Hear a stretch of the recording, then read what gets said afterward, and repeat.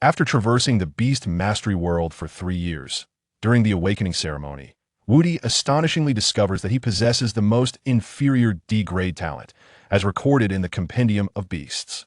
The entire school ridicules him, and the world expresses its pity, yet only his affluent and stunning girlfriend, blessed with an S-grade divine phoenix bloodline, boldly declares, "A mere D-grade talent? From now on, I shall protect you." Just as everyone assumes he is destined to embark on a life of dependency as a kept man. The system chimes ding. Host has completed talent awakening. The Golden Shovel System has successfully bound. Congratulations, host. You have received the beginner's gift pack. Colorful Hex Deck, Protagonist. Hex Deck Effect, Protagonist. Effect 1. Your first summoned beast can only be contracted as a normal quality. Effect 2. Your first summoned beast will receive a significant attribute enhancement, with all skill forms undergoing miraculous transformation. Effect 3. All summoned beasts you contract will automatically gain enhanced qualifications with each level. Boom. Wudi gazes at the system panel, his breath momentarily halted. This is no debuff. It is unequivocally the essence of divinity. As he utilizes the D-grade talent, Compendium of Beasts, to scan the surroundings, his gaze ultimately fixates on a discarded stone regarded as refuse, prompting the entire world to deem him insane. Girlfriend, Wudi, has your mind been shaken loose? Bystander, I'm dying of laughter. A genius has fallen, choosing a stone as a summoned beast. However, only Wudi perceives the stone radiating with a sun-like golden light in its appraisal. It was destined to stand atop the highest peaks. It is the born protagonist. From this day forth, I shall personally nurture this stone into a walking deity. Chapter 1. D-grade talent? Apologies. I can thrive on the fruits of others' labor. In June, during summer in the Dragon Kingdom, in the southern province of Huanan, at Jiangbei Third High School, the venue for the Beast Awakening ceremony is set with the air conditioning at 18 degrees, yet it cannot quell the surging heat within the hearts of hundreds of senior students. Wudi stands amidst the crowd, feeling like an ice pop on the verge of being unveiled, cold on the outside, yet restless within. He is not of this world. 3 years prior, he was in a rental apartment on Blue Star, slurping instant noodles while vehemently criticizing the foolish plot lines of novels. With a blink, he finds himself transported into this high martial world of beasts as kings, having become an orphan who lived to 18 solely on the meager alliance compensation after losing his parents. Next, from Class 7, Senior Year, Wudi, booms the voice of the headmaster, as polished as a Mediterranean sea. Here it comes. Wudi takes a deep breath and, under the gaze of countless eyes, ascends the elevated platform at the center of the venue. At the center of the platform floats a crystal ball the size of a human head. This is the talent awakening device. Wudi gently places his hand upon it. A chilling yet invigorating current surged through his arm, an extraordinary energy flooding into his mind. In an instant, a complex wheel composed of countless golden pathways slowly materialized in his consciousness, visible only to him. The Wheel of Talent. At the center of the wheel, a blurred character began to flicker wildly, pulsating until it finally snapped into focus with a resounding pop. A capital letter, immediately following, a line of smaller text emerged. Talent. Bestiary D-grade. Effect. You possess an impeccable memory, enabling you to access and record detailed information on all summoned beasts and exotic creatures up to 10 levels below your own. The entire venue fell into a profound silence, only to erupt into hushed whispers. D-grade? A purely academic talent. The bestiary? Goodness, how exceedingly rare. I've heard that in the entire Dragon Kingdom, there are barely enough beast masters with academic talents to count on 2 hands. What good is rarity if it can't be used in combat? Isn't this merely a living database? It seems quite fitting for a position at the Research Institute. What a pity. Wudi worked so hard, consistently ranking first in his cultural studies, and I thought he would soar to great heights. Alas, such is fate. A myriad of sympathetic, regretful, and even slightly malicious gazes pierced through to Wudi like needles. Wudi maintained a stoic expression, yet internally, a tempest raged, thoughts flashing across his mind. D-grade talent? Academic? I traversed from Blue Star, laboring for 3 arduous years, nearly exhausting my intellect, vowing to rise above, and now you tell me my future lies in the Research Institute serving the elites? One absurd joke. Is my life script titled, I am a scholar in the Beastmaster world? Will I publish a paper titled, the 108 culinary methods for green caterpillars to astonish the world, only to be honored as one of the top 10 outstanding youths of Dragonxia? Enough of this nonsense. Just as Wudi was engulfed in a whirlwind of internal lamentations, a voice, cool yet laced with a hint of languor, akin to celestial music, resonated from the crowd nearby. What is there to discuss? The voice, though not loud, instantly silenced the cacophony of the venue. Everyone, including the director on stage, turned in unison, their gazes converging upon a singular young lady. The young lady donned a meticulously tailored black gown, accentuating her breathtaking curves. Her skin was as pure as snow, and her features were exquisite, resembling the finest creation of the divine.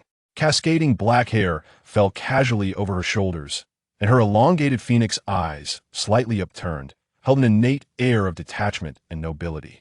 Su Qingyan, the sole daughter of one of the 5 prominent families in the Dragon Kingdom, the Su family. The unacknowledged queen of Jiangbei City's 3rd high school. She was also Wudi's girlfriend. Just moments ago, she awakened the only S-grade talent in the venue, the Phoenix bloodline, securing a special admission to the 4 Supreme Academies. At this moment, this celestial beauty gracefully extended her long legs, encased in the black gown, ignoring the astonished gazes of all around her, striding step by step towards the platform. The click of her high heels on the floor resonated with a crisp sound, each step striking the hearts of the onlookers. What was she about to do? Could it be the classic scene of a breakup? No, perhaps a separation? Wudi, we are now individuals from 2 different worlds. Let us part ways. 30 years east of the river, 30 years west of the river. Do not scorn the youth for their poverty. The onlookers' minds had already begun to play a dramatic soundtrack. However, Su Qingyan's next action caused everyone's jaws to drop in disbelief. She approached Wudi, extending her delicate, jade-like hand to gently brush away non-existent dust from his shoulder. Her gesture was light and tender. Then, she slightly lifted her enchanting face, capable of overshadowing all else. Gazing at Wudi, her red lips parting as she spoke with an authoritative yet affectionate tone. It's all right. It's just a D-grade talent. It's nothing to be concerned about. From now on, you shall stand behind me, and I will protect you. Boom! The entire venue erupted. The collective sound of shattered hearts among countless boys harmonized into a symphony. Protect? The future Valkyrie with an S-grade talent would shield a frail scholar with a D-grade academic talent? This script was all wrong. Wudi on the platform was equally bewildered. He stared blankly at Su Qingyan, observing the reflection of himself in her phoenix eyes. There was no hint of disdain or pity in her gaze, only pure empathy. How intriguing! A warm current surged within Wudi's heart. After 3 years of traversing, this benevolent girlfriend had indeed treated him exceedingly well. Concern for his well-being paled in comparison to her generous financial support. Su Qingyan had taken that to an extraordinary level. The allowance Wudi received each month surpassed the director's salary. Now, he was witnessing a scene reminiscent of the overbearing female CEO falls in love with me. This confounded sense of security. What? Do you doubt me? Noticing Wudi lost in thought, Su Qingyan furrowed her brows slightly and gently poked his chest with her finger. You must believe. You absolutely must believe. Wudi snapped back to reality, standing upright with an expression of righteous fervor. For the wealthy lady, no. For your glory, I shall offer my heart. Su Qingyan was amused by his playful antics, bursting into a fit of laughter. In that instant, the icy facade melted away, and blossoms of joy flourished. The audience once again echoed with sounds of shattered hearts. All right, enough of the banter, let us depart. As was her custom, Su Qingyan naturally took Wudi's hand, leading him down from the elevated platform.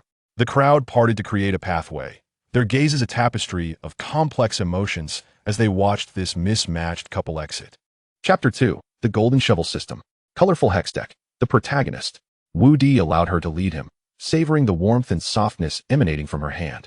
Yet his mind was preoccupied with calculations.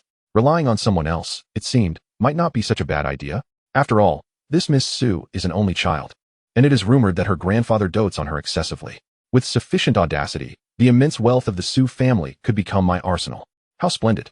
Just as Wudi's spirit of dependency ignited fervently, a mechanical, emotionless electronic voice abruptly echoed in his mind. Ding! Host has completed talent awakening and meets binding conditions. The Golden Shovel System is binding. 10, 50, 100. Binding successful. It has arrived. It has finally arrived. The golden finger that was 3 years late, albeit belatedly, has come. Wudi's body stiffened suddenly, and his heart began to race uncontrollably. What is happening? Su Qingyan perceptively noticed his unusual behavior, halting in her steps, and asked with concern. Nothing at all. Wudi forcibly suppressed his inner elation, managing a smile that was more painful than sorrow.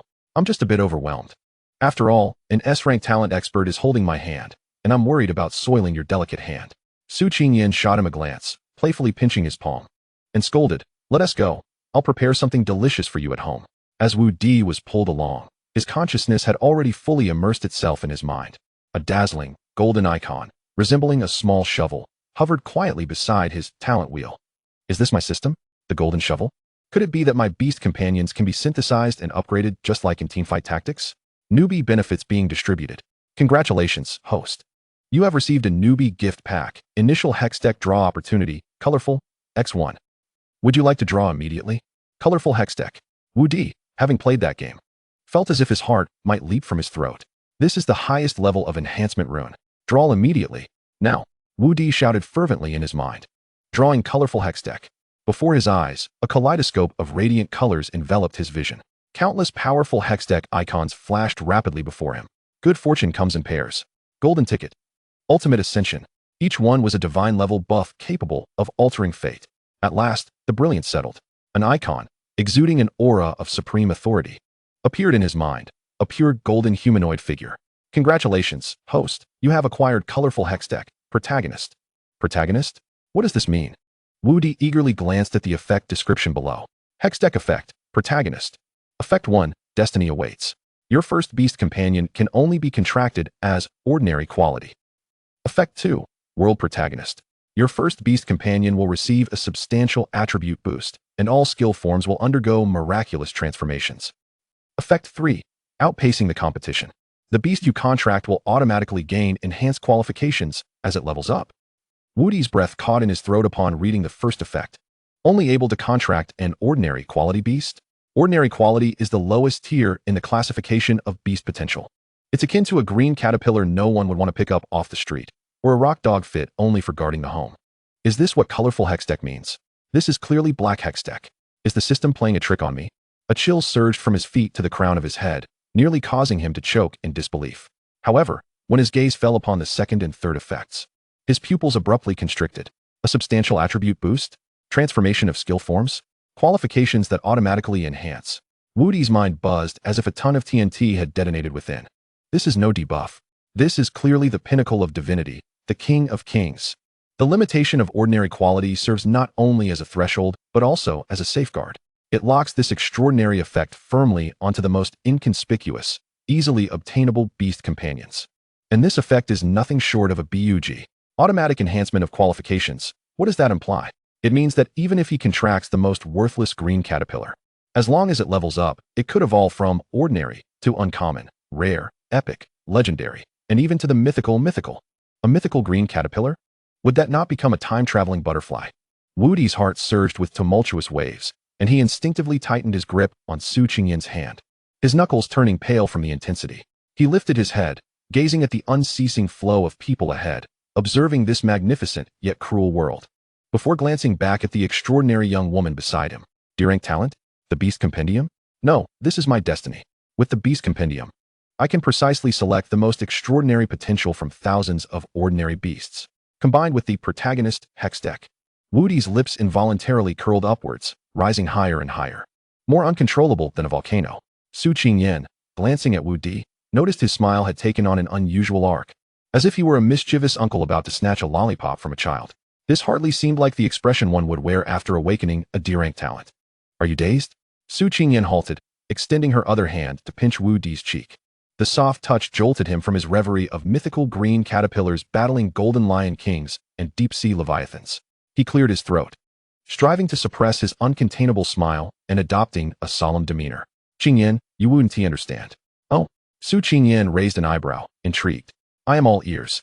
What profound insights does the illustrious Wu have to share? Wudi tilted his head back at a 45-degree angle, gazing skyward with a melancholic and ancient expression. 30 years in the east, 30 years in the west. Do not underestimate the youth. Today, you may treat me with indifference, but tomorrow I. Su Qingyin's expression shifted to one of danger, her fingers tightening on his cheek. Tomorrow, I shall still be right here waiting for you. Wudi's survival instinct kicked in, and he quickly amended his words. With a fawning smile, he added, I'm just worried that in the future, you will become a Valkyrie. Surrounded by dashing young talents piloting mechs and riding dragons, and you want to look at a mere data analyst like me. Su Qingyin found his sudden meekness amusing, releasing her grip and rolling her eyes at him. What on earth do you think about all day? She paused, gazing intently into Wudi's eyes, her tone turning exceptionally serious. Listen well, Wudi. Even if I ascend to the ranks of kings and emperors, you will always be my one and only. No one can take what is mine. Chapter 3. I don't want rare, I only want ordinary. Hiss. Wudi silently marveled at how terrifying this woman was, yet simultaneously felt an overwhelming sense of security.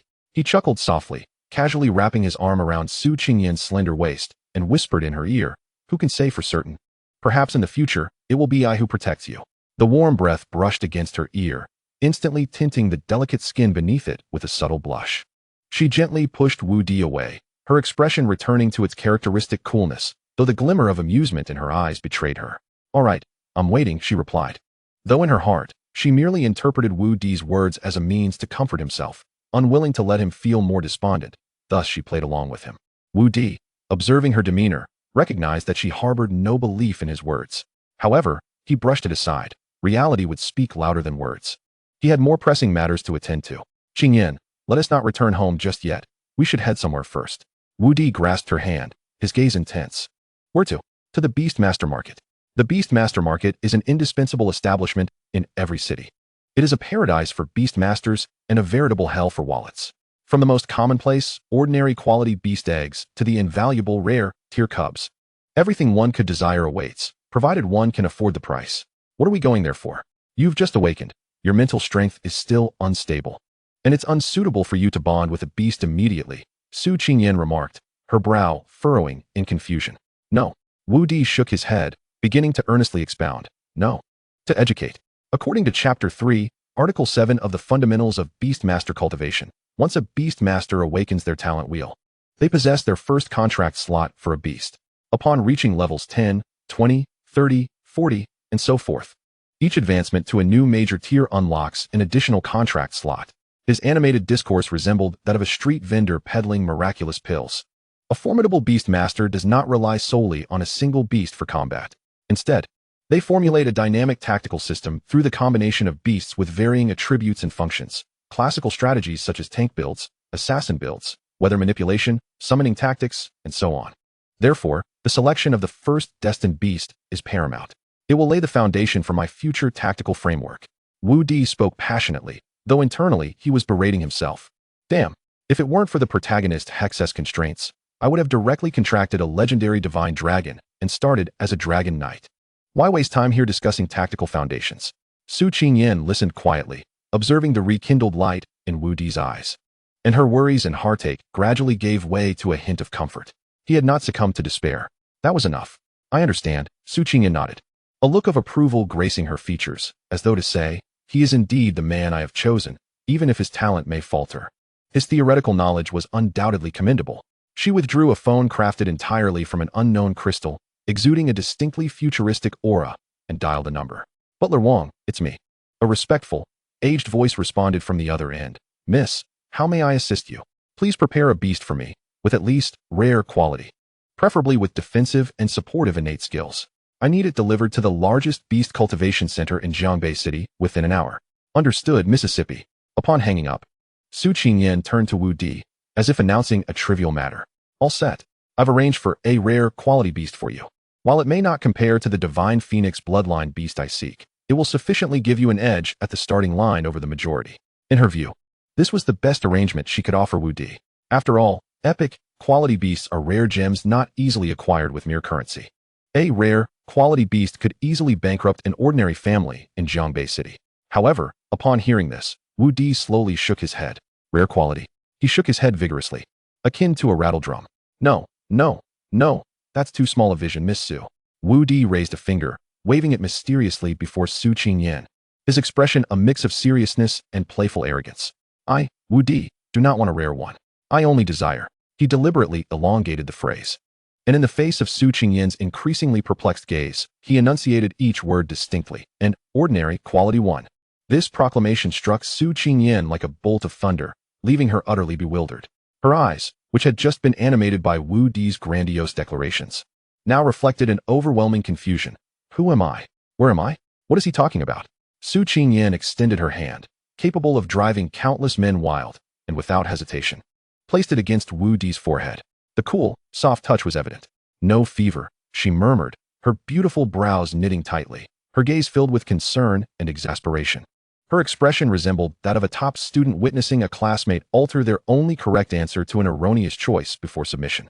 Wudi, are you sure your mind wasn't dazed by the brilliance of the talent wheel during the awakening ceremony? She inquired cautiously, her tone trembling. To her, Wudi's behavior transcended mere despondency. It exemplified classic post-traumatic stress disorder. Essentially, he had gone mad. Wudi, flustered, thought, damn, my golden finger has just arrived. And it's not even warmed up yet. How have I become a lunatic in my girlfriend's eyes? If she forcibly sends me to the best mental institution in Jiangbei City, locking me away for 3 to 5 years, by the time I emerge, my mythic-level green caterpillar will have perished. No, I must stabilize her. Clearing his throat, Wudi gently grasped Su Qingyin's hand, holding it firmly in his palm, and with a mysterious air, declared, Qingyin, you don't understand. The path to greatness lies in simplicity. Returning to the essence is key. It is the most ordinary that harbors infinite possibilities. This philosophical rhetoric was something he had picked up in his previous life, while listening to fortune tellers with elderly gentlemen on the street. Now, he was recycling it, paired with a deliberately profound expression, and it almost resembled the aura of a sage detached from the world. Su Qingyin was momentarily taken aback by his cryptic theory. She gazed into Wudi's eyes, which now burned with fervor, the light no longer reflecting despair, but rather a fervent confidence. Her worries began to dissipate. I care not for any philosophy of simplicity. Su Qingyin tightened her grip on Wudi's hand, her strength causing him to feel as though his bones might protest. She rose up on her toes, leaning into Wudi's ear, her voice icy yet commanding. I only know that your future must shine brightly. Your future belongs to me. I will not allow you to choose a path of despair due to ridiculous pride. Even if you choose a stone as your beast today, I will exhaust the Su family's fortune to elevate that stone into the world's tallest mountain. Chapter 4, Rare, Quality Mountain Guardian. Hiss. What a terrifying possessiveness. He quickly raised his other hand in surrender, grinning as he said, Calm down, my queen. I'm not lacking in self-respect. I'm simply being tactical. What tactic? Su Qingyin narrowed her eyes, scrutinizing him. This is the act of a wolf in sheep's clothing.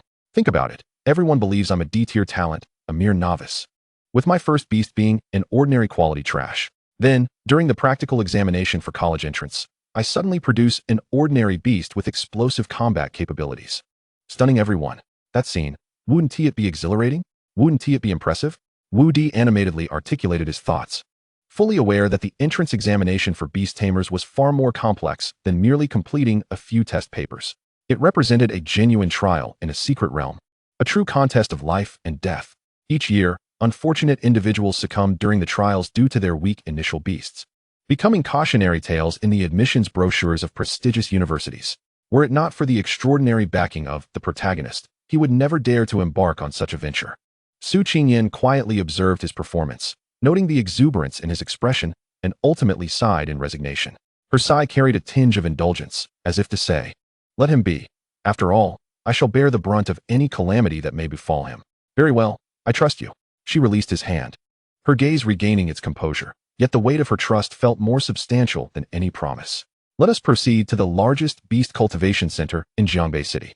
I am eager to see what extraordinary, ordinary beast my esteemed Wu University prodigy shall select. The Jiangbei City Beast Cultivation Center stood as a haven for beast tamers and a veritable hell for the wallets of ordinary folk. Upon entering, the cacophony of various roars assaulted the senses, mingling with the intoxicating aroma of wealth.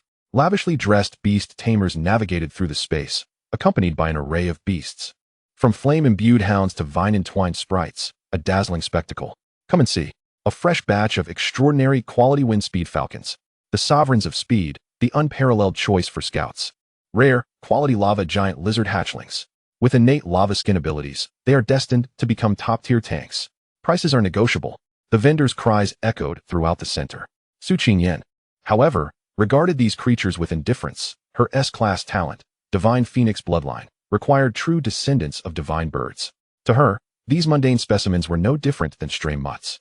She merely followed behind Wudi, curious as he bypassed the dazzling rare section and ventured directly to the most remote and desolate corner, the ordinary quality area. If the rare section was akin to a luxury boutique, this place resembled a junkyard. The air was permeated with a faint musty odor, and the beasts within their cages appeared lethargic, their coats lackluster. Su Qingyan scrunched her nose in disdain, conjuring a shield with her mental energy to filter the surrounding foul air. She observed Wudi as he eagerly paused before each dilapidated cage, reminiscent of a treasure hunter rummaging through a heap of refuse. In contrast, Wudi's sensory experience was entirely distinct. Within his vision, his D-class talent, Beast Compendium, had already activated. Above each ordinary beast, a faint data panel materialized, visible solely to him. As he scanned the panels, the evaluations grew increasingly abstract. Water-leaping fish. Quality, ordinary.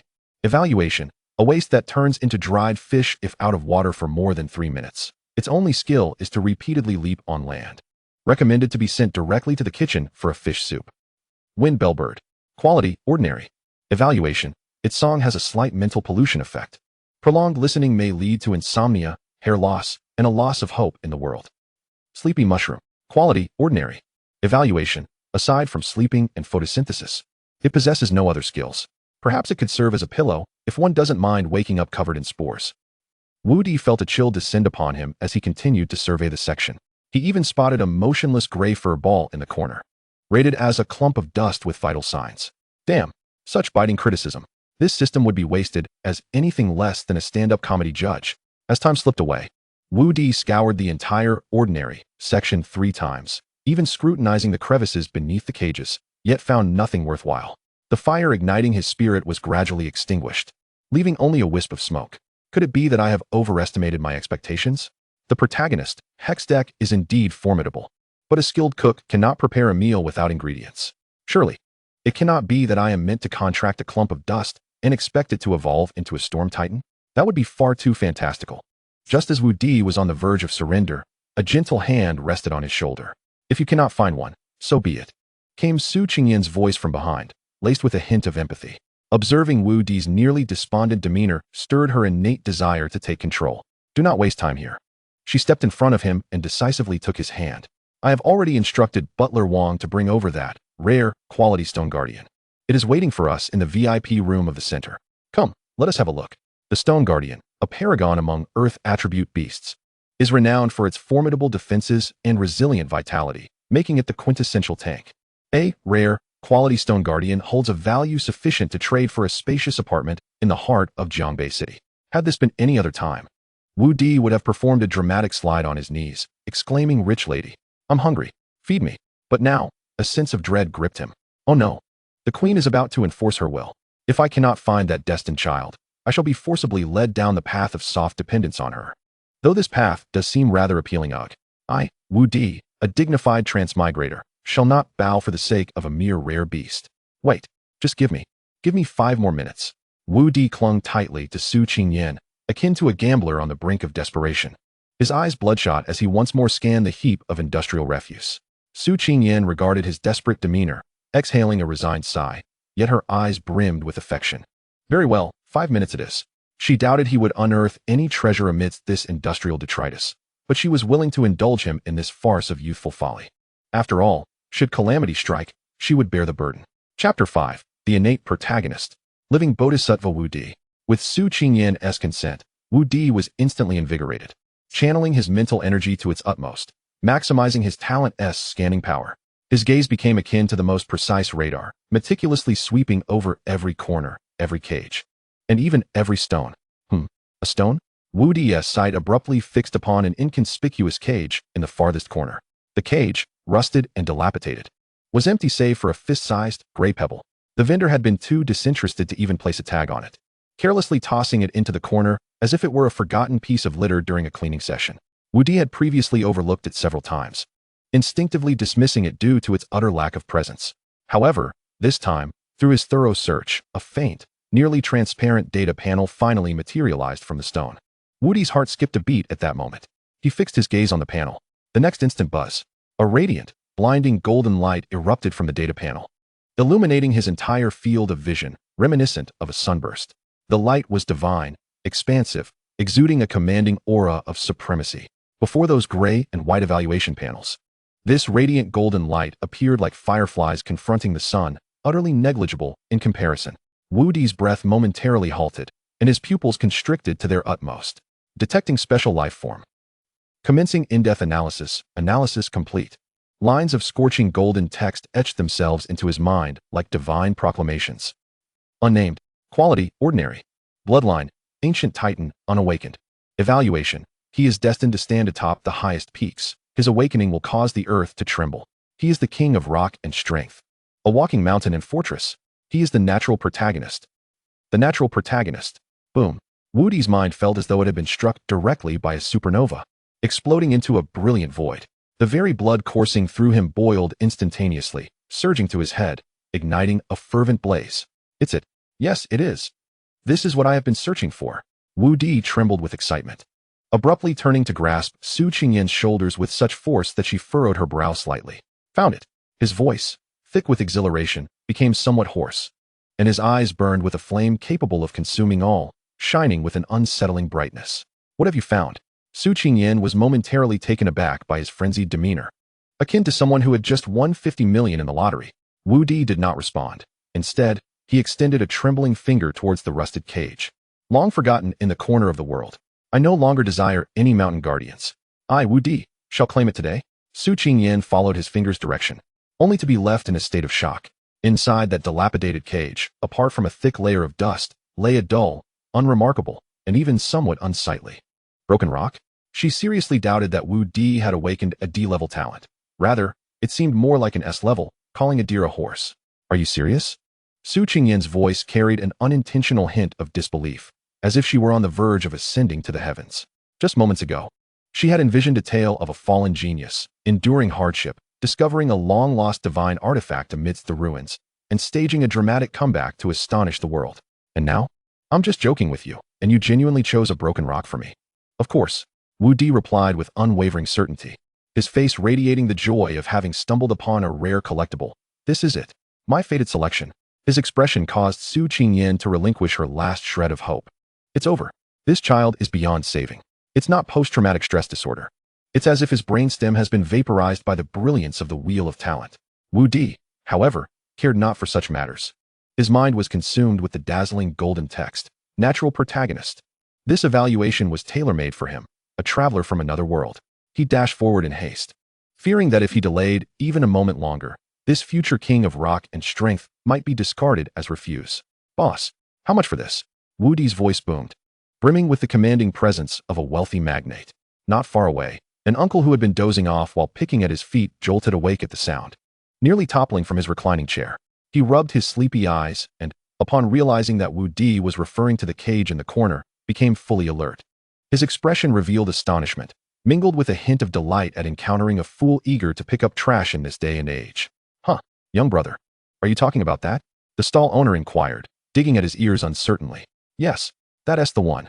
The stall owner slapped his thigh and hurried over, his face adorned with a warm smile as he enthusiastically pointed at the stone within the cage, spitting out words with fervor.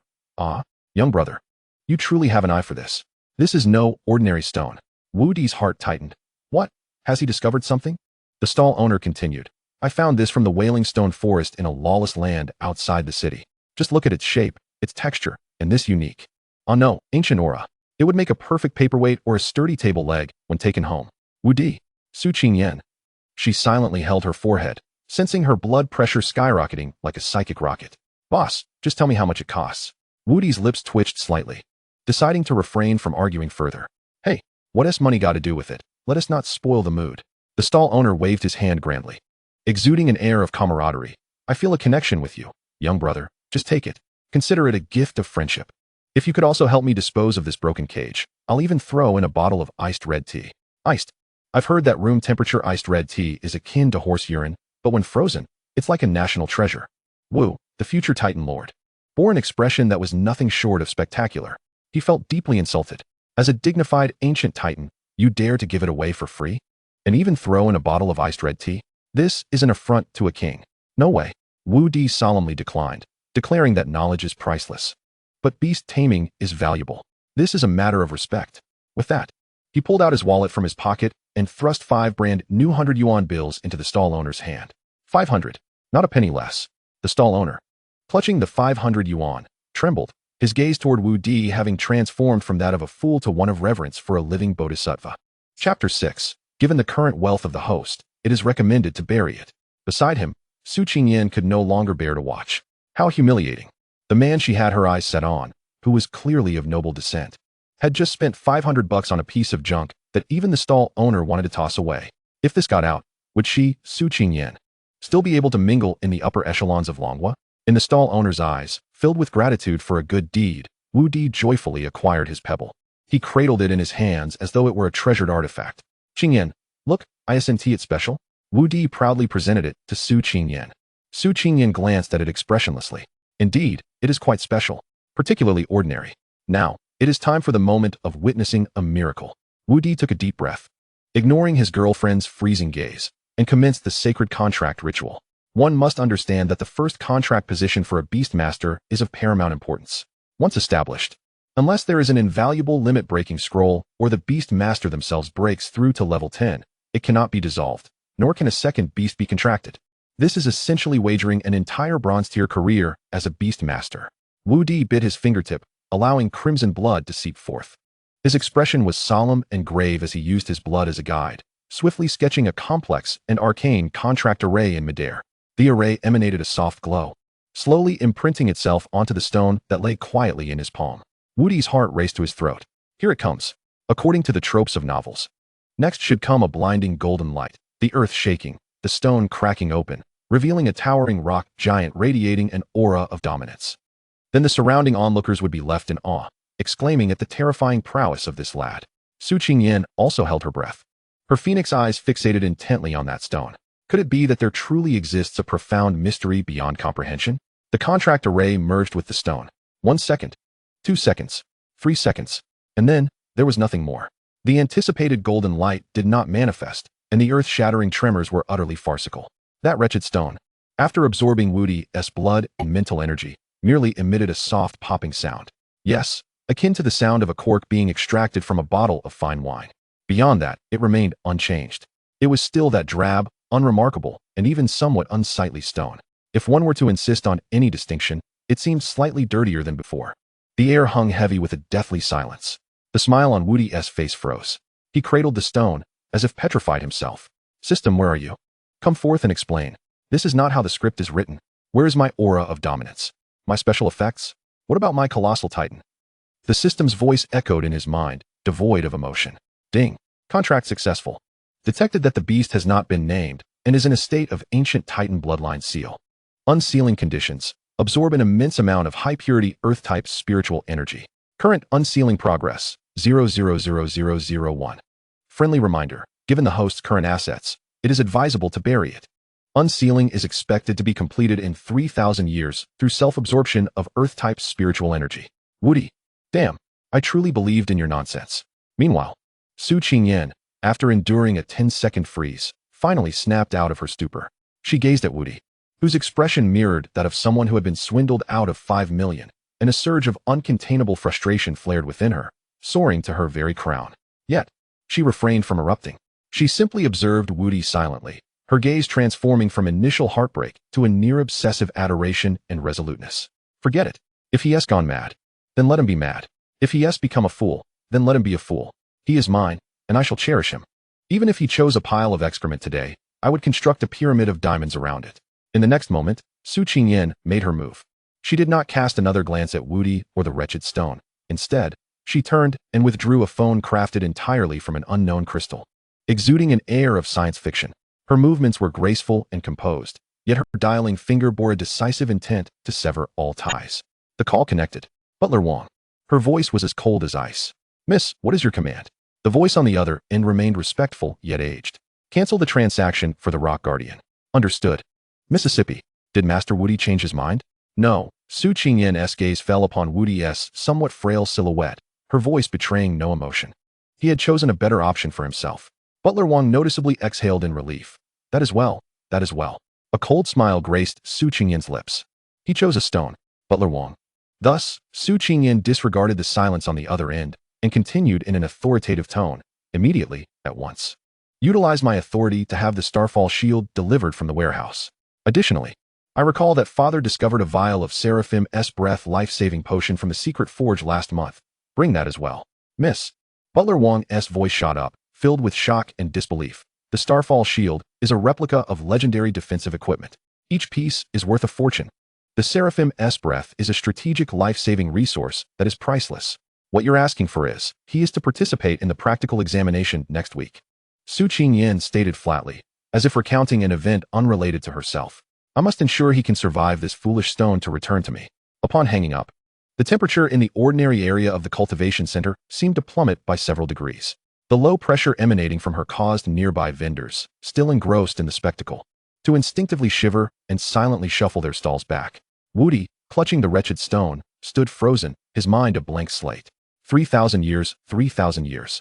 And the grass on my grave would suffice to weave a dozen green hats. This system is surely intent on my demise. As he beheld Su Qingyan's breathtaking visage, Wudi's instinct for survival surged. Alarm bells rang in his mind, as if he beheld a profound crack appearing in his shimmering golden prospects. System, wretched system, come forth. Stop this. If this continues, I will truly be left destitute and wandering the streets. Wudi raged internally. Does this broken system harbor a bug? Where is my innate protagonist status? The king of rock and power? Translate this for me. What in the world is this so-called surprise? The system's voice remained monotonously devoid of fluctuation. Ding. Detected significant emotional fluctuations in the host. It is advisable to open the Beast Master panel for self-examination. Chapter 7. Starting today, I shall personally guide you in leveling up. Self-examine. Wudi's heart sank, yet with a resolve akin to clutching at straws.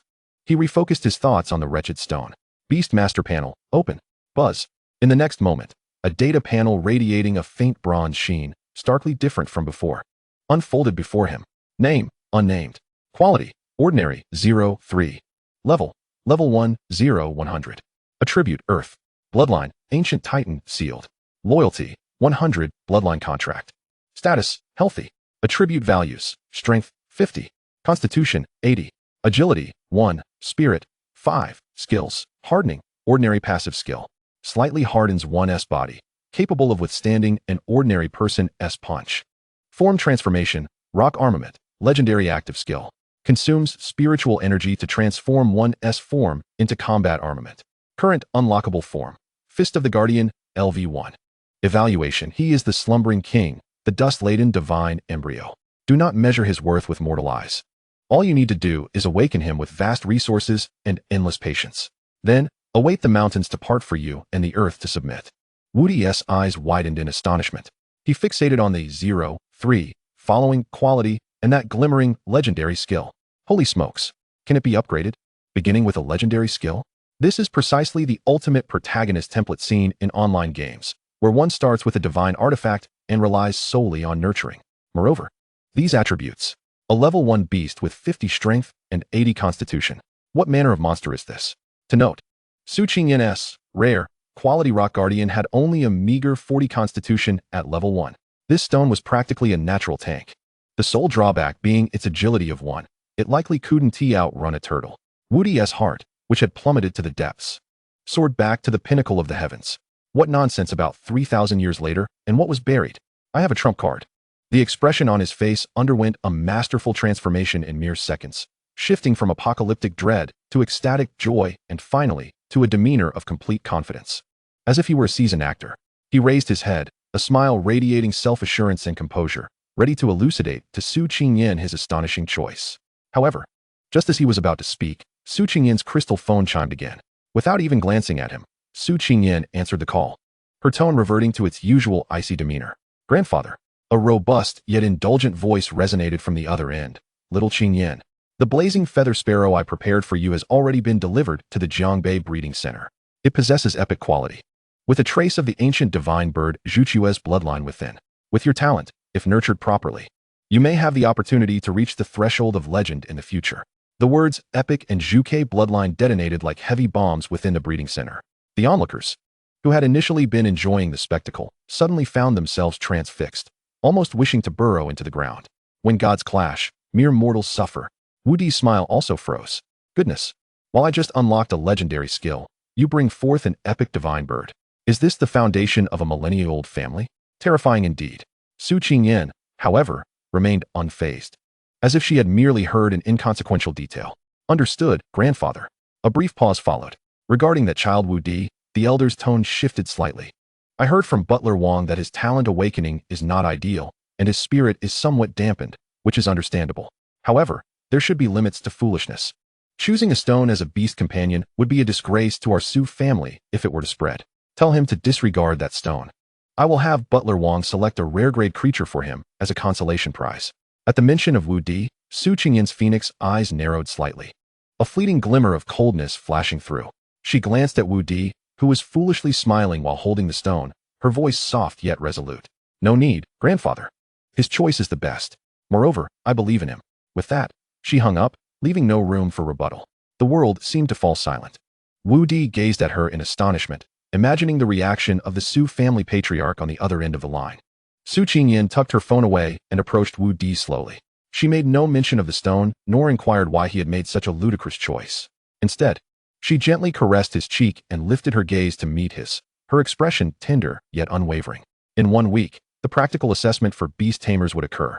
Her voice was soft, yet it brushed against Wudi's heart like a feather.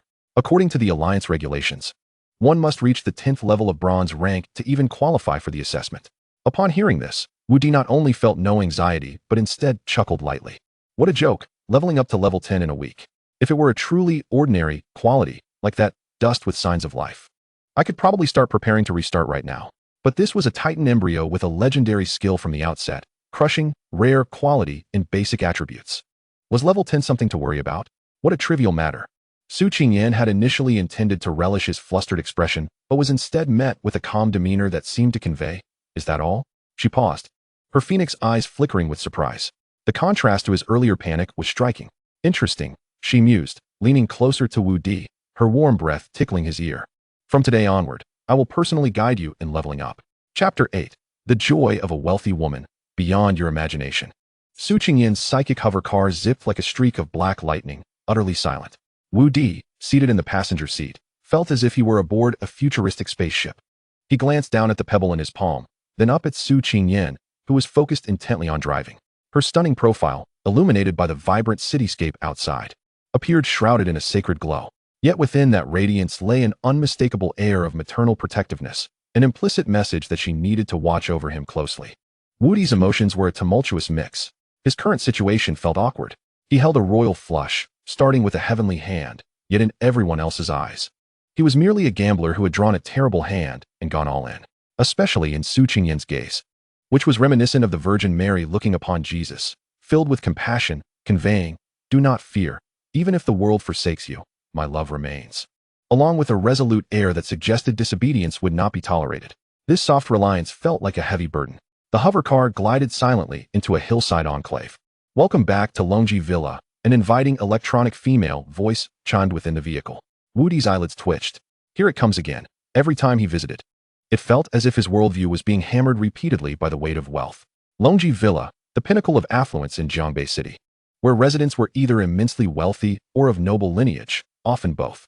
In a world where strength reigned supreme, wealth without protection was akin to a lamb awaiting slaughter. Thus, security here was impenetrable. The scenery was nothing short of magical. Along the roads, extravagant villas housed peculiar and colossal creatures. A deep-sea giant octopus, over 30 meters long, leisurely trimmed the hedges of its owner's garden with its tentacles. Not far off, a ghostly wolf king, ablaze with blue flames, lounged on the lawn of its villa, yawning lazily, its breath warping the air around it. Even more outrageous, Wudi spotted a ground-shaking dragon rhinoceros being utilized as a plow by its owner, diligently tilling a plot of enchanted soil.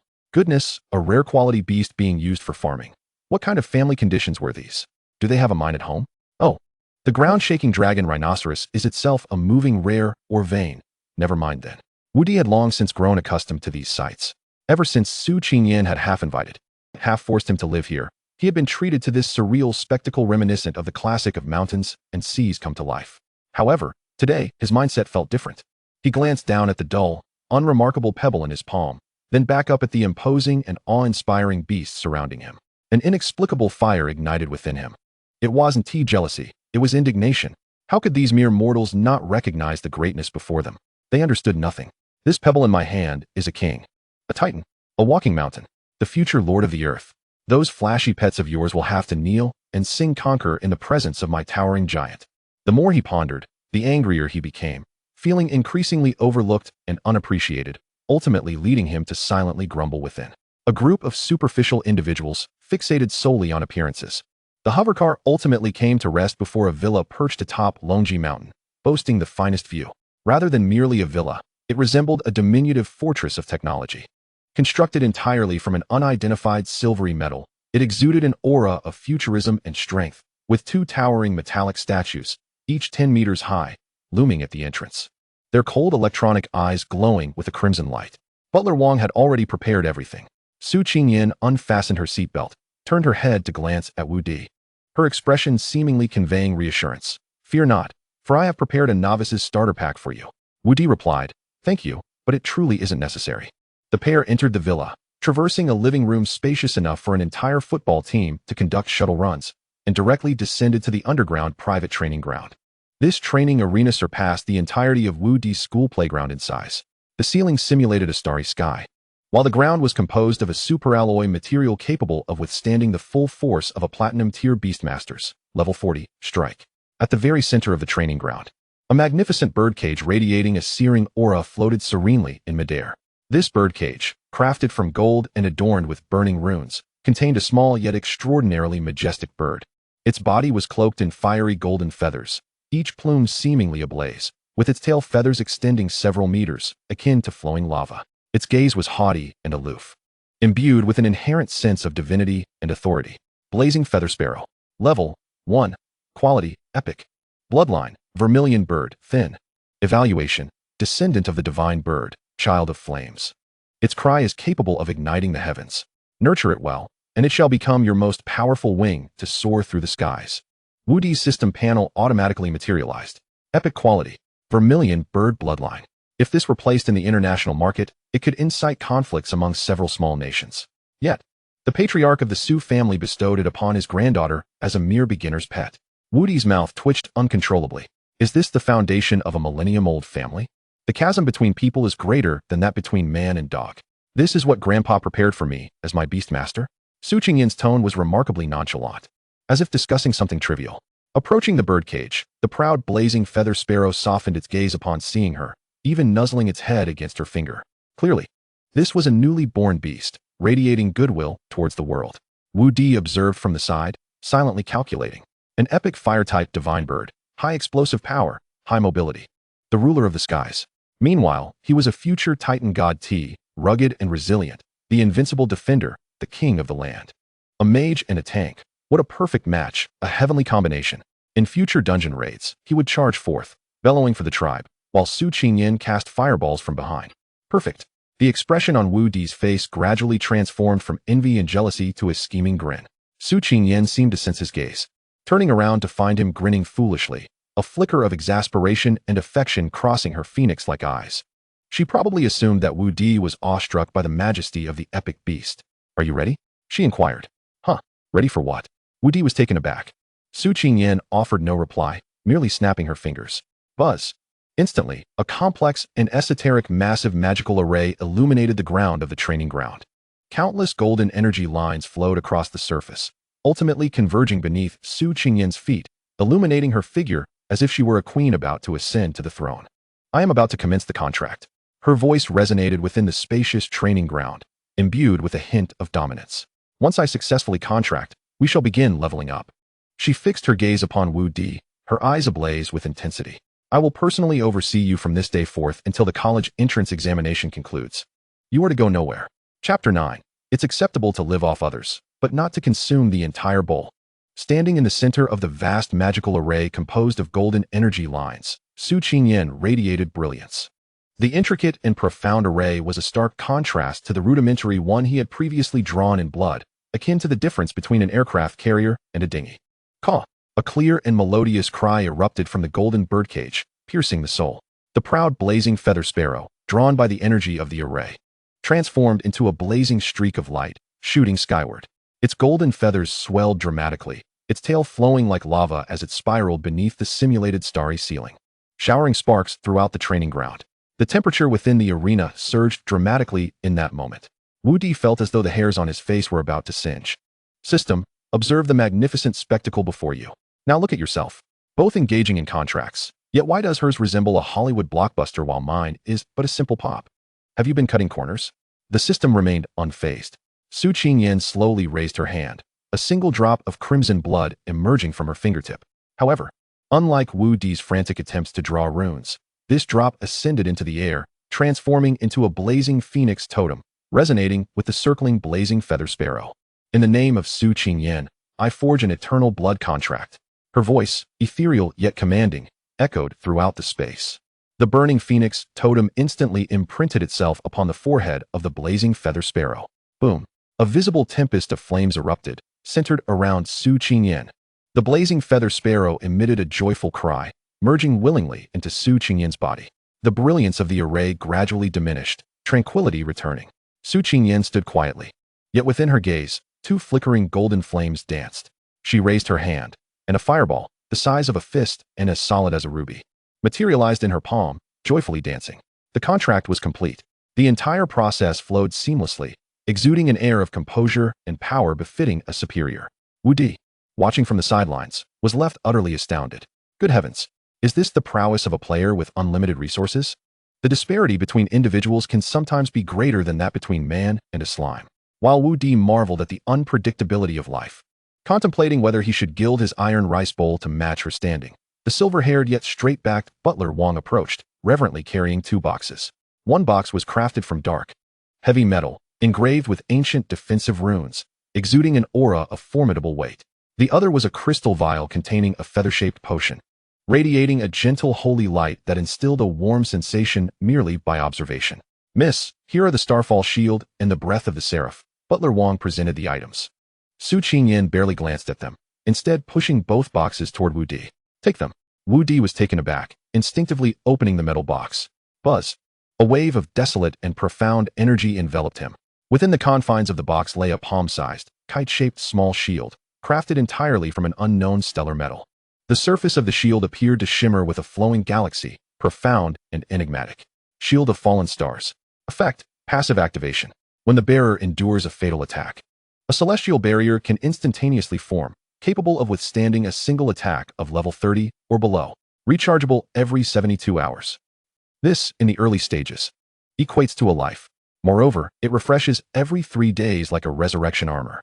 The worth of this item transcends monetary value. His hand trembled, nearly causing him to drop the box.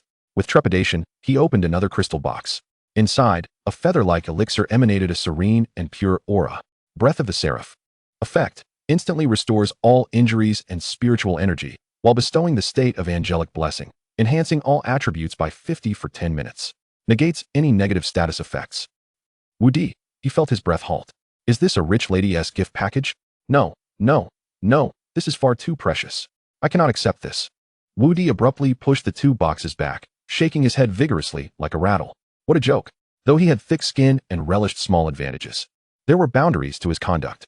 Accepting support is one thing, but devouring the entire bowl is another. Su Qingyan observed his panicked demeanor, and rather than displaying anger, a playful smile curled at the corners of her lips. She extended her finger, gently tapping Wu Di's chest, then slowly gliding upwards, locking her gaze onto him. You are already mine. Her voice was soft, yet resonated like thunder in Wu Di's mind. What is it that you cannot take from me? Boom. Wu Di's mind went blank. He felt the blood rush to his face, his heart racing as if it might leap from his throat. What audacious words is this? This is utterly unfair. How can an impetuous 18-year-old withstand such a direct onslaught from a mature woman? Help. What should I do if I'm being supported by a wealthy woman? I need advice urgently. System, could you please chime in? At a time like this, shouldn't you issue a dignity quest for men, prompting me to refuse her and reward me with an even more formidable piece of equipment? The system remained unresponsive. However, Wu Di still sought to struggle, attempting to reclaim the remnants of his masculine dignity. Yet Su Qingyan granted him no opportunity. She directly seized the two boxes and unceremoniously thrust them into Wu Di's arms, stating, "The college entrance examination is imminent. I do not wish to see you encounter any mishaps." Her movements were gentle, yet her gaze conveyed a resolute warning against any attempt to return the items, silencing all his protests. Clutching the two heavy boxes, Wudi felt as though he were holding two mountains instead of mere equipment. This support is indeed scorching. Very well. Secure the items. Su Qingyan patted his face, as if soothing an agitated cat. Time is running short. Return to your room and rest well. Tomorrow, the grueling training officially commences. With that, she turned and no longer regarded him, her demeanor suggesting she had merely dealt with a trivial matter. Wudi opened his mouth, but ultimately uttered nothing. Embracing the boxes, he vacated the training ground under the complex gaze of Butler Wong, who seemed to say, "Young master, just give in." As Wudi's silhouette faded from view, the atmosphere in the training ground abruptly shifted. The hint of tenderness and indulgence vanished from Su Qingyan's face. "Miss." Butler Wong approached her, his voice laced with concern. "The master is extremely displeased." "I am aware." Su Qingyan's tone revealed no hint of turbulence. Butler Wong sighed and continued, "Previously, due to young Master Wudi's exceptional talent, achieving the highest academic scores in history, the master has turned a blind eye to your affairs. However, now that he has contracted a piece of useless stone, this matter is swiftly circulating within the circles. The master feels that the Su family cannot afford to lose face. He holds significant reservations regarding young Master Wudi. After a moment's hesitation, Butler Wong advised, "Would you like to contact the master and provide an explanation?" Su Qingyan slowly turned her gaze toward the door, the place where Wudi had just departed. Her eyes pierced through the heavy alloy door, as if she could see the young man troubled by his future. After a prolonged silence, she withdrew her gaze. "Explain?" "I, Su Qingyan, have no need to justify my actions to anyone. He has chosen the best. If anyone has objections, let them come to me." Chapter 10. This support is truly scorching. Wudi returned alone to the room that Su Qingyan had arranged for him. How shall I put it? The room was absurdly large, feeling 3 to 4 times bigger than the 2-bedroom apartment he had occupied in his past life. Beneath his feet lay a carpet made from an unknown species of exotic beast fur, yielding so soft he could sink half a foot into it. Above him hung a resplendent crystal chandelier, and the walls were adorned with an abstract painting so exquisite that he could not comprehend it, yet sensed its immense worth. The most extravagant feature was the bed, which could accommodate an entire row of people with a mattress as soft as clouds. Wudi threw himself heavily onto the bed, sinking into it, releasing a sound of both satisfaction and emptiness. It was undeniably comfortable. Yet, the sensation of being supported by a wealthy woman was, indeed, peculiar. He turned his head to gaze at the 2 boxes he had carelessly placed on the bedside table. One contained the Shield of Fallen Stars, capable of withstanding a fatal blow from a level 30 opponent.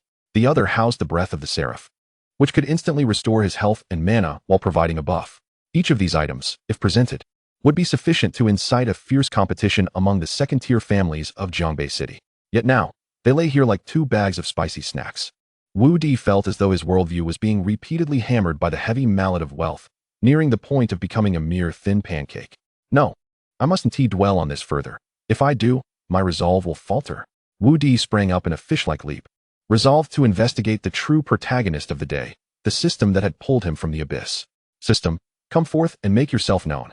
With a thought, a remarkably simplistic, translucent panel materialized before him. The panel displayed only 3 solitary options. Hex. Item inventory, gray. Task list, gray. Wudi's eye twitched. Well, how about that? Both the item inventory and task list are gray? Unselectable? Wait a minute, buddy, did your system come out of the factory missing parts? Not even a single task? How am I supposed to level up? Are we relying on sheer willpower here? He attempted to prod the task list with his mind, and, unsurprisingly, it remained unresponsive. He poked the item inventory, and once again, it was met with a profound silence. The system expressed its aloofness through its silence. Wudi grimaced and could only click on the sole illuminated option. Hex. Buzz. The scene before him shifted instantaneously. A dazzling wheel, radiating a spectrum of colors as though composed of countless stars and codes, began to rotate slowly before him. At the center of the wheel, a golden, imposing term glimmered with an undeniable brilliance. Protagonist. Hey, now that's impressive. Wudi suddenly felt an exhilarating surge of confidence. What were soft meals and sponsorships but mere illusions? I am, after all, a born protagonist. This is my destiny. Self-strategizing has always been his forte. Satisfied, he closed the Hex interface and reopened the data panel bestowed upon him by the Wheel of Talent. This panel was considerably more detailed. Beastmaster, Wudi. Level, 1-0-100. Talent, Protagonist, Unknown. Bestiary, D grade. Beast, Unnamed. Details available upon expansion. Woody's gaze fell upon the three words unnamed. Oh. In the hustle of the day, he almost forgot to name his founding companion. He picked up the dull gray stone from the bed, inspecting it from every angle. It remained unremarkable, even slightly unsightly. He placed it on the windowsill where the moonlight cascaded over it, revealing a complete lack of luster, truly a testament to simplicity. Woody's eyes drifted beyond the stone, gazing out at the luminous moon. The night sky over Longi Villa was exceptionally clear, stripped of the city's dazzling lights, allowing the moon and stars to shine with remarkable clarity. As he beheld the moon, identical to the one etched in his memory, a gentle tug of nostalgia gripped Woody's heart. He couldn't help but wonder how his parents on Blue Star were faring. Had his father's herniated disc improved? Or was he still stubbornly insisting he could carry a bucket of water up 5 flights? Had his mother won any championships in community dance competitions, boasting to Aunt Wong next door about her son's acceptance into a prestigious university? In this new world, he had thrown himself into study and training, vowing to reach the pinnacle of power, often to the point of forgetting who he was. Yet, there were those fleeting moments in the deep silence of night when an overwhelming longing would unexpectedly wash over him. He could not return. Wudi inhaled deeply, suppressing the sudden pang of sorrow, refocusing his attention on the stone upon the windowsill. It was the first companion of his fate intertwined with this world. Since you two came from a stone, Wudi thought, recalling the dazzling legendary skill. Form transformation, rock armament. Simply put, it was transformation, wasn't it? Stone. Transformation. A resounding and domineering name leaped forth from the depths of his dusty memory. Woody's eyes sparkled with renewed vigor, sweeping away the earlier sadness. Replaced by a thrilling excitement akin to finding a long-lost ally, he extended a finger and solemnly tapped the stone. Listen well. From this day forth, your name shall be the Great Sage. Ding. Beast naming successful.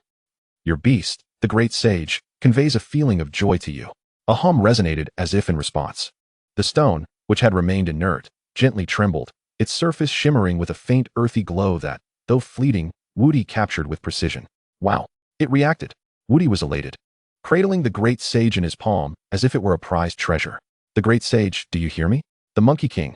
From now on, we shall stride forth under this name. He boasted to the stone, feeling his youthful spirit ignited. Just then, his communicator on his wrist beeped twice. It was a message from Su Qingyan. Wudi opened it to find a visually engaging document. The title read, Training Schedule for Classmate Wudi for the Coming Month, Hell Version. Curiously, he clicked to open it. 5 o'clock, 6 o'clock. Rise, carry 50 kilograms around Longji Mountain for cross-country running. 6 o'clock, 7 o'clock. Breakfast, high-protein nutritional liquid. 7 o'clock, 12 o'clock. Combat training, leveling in secret realms. 12 o'clock, 1300 hours. Lunch, high-energy spirit beast meat. 1300 hours, 1800 hours. Combat training, leveling in secret realms. 1800 hours, 1900 hours. Dinner, same as lunch. 1900 hours, 2400 hours. Combat training, leveling in secret realms. Accompanied by the Phantom Wolf King, level 25. Gradually, Wudi's smile faded from his face. He stared blankly at the training schedule that stretched from 5 in the morning to midnight. Even the time for restroom breaks meticulously timed to the second, sending chills down his spine. Accompanied by, was that the hulking Phantom Wolf King? He had only seen it today, and that creature was taller than him when it lay down. Silently, Wudi closed the document, expressionless, glancing at the 2 divine artifacts on his nightstand before looking down at the docile Great Sage in his hand. A wave of cold surged from his soles to the crown of his head. Damn, this soft meal is truly scalding. Chapter 11, Noticeable Package. You have successfully captured my attention. The next morning, a howl, filled with a penetrating wildness, erupted like thunder from a clear sky over Longji Villa. This sound carried a terrifying wave of spiritual energy, causing the villa's specially designed glass to hum mournfully. Wudi jolted awake, springing from the soft bed, disheveled and confused. His mind rebooted after 3 seconds. Who am I? Where am I? Is the world ending? Immediately, the training schedule he had deliberately forgotten began to replay in his mind like a cursed incantation. 5 o'clock, 6 o'clock. Rise. Carry 50 kilograms around Longji Mountain for cross-country running. Accompanied by the Phantom Wolf King, level 25. He dashed to the window, pulling aside the curtain to peer outside. There stood Su Qingyan on the lawn by the villa entrance. She had changed from her long dress into a form-fitting black combat suit tailored to accentuate her stunning figure. Her long hair was pulled back into a high ponytail, losing some of her usual cool and languid demeanor, now exuding an aura of striking elegance. Before her, a tall, handsome young man bowed deeply in apology, looking as contrite as a child who had misbehaved. Next to him, A gigantic wolf, akin to the size of a small car, lay prostrate. The wolf was jet black, with what appeared to be blue flames coursing beneath its fur, its powerful limbs poised, and its eyes a pure, chilling blue that exhaled a frosty air. The Phantom Wolf King. The earlier howl had clearly been its doing. Qingyan, I sincerely apologize. I didn't expect Kanjia to be so excited in this new environment. I couldn't control it, and it disturbed you, right? The young man explained, turning back to scold his beast. You fool. Hurry and apologize to Miss Sue. The imposing Phantom Wolf King whimpered in response to its owner's reprimand, burying its massive head into the lawn in a display of contrition. Wudi watched from above, his eyelids twitching. Goodness, what a sight. Who is this man? Why are you addressing Qingyan so affectionately right from the start? What is your relationship? Furthermore, your wolf is already at level 25. Can't you control it enough to keep it quiet? Are you putting on a show like in Strange Tales from a Chinese studio? This is a classic scenario of someone trying to flaunt their presence in front of a goddess. Wudi's sense of vigilance ignited fervently. There is treachery afoot. No, it's an enemy. A potential foe aiming to usurp his gleaming golden rice bowl. Wudi's drowsiness vanished in an instant. He completed his morning routine at lightning speed and dashed downstairs in a flurry. He was determined to defend his right to enjoy the fruits of another's labor. As Wudi emerged at the entrance of the villa, the handsome young man immediately took notice of him.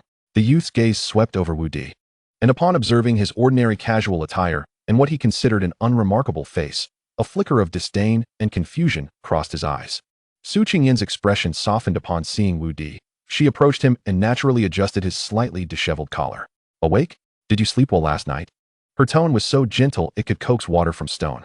Not bad. Just woke up to the wolf's howling, Wudi replied, casting a pointed glance at the young man not far away. Su Qingyan's brows furrowed slightly as she turned to look, her tone reverting to indifference. Lei Xiao, allow me to introduce you to Wudi. Then, turning to Wudi, she continued, this is Lei Xiao, the son of Uncle Lei, currently a freshman at the Beastmaster University in Magic City. I invited him here to train with you. Lei Xiao? Wudi's heart skipped a beat. One of the 10 outstanding youths of Jiangbei City, an academic prodigy at the Beastmaster University, with a rare quality beast, the Spectral Wolf King. This information sprang forth in an instant from his scholarly mind. Such credentials sparkled like gold. He was practically the archetype of a high-flying, rich, and handsome secondary character from a city novel. Hello, I am Lei Xiao, the young man introduced himself, extending his hand with a formulaic smile, though the smile was laced with an undeniable air of superiority. He had heard of Qingyan's engagement to a remarkably gifted fiancé, and now that he met him, it was clear that he was extraordinary. He placed particular emphasis on the word extraordinary. Wudi's sarcasm radar was instantly triggered. Translation: what right does a contract holder of a useless stone have to stand beside Qingyan? Wudi lazily lifted his eyelids, refusing to shake his hand. Instead, with his hands stuffed in his pockets, he casually remarked, "Oh, hello. Your wolf seems quite spirited. Its vocal prowess is impressive this early in the morning. Are you preparing for the voice of Beastmasters?" Lei Xiao's smile froze. The Spectral Wolf King, Kanjia, positioned behind him seemed to grasp Wudi's mockery, emitting a low, threatening growl, its cerulean eyes fixed menacingly on Wudi. The temperature in the air plummeted several degrees. Wudi. Su Qingyan shot him a reproachful glare. Yet there was no trace of blame. Instead, her eyes brimmed with affection. She turned to Lei Xiao and said, Wudi has just formed a contract with a beast. He is still a bit weak, so he speaks rather bluntly. Please don't take offense. Weak? Lei Xiao's expression grew even more contemptuous. He had long heard that this fellow named Wudi awakened a D-grade talent during the awakening ceremony and ended up contracting a worthless stone that no one else valued. Was this enough to be worthy of Qingyan? Of course, I don't mind, Lei Xiao said with a smile that did not reach his eyes. I've heard that Wudi's choice is quite astonishing, contracting a stone. I wonder if he could show it to me. I'd love to broaden my horizons. Here it comes, the classic villain's provocation. Wudi felt a thrill of anticipation. This was precisely what he had been waiting for. If one doesn't flaunt, what difference is there from being a mere fish? All right. Wudi leisurely retrieved the gray, unremarkable pebble from his pocket, tossing it lightly in his hand, his demeanor exuding nonchalance. Here it is. He held the stone in the palm of his hand. Under the sunlight, the stone appeared plain and devoid of any energy fluctuations, perhaps even a bit unsightly. Lei Xiao stared at the stone for a full 3 seconds before he could no longer contain himself and burst into laughter. His laughter was filled with unabashed scorn and derision. Ha ha, a stone. It's truly just a stone. Wudi, you are incredibly imaginative. I've studied beast mastery for so many years, and this is the first time I've seen someone treat a piece of rock as a treasure. His laughter echoed, as if he had just heard the funniest joke in the world. Qingyan, are you sure you want me to train with him? I fear that if my Kanjia sneezes, it might blow his precious beast away. Haha. Wudi's expression remained unchanged, though his gaze turned frigid. Notice me. You have successfully captured my attention. Before he could speak, Su Qingyin's icy voice rang out. Lei Xiao. Those two words were like a bucket of icy water, instantly extinguishing Lei Xiao's arrogant laughter. Su Qingyin's phoenix eyes narrowed slightly, and the warmth she had shown towards Wudi disappeared, replaced by an impenetrable chill. Uncle Lei sent you here to train, not to prattle on. My matters, my people, are beyond your judgment. Her voice was not loud, yet each word pierced the heart. The color drained from Lei Xiao's face, leaving him pale as a ghost, frozen in place. He could sense the undeniable dominance and lethal intent in Su Qingyin's words. He realized he had overstepped his bounds. Why yes. I'm sorry. Qingyin, I didn't mean it that way. Lei Xiao stammered, cold sweat breaking out on his forehead. Silence. Su Qingyin coldly interrupted him, then turned back to Wudi, her expression instantly softening to one of warmth and tenderness. She gently cradled the stone in Wudi's palm, using the sleeve of her combat uniform to meticulously wipe away the non-existent dust. The gesture was tender, as if she were holding the rarest treasure in the world. Don't mind him, she softly reassured Wudi. In my heart, you are the best. Boom. Those words struck Wudi like a sweet thunderbolt. However, for Lei Xiao, still reeling from the shock, it felt as if the heavens had unleashed a storm of thunder. He stared blankly at Su Qingyin, whose eyes sparkled with affection, then glanced at Wudi's expression of unabashed pride, as if to say, yes, it's me. Are you envious? It shattered his worldview into pieces. Why? How could this happen? A waste who contracted a useless stone. What right did he have to earn Qingyin's favoritism? The flames of jealousy raged fiercely in his chest, nearly incinerating his sanity. Wudi reveled in the scorching glares directed at him, feeling an unparalleled sense of satisfaction. Alas, what could he do? His irresistible charm was simply insurmountable. Clearing his throat, he flashed Su Qingyin a radiant smile. All right, enough of this. Aren't we supposed to train?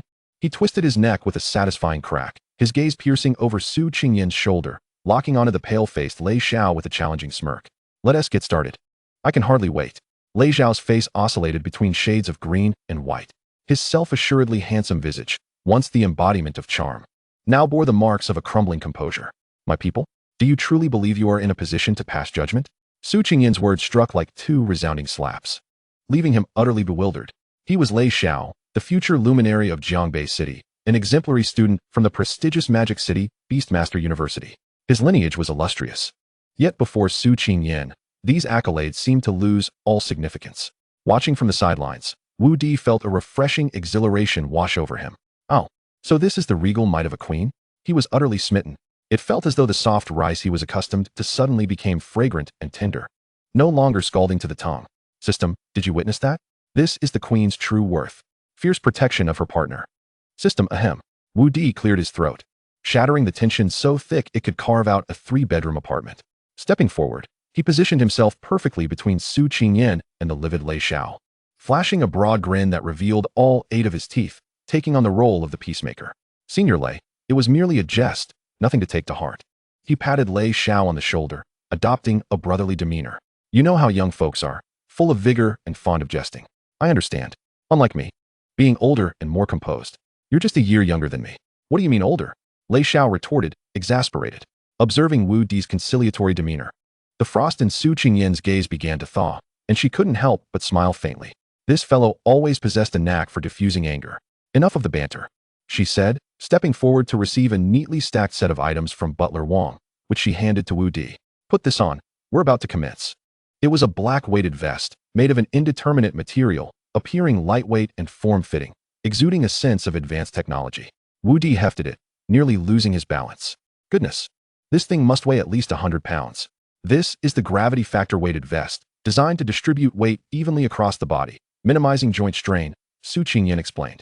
Assuming the role of a human instruction manual, you'll run a lap around Long Spine Mountain, approximately 10 kilometers. Wudi's smile faltered. Sister, are you training me or plotting to have me inherit your estate? Meanwhile, Lei Xiao, witnessing this scene, felt his earlier frustration evaporate, replaced by a perverse delight. Run. Let us see you run. A mere novice, burdened with 100 pounds? Completing 10 kilometers on foot will leave you in tatters. He could already envision Wudi gasping for breath halfway through, collapsing like a spent dog. The thought of elegantly riding past him on his formidable phantom wolf, leaving behind a taunt of young man, know your limits, was simply too satisfying. All right, Wudi steeled himself, shedding his jacket and swiftly donning the weighted vest. An immediate wave of pressure enveloped him, as if an invisible hand pressed him down, making every breath feel laborious. He flexed his limbs, feeling like a turtle encased in its shell, each movement a Herculean effort. Yet, he displayed no discomfort, instead retrieving the dusty stone from his pocket and gripping it firmly in his palm. "Qingyan, you should head back. I'll run with Senior Lei." He winked at Su Qingyan, beaming, "Don't worry, I won't perish." Su Qingyan regarded him with a penetrating gaze, her eyes reflecting concern and tenderness, but above all, trust. "All right, I'll have Butler Wong prepare the nutrient solution and spirit beast meat." Nodding, she turned and walked back to the villa, fully aware that a young eagle must eventually leave its nest. As Su Qingyan's figure faded from view, the atmosphere shifted once more, charged with tension. Lei Xiao mounted the phantom wolf, looking down at Wudi with undisguised derision. "Brother Wudi, are you ready? Don't start crying after just a couple of steps." "Rest assured," Wudi replied, twisting his neck with a series of audible cracks. "I fear you might struggle to keep up." With that, he wasted no more time. Inhaling deeply, and propelled himself forward with explosive force, like a cannonball fired from its chamber, racing down the mountain path. "Humph, overestimating oneself." Lei Xiao scoffed, gently patting the wolf's back. "Kanjia, keep pace. Don't let him out of your sight." The phantom wolf emitted a low growl, its hooves propelling it into action like a streak of black lightning, trailing Wudi at a measured distance of about 10 meters. Chapter 13. This Stamina. Are you a beast? The morning air of Long Spine Mountain was imbued with the fragrant essence of flora and earth. Yet, Wudi could perceive none of it. The only scent that assaulted his senses was that of his own sweat-soaked masculinity. Damn, 100 pounds. This is no mere 100 pounds. The gravity factor-weighted vest evenly distributed the pressure across his body, making him feel as if an unseen giant hand held him firmly down. Each leg lift felt like a battle against the gravitational forces of the universe. Having barely cleared 500 meters from the villa, his breath had already become erratic, shifting from initial exuberance to labored gasps. Each step on the winding mountain path sent jolts of pain through his knees. Out of the corner of his eye, he caught sight of the black flash, Lei Xiao and his imposing phantom wolf maintaining a leisurely distance behind him. He knew without looking that Lei Xiao's face was undoubtedly adorned with a mocking expression, taunting him with "Can't keep up, little trash? Just lie down and show me." Damn it. Pride comes before a fall. The ancients were not wrong. Wudi cursed inwardly. Had I known, I wouldn't have provoked him. Now I'm trapped. To distract himself, he forced his mind to recall the history of this world. This realm, having undergone a cataclysm known as the revival of spiritual energy a millennium ago, transformed dramatically. The crust shifted violently, tectonic plates reconfigured, leading to cataclysmic upheavals. In the wake of this chaos, countless mystical realms and dungeons materialized, akin to game servers left unattended by developers. Initially, humanity rushed to explore these new frontiers, only to encounter an onslaught of monstrous beasts pouring forth from the secret realms. What followed was a dark and harrowing chapter in history. The once proud might of humanity's aircraft and artillery was rendered utterly insignificant against these formidable creatures capable of toppling mountains and unleashing elemental fury. Human civilization teetered on the brink of extinction, nearly facing an untimely demise. Just as despair reached its zenith, the discovery of the Wheel of Talent emerged. Upon turning 18, humans could awaken a myriad of beastmaster talents through it, forging contracts with beasts to counter their own kind. This pivotal development granted humanity a breath of reprieve, enabling the reconstruction of a new societal order. Consequently, beastmasters ascended to become the most esteemed and powerful profession in this world. However, aspiring to be a proficient beastmaster required more than just powerful beasts. The physical prowess of the beastmaster was equally paramount. After all, in the ever-shifting tides of battle, no one wished to falter and hinder their beast's performance, becoming a liability to their team. Even some beast tamers deliberately contract auxiliary-type beasts to aid their escape.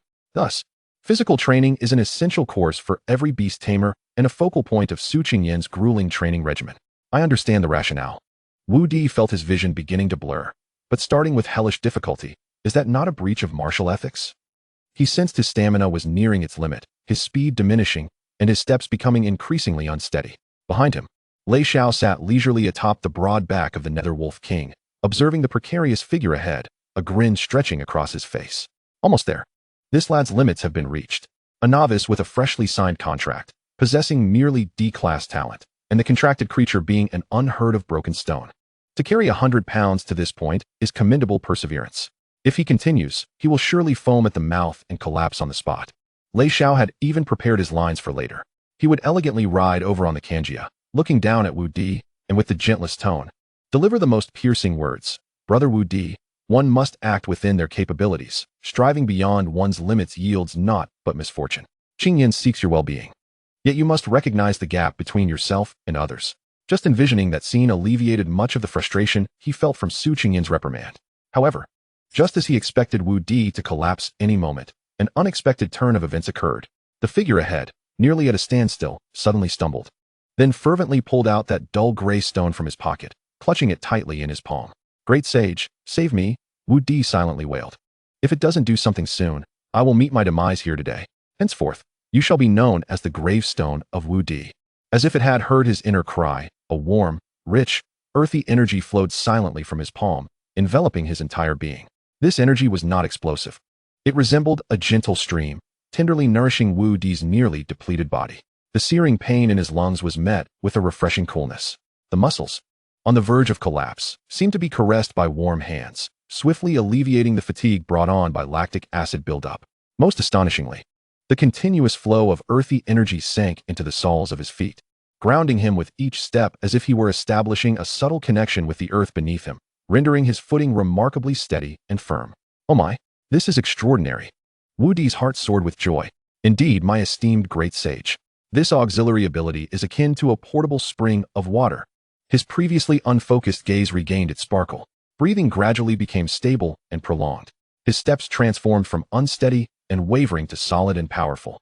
His speed not only did not diminish, it increased tremendously. Behind him, Lei Xiao's smile gradually froze. He stared in disbelief as Wudi, who had seemed on the verge of collapse, suddenly appeared invigorated, standing tall, his legs nimble, moving with an impressive vigor, even hinting at an accelerating pace. What is happening? A second wind? Or has he taken something? Lei Xiao's brows furrowed deeply. No, he could not possibly be using drugs right under my nose. Then what on earth is going on? He urged the Nether Wolf King to follow, eager to uncover the truth. 1 kilometer, 2 kilometers, 5 kilometers. The mountain trail twisted and turned, with slopes both gentle and steep. Lei Xiao's expression shifted from disdain to suspicion, and now to sheer astonishment. He watched the figure ahead, maintaining a steady rhythm, even his breathing not fluctuating much, feeling as though his worldview had been irrevocably shaken. Is this even human? Carrying 100 pounds while running uphill. He himself had awakened A-class talent, contracted the rare, quality Nether Wolf King, and his physique far exceeded that of ordinary people.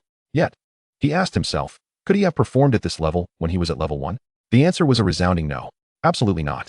Forget about carrying 100 pounds. Even running 10 kilometers unencumbered would have left him utterly exhausted. Yet, here was this D-class talent, contracted to a worthless stone, not only completing the run but appearing so at ease that it seemed he could easily run another 10 kilometers. Lei Xiao's mind was utterly confounded. Oh. The Nether Wolf King beneath him also emitted a low, perplexed growl. It could distinctly sense that the human ahead emitted no significant spiritual energy. Yet his endurance flowed like an unstoppable river, utterly absurd. Finally, the outline of the villa reappeared in sight. The finish line was within reach. Wudi surged forward, landing firmly on the lawn in front of the villa. He slowly straightened, his chest heaving violently, sweat soaking his entire body, dripping from his chin onto the ground. Yet he stood tall, his eyes bright, showing no signs of exhaustion beyond mere fatigue. He turned to face Lei Xiao, who was mounted on the wolf, staring at him with a gaze filled with incredulity, and smiled broadly, revealing a dazzling set of pearly white teeth. Senior Lei, his voice, slightly hoarse from exertion, carried a teasing undertone. What's the matter? Is your Wolf King tired from the stroll? Chapter 14. The power I possess is beyond your imagination. The phrase "is your Wolf King tired from the stroll" lacked lethal force but was highly insulting, especially after witnessing Wudi, this novice, carry 100 pounds and run 10 kilometers uphill, appearing barely fatigued throughout the ordeal. This is no mere human. This is clearly a beast clad in human skin.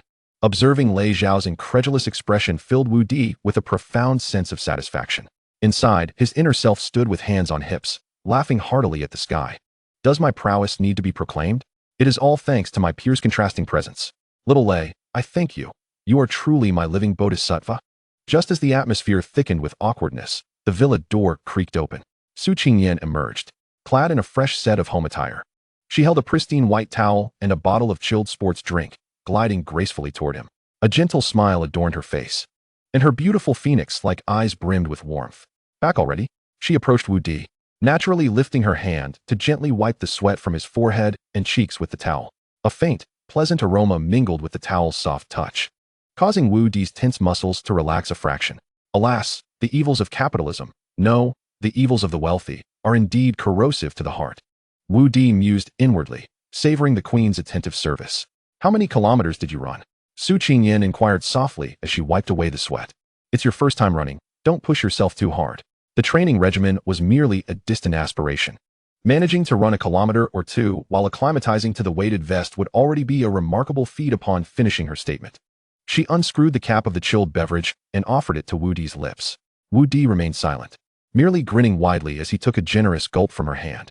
The icy, sweet liquid slid down his throat, instantly dispelling the burning sensation in his lungs, eliciting a near moan of satisfaction. Yet, this scene, witnessed by Lei Xiao from a short distance away, pierced his heart more acutely than the preceding 10-kilometer trail run. That was Su Qingyan, the dream goddess of countless young talents in Jiangbei City. When had she ever shown such meticulous care for a man? Wiping sweat, offering water. On what grounds? The flames of jealousy surged within him once more, reddening the rims of his eyes. Su Qingyan seemed to sense the odd atmosphere. Wudi, grinning like a mischievous weasel, remained silent. Meanwhile, Lei Xiao wore a countenance akin to someone suffering from constipation, his complexion shifting from pale to flushed, as dramatic as a Sichuan opera mask change. She furrowed her brows, casting a puzzled glance at Lei Xiao. Lei Xiao, what is the matter? The stage was set. Wudi had already prepared his front row seat, eagerly anticipating the unfolding drama. Come now, Comrade Lei, please commence your performance. Startled by Su Qingyan's direct address, Lei Xiao jolted back to reality, abruptly roused from his simmering jealousy. He parted his lips, but found his throat parched, rendering him incapable of uttering a word. What could he say? To accuse her precious fiancé of being a freak? That he had completed a 10-kilometer mountain run while carrying a 100-pound load and was still full of vigor? To voice such a thing would be utterly humiliating. He had come to serve as a training partner, yet here he was, having trailed behind on his wolf mount like a casual stroll in the park. Should news of this spread, would he ever live down the reputation of a top student from the Beastmaster University in the Magic City? However, if he chose to remain silent, he glanced at Su Qingyan's clear yet scrutinizing eyes, and an icy wave of despair washed over him. To deceive her? The repercussions would be far graver. A tumult of emotions, struggle, conflict, and frustration flashed across his face. Ultimately, he inhaled deeply, as if making a monumental decision, dismounted from the Shadow Wolf's back, and with great effort, managed to force out a smile that was more akin to a grimace. Ahem, Qingyan. He cleared his throat, his voice dry. Wudi, his gaze locked with Wudi's playful eyes, and he felt as though he might shatter his own back teeth. He completed the entire course. 10 kilometers, every single meter. I am humbled. Upon uttering those words, Lei Xiao felt as though all his strength had been siphoned away. Those few syllables seemed to drain him of 2 decades worth of pride and dignity. In that moment, the air appeared to solidify. Su Qingyan's smile faltered. The hand that held the drink bottle froze in midair, her usually cold and languid phoenix eyes now wide with disbelief. What? Did you just say he completed the 10 kilometers? Indeed, Lei Xiao mumbled, his gaze lowered, unable to meet Su Qingyan's eyes, his voice sounding as if it were squeezed through clenched teeth. Su Qingyan, in a daze, turned her head, her focus returning to Wudi's beaming face.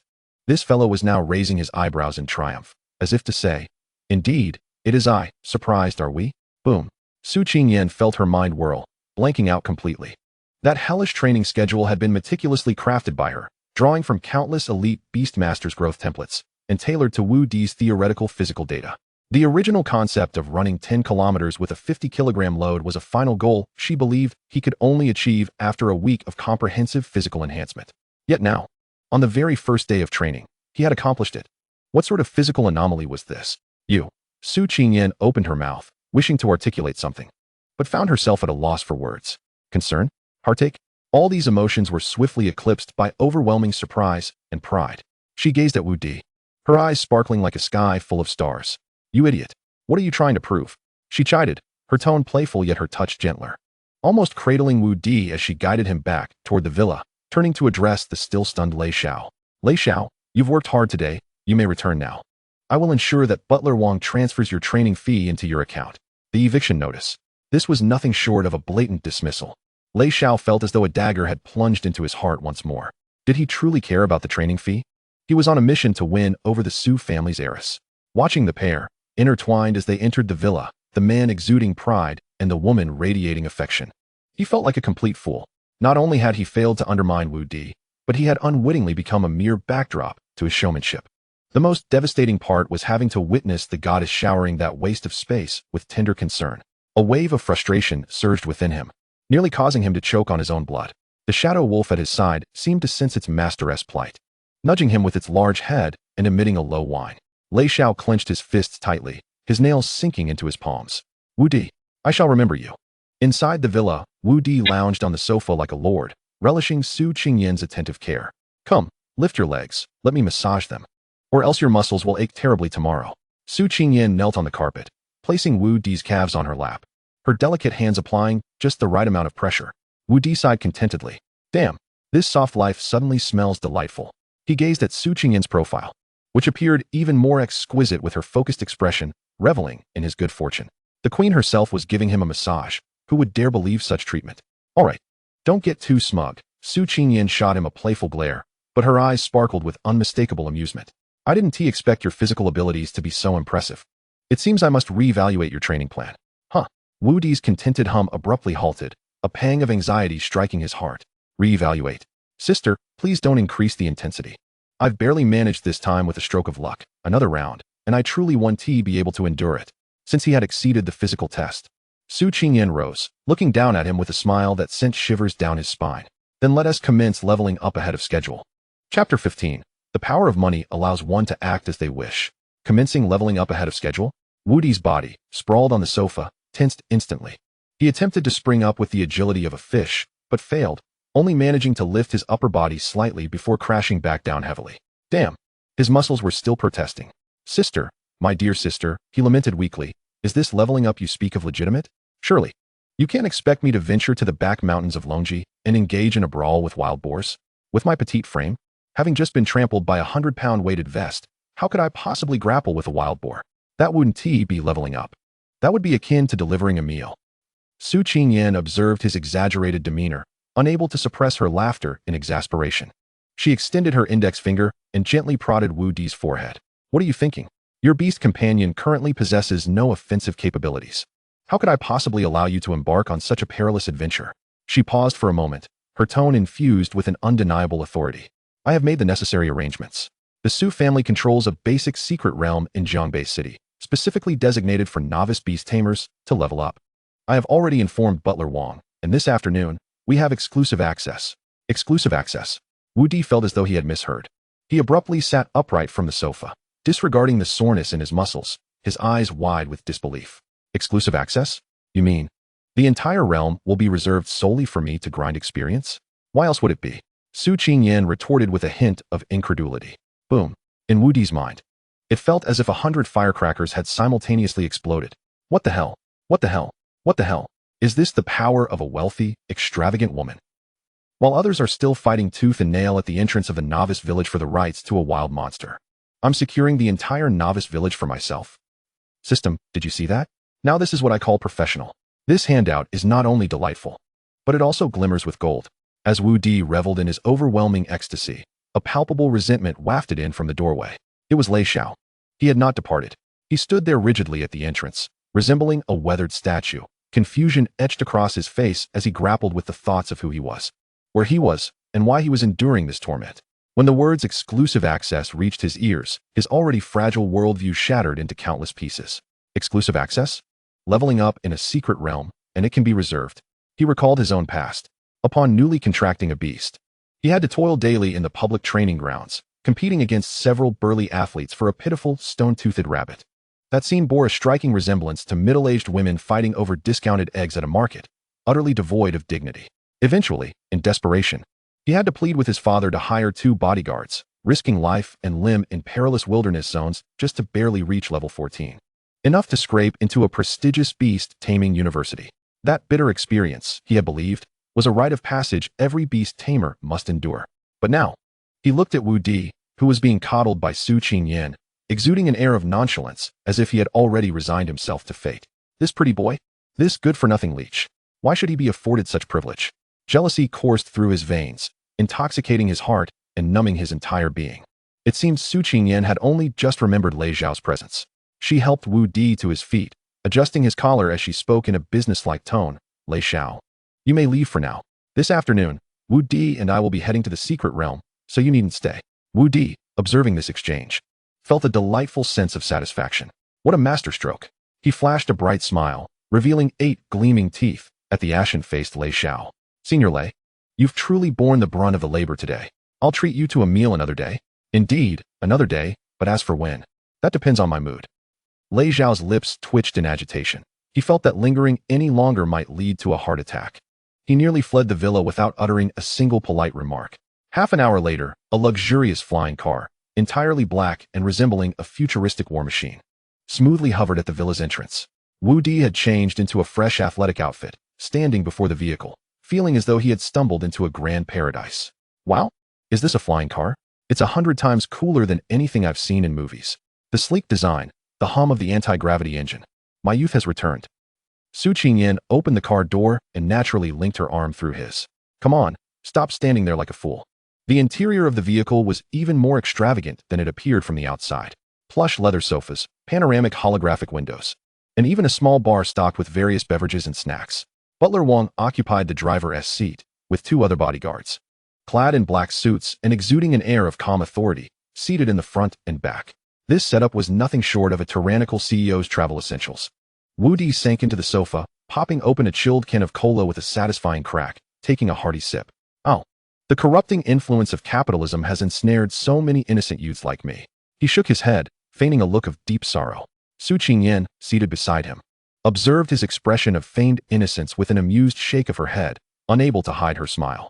The flying car silently ascended, transforming into a streak of light as it sped toward the city center of Jiangbei. From 10,000 meters above, the entire city unfolded beneath them. A sprawling metropolis filled with towering buildings and bustling traffic, imbued with a cyberpunk ambience. Wudi, like an inquisitive child, pressed his face against the window. Qingyan, where's that secret realm located? In the city center? Yes, it's situated in the heart of the Jiangbei commercial district, Su Qingyan explained. The realm has a stable environment and produces low-tier exotic beasts, all below level 10, making it a low-risk area. Thus it has been developed as a commercial venture. Now, with the high school graduation season upon us, all newly contracted beast tamers require leveling up. It has become the most popular destination in Jiangbei. Wudi's eyes sparkled with excitement. The most popular destination? A cash cow in a prime location? And I get exclusive access? He turned to Su Qingyan's stunning profile, genuinely impressed. Sister, you're not just a queen. You're a veritable deity of wealth. The flying car soon began its descent, cutting through layers of clouds, ultimately landing smoothly before a massive, technologically advanced dome structure. As the car door opened, Wudi leaped out eagerly. He looked up to see several flamboyant holographic characters floating above the building. Number 07 Basic Secret Realm, Goblin Tribe. However, the entrance to what should have been a bustling scene, teeming with people and long lines, was eerily deserted, devoid of any sign of life. Only a large electronic announcement board stood forlornly at the entrance, displaying in bold red characters a chilling notification infused with the coldness of capitalism. Notice, due to internal line maintenance and system upgrades, operations will be indefinitely suspended starting today. We apologize for the inconvenience. Wudi's smile froze. He stared blankly at the words, his mind momentarily unable to process the information. Indefinitely suspended? Surely not, good sir. Is this truly happening? I had prepared myself, ready and eager, only to be told the venue is closed? Could this be the fabled failure of pretense? Chapter 16. You are not a system. You are my reincarnated parents. Upon seeing that cold, red text, Wudi felt as though his soaring spirits had collided with an unyielding wall, plummeting into despair. Indefinitely suspended? No, my friend, the script does not unfold this way. His initial moment of ostentation in life, that meticulously prepared utterance about a mere goblin, pales in comparison to my own. Has my elegant turn of departure vanished entirely? My existence feels akin to a poorly concluded television drama, with the director and screenwriter absconding, leaving me, the protagonist, bewildered amidst the chaos. The smile upon his visage morphed from radiant sunshine to a gradual distortion. What a disaster. Yet, the ever-diligent Butler Wang appeared oblivious to the glaring announcement board that could dazzle the eyes. This meticulous elder butler approached the tightly shut metallic door of the secret realm, made a slight bow, and executed a gesture of invitation. Wudi stood dumbfounded, instinctively pointing at the sign, and asked vacantly, Butler Wang, isn't this under maintenance? With a soft chuckle, Su Qingyan could no longer contain her amusement. She extended her slender finger and gently tapped Wudi's nose, her eyes brimming with affection and mirth. How foolish. That is merely an excuse. Without such a pretext, how could the entire secret realm be vacated solely for your advancement? As she spoke, she grasped Wudi's somewhat stiff hand, unceremoniously leading him towards the grand entrance. Boom. Wudi's mind once again exploded with a cacophony of astonishment. What the heck? So, this announcement board was specifically crafted for the mortals outside? Is this the power of wealth? Is this the might of currency? Terrifying indeed. I take back my previous words. The malevolent capitalism is truly delightful. Wealthy lady, please, with your riches, corrupt me thoroughly. I can withstand it. As their figures approached the door, the seemingly indestructible metallic barrier rippled like water, revealing a swirling vortex aglow with a soft luminescence. Su Qingyan, without hesitation, stepped boldly into the portal. A gentle sensation of weightlessness enveloped him, and the scenery before him transformed instantaneously. In the next moment, he found himself standing on a lush carpet of grass. Fresh air caressed his face as he gazed upward at the azure sky and pristine clouds, with sparse forests and a few dilapidated huts constructed from thatch and timber dotting the distance. A dozen goblins, with skin a sickly green, diminutive frames, and rusty knives or wooden clubs in hand, aimlessly ambled across the grass, occasionally emitting unintelligible chattering sounds. The entire world, apart from them and these goblins, held no other living beings. Good heavens, this VIP treatment is astounding. Wudi surveyed his surroundings, the inner voice of his ambition already laughing with glee. Let us form a party. Su Qingyan's voice chimed beside him as she skillfully opened her talent wheel, extending an invitation to Wudi. Mimicking her actions, he focused his thoughts, and a semi-transparent panel materialized before him. He promptly accepted. With a melodic chirp, a flash of light revealed a bird ablaze with crimson flames. Its tail feathers flowing like tassels, perched upon Su Qingyan's shoulder. It affectionately nuzzled her cheek, its bright eyes curiously assessing Wudi. The blazing feather sparrow. An epic fire-affiliated beast, a paragon of both beauty and prowess. Just stay behind me, Su Qingyan said as she affectionately ruffled the blazing feather sparrow's head. Turning to Wudi to explain, the level disparity among beast tamers is substantial. Teaming up to slay monsters incurs experience penalties. Our levels align perfectly, allowing you to reap the full benefits of experience. He promptly complied, dutifully positioning himself behind Su Qingyan, peeking out to witness the performance of the queen. A nearby goblin sentinel seemed to discern the intruders, screeching as it charged forward, brandishing its chipped blade. Su Qingyan didn't even flinch, merely uttering a single word. Go. With a flash, the blazing feather sparrow transformed into a streak of fiery crimson, materializing before the goblin. It opened its beak, and a spark the size of a fingernail precisely struck the goblin's forehead. The goblin froze momentarily before its body ignited like a sheet of paper, engulfed in flames from head to toe, reducing it to a pile of black ash within mere seconds, without so much as a scream. An instant kill. Wow, how graceful. Utterly exquisite. Wudi marveled from behind. After 5 goblins were reduced to cinders, a gentle yellow light, akin to a warm tide, rose from the ground beneath Wudi and Su Qingyan, enveloping them in its glow. An indescribable sense of euphoria surged through his limbs, as if every cell within him rejoiced. System notification. Congratulations, your level has risen to LV2. System notification. Your Beastmaster level has risen to LV2. So soon. Wudi was taken aback, quickly centering himself to open his talent wheel panel and examine the attributes of his Beastmaster.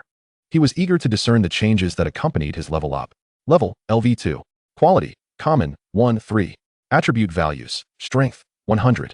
Constitution, 160. Agility, 50. Spirit, 50.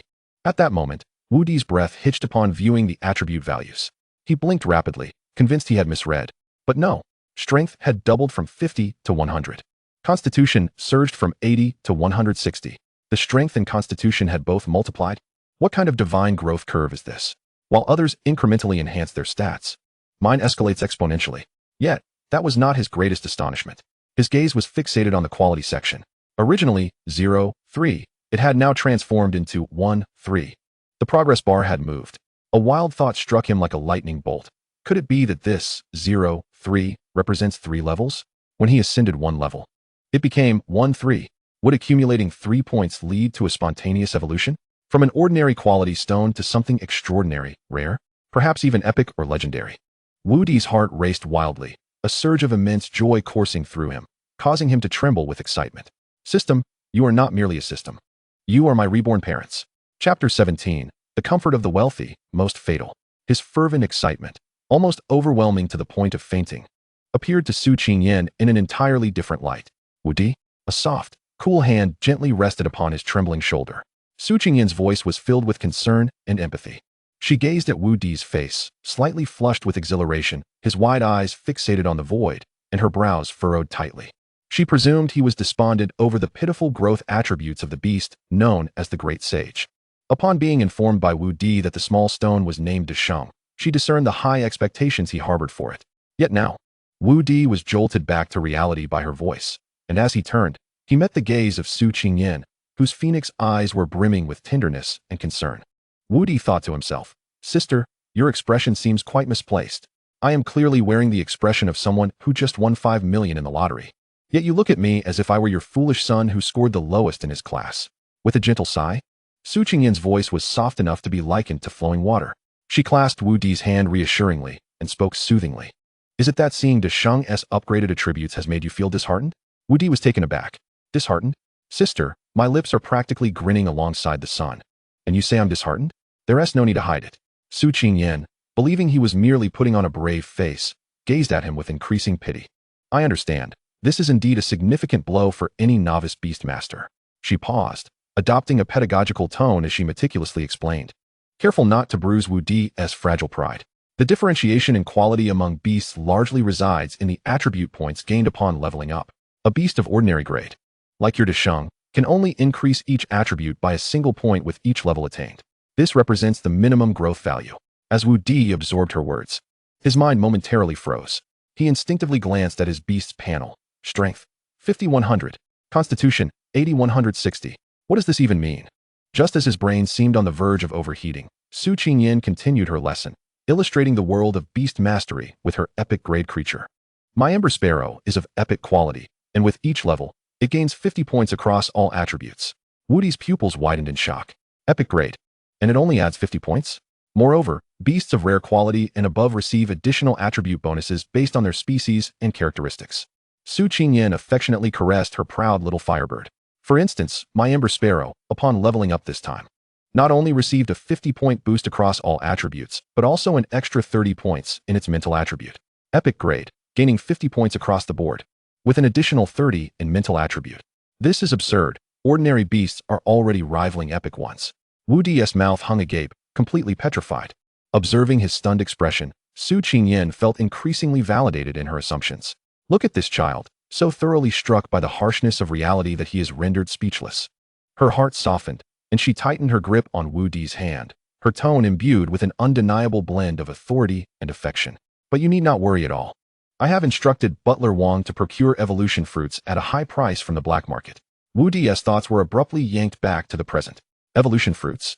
Indeed, Su Qingyan nodded, a smile gracing her lips that sent shivers through Wudi's heart. "They are exceedingly rare treasures that can afford a 30% chance of elevating a beast of extraordinary grade or below by one quality tier." 30%? That probability doesn't sound particularly high. Wudi mused. "Sister, your consolation sounds akin to painting grand visions. However, if you, the Queen Su, deem it exceedingly rare, it must indeed be so." Just as this thought crossed his mind, Su Qingyan's next words imparted to him a profound understanding of the power of wealth. "Though the odds may not be high, it matters not." She gazed at him, each word deliberate and resonant. "If one is insufficient, we shall use 2. If 2 are insufficient, then 4. I refuse to believe that money cannot yield an extraordinary quality." In that moment, the air grew still. Wudi stared at Su Qingyan, taking in her stunning visage that radiated confidence and affluence. He felt as if his mind, previously expanded by the notion of his own abilities, had now been impacted anew by the force of a wealthy benefactor's love. Listen, is this even real? 1 is not enough, so we use 2? Sister, are we playing a synthesis game here? Please, I implore you, use money liberally on me. I can take it. I'm tough." In the preceding second, he had reveled in the brilliance of his own abilities, yet now he merely wished to cling to Su Qingyan's leg and sing a heartfelt ode of gratitude. What is security? This is security. His abilities dictated his potential, soaring to limitless heights, while Su Qingyan's financial prowess safeguarded all his lower thresholds, as steady as Dragon Ridge. This life of luxury was not merely gilded, it was encrusted with diamonds. An indescribable warmth surged from his heart, mingled with overwhelming joy, causing his eyes to glisten. He gazed into Su Qingyan's eyes, filled with concern and determination, with 1,000 words lodged in his throat. Ultimately, he tightened his grip on her hand. His voice tinged with a barely perceptible rasp due to his excitement. "Qingyan, you are too good to me." Su Qingyan, witnessing the glimmer of tears in his eyes. Her heart melted into a puddle. She reached out with her other hand, affectionately ruffling his hair, her smile tender enough to melt snow. "Silly boy. If I do not treat you well, whom shall I treat well?" She urged Wudi to straighten up, her gaze refocusing on the distant goblins still roaming about. A glimmer of sharpness flashing in her eyes. "Let us not squander time. We must strive to level you up several times before the evolution fruits arrive. Then we shall facilitate a complete transformation for Desheng." Chapter 18. Wealthy lady, step aside. Allow me to shine. It has been proven that clinging to the leg of a wealthy lady for leveling up is more exhilarating than cheating. No. It should be said that holding onto the wealthy lady's leg is in itself a form of cheat. Su Qingyan's Ember Sparrow was the very bane of goblins. A moving crematorium. As those green-skinned little brutes charged at them, brimming with ferocity and baring their teeth, it seemed they were prepared for a life-and-death struggle. Yet what followed? A flash of fire. Chirp. A sound of confusion just before their demise. And then, silence enveloped the world. The entire process flowed seamlessly, marked by elegance and composure. The goblins could not even emit a complete scream as they transitioned from life to lifelessness, leaving behind only a scattering of blackened ashes. Following Su Qingyan, Wudi ambled with his hands in his pockets, feeling as though he were merely taking a leisurely stroll in the park. The experience points soared rapidly, and the thrill of effortless gains sent a shiver down his spine. In less than half an hour, a soft golden light once again enveloped the feet of the trio. System notification. Congratulations, your level has risen to LV3. System notification. Your Beast Desheng's level has risen to LV3. Another level up. Wudi eagerly opened Desheng's panel. Level, LV3. Quality, ordinary, 2-3. Attribute values, strength, 150, constitution, 240, agility, 100, mental, 100. Wudi's eyelid twitched violently. Good heavens. This growth curve, rather than being a galloping steed, it should be called a meteoric rise. Meanwhile, Su Qingyan had also reached level 3. She gazed at Wudi, whose lips were twisted into a manic grin, struggling to contain a laugh, his expression teetering on the brink of chaos, and her eyes softened with pity. Poor child. Seeing the great sage ascend to level 3, it was likely that his total attribute points didn't even amount to a fraction of others. He was nearly driven to madness, masking his inner torment with such a distorted smile. Sigh. Su Qingyan sighed inwardly, silently resolving that as soon as the evolution fruit arrived, she would ensure it was administered to the great sage immediately. If 1 was insufficient, then 10 would suffice. At that moment, while they were lost in their own thoughts, the entire goblin tribe suddenly trembled violently, without warning. Boom. It was as if some colossal creature had emerged from the bowels of the earth. In the distance, trees in the sparse forest toppled en masse, and the ground fissured with gaping, menacing cracks. The goblins, previously wandering about, abruptly halted as if summoned by an unseen command. Kneeling in unison, their voices a cacophony of awe and fear. What is happening? The gravity of the situation dawned upon Su Qingyan, and she swiftly pulled Wudi behind her. The fiery feathered sparrow perched on her shoulder, shedding its usual languor, ignited its flames with renewed vigor, its keen eyes fixated on the distance in vigilant alertness. Wudi stood frozen in shock. What is going on?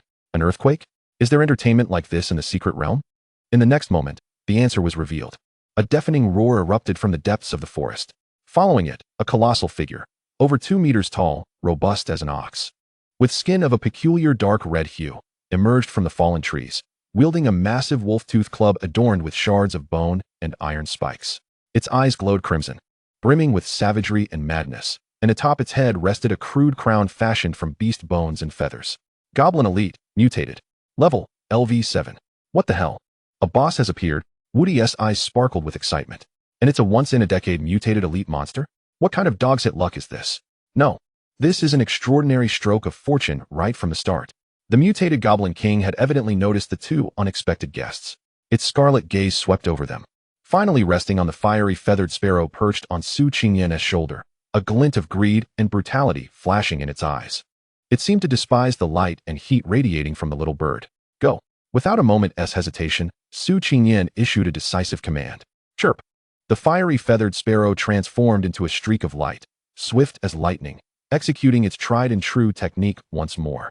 A small spark accurately shot toward the Goblin King's forehead. However, this time, The anticipated instant ignition and transformation into ash did not occur. Boom. The spark exploded upon impact with the Goblin King's brow, scattering a tiny shower of sparks, leaving only a faint black mark on its dark red skin. The Goblin King felt no pain.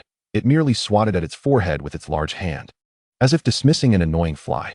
Then, it was utterly enraged. Roar! It bellowed, raising the wolf-tooth club high and bringing it crashing down to the ground. Boom! A visible shockwave radiated from its center, spreading outward. Be careful. Su Qingyan's expression shifted with urgency as she pulled Wudi back. Meanwhile, the ordinary goblins that had been kneeling sprang up like they had been injected with adrenaline, howling as they charged towards the two, brandishing their rusty weapons fearlessly. The situation had flipped in an instant. What had begun as a leisurely grass-cutting spree had morphed into a perilous boss battle. Damn it, it's a mutated elite monster. It can grant all the minions a berserk buff. Su Qingyan furrowed her brow tightly, watching the tide of goblins surge forth, her tone tinged with anxiety. Although the fiery feathered sparrow was powerful, it was ultimately only a level 3 beast, and facing off against a level 7 mutated elite monster, along with dozens of berserk minions, left them with little chance of victory. Butler Wong is outside. I'll have him arrange for bodyguards to clear the area immediately.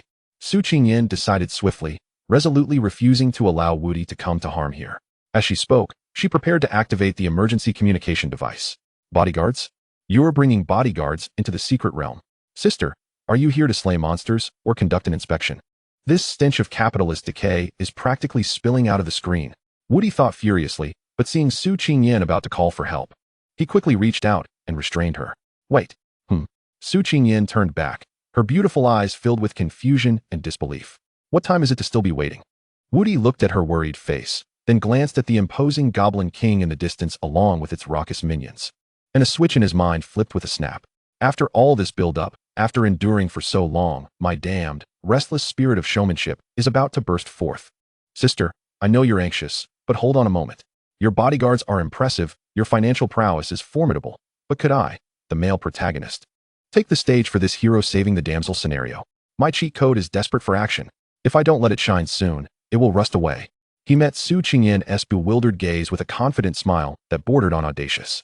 He stepped forward, positioning himself protectively in front of Su Qingyan, his not particularly tall frame appearing remarkably reliable at that moment. Qingyan. His voice was soft yet clear, reaching Su Qingyan's ears distinctly. I want to let the great sage have a go. Su Qingyan was taken aback. She doubted her hearing. Let the great sage have a go? Try what? Try to see how many seconds it takes to be smashed to dust by that wolf-tooth club?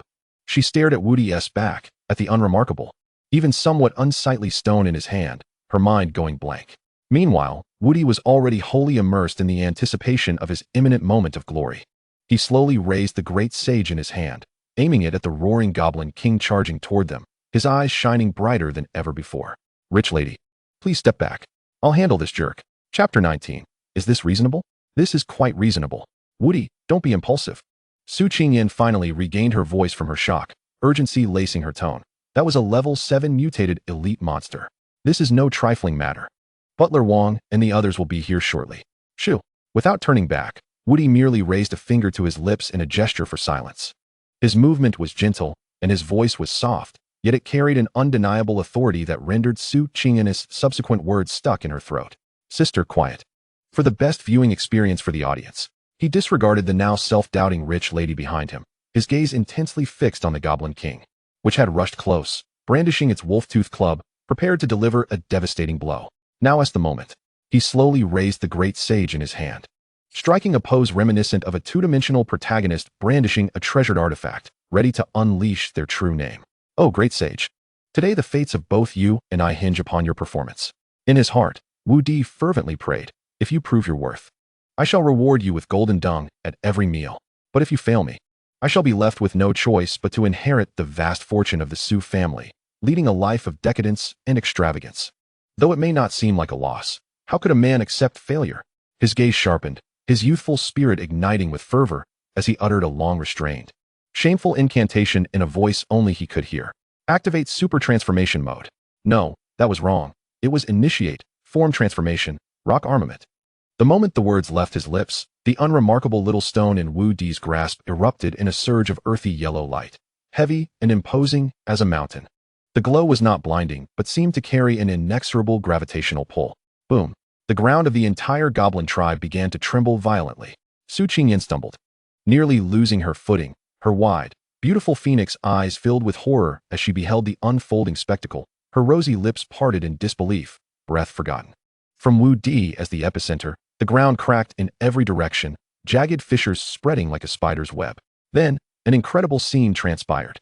Countless fragments of stone and earth, seemingly summoned by a divine call, broke free from the grip of gravity, rising into the air.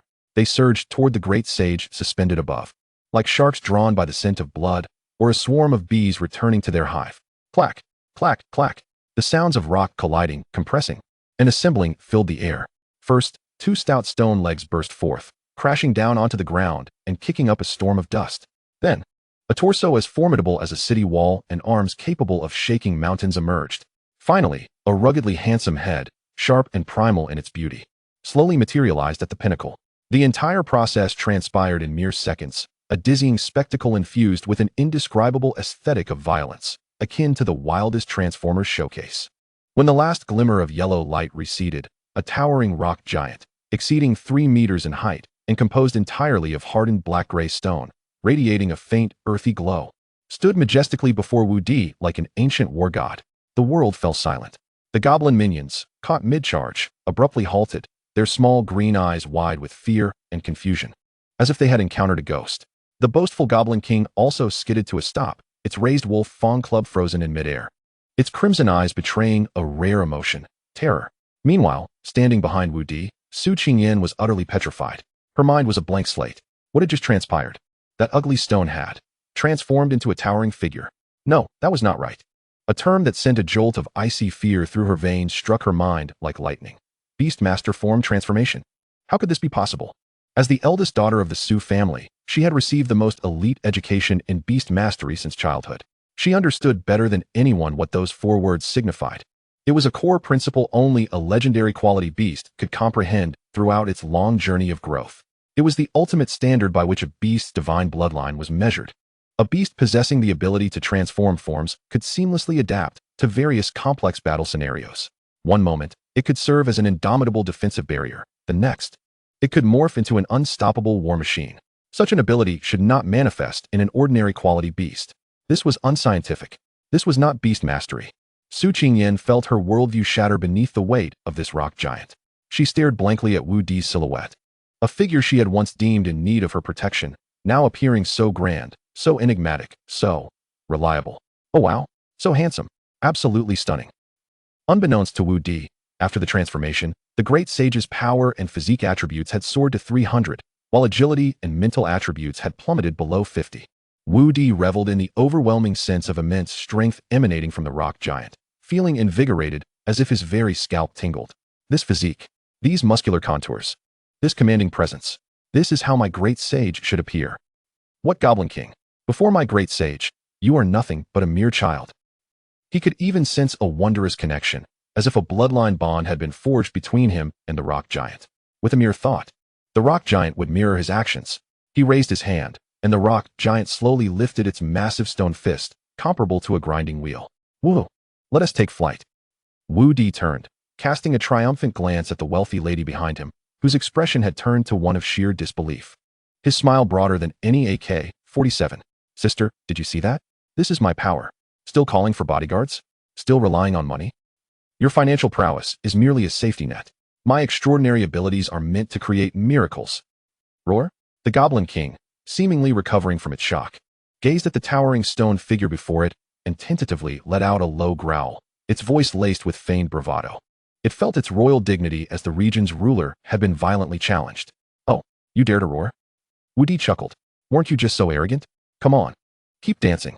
Is that wolf fawn club of yours meant for your own funeral? He stepped forward, standing shoulder to shoulder with the rock giant, casting a disdainful glance at the hollow bravado of the boss. The air crackled with tension.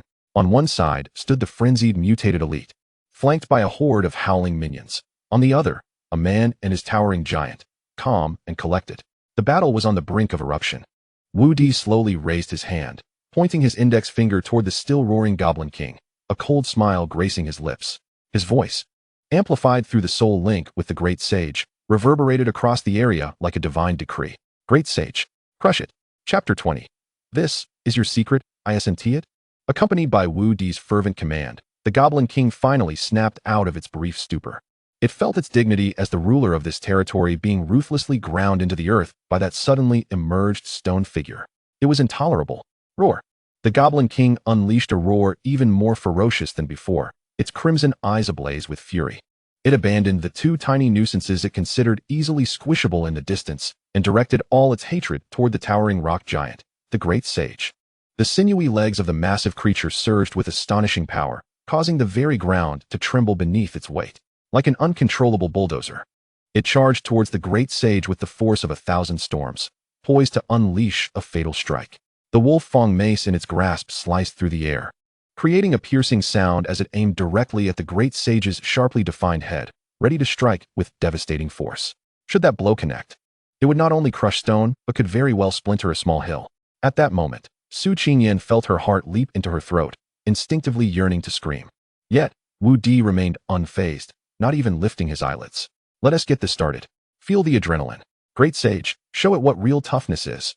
A thunderous clang resonated through the valley, echoing like a giant bell struck in the stillness of the air. To Su Qingyan's astonishment, the anticipated gruesome spectacle of the Great Sage's head being shattered into fragments did not materialize. Instead, the mace, thicker than a grown man's thigh, struck solidly against the Great Sage's forehead. Then came a sharp crack. The fearsome weapon, adorned with shards of bone and iron spikes, snapped in two, its upper half clattering to the ground, leaving only the bare handle gripped tightly in the Goblin King's hand. The Great Sage merely swayed its head slightly, as if the formidable wolf-fang mace that should have been capable of splitting stone was nothing more than a bothersome fly. Not even a fragment of stone fell away. Huh. The Goblin King glanced down at the broken weapon in his hand, then back up at the unscathed stone giant before him, confusion and a hint of grievance flickering in his blood-red eyes. Uffed. Wudi nearly burst out laughing. What is going on? Is your attack merely giving my Great Sage a massage? Is this it? This is a level 7 mutated elite monster? Its attack power doesn't even match my grandmother's rolling pin. The damage is negligible, but the humiliation is immense, my friend. In that instant, Wudi felt an influx of information surge into his mind.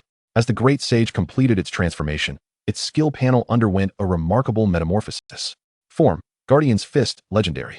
Skill 1. Guardian's Heavy Fist, Active Skill. Harnesses the power of the earth into a mighty punch, delivering a single, forceful strike to the target. The greater the strength, the more devastating the impact. Skill 2. Solid as a Rock, Passive Skill. In rock-armed form, significantly enhances physical defense. What the heck? A 2-for-1 deal. Wudi's eyes sparkled with excitement, akin to two incandescent bulbs. Not only was he granted a free defensive passive, but also a straightforward, powerful active attack skill. Guardian's Heavy Fist.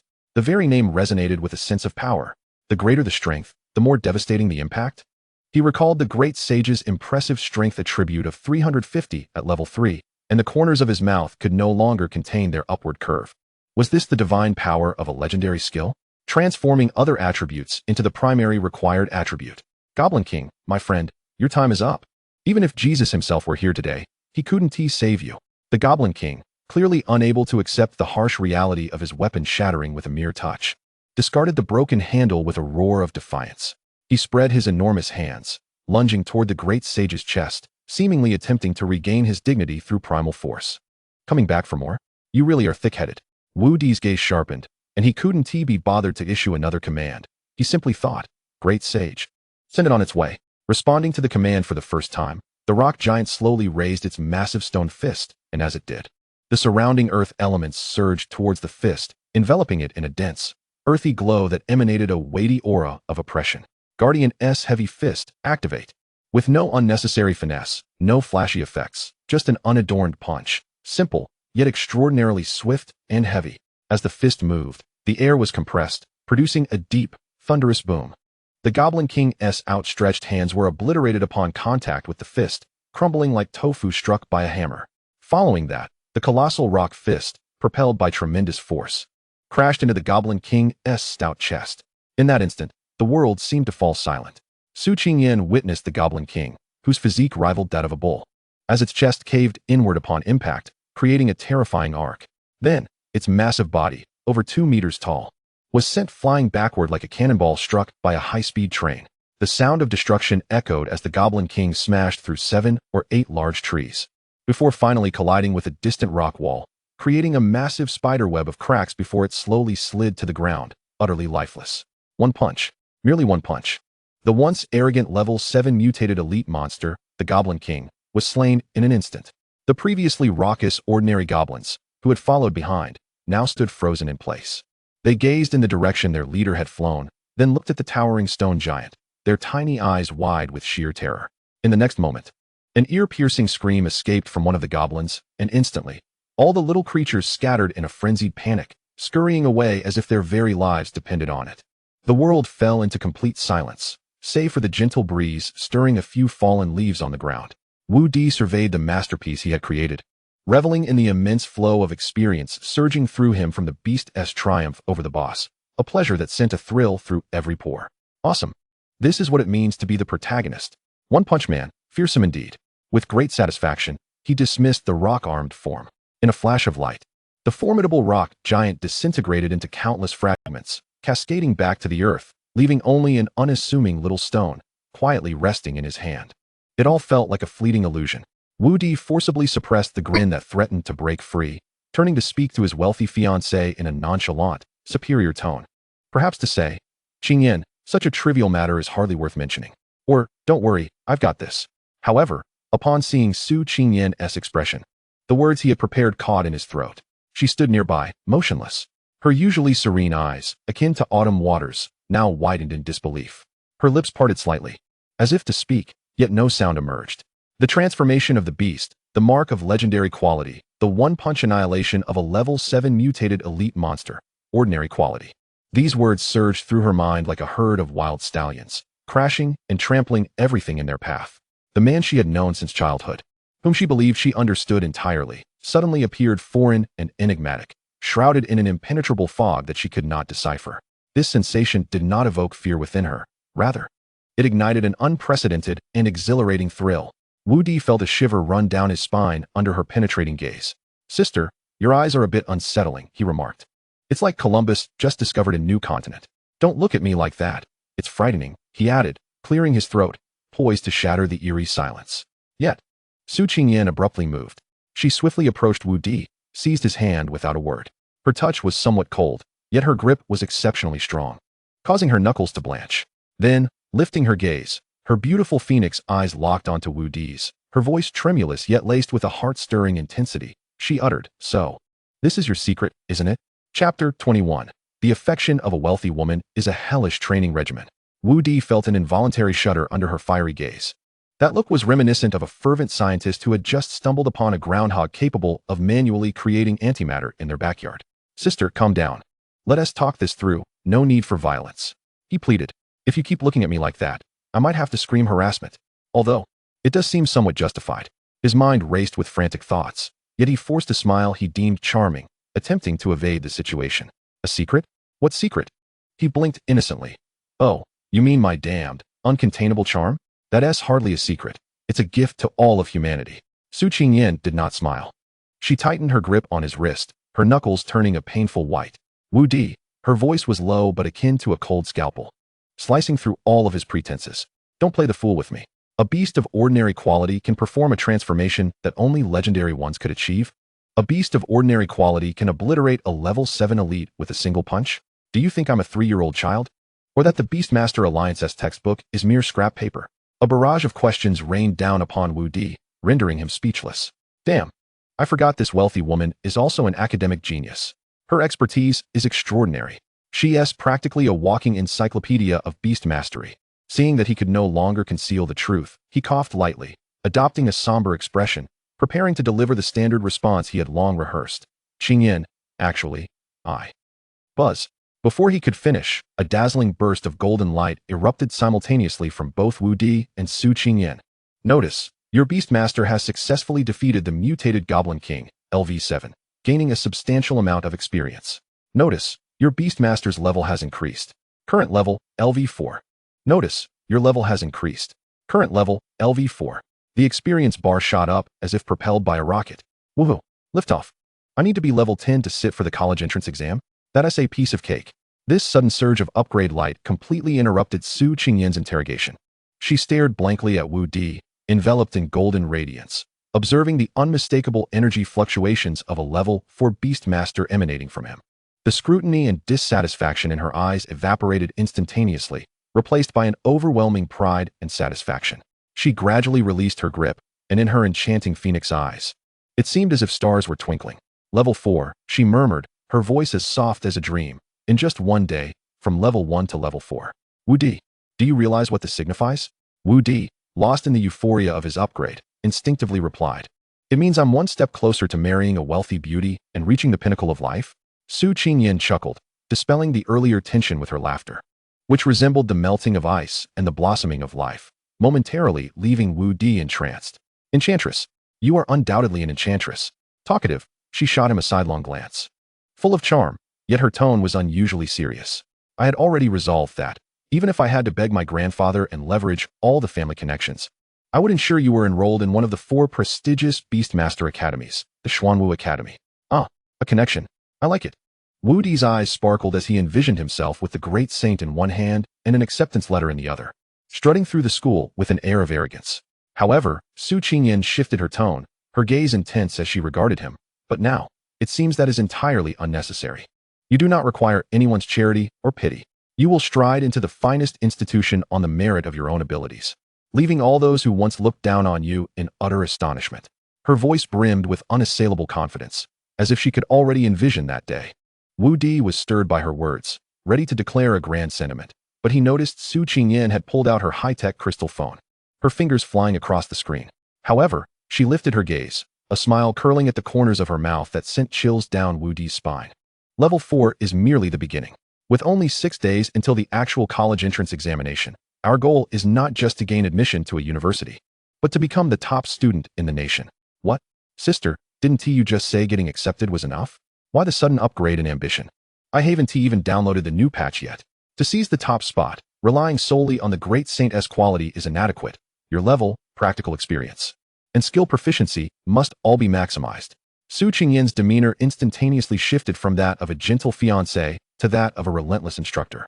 She turned her phone screen towards Wudi, revealing a meticulously arranged schedule akin to a military operation. Starting tomorrow, your time belongs to me. At 5 in the morning. Rise and shine. Physical training will commence, gradually increasing the intensity. From 7 in the morning to 6 in the evening, you will directly enter the sea-level danger zone, the Black Wind Forest, for high-intensity practical training, with lunch consisting of high-energy nutritional solutions, resolved on the go. From 7 to 9 in the evening, cultural classes and tactical reviews. I will arrange for a senior Beastmaster to tutor you personally. After 9, it's time for medicinal baths to recover and then sleep. Wudi listened to this training regimen, which could rival a 996-work schedule, utterly stunned. He opened his mouth, feeling an intense dryness in his throat. Is this a life for a human? Even capitalists would weep. This endeavor would make anyone kneel in submission. Sister, are you sure this is a training plan and not a murder plot against me? I'm your fiancé, not your arch-nemesis. Su Qingyan seemed to see through his thoughts, a hint of mischief dancing across her exquisite face. She tucked her phone away, stepping forward until she was nearly pressed against Wudi. Her warm breath, carrying a faint, elusive fragrance, brushed gently against his ear. Her voice became soft and sweet, yet it sent every hair on Wudi's body standing on end. Do not be afraid. I shall accompany you throughout this journey, supervising your every step. Each day, I will personally prepare your nutritious meals, your restorative potions, and your medicinal baths. She stood on her tiptoes, her soft lips brushing against Wudi's cheek like a feather. So, for the sake of our future, strive to grow stronger, shall we? Chapter 22. What else are you concealing from me? Wudi felt a lingering softness on his cheek, accompanied by a fragrance that stirred his senses. Yet, his mind was a blank slate, completely overwhelmed by the hellish training regimen he had been presented with. Sister, is this love? Are you attempting to work me to death just to inherit my... Wait, I don't seem to have much of an estate. This schedule, if shown to a donkey in the production team, it would surely refuse to work on the spot. Weren't you supposed to be concerned for me? Wasn't there supposed to be tenderness? How can the updates come faster than my phone's system? His facial muscles twitched frantically, trying to conjure a grateful expression, but ended up looking more pain than anything. Su Qingyan, observing his almost crumbling demeanor, found her amusement deepening. She extended a slender finger and gently tapped his forehead. Rest assured, I will take responsibility for you. Her words left no room for dispute, as if declaring an undeniable truth. Responsibility? What does that entail? A grand funeral for me? Internally, Wudi wailed in despair, yet outwardly he acquiesced without hesitation. All right. For our future, I shall give it my all. A true man knows when to bend and when to stand firm. First, he must placate this somewhat deranged wealthy woman. Very well. Su Qingyan nodded in satisfaction, instantly shifting from the role of a hellish instructor back to that of a gentle fiancée. She naturally linked her arm with Wudi's. Let us depart from here. The experience here is far too trivial. Absolutely. Wudi replied immediately, momentarily distracted by her soft touch, casting the devilish training plan to the farthest corners of his mind. Soft life truly is delightful. The two walked side by side toward the exit of the secret realm, with Su Qingyan retrieving her crystal phone and dialing a number. Manager Wang, it's me. Wudi and I plan to venture into the sea-level danger zone, the Black Wind Forest. The voice on the other end seemed to gasp in surprise. Yes, sea level. Su Qingyan's tone remained unperturbed. I understand that a silver tier pass is required. Please arrange for the City Defense Army to facilitate this. I will need a special pass with the highest authority in half an hour. Money is not an issue. Inform them that the Su family owes them a favor. Additionally, reserve the best private room at the Imperial Cuisine Pavilion, preparing the highest grade spiritual nourishment package. That will suffice. She hung up the phone with a decisive snap, as if instructing someone to procure 2 pounds of cabbage. Wudi, standing nearby, felt his eyelids twitch uncontrollably. Goodness, is this what it means to have money power? The sea-level danger zone can only be accessed by silver-tier individuals. Someone of my bronze tier would merely be a delivery target. Yet, this wealthy lady makes a single phone call and secures the highest authority pass? This is truly a game-changer. As he reveled in his thoughts, he casually opened the panel for the Great Sage. He saw quality. Ordinary, 3, can be evolved. Wait. Wudi's gaze was fixed on the quality section. Can. Evolve. A surge of ecstatic energy coursed through his spine. It's happening. It's finally happening. My Great Sage is about to undergo a significant transformation. He suppressed the urge to burst into laughter, his eyes darting with excitement. Evolution. It must happen immediately. And such a momentous occasion cannot be enjoyed alone. A spectator is essential. Someone knowledgeable, who would be astonished and gaze at him with admiration. He abruptly turned to Su Qingyan, who was still linked to his arm. The perfect candidate. My wealthy fiancée. A living encyclopedia of beast taming. Having just showcased a bit of my prowess, her worldview is already teetering. I must further shatter her perceptions. With this thought igniting his spirit of showmanship, Wudi came to an abrupt halt. What is it? Su Qingyan looked at him with curiosity. Wudi withdrew his arm, stepping back. A mysterious smile gracing his lips as he lowered his voice. Qingyan, there's no rush for dinner. I wish to perform a magic trick for you. A magic trick? Su Qingyan paused for a moment before breaking into a smile, her beautiful eyes glimmering with a mix of indulgence and curiosity. All right, I'm watching. Wudi remained silent, slowly extending his hand, palm facing upward. A flash of light illuminated the space as that unremarkable slab of stone, the Great Sage, reappeared. Watch closely. Wudi's gaze was intensely focused as his will sank into the system, pressing down hard on the alluring Evolve button. System, grant me evolution. Let my wealthy fiancé behold a miracle.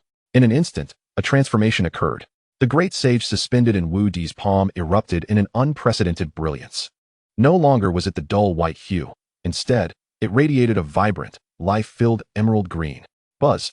The green light soared skyward, casting a dreamlike hue upon the surrounding trees. Su Qingyan's smile froze at the sight of the green radiance. Her beautiful phoenix eyes widened, her pupils constricting sharply. As a scion of a prestigious family, she understood better than anyone that the color of the light during beast evolution signified its quality upgrade. Ordinary is white. Extraordinary is green. This is an ironclad rule. An unshakable truth. Yet now, Wudi's ordinary stone had unleashed a brilliant emerald glow, one befitting extraordinary quality. In the wake of Su Qingyan's astonished gaze, the Great Sage enveloped in green light began to undergo a dramatic transformation. The stone's surface cracked like spiderwebs. As the light dissipated, a brand new, artistic emerald crystal quietly hovered in Wudi's palm. Wudi gazed contentedly at the refreshed panel displaying quality, extraordinary, 0, 10. Preparing to boast, but upon lifting his gaze, he met eyes ablaze with a storm. Su Qingyan did not glance at the evolved Great Sage. Her gaze was fixed intently on Wudi, as though she sought to dissect him to his very core. Her chest heaved with intensity, breaths quickening, her exquisite face etched with shock, fervor, and an unsettling possessiveness that made Wudi's scalp prickle. The green light, her voice trembling with overwhelming excitement, was the proof of extraordinary quality. She stepped toward Wudi, her high heels crunching on the fallen leaves, each step resonating with his heartbeat. Wudi. She halted before him, raising her cool fingertips to gently caress his cheek, her gaze both dreamy and fervent. Form transformation, quality evolution, she murmured, her voice as soft as a lover's whisper, yet imbued with an irresistible sense of authority. How much more are you hiding from me? Chapter 23. There's something off about you. Something is very wrong. Wudi felt as though he were being scrutinized by a stunning female leopard. Those stormy, fiery eyes seemed capable of penetrating his very soul, scanning him down to the molecular level. He could even detect a hint of danger emanating from her, mingling with her unique fragrance, creating an eerie cocktail that sent shivers down his spine and slightly intoxicated his senses. Sister, you are not quite right. Something is off with you. He understood that this time, he could no longer rely on jest and banter to evade the situation. The intellect and business acumen of this affluent woman were far too sharp. Any further attempts at cleverness might lead to her physically convincing him on the spot. In a moment of desperation, his mind raced, quickly filtering through countless tropes from the web novels of his past life, ultimately selecting the most standard, reasonable, and least likely to backfire response. He observed how the playful grin on Wudi's face instantly vanished, replaced by an expression of melancholy and profundity. Gazing at the sky at a 45-degree angle, his eyes became a tapestry of complexity, tinged with nostalgia, a trace of anguish, and just the right amount of helplessness. The Oscars owe me a little golden statuette. Internally, he applauded himself, then spoke in a tone that conveyed the weight of experience. Qingyan, since you have seen through it all, I shall not deceive you any longer. Su Qingyan remained silent, her striking eyes fixated on him, scrutinizing the credibility of each word he would utter next. Wudi gathered his thoughts and commenced the performance he had meticulously prepared. 3 years ago, he began with a bittersweet smile. An unfortunate accident occurred during an outdoor training exercise with classmates. I accidentally fell off a cliff. Su Qingyan's pupils constricted sharply, and her grip on his sleeve tightened involuntarily. Here it comes. A classic trope of cliffside encounters leading to unexpected fortunes. Wudi continued with fervor. I believed I was doomed to perish, but unexpectedly, at the bottom of the cliff lay a concealed ancient cave. Within, I fortuitously acquired the legacy of a master beast tamer from ancient times. The power of that legacy was overwhelmingly dominant, requiring immense energy for absorption. This explains why I could only awaken a D-grade talent. The essence of that legacy, he explained, allowed him to bind his first beast, granting it the ability to disregard rules and evolve in quality. Upon finishing his narrative, Wudi felt as though he might almost believe it himself. This fabrication was utterly seamless. It not only elucidated why the great sage could transform and evolve, but also perfectly absolved him of the reasons behind acquiring the legacy and awakening a D-grade talent. I am truly a genius. This script, should it be adapted into a film, would surely gross no less than 2 billion, or I shall devour my keyboard on the spot. He anxiously observed Su Qingyan, awaiting her final verdict. However, her reaction exceeded all his expectations. Not only did she harbor no doubt, but her beautiful eyes brimmed with profound compassion and realization. So that was it, she murmured, her voice trembling slightly. I knew it. How could you possibly be worthless? Throughout your 3 years in high school, you were always first in class. Your notes were exceptionally organized, and your understanding of beast taming surpassed even the teachers. How could your talent be merely D-grade? It was as though she had pieced together the entire truth, and the storm in her eyes calmed, transforming into a fervent affection capable of melting glaciers. So, you have been silently enduring the pain and weakness brought on by the legacy, haven't you? Wudi responded. Sister, has your imagination reached its peak? However, you are absolutely right. Perfectly right. He seized the opportunity to display a look of being profoundly understood, nodding earnestly. In the next moment, he found himself enveloped in a warm and soft embrace. You've endured much, Su Qingyan murmured, burying her face in his chest, her voice muffled, yet imbued with unwavering conviction. Wudi, rest assured, this secret is known to heaven and earth, you and I. I shall use all the power of the Su family to protect it, to protect you. What? Is that all it takes to pass? Wudi, feeling the warmth and softness in his arms, was momentarily bewildered. He had merely intended to flaunt a bit, explaining the origin of his extraordinary ability. Yet he had inadvertently captured the heart of this affluent woman? Was this even reasonable? Indeed, it was quite reasonable. In the most luxurious private room of the Yushang Pavilion, Wudi felt as if he were basking in a hot spring. The dishes on the table, appearing more like works of art than food, transformed into a stream of warm, pure spiritual energy with each bite, swiftly coursing through his limbs and dispelling the fatigue and exhaustion from earlier battles. Is this the taste of wealth? Truly delightful. This meal must be equivalent to half a year's worth of spiritual energy supplements for an ordinary beast tamer, right? A soft meal, how delectable. Su Qingyan watched him devour his food with an unbroken smile in her eyes. She personally served him a bowl of rich soup, shimmering with a pale golden hue, gently advising, eat slowly. This golden silk dragon essence soup is most beneficial for stabilizing your spiritual core. Delicious. Wudi mumbled through his mouthful, nearly bubbling over with happiness. After they had eaten their fill, the fluctuations of spiritual energy within both of them solidified considerably. Su Qingyan elegantly dabbed at the corner of her mouth, her aura reminiscent of a strict instructor resurfacing. Have you rested well? Once you are ready, we must venture to the Blackwind Forest. An hour later, at the entrance of the C-grade danger zone, Blackwind Forest, towering ancient trees obscured the sky, and the air was thick with the scent of decaying leaves and a faint hint of blood, with chilling beast roars echoing from the depths of the forest. As they stepped into the forest, less than 100 meters in, dozens of eerie green eyes flickered to life in the dimness. In the next moment, a pack of robust, pitch-black wolves with glimmering fangs surrounded them from all directions. Name: Shadowfawn Wolf. Level: LV8. Quality: Ordinary. Skills: Shadow Strike, Rending Claws. It was a pack of Shadowfawn wolves. Su Qingyan spoke calmly, her LV4 Blaze Sparrow already circling above, its wings ablaze with orange flames. For two LV4 Bronze-tier beast tamers to be encircled by over a dozen LV8 beasts was undoubtedly a life-threatening predicament. Yet, there was no trace of anxiety on Wudi's face. No need to panic, just a minor skirmish. He snapped his fingers, and in a flash of light, the evolved 4-meter-tall Great Sage materialized before them, standing as a barrier. Great Sage, let us show them what true strength looks like. A Shadowfawn wolf launched the first attack, transforming into a black shadow, its sharp claws slicing through the air towards the Great Sage. Clang! A piercing sound of metal clashing rang out. The wolf's claws, capable of tearing through steel, left only a shallow white mark on the Great Sage due to the effect of its rock-solid skill, even producing a shower of sparks. The Shadowfawn wolf howled in agony, feeling as though its claws had scraped against a searing hot iron, writhing in pain. Name: Great Sage. Level: LV4. Quality: Extraordinary, 0-10. Attribute values: Strength, 500, Constitution, 500, Agility, 50, Spirit, 50. Skills: Guardian's Heavy Fist, Rock Solid. Yes, the attributes of the Great Sage had further improved following its quality upgrade, causing Wudi to beam with delight. Witnessing this, the remaining Shadowfawn wolves did not retreat. Instead, their ferocity was ignited, as they howled and surged towards them from all directions. In an instant, the resounding clangs echoed incessantly, sparks flying in every direction.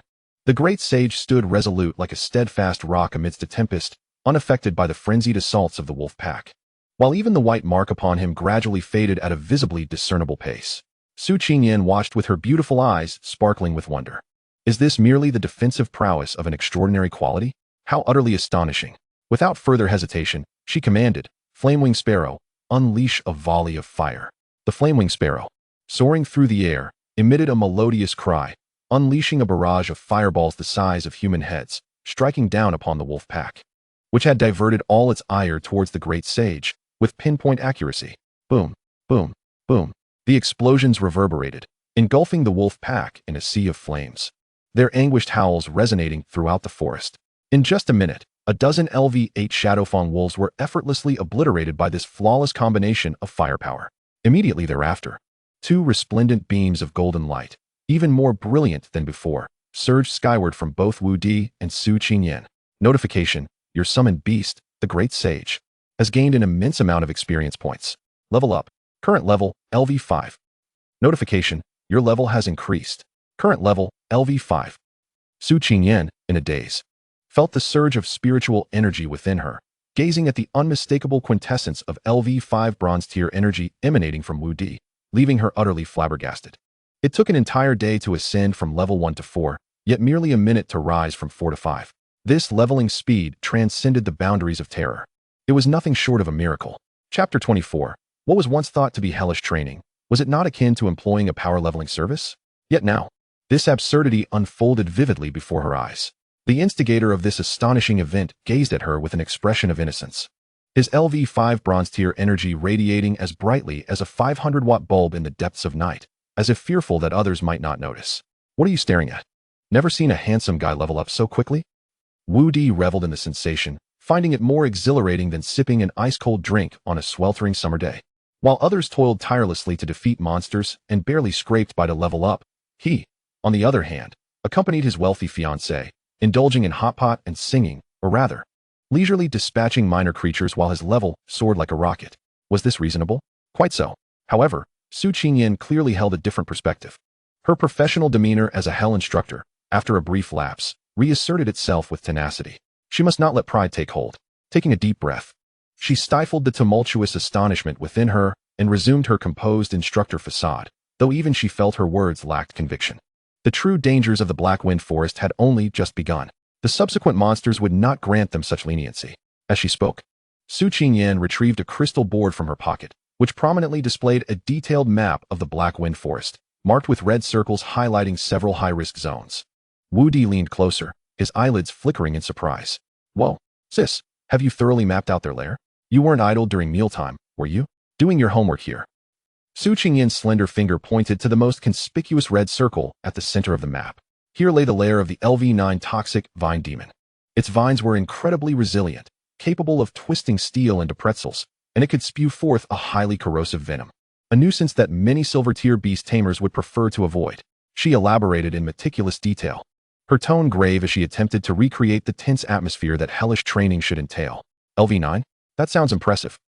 Wudi nodded, feigning an expression of fear.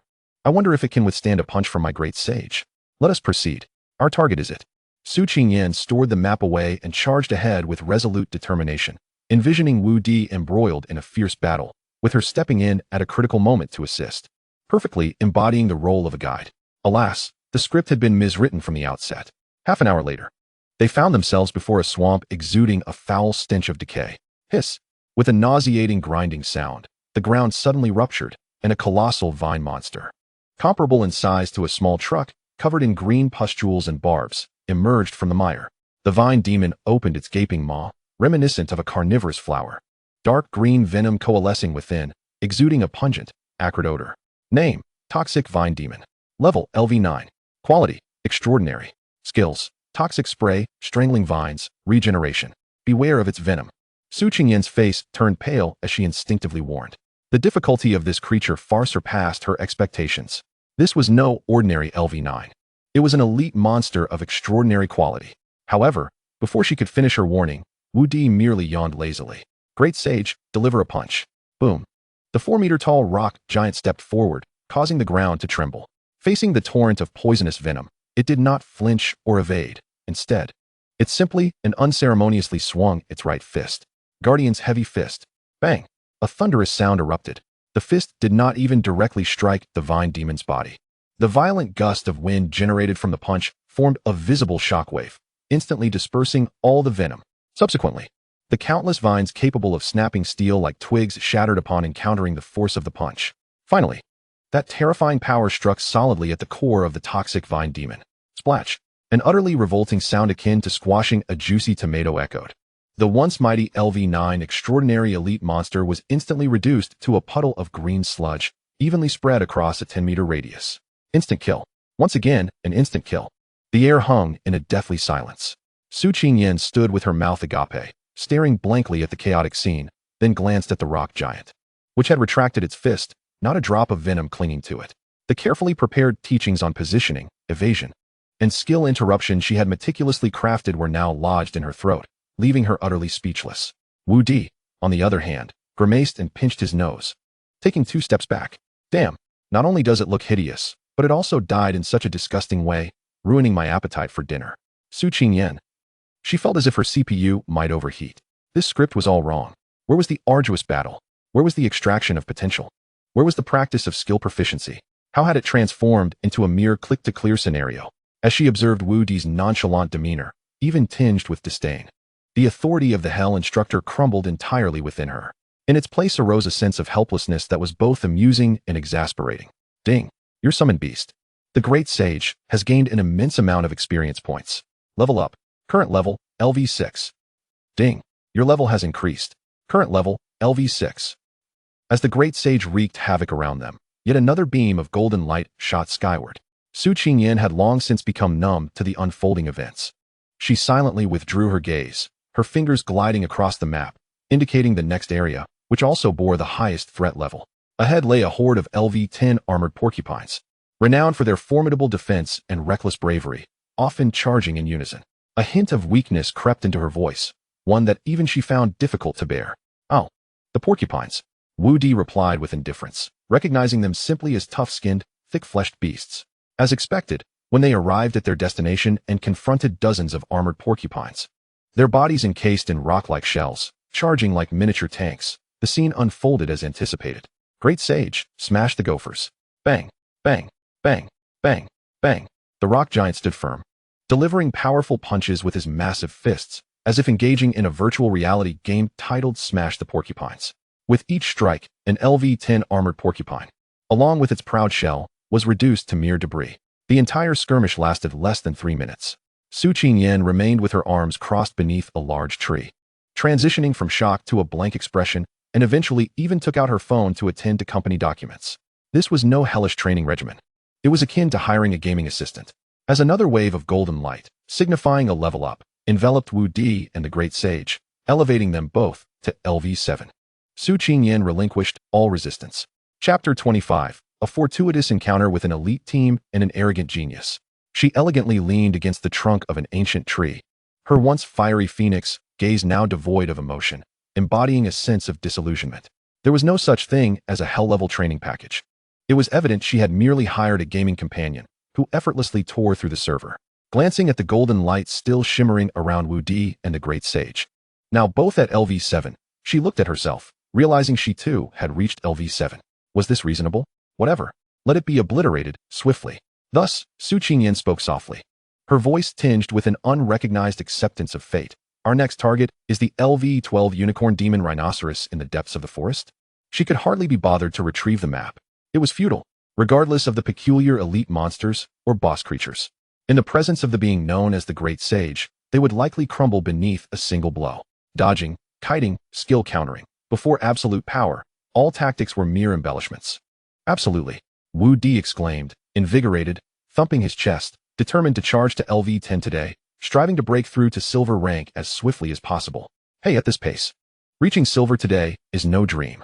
Then I'll graduate and immediately become the national champion, diploma in one hand, marriage certificate in the other, marrying a wealthy beauty and ascending to the pinnacle of life. I'm familiar with this script. As Wudi envisioned a brighter future, a smile crept across his face that was difficult to suppress. However, just as he prepared to delve deeper into the wilderness with his now thoroughly transformed experience-hungry fiancée, a cacophony of fierce battle roars, accompanied by the savage howls of beasts and the shouts of humans, erupted from the nearby thicket. Boom! A colossal tree, large enough for 2 people to embrace, collapsed with a thunderous crash, startling countless birds into flight. Something was amiss. Su Qingyan's expression sharpened, instantly transitioning from a state of lethargy to one of vigilance. Wudi too subdued his earlier jovial demeanor. They exchanged a knowing glance and quietly approached the source of the commotion. Parting through a dense thicket, the sight before them caused Wudi to raise an eyebrow. In a chaotic clearing, 5 beast tamers clad in standardized combat attire formed a defensive formation, struggling against an onslaught of monstrous foes. These were a group of hulking apes, towering over 2.5 meters, their muscular frames rippling, with blood-red eyes glaring. Each swing of their robust arms conjured a howling wind, and each strike against the ground sent tremors through the earth. Name: Rampaging Demon Ape. Level: LV-11. Quality: Ordinary. Skills: Frenzied Strike, War Tread. This was the Blade Team from Jiangbei City, a commercial group specializing in escorting clients through high-level secret realms. Su Qingyan whispered, "It seems they are leveling up their client." Carrying a party was slower than self-grinding for levels. The experience gained from a party was merely 1/10 of that obtained through solo monster hunting, typically sought after only by pampered young masters. Wudi's gaze fell upon the boy at the center, shielded by 4 teammates. He appeared to be around their age, approximately 18 or 19, strikingly handsome, yet his brow bore an unshakable air of arrogance. The energy fluctuations surrounding him were pronounced, already reaching LV-5. Before him, a robust lion, engulfed in flames, roared as it battled a rampaging demon ape. This lion, of rare quality, left charred claw marks with each assault against the ape. Nevertheless, even with such a formidable beast, the 5-person team remained in peril, retreating under the relentless assault of 7 or 8 LV-11 rampaging demon apes. The individual being protected was named Xiaolai. Su Qingyan's tone cooled slightly. He was a well-known figure from their school, having awakened an A-class talent yesterday, coming from a family with some wealth, and had always regarded himself as a genius. Oh, a genius? Wudi stroked his chin. Sounds like there's a story. Sure enough. Su Qingyin's next words confirmed his suspicion. He once pursued me, but I rejected him. Hence, he has always looked at you with disdain. Wow. Classic rival encounter. Wudi chuckled, recognizing the archetypal trope of a brainless supporting character emerging merely to provide fodder for the main protagonist, face-slapping, and serving as a stepping stone. Just as he pondered, Xiao Lai on the battlefield seemed to sense their presence. In a moment of respite, as the fiery lion repelled a demon ape, he glanced over. A flicker of awe and complexity crossing his features upon seeing Su Qingyan. Yet, upon noticing Wudi beside her and the unremarkable stone at his feet, that complexity morphed into blatant scorn and disdain.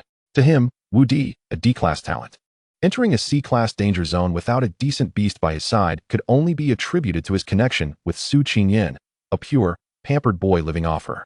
With a roar, a demon ape seized the opportunity, unleashing a powerful punch. Xiao Xiao, be careful! A teammate responsible for defense shouted, his shield-armored rhinoceros lunging forward, only to be sent staggering back by the blow. Xiao Lai regained his focus, his face paling with anger as he commanded the fiery lion to unleash a torrent of flames, forcing the demon ape back. Once stabilized, rather than expressing gratitude to his teammate for the warning, he directed his ire toward Wudi. Oh, I thought it was someone important. Turns out it's just Qingyan. Xiao Lai taunted, orchestrating the battle while mockingly asking, what brings you to such a perilous place? Is it your boyfriend's debut? He deliberately emphasized the word boyfriend, his eyes brimming with derision. The C-grade danger zone is far from a mere park, my dear classmate. I strongly advise you to take refuge behind Qingyan, clutching tightly to the hem of her garment. Do not venture off aimlessly, lest you be reduced to mere pulp by a single swipe of the monstrous ape. That would be quite unfortunate indeed. Here he comes. He approaches, brandishing the quintessential villain's monologue. Wudi nearly burst into laughter at that moment. My friend, your mockery is utterly devoid of originality. Could you perhaps conjure something more inventive? In an instant, Su Qingyan's expression turned icy. This Xiao Lai, who had persistently harassed her, now dared to taunt Wudi in her presence. How could he presume to jest about the precious gem that she held so delicately in her hands? A chilling aura of murderous intent emanated from her. And just as she was about to speak and enlighten this audacious fool on the reasons behind the bloom of the flower, a warm hand gently settled upon her shoulder. Wudi shook his head at her and then stepped forward, his face devoid of anger, instead adorned with a brilliant, almost foolish grin. That smile was innocent and harmless, as if to say, please, commence your performance. Chapter 26. Is that you, the prodigy? Roar. The onslaught of the raging ape would not wait for them to finish their 8 o'clock show. One of the beasts circled past the defense of the flame lion. Its enormous hand, akin to a fan, swept towards a female team member responsible for the flank. Her face turned pale. Her wind demon fox could not possibly return in time to defend. Damn it, Xiao Lai cursed, feeling utterly powerless as his flame lion was ensnared by 2 raging apes. Boom. At that critical moment, a robust shielded rhinoceros, nicknamed the young Master Xiao, crashed into the scene, using its heavy shell to absorb the blow. Even so, the LV-10 shielded rhinoceros staggered back, letting out a pained roar. The battle grew increasingly intense. The strength and endurance of the raging apes were astonishing, utterly fearless. Though the members of the Blade team exhibited remarkable coordination, the disparity in levels began to weigh heavily upon them. Notably, Xiao Lai, shielded in the center, wore an increasingly grim expression. His pride in his A-grade talent and the rare quality flame lion seemed futile as it struggled against the onslaught of 7 or 8 LV-11 monsters, yielding not a single advantage. This realization made him feel like a fool, especially in front of Su Qingyan. You worthless fools. Charge. Burn them to ashes.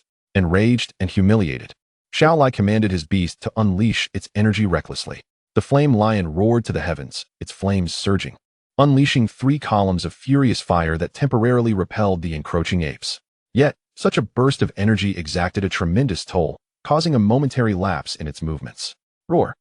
Seizing the opportunity, a cunning ape swung its muscular arm like a battering ram, delivering a devastating blow to the waist of the flame lion. Howl.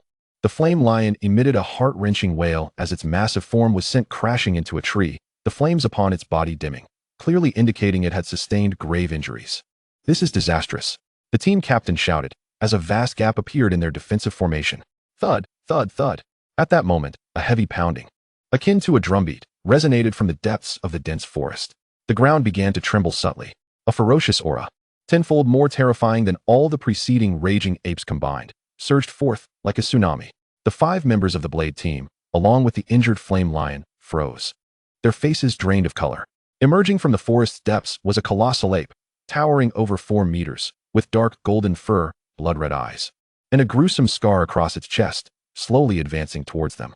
Merely standing there, the oppressive presence of this king of the apes halted all other apes in their tracks, compelling them to bow their heads, emitting fearful growls of reverence. Name: King of the Raging Apes. Level: LV13. Quality: Elite. Skills: King S Roar, Destructive Strike, War Trample. Indeed, it was the elite-level king of the Raging Apes, and the female team member's voice trembled, her face etched with despair. An LV13 elite monster. This was beyond anything they could contend with at their level. Roar. The king of the Raging Apes did not afford them a moment to react before unleashing a deafening roar. Its enormous form transforming into a black shadow as it charged towards their defensive formation. The first to bear the brunt was the LV-10 shielded rhinoceros. Hold firm.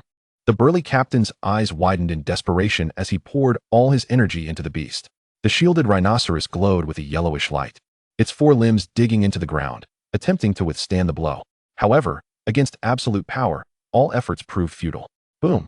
The king of the Raging Apes' colossal fist slammed into the rhinoceros's back shell with devastating force. Crack! A sound sharp enough to make one wince echoed as the supposedly impenetrable shell shattered like glass. The rhinoceros, weighing several tons, was sent flying as if it were a mere sack, crashing into the team members behind it and causing chaos, shattering their defensive formation in an instant. Annihilation seemed imminent. Xiao Lai's arrogance was obliterated in that moment, his face betraying the first signs of terror and despair. Instinctively, he turned to look at the composed Su Qingyan nearby, as if grasping at the last straw of hope, urgently calling out, "Qingyan, quickly, summon your bodyguard." He knew that someone of Su Qingyan's stature must have formidable protectors lurking in the shadows. Upon hearing this, Su Qingyan couldn't even be bothered to lift her eyelids, her expression seemingly conveying, "Why should I care? Oh, now you know to call for help. What happened to that bravado just moments ago?" Wudi reveled in the irony, enjoying the swift turn of events. Initially indifferent to the matter, he found satisfaction in witnessing this prodigy face some adversity. But just then, ding! Special task target detected. King of the Raging Apes. Task issued. Eliminate the King of the Raging Apes. Task reward. Beast Mastery Skill Book. Random. X1. Wudi's eyes instantly lit up. Holy cow. The system finally remembered its beloved child. A skill book. This was something even money could scarcely procure. The king of the Raging Apes before him transformed from a menacing beast into a golden package of experience. Qingyan, step back for now. I will handle these ruffians. This group of monkeys. Wudi patted Su Qingyan's shoulder, exuding an air of reliability. With that, he leisurely strode forward, much to the disbelief of Xiao Lai's team. What is he doing? A D-grade talent. Has he lost his mind? Xiao Lai was equally bewildered, staring at Wudi's retreating form. Then glancing down at a mundane little stone at his feet, his mind a blank slate. What sort of perplexing behavior was this? A death wish masquerading as a declaration of affection? However, in the next moment, all their eyes nearly bulged out of their sockets. Wudi snapped his fingers and casually declared, "Great sage, it's time to feast." Transformation into rock armament. Boom. A deep rumbling sound resonated. The ground beneath Wudi trembled violently. And immediately, as if drawn by some enigmatic force, countless fragments of stone and earth surged upward in a frenzied whirl around a small stone at the center. They swiftly coalesced, compressed, and assembled in midair. 1 second, 2 seconds, 3 seconds.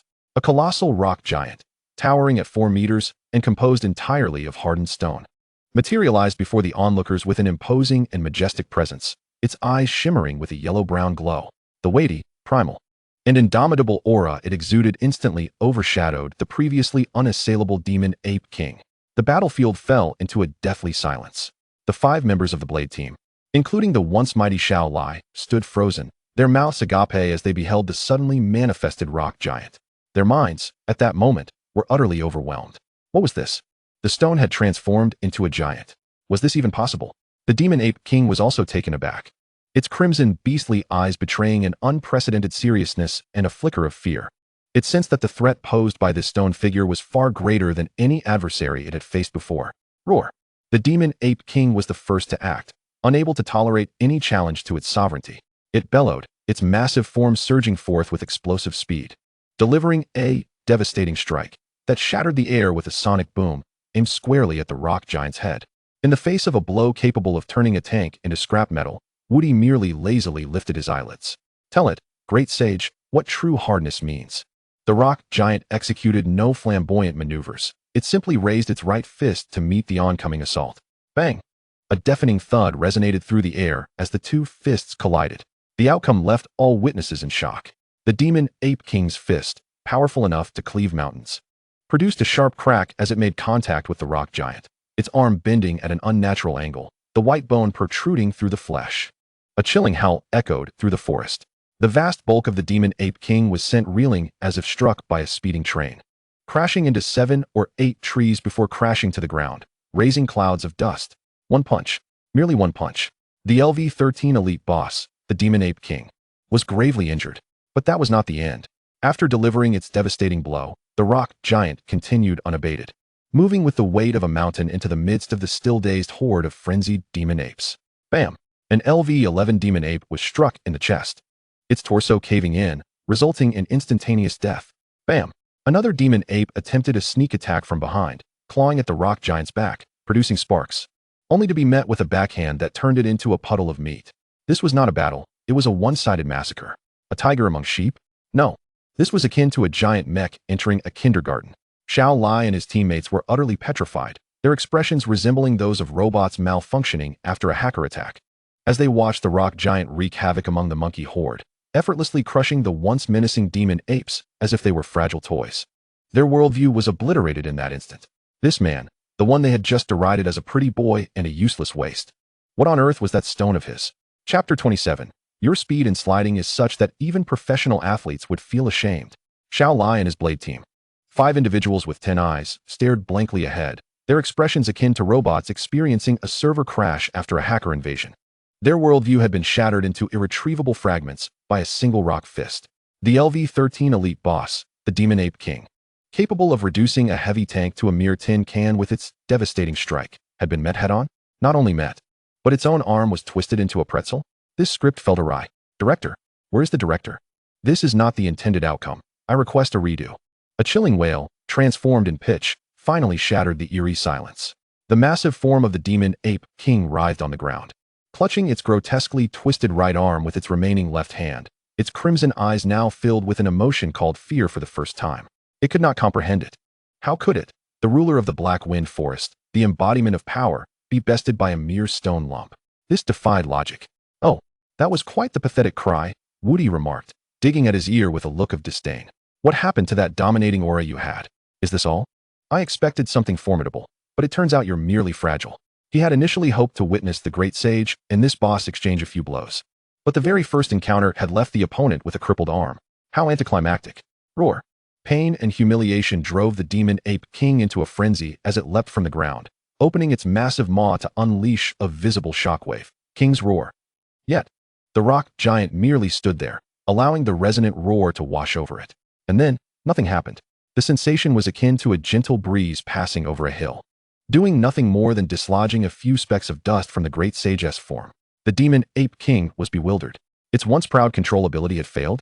If the great sage could speak, it would surely say, apologies, but stones lack hearing. Enough with the theatrics. Wudi waved his hand impatiently. Time was precious, and it was time to send it on its way. Great sage, Guardian's heavy fist. Receiving the command, the rock giant slightly crouched, the rich yellow-brown glow gathering intensely upon its right fist, forming an incredibly solid energy gauntlet. A weightier and more ferocious aura erupted. The ground beneath it cracked under the pressure. The demon ape king sensed an unprecedented death crisis. For the first time, its primal instincts commanded it to flee. However, it was too late. Boom. The rock giant's foot struck the ground, its massive form exploding forth with an inconceivable speed, akin to a cannonball, crossing dozens of meters in an instant to appear before the demon ape king. That fist, brimming with boundless power, loomed larger in the demon ape king's eyes, filled with terror and despair. Boom! There was no scream, for at the moment the fist connected, the towering form of the demon ape king, over 4 meters tall, erupted like a watermelon struck by immense force, shattering from the head down. Flesh, bone, and golden fur scattered through the air. One punch. An instant kill. Ding. Your summoned beast, the great sage, has slain the LV-13 elite demon ape king. You have gained a substantial amount of experience. Ding. Your summoned beast, the Great Sage, has slain LV-11 Frenzied Demon Ape X8. You have gained a substantial amount of experience. Buzz. Buzz. Two dazzling beams of golden light erupted from Wudi almost simultaneously, blindingly brilliant. A torrent of experience points surged into his body like a flood unleashed from a dam. The experience bar for level 7 was instantly filled, and then, like a bamboo shoot breaking through the earth, it shattered the bottleneck. Level LV8. Before Wudi could savor the thrill of his upgrade, a second wave of experience flooded in, filling the bar once more. Level LV9. As the golden light gradually dissipated, Wudi felt a significant surge of spiritual energy within him, nearly moaning in delight. LV9. He was but a step away from the minimum threshold of LV10 required for the National Beast Tamer examination. At this rate, today, with the next elite monster, he could directly ascend to LV10. Hee, the national top scorer, here I come. Wudi's heart swelled with joy as he scanned the battlefield, waving his hand to revert his transformation. The towering rock giant, amidst a resonating hum, rapidly disintegrated, countless fragments scattering across the ground, ultimately leaving behind an unremarkable, palm-sized stone that plopped down at Wudi's feet. This stark contrast dealt a heavy blow to the already beleaguered CPU of Xiaolai's team. Thud. Someone, uncertain who, swallowed hard. The entire scene fell into a chilling silence. Xiaolai stared blankly at Wudi, then at the small stone by his feet, his mouth opening and closing, expressions shifting from shock to horror, and ultimately freezing in a fervent admiration. A genius? What was he even considering himself? An A-grade talent? A rare quality beast tamer? In the presence of this man, it was nothing short of a joke. That stone was the true deity. He finally comprehended why Su Qingyan had chosen this man. This was no mere pretty boy living off others. He was, in truth, a Godzilla disguised as a husky. Thud. A muffled sound echoed. In the midst of everyone's astonished gazes, the once arrogant Xiaolai's legs buckled, and he knelt before Wudi. No, it was not merely kneeling. He crawled towards Wudi, collapsing in a heap due to his weakened legs. Yet, he paid no heed, scrambling to Wudi's feet, lifting his head, his handsome face etched with remorse and excitement, stammering, "Wu God. I'm sorry. I was wrong. I failed to recognize greatness. I looked down on you. I shouldn't have mocked you. I'm just trash. Please don't hold it against me." What the heck? Wudi was taken aback by this sudden display of fervor. Dude, your sliding kneel would put professional athletes to shame. Did you install wheels in your knees? From this day forth, you are the only deity in my heart, Wudi. I am your most loyal subordinate. Whoever dares to speak ill of you, I, Xiaolai, will be the first to fight them, Xiaolai declared, slapping his own face with fervor, his sincerity palpable. Wudi, Su Qingyan, Li Ren squad. Even Su Qingyan couldn't maintain her composure, a twitch at the corner of her mouth betraying her amusement. She knew Wudi was powerful, but she hadn't anticipated he could so thoroughly obliterate a person's worldview and dignity, rubbing it into the ground, ultimately coercing them into calling him daddy. Wudi gazed at the tearful-eyed genius before him, whose expression pleaded for acceptance, and finally extracted 2 words from his bemused smile. Enough. His tone was indifferent, as if he had merely swatted away an inconsequential fly. Upon hearing those words, Xiaolai felt as if he had been granted a reprieve and nearly burst into tears. Wu God forgave me. Wudi, disinterested in this theatrics, took Su Qingyan's hand and turned to leave. His nonchalant silhouette, in the eyes of Xiaolai and the others, appeared as a departing deity, leaving behind an enigmatic legend. Su Qingyan felt the warmth of his hand, turned her face to admire her man's handsome profile. Her eyes sparkling like stars, her lips curving into an involuntary smile. Pride, honor, and a sense of boasting, as if to say, "This is my man," surged from her heart. Hey, look how smitten this wealthy lady is. Wudi sensed the burning gaze beside him and felt a surge of pride. The feeling of flaunting oneself was so simple, yet profoundly gratifying. Moving away from the chaotic battlefield, Wudi eagerly delved into his mind. Ding. Task. Kill the king of the demon monkeys has been completed. Task reward. Beast Taming Skill Book, Random, X1, issued to System Space. Here it comes. The main event. Wudi's thoughts raced as a virtual inventory unfolded before his eyes. On the left, the Great Sage's attribute panel, with the level section prominently displaying the gleaming LV9. On the right, a quaint tome, exuding a faint glow, hovered quietly. Beast Taming Skill Book, Random. Wudi's heart raced uncontrollably. This was not something one could simply purchase with wealth. In this world, the skills of a beast tamer, apart from the innate talent skills possessed at birth, were entirely dependent on luck for subsequent awakenings. The odds were lower than winning the lottery. Yet now, the system was directly gifting him a skill book. No reason, no logic. It was as straightforward and brutal as that. System Daddy, I love you. Wudi shouted internally. This would be the great sage's first learned skill. What would it be? A cataclysmic attack skill? An indomitable defensive technique? Or perhaps an elusive auxiliary ability? Chapter 28. Law of Heaven and Earth? No, it's size and fortune. He suppressed the urge to click to use it immediately and began his mystical ritual. Who, with a heart as clear as ice. I shall not be shaken by the fall of heaven. I, Wudi, an unremarkable handsome lad, do not seek any earth-shattering forbidden skills. Anything too ostentatious like EX, curry stick, or spirit bomb does not suit my understated demeanor. Just grant me something like the law of heaven and earth, 3 heads and 6 arms. Or 72 transformations. If all else fails, even the bean soldiers would be acceptable. He clasped his hands, his expression solemn, akin to a devout gambler praying to the goddess of fortune. Su Qingyan, observing his eccentric demeanor, found it both amusing and curious. What was this guy up to now? She leaned closer, her beautiful eyes blinking as she gazed at the virtual light screen visible only to Wudi, softly asking, "What's going on? Did you find treasure?" "Shoo."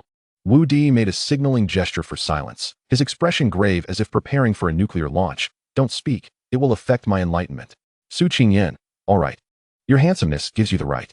Wudi took a deep breath, no longer hesitating, and decisively directed his thoughts toward the glowing skill book. Ding. "Would you like to use the Beast Taming skill book, random, on your great sage?" "Yes. Yes. Hurry up. Skill book activation in progress."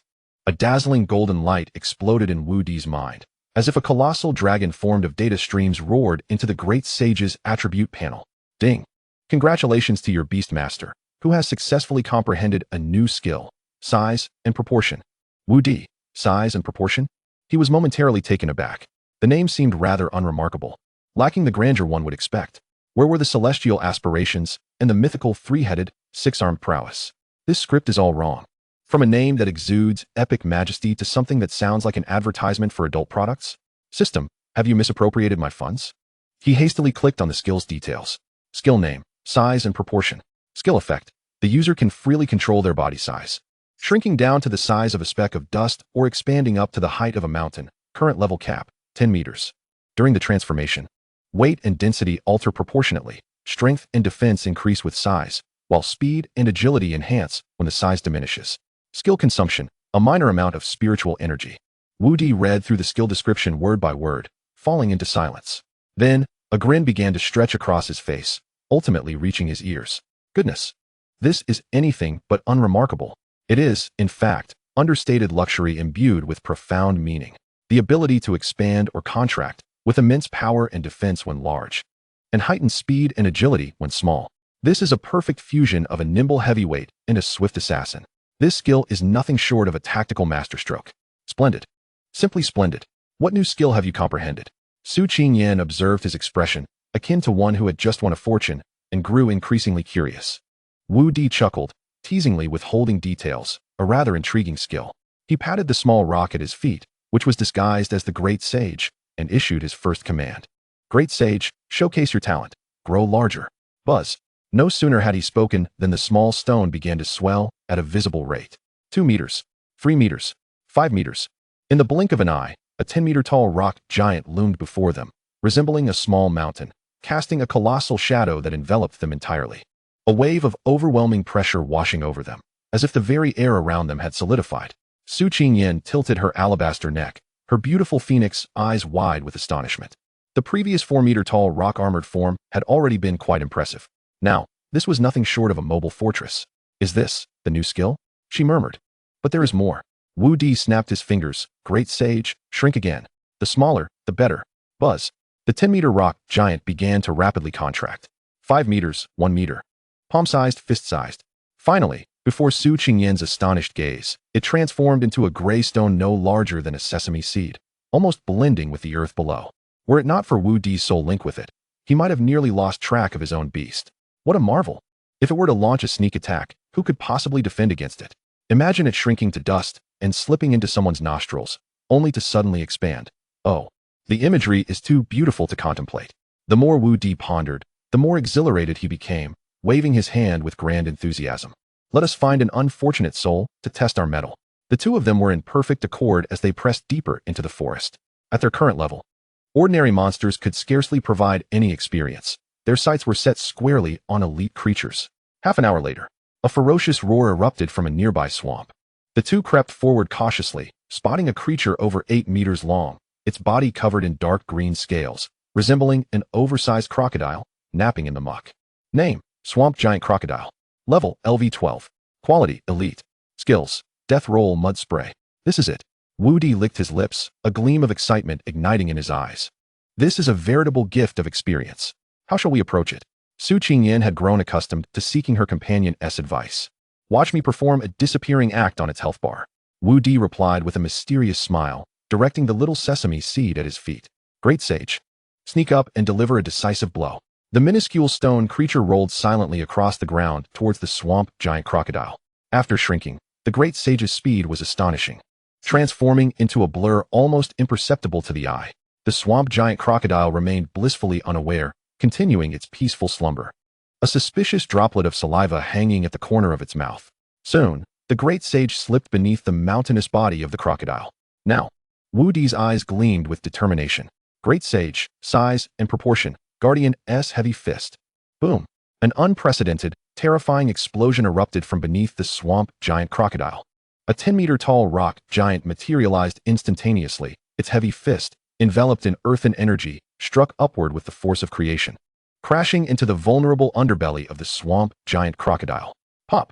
The LV-12 Elite Swamp Giant Crocodile's massive form burst apart like a water balloon detonated from within. Its hardened scales, organs, and dark green blood rained down like a torrential downpour of flesh and blood, staining the entire swamp in an eerie hue. One strike. A lethal blow initiated from stealth. Su Qingyan stood, dumbfounded, unable to muster any expression in response to the unfolding chaos. This is extraordinarily cunning. Ding! Your Beastmaster. Great Sage has defeated the LV-12 Elite Swamp Giant Crocodile, earning a wealth of experience. Buzz! A radiant beam of golden light, more dazzling than any before, erupted around Wudi. The experience bar for LV-9 was instantly filled by this overwhelming surge of energy, shattering the final barrier with ease. Level: LV-10. He has ascended. Wudi reveled in the surge of spiritual energy within him, experiencing the exhilarating sensation of breaking through a bottleneck, nearly gasping aloud in delight. He had met the minimum threshold for the Beastmaster examination. Now he was indeed a peak copper-tier Beastmaster. LV-10. Su Qingyan approached him. Watching as the golden light slowly faded from his form, her phoenix eyes shimmering with admiration, a hint of pride in her voice that she herself was unaware of. From LV-1 to LV-10 in just one day. Such a rate of advancement would undoubtedly send shockwaves through the entire Beastmaster community of the Dragon Kingdom. Well, it's time to return. Wudi nodded. Reaching LV-10 meant he could contract a second beast. Though the Black Wind Forest was splendid, remaining there indefinitely was impractical. He needed to return to the city and devise a plan. However, just as he prepared to escort his wealthy companion back home, a system notification echoed in his mind. Ding! Congratulations, host, on reaching LV-10, elevating your Beastmaster rank to peak copper tier. The second Hex Tech draw has been unlocked. Please choose one of the following 3 enhancement runes as your second permanent Hex talent. Here it comes. As Wudi felt a surge of spirit, his breath quickened. His first Hex deck bestowed upon him a potentially evolving divine beast. What marvels might the second one bring? Chapter 29. Is there only one option? He pondered, realizing that there appeared to be no choices at all. Suddenly, he halted, his expression grave. Su Qingyan, noticing his abrupt stillness, instinctively grasped the hilt of her sword.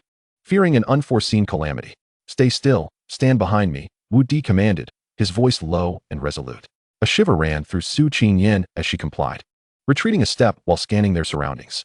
Was a more formidable creature about to emerge? Unbeknownst to her, Wudi's entire focus was immersed in the resplendent virtual tableau unfolding in his mind. Before him, 3 cards radiating distinct glows rotated slowly, akin to enigmatic celestial bodies suspended in the cosmos. The first card shimmered with a lifelike emerald hue, emblazoned with a swirling gene spiral.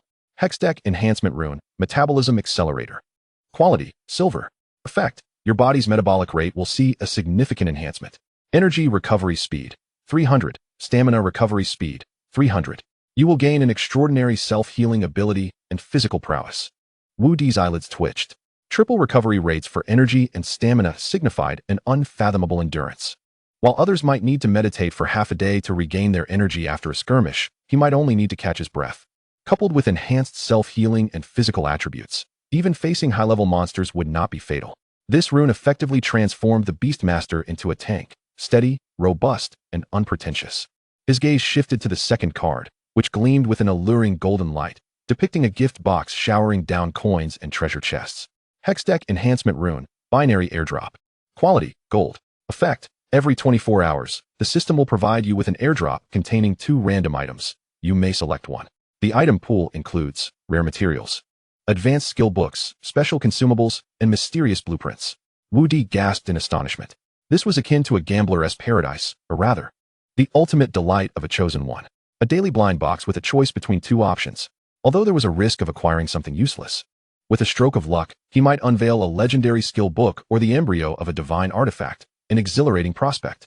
In stark contrast to the first rune's steadfast nature, this binary airdrop, brimming with possibilities and excitement, set his imagination alight. He could already envision his daily routine: bathing, dressing, lighting incense, and then unboxing. Suppressing the restless urge of his inner gambler, he turned his attention to the final card, the most enigmatic of all.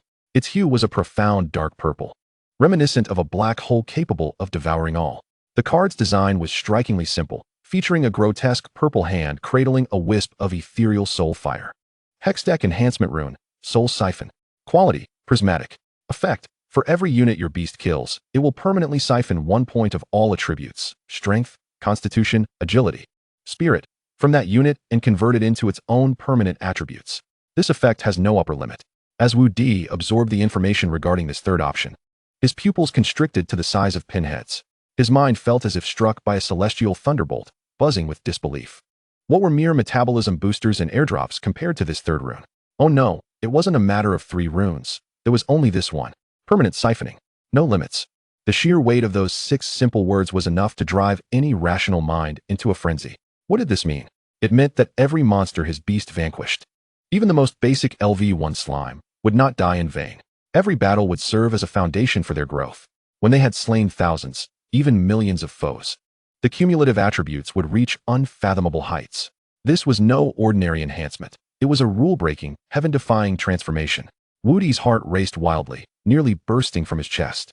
He felt his blood ignite, every cell within him vibrating with exhilaration. There was no room for contemplation. In the face of the divine might of Soul Siphon, any hesitation would be an affront. I choose Soul Siphon, Wudi declared with all his might in his mind. Ding. Selection confirmed. Hexdeck Enhancement Rune, Soul Siphon, has been equipped. In an instant, Wudi sensed a profound and enigmatic bond forming between himself and the seemingly sesame-sized great sage at his feet. He envisioned a flicker of dark purple flame igniting deep within the rock core of the great sage. Simultaneously, his system panel updated. Beneath the great sage's attributes, a new line of data appeared. Soul Siphon, Prismatic. Units siphoned, 0. Permanent attribute bonus. Strength 0, Constitution 0, Agility 0, Spirit 0. Upon seeing this new data, Wudi's expression transformed. He gazed around the perilous black wind forest no longer merely in search of experience points, but as a predator surveying its domain. Every monster appeared to him not just as a source of experience, but as a walking repository of permanent attribute points. With a deep exhale, Wudi released a pent-up breath, his previously taut muscles finally relaxing, replaced by an uncontrollable grin stretching from ear to ear. Ha ha ha ha. Wudi? Su Qingyan observed his blend of nervousness and foolish laughter, utterly bewildered. What was wrong with him? One moment he seemed to face dire threats. The next he was grinning like a fool. It's nothing. Wudi waved his hand dismissively, turning to grasp Su Qingyan's shoulders, his eyes gleaming with excitement. It's the most magnificent news. Feeling a bit dizzy from his exuberance, Su Qingyan managed to glean the important information from his rambling. Great Sage? Has it comprehended a new skill? She speculated. Far more astonishing than a new skill. Wudi leaned in conspiratorially, lowering his voice as if revealing a momentous secret. From today onwards, it grows stronger just by eating. Su Qingyan blinked in confusion. Eating? What does a rock eat? Dirt? Seeing the adorably perplexed expression on his wealthy companion's face, Wudi couldn't help but rejoice inwardly. He certainly wouldn't explain too thoroughly. The concept of Soul Siphon was too extraordinary, verging on miraculous, and it was his greatest trump card. He merely needed to convey to her that her man was at an incomprehensible pace, becoming increasingly powerful, and that would suffice. Let us go back to the city. Wudi took her hand, his spirits soaring. Today, He was elated and would treat her to a grand feast upon their return. Having reached level 10, he had surpassed the threshold for the college entrance examination, unlocked the second hex deck, and was on the verge of contracting a second beast companion. Truly a trifecta of joyous occurrences. Most importantly, he needed to return to the city to thoroughly digest his recent gains and meticulously plan the most efficient dining route for the Great Sage's buffet adventure. Su Qingyan obediently nodded, allowing him to lead her. Although she still did not comprehend the source of Wudi's joy, witnessing his genuine happiness lifted her spirits. And a soft smile, a tenderness she was unaware of, graced her lips. Chapter 30. The tall tree in the forest will be swayed by the wind. On the journey back to the city, Wudi felt as though he was walking on clouds, his entire being buoyant. He admired the wildflowers by the roadside, finding them strikingly beautiful, certain they would blossom into greatness in the future. Observing the birds soaring in the sky, he perceived their remarkable forms as indicative of martial prowess. Soul absorption. From this day forth, battling monsters would no longer be a mere exercise in experience grinding. It would be an investment, a financial endeavor, a snowball effect. Slaying a level 1 slime might seem trivial, but what if he were to slay 1,000,000? The cumulative attributes would be staggering to contemplate. Ha ha, ha ha ha. Wudi sat in the passenger seat of the hovercar, his smile wider than a crescent moon, emitting a nonsensical, infatuated chuckle. What are you so amused about? Su Qingyan asked, glancing at him irritably while steering the hovercar. Ever since earlier, he had been wearing that peculiar expression, making her uneasy. I'm planning our future menu. Wudi replied enigmatically. Menu? Su Qingyan paused, pondering what to eat upon their return. Do you prefer hot pot or barbecue? No, no, no. Wudi shook his head, his eyes gleaming with the fervor of a capitalist spotting a field of chives. This menu is not that kind of menu. I am deliberating whether we should first venture to the misty swamps for an alligator feast or to the wailing gobi for a scorpion barbecue. In his eyes, each secret realm transformed into a lavish buffet menu. Su Qingyan, I don't quite understand, but it sounds impressive. Choosing not to press further, she merely gazed at Wudi's spirited profile, feeling as though the car sped up a few notches. Half an hour later, the hovercar descended smoothly at Longji Mountain Manor. What a wretched capitalist. How many monsters must be slain to afford this? No. Let us think differently. If we could transform all the precious flowers and plants in the manor into monsters, what an immense pool of permanent attribute points that would yield. His thoughts had been entirely reconfigured by the soul absorption, the moment they stepped into the living room. A refreshing aroma of grass and wood mixed with a faint scent of disinfectant greeted them. The butler had already prepared warm towels and fresh garments. Miss. Young Master Wudi, welcome back. The hot water is ready. After a refreshing wash and changing into clean clothes, they finally liberated themselves from the rigors of the Black Wind Forest, collapsing onto the soft sofa. Ah, home is so comfortable. Wudi stretched languidly. Being wealthy is truly wonderful. Su Qingyan shot him a disapproving glance, then suddenly seemed to recall something and sat up straight. Oh right, I've reached level 10. I can contract a second beast companion now. I need to ask Grandpa how the one he promised me is coming along. With that, she picked up the encrypted communicator on the table and dialed a number. Wudi perked up an ear in anticipation. Oh, is the wealthy lady's financial prowess about to be unveiled? Let me see what level of beast companion the top financial magnate has prepared for his granddaughter. Perhaps a divine beast? If not, a quasi-divine beast would be acceptable. The call was quickly answered, and an elderly yet robust voice emanated from the other end, tinged with affection. Qingyan, what prompted you to call your grandfather? Have you been having fun outside? Grandpa. Su Qingyan's voice remained cool, though familiar to those who knew her well enough to detect a hint of warmth. I wanted to ask if there's any news about the second beast companion you promised me. Oh, that little one. The voice of Su Bancheng chuckled on the other end. It's already on its way. Don't be anxious. After all, you still have a while before reaching level 10. It should arrive in Jiangbei City in about 2 or 3 days. Upon hearing this, Su Qingyan slightly raised her snow-white chin, a proud smile curving her lips, though her tone remained unassuming. Grandpa, I have already reached level 10. On the other end of the line, an immediate silence ensued. Wudi could almost envision the scene. The venerable elder, holding a teacup, frozen mid-air, eyes wide as saucers, mouth gaping in disbelief. After what felt like an eternity of 5 seconds, Su Bancheng's voice, steeped in shock and incredulity, finally broke the silence. Now pitched an octave higher. What? Repeat that.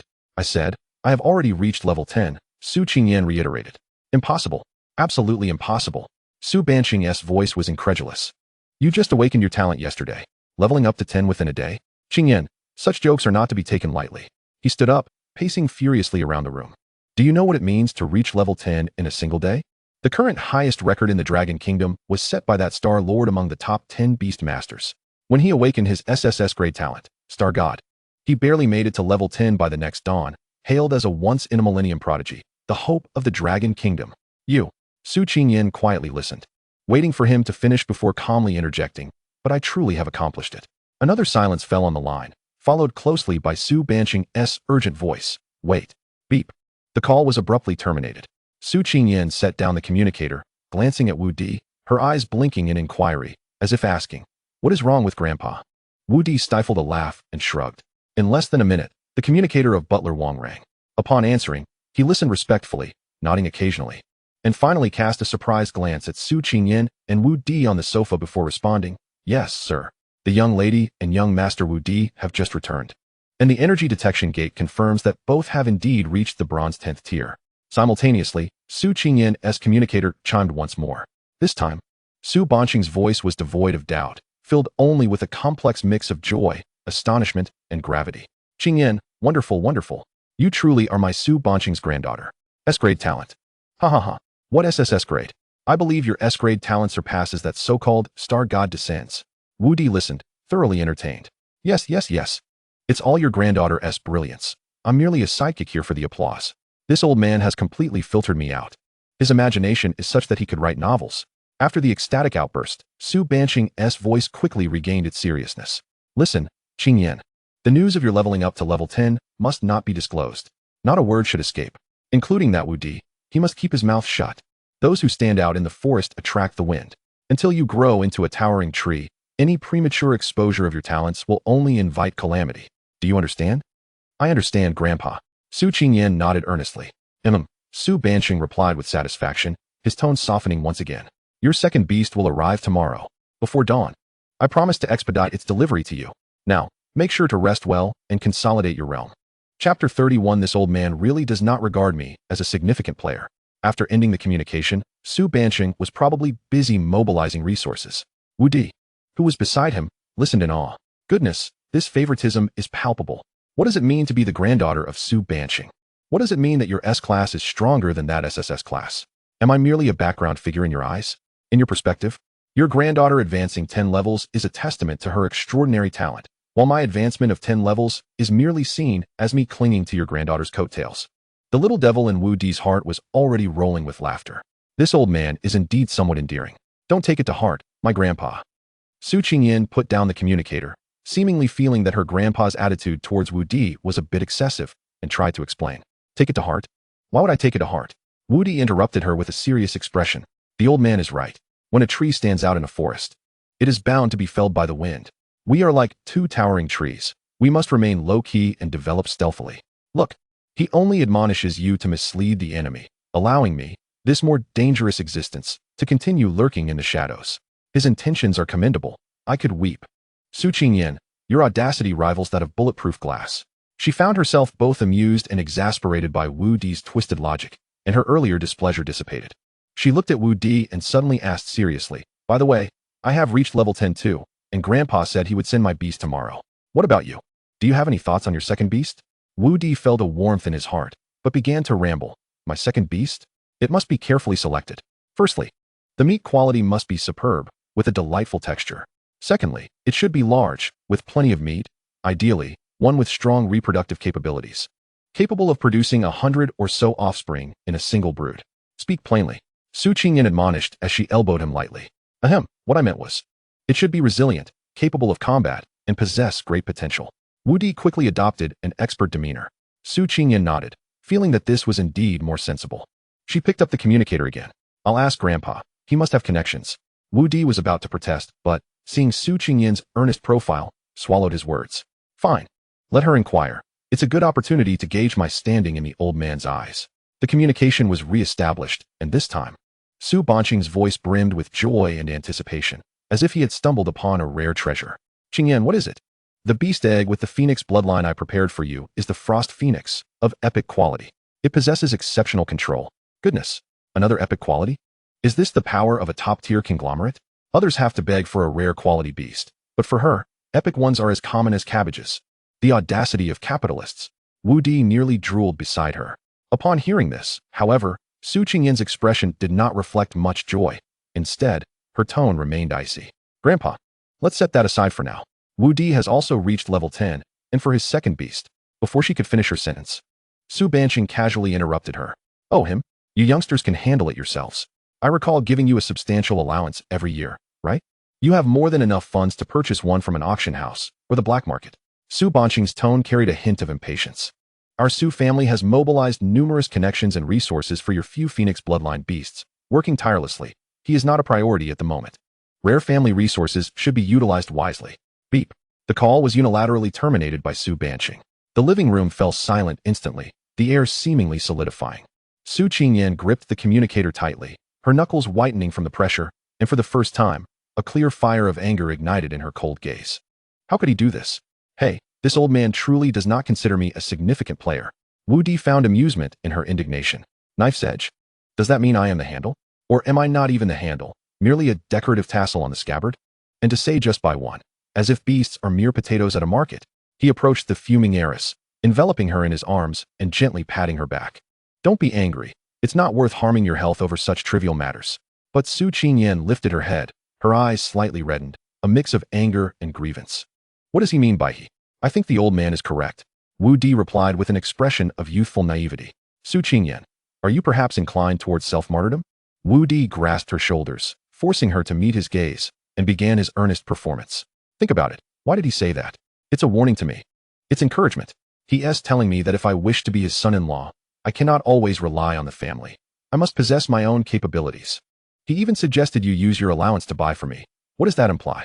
It's a test of how deep your feelings for me run. Whether you are willing to spend for me. The old man's tactics are on another level. Su Qingyan was momentarily baffled by his barrage of logic, her thoughts struggling to keep pace. It seems somewhat reasonable? No. What a convoluted mess. But Wudi shifted gears, his gaze igniting with fervor. What is acquired through begging ultimately belongs to others. Only what we forge with our own hands is truly ours. What he offers is merely embellishment. What we seek ourselves is the expansion of our domain. He pinched Su Qingyan's cheek, grinning like a sly fox that had stolen a treat. Moreover, if he gives you a phoenix, do you truly believe I would covet it? His vision is simply limited. What is so impressive about a phoenix? Is it mightier than my great sage? In the future, I will make my beast devour divine creatures for breakfast. This proclamation was half consolation and half sincere truth. With the soul siphon, a mere phoenix cub could not compare to a realm filled with infinitely respawning monsters. Su Qingyan gazed into his strikingly bright eyes, brimming with undeniable confidence and a pride that soothed her spirit. Her earlier anger dissipated, replaced by a profound sense of pride and reassurance. Yes, this man has never needed anyone's charity. He himself is the greatest support. Unable to contain herself, Su Qingyan finally chuckled, lightly punching him. Are you preparing for an examination? The atmosphere instantly lightened. Then, shall we find it ourselves? Su Qingyan inquired, tilting her head. Absolutely. Wudi snapped his fingers. But before that, let us retrieve the heiress's allowance. Let us access our little treasury. The old man mentioned it, right? So let us heed his words and buy ourselves 100 or so beasts, creating our own beast legion. Let me see how many zeros are in the heiress's allowance. I have never seen so much money in my life. Su Qingyan was thoroughly amused by his avaricious demeanor. Chapter 32 The joy of the heiress is something I can certainly imagine.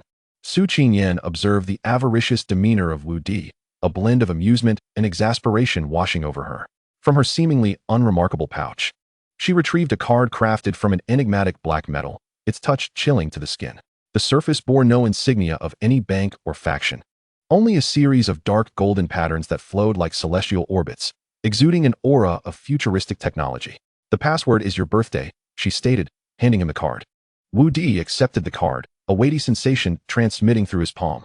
Good heavens, this card appears more valuable than my previous life, he exclaimed, curiosity prompting him to delve into the card with his mental energy, instantly revealing a virtual numeric display before his eyes.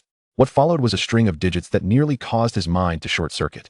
Units, tens, hundreds, thousands, 10,000s. His eyes rolled back and forth along the seemingly endless zeros, his mouth agape, ultimately forming an O shape akin to one that could fit inside a light bulb. Are there really 8 zeros behind this? Surely, I must be hallucinating. He rubbed his eyes vigorously, and upon reopening them, the zeros remained intact, quietly mocking his poverty. Holy moly, 8 zeros, and in Dragon Country currency. Is this pocket money? I've come to realize. The ultimate form of being a kept man is being financially overwhelmed by a wealthy woman. He mused. Is this the joy of being affluent? Today, I finally have a glimpse of it. Is it sufficient? Su Qingyan inquired, a sly smile gracing her lips as she noted his wide-eyed astonishment. If not, I can have Butler Wang transfer a bit more. Sufficient? It's more than enough. Wudi snapped back to reality, hastily tucking the card into his bosom. Akin to a protective husky. With righteous indignation, he addressed Su Qingyan. Qingyan, you are corrupting my pure soul with your wealth. I vehemently condemn this behavior. However, please increase the amount. Her laughter rang out, brightening the atmosphere of the living room. Half an hour later, the two found themselves once again at the Beast Cultivation Center in Jiangbei City. Now, armed with an immense fortune represented by 8 zeros, Wudi, with a beautiful heiress on one arm and the intention to recruit a suitable subordinate on the other, strode confidently. Ah, the familiar sound of hawkers. And those beloved rare beasts, he mused, surveying the gleaming display cases with an unruffled demeanor, a hint of mirth bubbling within him. Is this the composure of the affluent? I am enamored. Su Qingyan, perceptive to his transformation, beamed at his erect posture and the swagger in his step. So, Wudi, which establishment shall we target today? She teased. Ahem, let us keep a low profile. Wudi cleared his throat. Our objective is clear. We do not seek the most expensive, but rather the most fitting. The great sage is now an absolute powerhouse, able to dispatch elite foes with a single strike. Thus, for his second beast, I need not pursue sheer destruction. Instead, I require an auxiliary, a creature capable of providing control, enhancement, or unique functionalities, a perfect partner to enable the great sage to fully embody the essence of recklessness. With a clear goal in mind, Wudi activated his D-class skill, the Compendium of Beasts. His gaze bypassed the imposing offensive beasts, instead meandering through the cages housing auxiliary and functional creatures. Soon, a particularly adorable beast captured his attention. It was a creature entirely white, adorned with fluffy wings, resembling a small rice dumpling. Moonlight Sprite. Quality, rare. Evaluation. It can bestow a moonlight blessing upon allied units, slightly enhancing all attributes. While this sounds delightful, it possesses a fatal flaw. It is exceedingly appearance conscious. Should its master fail to meet its aesthetic standards, it will refuse to cast spells, incessantly replaying in your mind how unattractive you are. Wudi instinctively touched his face. Although I am breathtakingly handsome, what if this little creature has a peculiar taste? Perhaps it prefers towering, muscular men capable of slaying cattle with a single blow? The risk is too high. Next, his gaze shifted to another cage, revealing a plant resembling a sunflower, yet with a smiling face at its center. Sunflower bud. Quality, extraordinary. Evaluation. Capable of condensing sunlight bombs that induce blinding and burning effects over a wide area. Its sole drawback is that it requires ample photosynthesis to form bombs. It is useless on cloudy days, useless at night, and utterly useless in the depths of mystical realms. It is advisable to pair it with an artificial sun or a high-voltage power source. Wudi's mouth twitched. Good grief, buying a beast necessitates an entire power station? I'm not raising a beast. I'm raising an ancestor. After a thorough exploration, Wudi's spirits began to wane. The scathing evaluations of these talents left him questioning the very meaning of auxiliary. Are these creatures truly meant to assist me, or merely to exacerbate my woes? Shall we venture into the black market? Su Qingyan suggested. If we cannot find what we seek in the legitimate market, we might have better luck in the gray areas. Wudi nodded, fully in agreement. The black market for beasts in Jiangbei City lay hidden within a chaotic backstreet.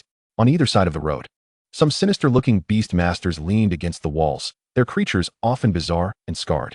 Ah, this feels right. This atmosphere demands the emergence of some peculiar treasures to match. Wudi remarked, pulling Su Qingyan along, his mental energy radiating outward as he remained vigilant. Deep within the black market, he spotted a stall featuring an egg enveloped in black mist. Shadow Nightmare Beast Egg. Quality, rare. Evaluation. A top-tier control beast capable of dragging enemies into nightmares. However, the conditions for hatching are exceedingly stringent. It requires the absorption of the fear emotions of 100 sentient beings at the moment of their death.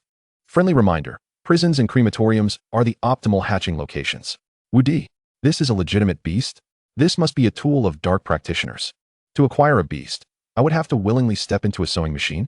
This transaction is decidedly unwise. After meandering through the black market for a considerable time, they emerged empty-handed. The so-called rare items, when assessed with the Compendium of Beasts, either bore monumental side effects or were outright frauds. Wudi felt a wave of despondency wash over him. Could it be that the birth of his second beast would prove so difficult?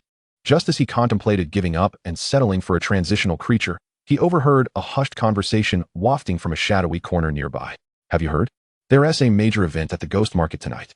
I've heard whispers. The grand finale is said to feature a one-of-kind beast egg, a species that has never graced the market. Is that true? It can't just be another gimmick, right? This time it's different. Even the city lord's estate is paying attention. The entry tickets have skyrocketed in price. As the voices faded into the distance, Wudi's ears perked up. An auction? A unique beast egg? This familiar formula, this classic trope. The protagonist's serendipitous encounter with hidden treasures. Is this not my moment? Wudi felt an electrifying excitement coursing through every cell in his body as he turned to glance at Su Qingyan, his eyes gleaming like 2,000-watt searchlights. Su Qingyan, possessing a keen intellect, instantly grasped his intent, a flicker of interest illuminating her icy gaze. Do you wish to go? Absolutely, Wudi exclaimed, slapping his thigh. The previous gloom dissipating entirely, leaving him invigorated and full of spirit. I am well acquainted with this script. A nondescript egg, scorned by all, is purchased at a pittance by me, the discerning eye, only to hatch into a formidable divine beast that leaves everyone agape. His excitement mounted as he envisioned his ascent to greatness. Observing his nearly airborne demeanor, Su Qingyan affectionately shook her head. Very well, let us proceed. Chapter 33, The Egg of Chaos? This script is familiar to me. The so-called Ghost Market is, in fact, a high-end auction house that has spontaneously emerged from the underworld of Jiangbei City. Its name may sound ominous, yet it shines with more opulence than a five-star hotel. Wudi, leading Su Qingyan, approached a massive sandalwood door adorned with carvings of dragons and phoenixes, only to be halted by two towering bodyguards clad in black. Please present your admission tickets, one of them stated expressionlessly, his voice resonating as if it emanated directly from his chest. These two gatekeepers must have been raised on protein powder, Wudi mused internally, noting their impressive physiques. Exuding a calm demeanor that suggested affluence, he replied, "We do not possess tickets. We can undergo a verification of funds instead." The second bodyguard scrutinized them briefly, his gaze lingering on Su Qingyan for a fraction longer, only to be met with a frosty glare that compelled him to retreat. The verification threshold is 50 million Dragon Country coins, he asserted, a hint of barely concealed arrogance lacing his tone. 50 million? Who do you think you're looking down upon? Wudi internally celebrated, feeling elated at such an opportunity. Clearing his throat, he leisurely retrieved the black card that Su Qingyan had given him, all while under the bodyguard's condescending gaze. Let us use this. He extended the card, adorned with dark golden patterns, anticipating a cascade of astonished expressions and obsequious behavior. However, the outcome was not as he had envisioned. The bodyguard took the card, scrutinized it with a furrowed brow, and questioned, "What is this? The latest subway commemorative card?" Wudi's smile faltered. "A subway card? Is that what you think it is? This is a high-profile certification card of the affluent, a manifestation of wealth, a source of joy, and you dare to liken it to a subway card?" He felt an unprecedented affront to his status. Meanwhile, Su Qingyan's demeanor began to chill the air around her at a visibly alarming rate. This is bad. The queen is about to erupt. Quick, who will restrain her cannon? At that critical moment, a well-dressed middle-aged man, resembling a lobby manager, hurried over with small, brisk steps. What is the matter? He intended to reprimand the bodyguard, but his gaze inadvertently fell upon Wudi's card, rendering him as if struck by lightning, frozen in place. His pupils dilated and cold sweat cascaded down his forehead. The starry dark gold card. His voice trembled as he looked up, and upon recognizing Su Qingyan at Wudi's side, his legs weakened, nearly buckling beneath him. "Miss Su." The manager rushed over, snatching the verification device from the bodyguard as if discarding rubbish, then bowed deeply to Su Qingyan, his head lowered more than anyone else's. "I sincerely apologize. It was my oversight. Please, do not be angered." The two bodyguards, now acutely aware of the gravity of their mistake, turned pale, trembling uncontrollably. Only a few elite families could invoke such fear in the manager, and the fabled starry dark gold card was an exclusive emblem of the Su family, rare throughout the Dragon Country. Goodness, this rapid transformation of demeanor could earn you an apprenticeship with a master of Sichuan opera, Wudi marveled, pulling Su Qingyan into an embrace and gently patting her back in an attempt to soothe her. "Enough," Su Qingyan stated coldly. Yes, of course."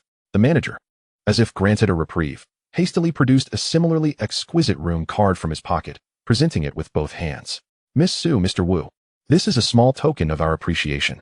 The Tianzi No. 2 private room has been prepared for you, and all your expenditures within the venue tonight will be at a 20% discount." Wudi arched an eyebrow. "Tianzi No. 2? Quite perceptive of you. Why not no? 1? Because you know we prefer a world for 2, right? How considerate." He accepted the room card, leading Su Qingyan inside, strutting confidently under the nearly obsequious gazes of the manager and the bodyguards. The opulence of the Tianzi private room exceeded Wu Di's wildest imaginings. The room faced the auction stage below, offering an exceptional view.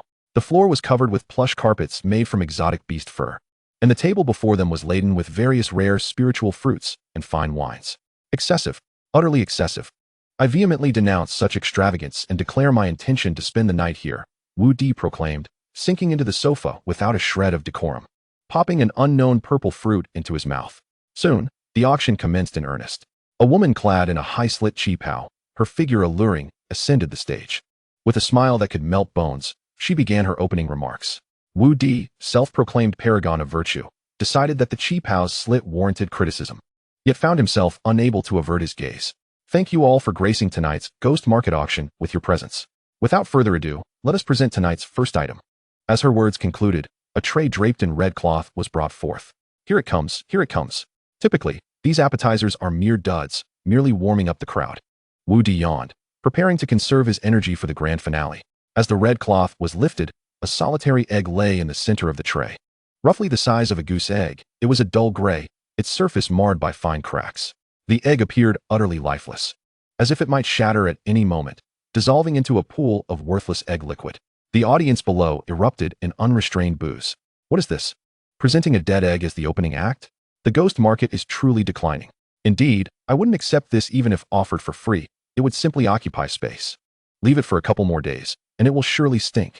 The qipao-clad auctioneer maintained her professional smile, seemingly anticipating such a reaction. This egg's origins are unknown. Our assessment indicates that its life force is exceedingly low, yet it is not entirely lifeless. Perhaps a fortunate guest may revive it? Her own words failed to convince even herself. The starting bid is 100,000 Dragon Country coins. Each increment must not be less than 10,000. And we begin now. A profound silence enveloped the room, the sound of a pin dropping audible. Who would spend 100,000 on what is likely a worthless dead egg? Is there an excess of money to burn?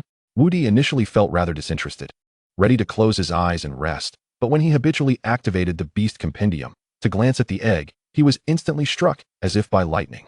In his line of sight, that unremarkable gray stone egg was now emanating an otherworldly, profound, chaotic black-purple radiance, as if it could consume all light.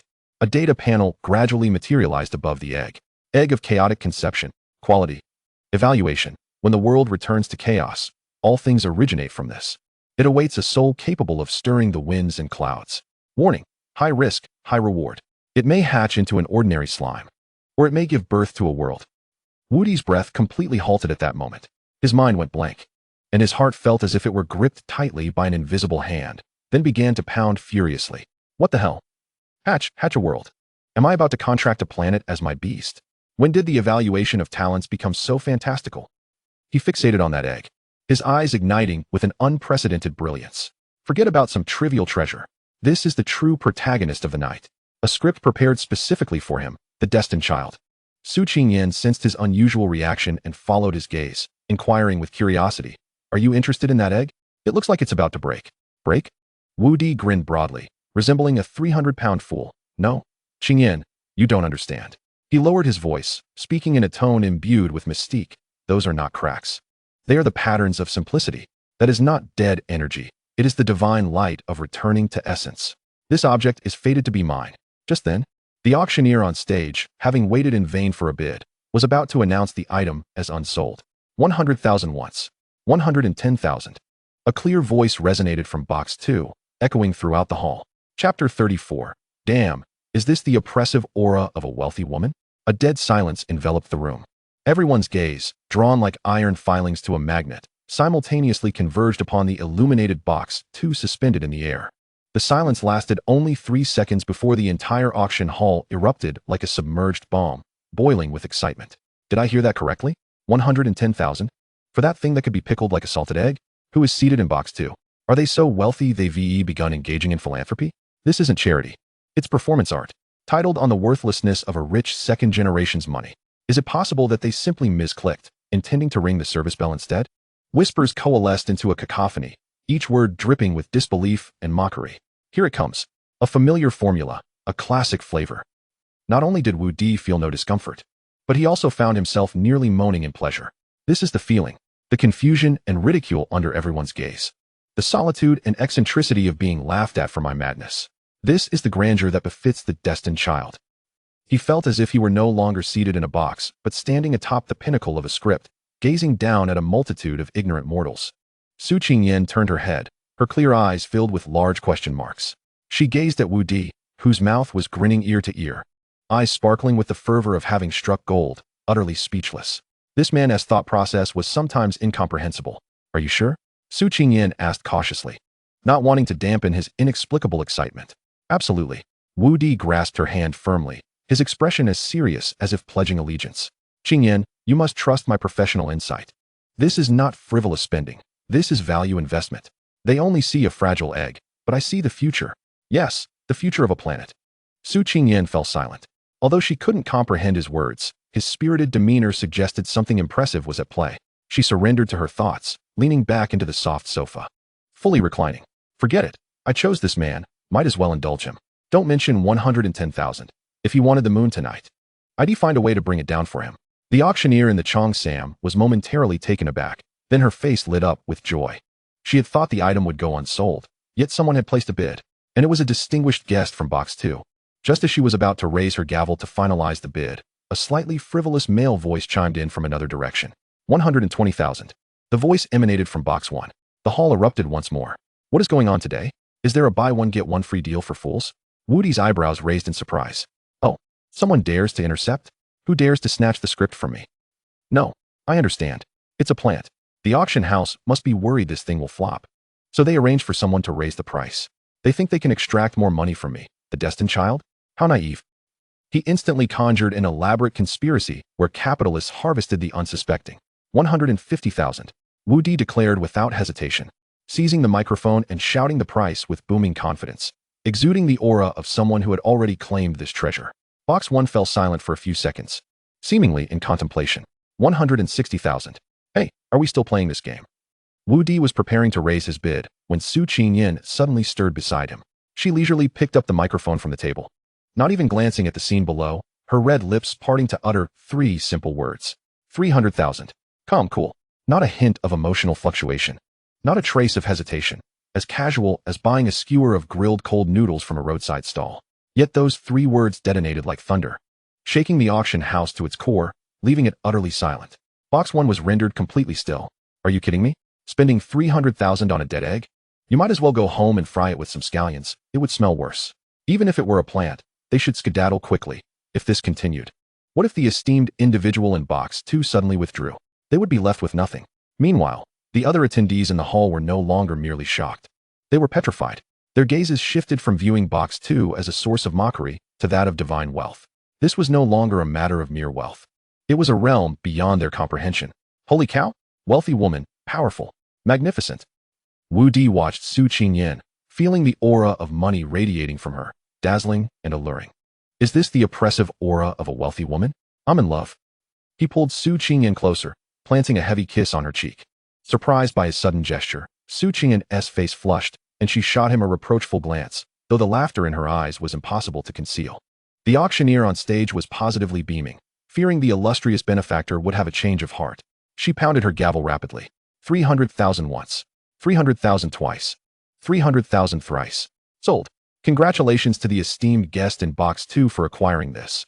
A mysterious beast egg filled with infinite possibilities. Soon, a diligent attendant carefully cradled the dusty egg and brought it into the private booth. Wudi nearly snatched it from the servant's hands, holding the egg with both hands. His expression reverent, as if he were on a pilgrimage. Mine, mine, my world is within reach. 300,000 for a planet. What a lucrative deal. I shall call it cosmic-level investment. He brought the egg close to his eyes, scrutinizing it intently. The egg felt cool to the touch, resembling an ordinary stone. Its surface marred by alarming cracks that seemed as though they would shatter completely with the slightest pressure. Su Qingyan observed his entranced demeanor, shaking her head helplessly as she sipped her fruit juice, her gaze never straying from him. Wudi glanced left and right, suddenly struck by inspiration. Quickly, let us establish a contract to avoid unforeseen complications. Perhaps some super-strong beings will come to blows over this egg outside the auction, just like in the novels. Without hesitation, he bit into his fingertip, squeezing out a drop of crimson blood, which he carefully let fall onto the cracks of the eggshell. However, nothing transpired. The droplet vanished as if it had landed on a dry stone, seeping in slowly before disappearing completely. This script is off, right? Shouldn't there be a brilliant flash of light, exuding an aura of dominance? Wudi was momentarily perplexed. Undeterred, he attempted to probe the egg with a thread of his mental energy. This time, there was a reaction. The instant his mental energy touched the eggshell, he felt as though he had collided with an invisible wall made of chaos and void. In that fleeting moment, a minuscule crack on the egg's dusty surface flickered with a light darker than stardust, a shade of blackish purple. The glow was ephemeral, so brief that even Wudi doubted his own perception. Chapter 35. The prelude of a world was slowly unfolding. A cold, mechanical notification suddenly echoed in his mind. Ding. Special life form detected. Chaos creating egg. Detected a high soul compatibility with the host, attempting to establish a soul link. Link establishment in progress. 1:30:99. Ding. Soul link established successfully. Wudi's eyes widened in astonishment. What the hell? Is this how contracts are made? So hasty? Not even a cutscene? Poor rating. He quickly calmed his spirit, focusing his thoughts to bring up his beast mastery panel. To his astonishment, beneath, Great Sage, the previously dull second beast slot was now illuminated. A line of brand new information lay there quietly. Second beast, chaos creating egg, unnamed, unhatched. He had succeeded. Wudi felt an overwhelming euphoria erupt from his chest, surging toward the crown of his head. He nearly leaped up on the spot to perform a Thomas spin for Su Qingyan. He forced himself to contain his excitement, his facial muscles twitching from the effort to suppress a grin. Su Qingyan watched him, her expression shifting from frowning to dazed. And now she wore a look of suppressed amusement, her cool eyes filled with concern. What's wrong? Is there something wrong with the egg? No problem. No problem. Wudi waved his hands, unable to contain his smile any longer, beaming broadly. Not just no problem, but it was serendipitous. It has already acknowledged me. Though the process was a bit convoluted, the outcome is splendid. I, Wudi, am now the master of a sphere. Su Qingyan nodded, somewhat understanding yet perplexed about how an egg could acknowledge a person, but seeing Wudi so joyous eased her anxious heart. Wudi cradled the egg, caressing it lovingly, while his mind began to ponder the next century's conundrum. Now that the contract is successful, the next step is naming it. This is a technical task. A poorly chosen name could have lifelong implications. He fell into deep thought. What should I name it? Since it's a chaos egg, how about calling it Xiaoan? No, that sounds like a street punk. How about Little Egg? Too dismissive. What about Pangu, the creator? But what if it hatches into a slime? That would be embarrassing. Do slimes not have dignity? Perhaps I should call it Earth? A tribute to my home planet. But what if it truly is a sphere? I can't very well shout, Earth. Use Thunderbolt during a fight. That would be absurd. After much contemplation, Wudi ultimately decided against naming it. Forget it. The system's evaluation suggests it could hatch into anything, and the risk is too great. Until I know what it truly is, I shall refrain from naming it. What if a stunning beauty hatches and I name her Dog Egg? That would be a crime against nature. With the two major issues of contracting and naming resolved, Wudi's spirits soared, and everything appeared delightful. He glanced up at the auction stage, where a beautiful woman in a cheongsam passionately introduced the next item for bid, a defensive treasure. Dull.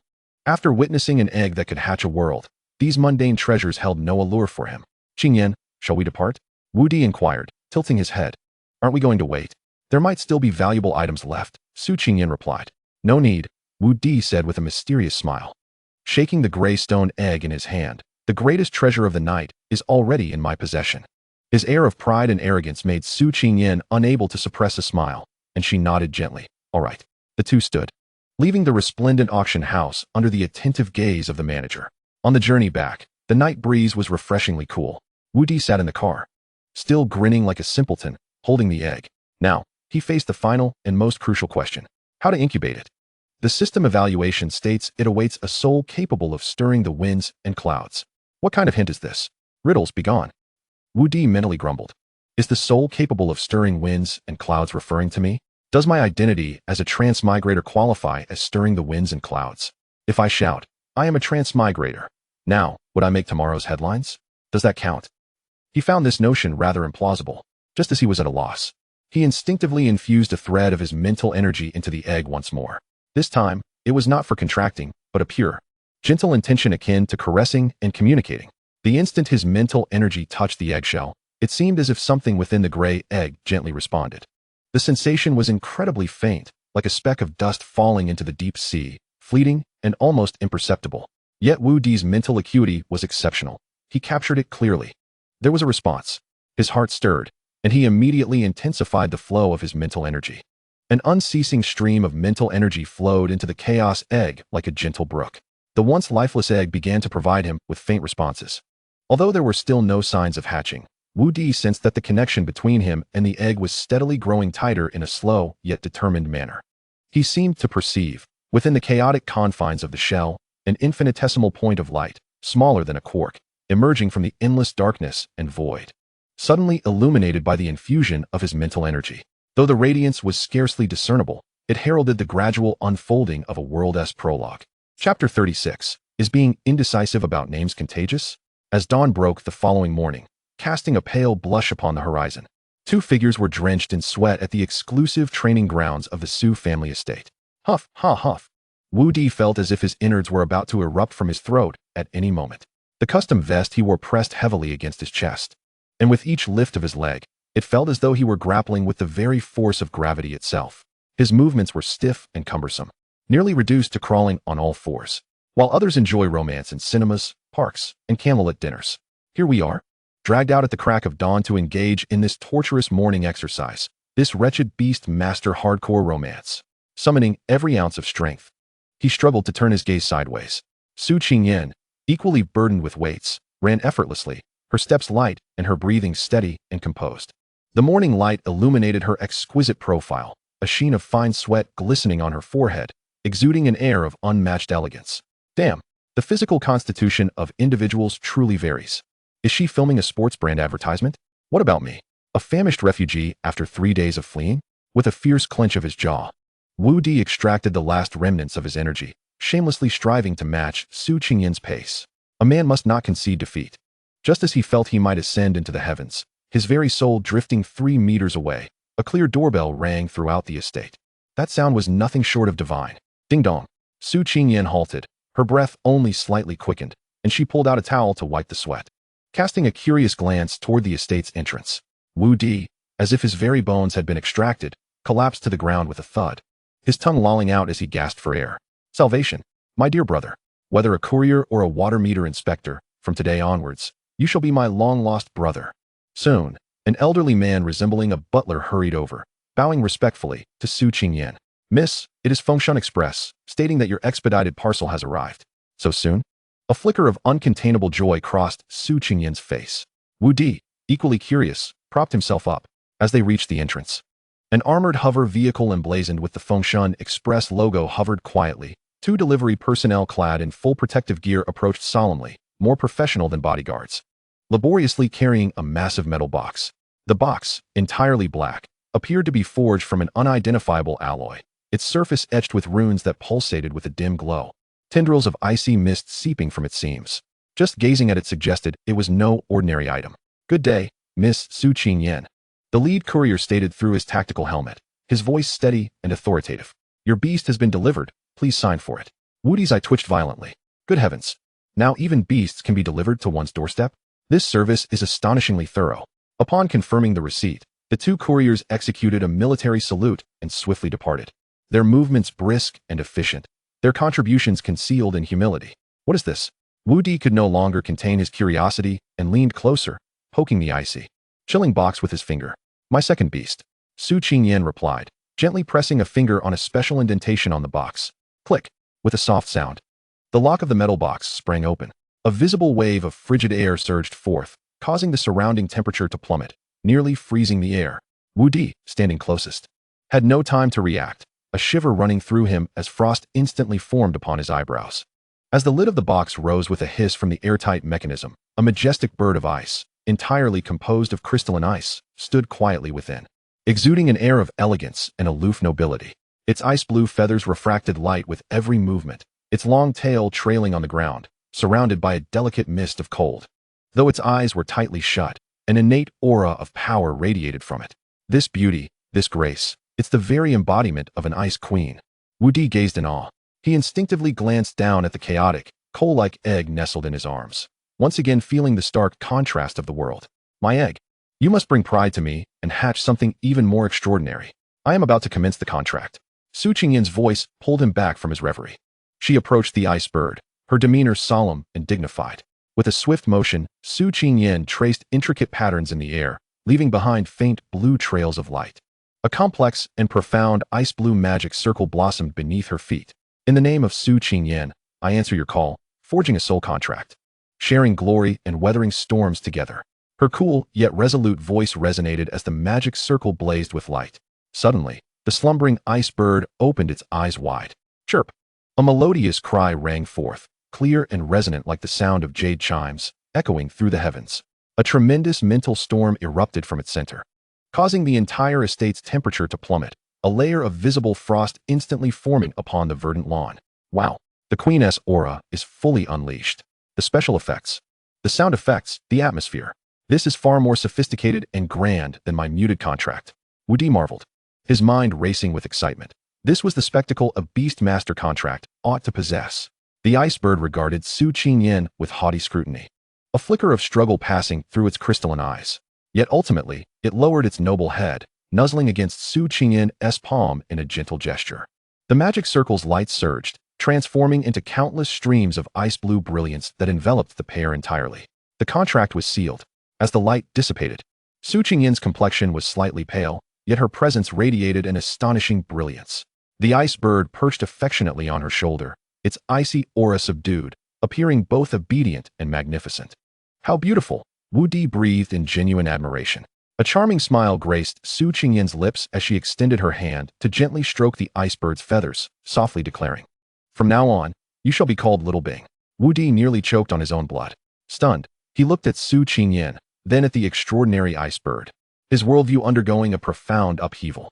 What on earth? Little Bing. Sister, are you serious? You named such a noble and striking ice bird Little Bing. How is that any different from naming a T-Rex Little Flower? A sudden flash of inspiration struck him, and he asked with a peculiar expression, "By the way, Qingyan, what is the name of your first beast, the fiery feather sparrow?" Xiaohua. Su Qingyan replied nonchalantly, as if the name were a matter of course. Wudi stood frozen in place, his lips twitching uncontrollably, as if an invisible bolt of thunder had struck him from above, leaving him charred, yet tender within. Xiaohua. Xiaobing, are you putting on a performance from A Song of Ice and Fire right here? He thought to himself, what is next? Contracting a wood-type pangolin named Xiaomu, and a soil-type mole named Xiaotu? Finally, we'll gather the elements of gold, wood, water, fire, and earth to play mahjong on the peak of the Forbidden City. Right. Unable to contain himself any longer, Wudi blurted out his sarcastic remarks, exasperated at his own ineptitude at naming. Su Qingyan's cheeks flushed with a rosy hue as she shot him a sidelong glance, her allure strikingly captivating. You talk too much, as if you're any better at naming. Why don't you come up with a name for your pathetic egg that's truly awe-inspiring? Wudi was suddenly at a loss for words, his mind short-circuited. Unbidden, the alternative names he had pondered the previous day began to play on a loop in his mind. Xiaohun, Xiaodan, Godan. A cold sweat broke out on his back. It seemed that he was no more adept than Xiaobing, perhaps even less so. Could it be that this affliction of poor naming is contagious? His face turned crimson with embarrassment, wishing he could dig a hole and hide away. He cleared his throat abruptly, his movements so swift they left a blur, awkwardly shifting the topic. Ahem. That, Qingyan, look. Your new companion has arrived, significantly enhancing our strength. Shouldn't we prepare to practice a bit in the Blackwind Forest? Upon hearing this, Su Qingyan's eyes sparkled with excitement. The momentary embarrassment over being called out for her poor naming skills was swiftly replaced by an insatiable eagerness for battle. Yes, she nodded earnestly, her desire for combat overshadowing the triviality of names. Wudi let out a sigh of relief. That was close. I nearly embarrassed myself in front of a wealthy lady. Indeed, for a battle fanatic, nothing is more enticing than the prospect of combat. He, too, felt his confidence rekindle as he patted the smooth gray egg nestled in his arms, brimming with ambition. Blackwind Forest, I have returned. My dear child, it is time to open your shell and witness the prowess of your father, as I prepare to unleash my fury. Chapter 37. This is not leveling up. This is demolition.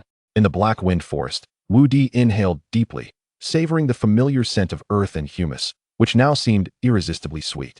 My pasture, my buffet. I have returned. He glanced back at the striking Su Qingyan, flanked by Xiaobing and Xiaohua, both birds exuding an aura of icy elegance, reminiscent of ethereal goddesses stepped straight out of a painting. Then he looked at himself, the foolish son of a landlord, leading his demolition crew to harvest the crops. Are you ready? Su Qingyan's voice rang clear and melodious. I've been itching for this. Wudi grinned, his smile resembling that of a bandit preparing to raid a village. Without further ado, he issued a sacred command to the inconspicuous gray stone that masqueraded as a sesame seed. Great Sage, it's time to feast. Transform. A low hum resonated as the ground trembled slightly. In an instant, the unassuming gray pebble burst forth with a golden-hued radiance, expanding in an astonishing manner that defied the laws of physics. 1 meter, 5 meters, 8 meters, 10 meters. Boom. With a resonant thud, a 10-meter-tall rock giant, akin to an ancient deity, stood majestically amidst the forest.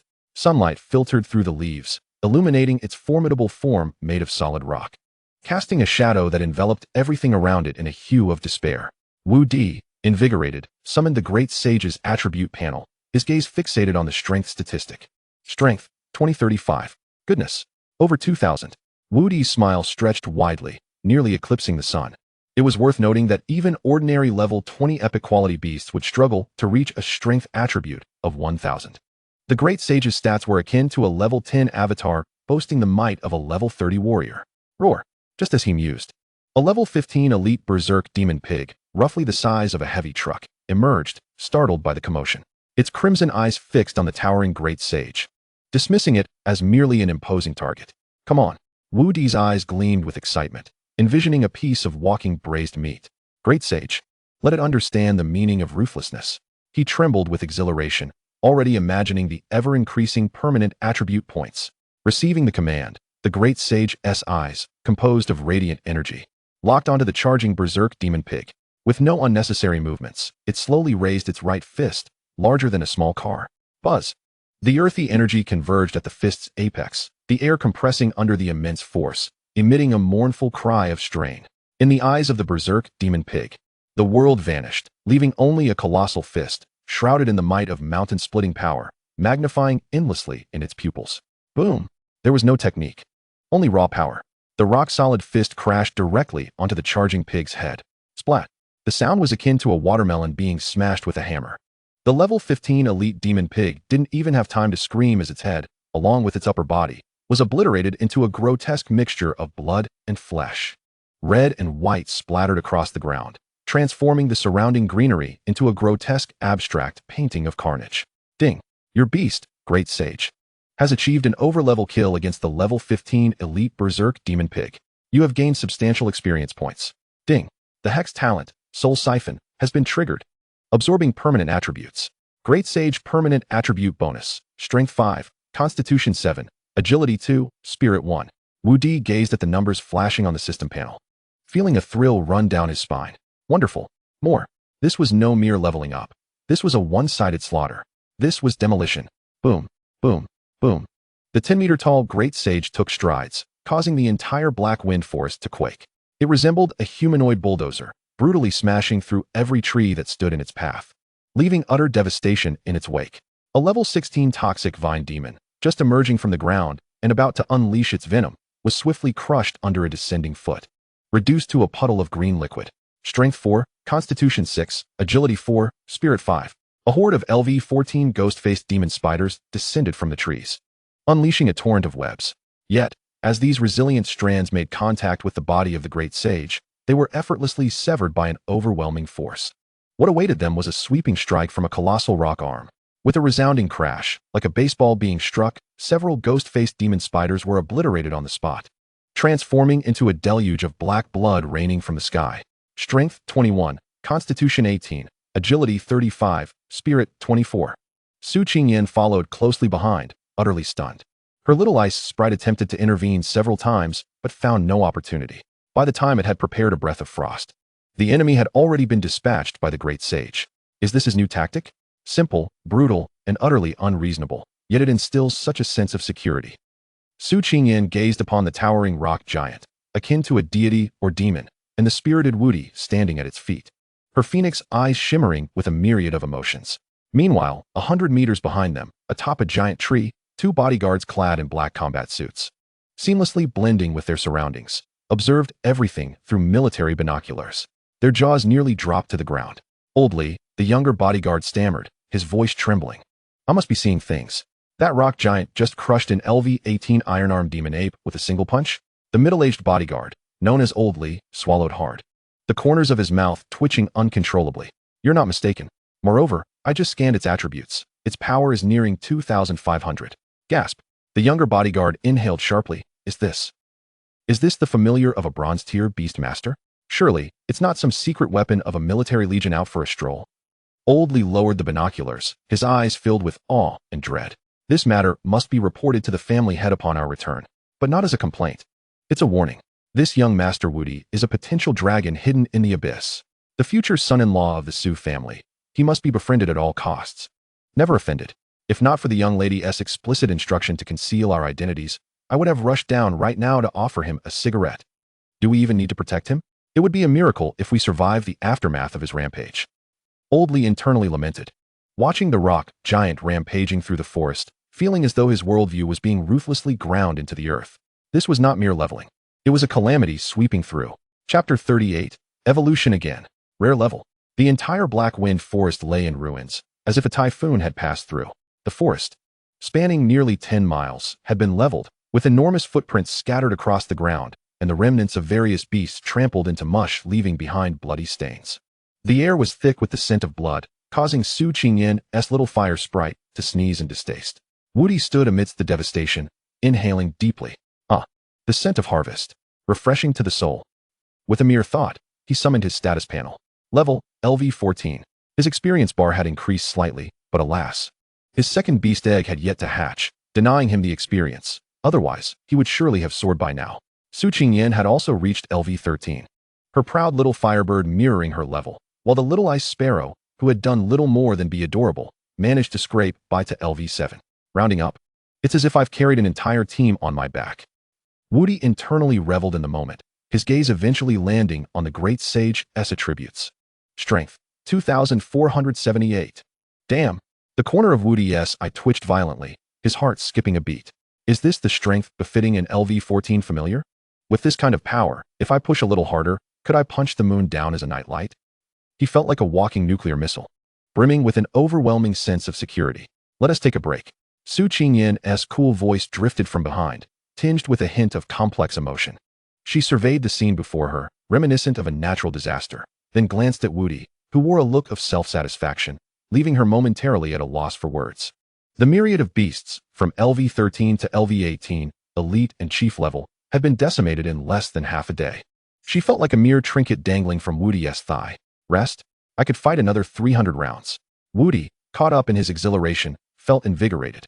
He casually opened the Great Sage's panel once more, intending to admire his impressive work, when his gaze suddenly sharpened.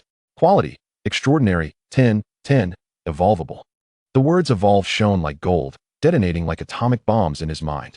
An ecstasy 100 times more intense than when he had surpassed the 2,400 strength threshold surged from his feet to the crown of his head, causing every hair on his body to stand on end. It's coming. It's coming. My version update is about to happen. Wudi fought to suppress the impulse to perform a backflip while his eyes raced with excitement. Evolution. It had to happen immediately.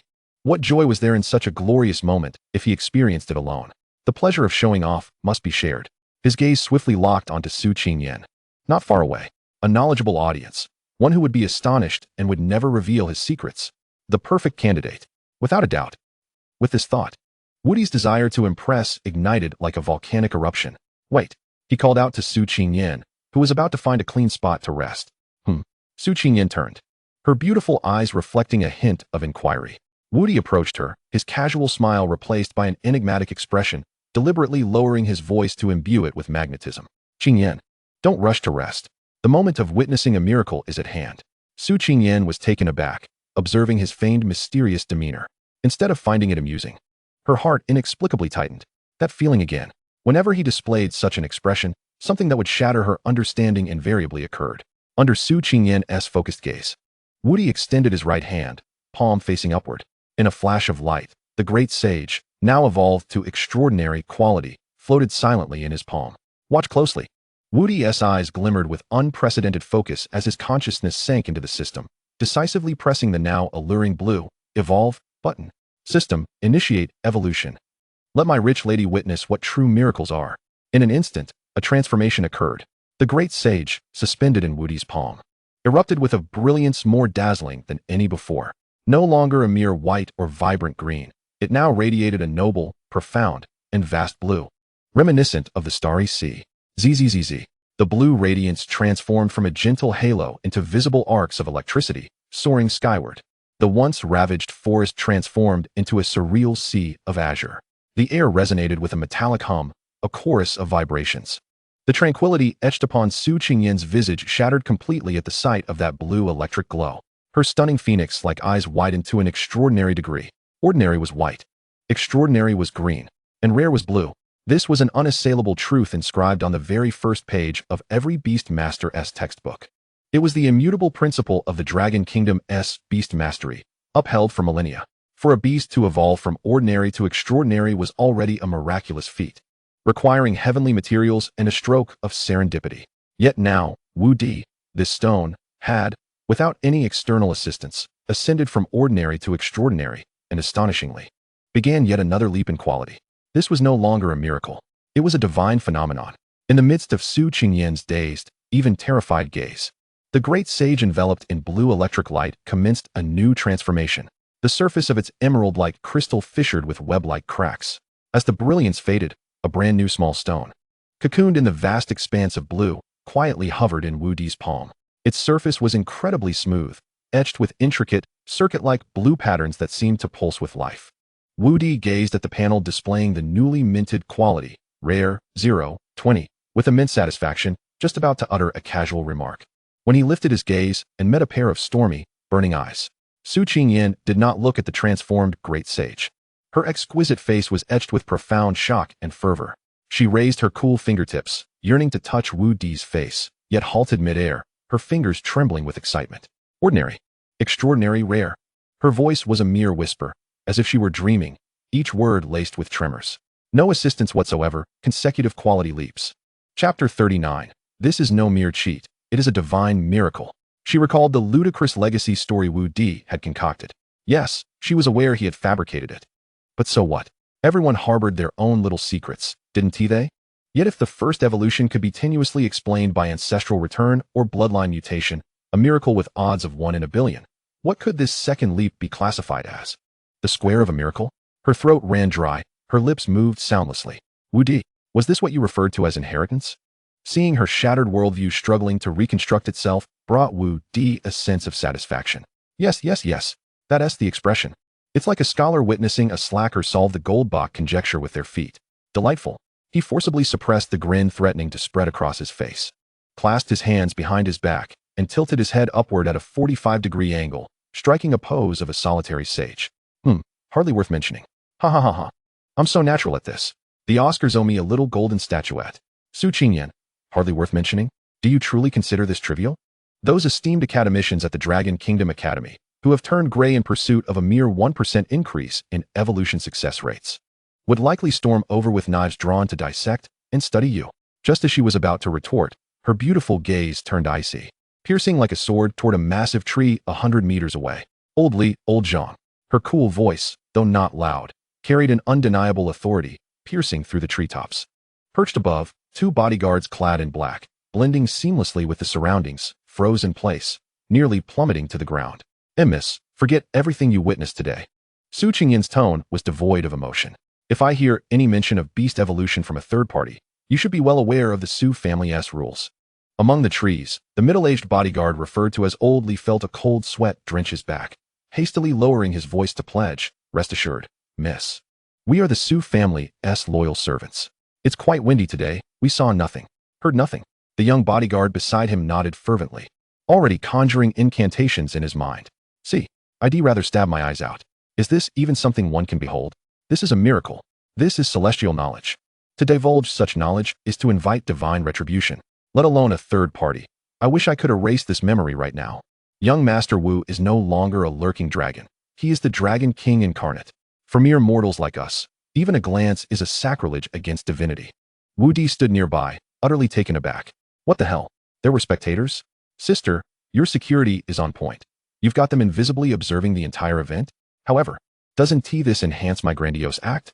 Not only did I astonish my fiancée, but I also nearly scared the wits out of these elite bodyguards. Brilliant. While he reveled in his thoughts, Su Qingyan redirected her gaze towards him once more. That look was even more fervent than before. She paused, seemingly organizing her thoughts. Let us return. Return for what?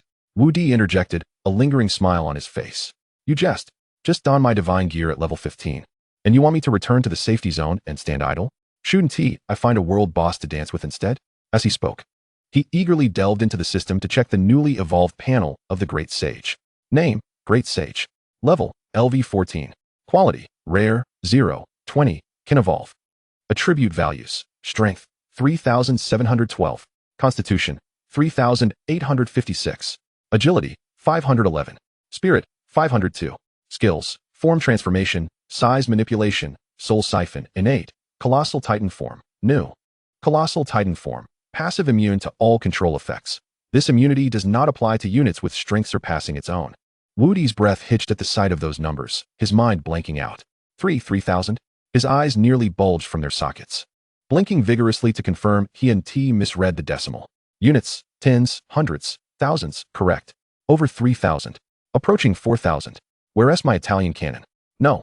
I am the Italian cannon now. Currently, at rare quality. Although the addition of several hundred from Soul Siphon contributes. This growth in strength and constitution. Wasn't I a bit too conservative when I said I could punch the moon down for a night pot? He felt the blood coursing through his veins ignite, a surge of unyielding power flooding from the depths of his soul, compelling him to howl at the heavens. Glancing at the newly added passive skill, Colossal Titan Form, immune to all control. Units with strength exceeding its own are ineffective? Wudi's lips curled in an unnatural grin. Ha ha ha ha. Units stronger than the Great Sage? Pray tell. Do such units exist in the realm of reality? Are you seeking Superman here? This is no mere passive skill. This is clearly a cheat code. It reads invincible across it. His facial muscles twitched uncontrollably, desperately trying to maintain his enigmatic persona. After a prolonged struggle, he managed to produce a smile that was more grotesque than tears. Observing the almost frenzied expression on his face, Su Qingyan felt a pang of anxiety, mistakenly believing that his sudden surge in power had caused him to lose control. She stepped forward, gently inquiring, Wudi, are you all right? Of course I am. Wudi snapped back to reality, seizing her hand with a grip that radiated an unsettling intensity. His eyes sparkled with an almost frightening brilliance. I feel extraordinary, like never before. His gaze pierced into the deeper recesses of the Black Wind Forest, where the trees loomed taller, the mist thickened, and ominous growls echoed, as if ancient beasts lay in wait. Qingyan, what just transpired was merely a warm-up. Warm-up? Su Qingyan felt her mind struggling to keep pace with his fervor. You wreaked havoc for nearly 10 miles, slaughtering countless beasts, and you call that a warm-up? What would the actual battle entail? A galactic war? Indeed. Wudi nodded emphatically, pointing towards the dark depths of the forest, his face alight with a near-manic excitement. The main course has only just begun. I feel as if I could take on 100 of them. Su Qingyan stared at him, captivated by the fiery determination in his eyes, then glanced at the devastated training ground behind him. An absurd yet somehow fitting realization washed over her. Perhaps, to him, this was indeed just a warm-up. An indescribable sense of safety mingled with immense impact gradually calmed her heart, which had been racing from shock. She looked at Wudi's face, suffused with an expression of uncontainable ambition, and suddenly smiled, a smile that could enchant the world. All right, she acquiesced softly, no longer urging him to reconsider. Since he yearned for battle, she would accompany him. Even if he intended to pierce the heavens, all she needed to do was stand by his side, ready to hand him an even sharper spear. Wudi was taken aback by her swift agreement, momentarily stunned before bursting into a broad grin. You understand me. Truly my fiancé. Without further ado, he grasped Su Qingyan's hand and strode confidently into the depths of the forest. You lot, wash your necks and wait. The king of attribute points is back. As they ventured deeper into the Black Wind Forest, the light dimmed ominously. Towering ancient trees obscured the sky, fracturing it into shards of fleeting light, while the air was thick with a damp, decaying scent, the concentration of spiritual energy almost palpable, rendering it difficult to breathe. The traces of ordinary beasts had vanished entirely, leaving an eerie silence in their wake, punctuated only by the sound of their footsteps. No, to be precise, only one person's footsteps were heard. The great sage maintained his towering 10-meter form, each step causing the earth to tremble, resonating like a heavy tank careening forward, as if announcing his arrival to all. Ah, this feels right. Wudi exclaimed, reveling in the atmosphere. This is what a high-level dungeon should feel like. Those earlier minions outside were hardly worth my time. Su Qingyan walked beside him, her heart echoing like a war drum, witnessing the prideful expression on his face. Her initial shock transforming into a resigned affection. She began to understand. To others, this place was a treacherous realm fraught with peril. To Wudi, however, It was merely a playground in his backyard. Be careful. Su Qingyin's beautiful eyes suddenly narrowed as she sensed a surge of energy beneath the ground. Something was approaching, and it wasn't of low rank. Before she could finish her warning, the ground erupted violently ahead of them, soil flying as a gargantuan lizard. Over 15 meters in length and armored in thick black plates, burst forth. Its menacing jaws gaped wide, revealing razor-sharp teeth, and its blood-red eyes glinted with ferocity. Level 20. Elite, Iron-Armored Earth Dragon. Renowned for its formidable defense, its iron shell was said to withstand even small-caliber artillery. Well, a challenge? Wudi's eyes lit up, and rather than retreating, he paused with keen interest, as if eager to witness a grand spectacle. The Iron-Armored Earth Dragon, clearly unprepared for these two seemingly insignificant humans to stand their ground, let out a furious roar and charged at them like an uncontrollable freight train. The foul wind from its advance whipped Su Qingyin's hair back. Yet, Wudi did not even blink, merely gesturing with his mind. Great sage, entertain our guest. Understood, master. Having evolved to a rare level, the great sage could now respond to Wudi's commands with a semblance of understanding. The 10-meter-tall rock giant bent slightly, facing the oncoming iron-armored earth dragon, and simply delivered an unadorned punch. The air erupted with a tremendous sonic boom. The next instant, bang. The sound resonated like a ripe watermelon bursting open. The iron-armored earth dragon's proud, cannon-resistant shell crumbled before the great sage's fist, as fragile as a sheet of paper. The punch penetrated its skull effortlessly, emerging from the back of its head. The dragon's forward momentum halted abruptly, its massive body collapsing with a thunderous crash, stirring clouds of dust. A swift kill. Not even a mournful cry escaped its lips. Su Qingyin, momentarily stunned, gazed at the twitching corpse and the gaping hole in its skull, her mind numbed. She began to ponder a rather academic question. At this rate, were there any species left in the realm of high-stakes practical examinations capable of withstanding a punch from the great sage? Probably not. Wudi clicked his tongue. Disappointment etched across his features. Is this it? I expected something sturdier. One punch, and it crumbled like tofu. There was no sensation at all. This dungeon is a scam. The monster's strength was falsely advertised. I demand a refund. Shaking his head, he took Su Qingyin's hand, continuing deeper into the forest. After traversing several more miles, the surroundings grew increasingly bizarre. They seemed to have stepped into a gray world. Here, all living beings, whether towering trees or lowly shrubs, even the occasional birds and insects, were frozen in their last moments of life, transformed into statues of despair. Each face bore the unmistakable mark of utter terror. This is... Su Qingyin's complexion became gravely serious as she reached out to touch a petrified vine nearby, her fingertips meeting a cold, hard surface. These creatures were not merely petrified. Wudi had already activated his mental probing, his brow twitching slightly. Oh, their souls have been drained. Goodness, have we stumbled into a spider's den, or encountered a soul-sucking creature? This is the territory of a lord-level beast. Su Qingyin's voice dropped to a whisper, tinged with apprehension. The ability to extract souls on such a scale could only belong to the legendary Medusa, or the even rarer and more enigmatic Soul Eater. As her words fell, an invisible shockwave surged forth from the depths of the forest without warning. It was a pure assault on the very essence of the soul. Ugh! Su Qingyin was caught off guard, feeling as though her head had been struck by a heavy hammer, darkness enveloping her vision as she let out a muffled groan. Her complexion turning ashen. The lively little ice and little fire that had been perched on her shoulders also emitted a mournful cry, curling up in a state of despondency. Yet, the mental onslaught that could cause an elite beast master to faint on the spot merely brushed against Wudi, like a gentle spring breeze. No, it was even more soothing than that. He felt a refreshing current sweep into his mind, and then, with a gentle quiver from the chaotic egg nestled in his dantian, it was entirely absorbed. Moreover, the egg transmitted an insatiable thought. More, I haven't had enough. Wudi. What the hell? My extraordinary egg can automatically collect? Just as he was internally lamenting, a figure slowly emerged from the shadow of a massive tree ahead. It was a creature of modest size, entirely black, seemingly composed of pure shadows, lacking a physical form. Only its eyes, ablaze with two flickering azure flames, were fixated intently on the unharmed Wudi.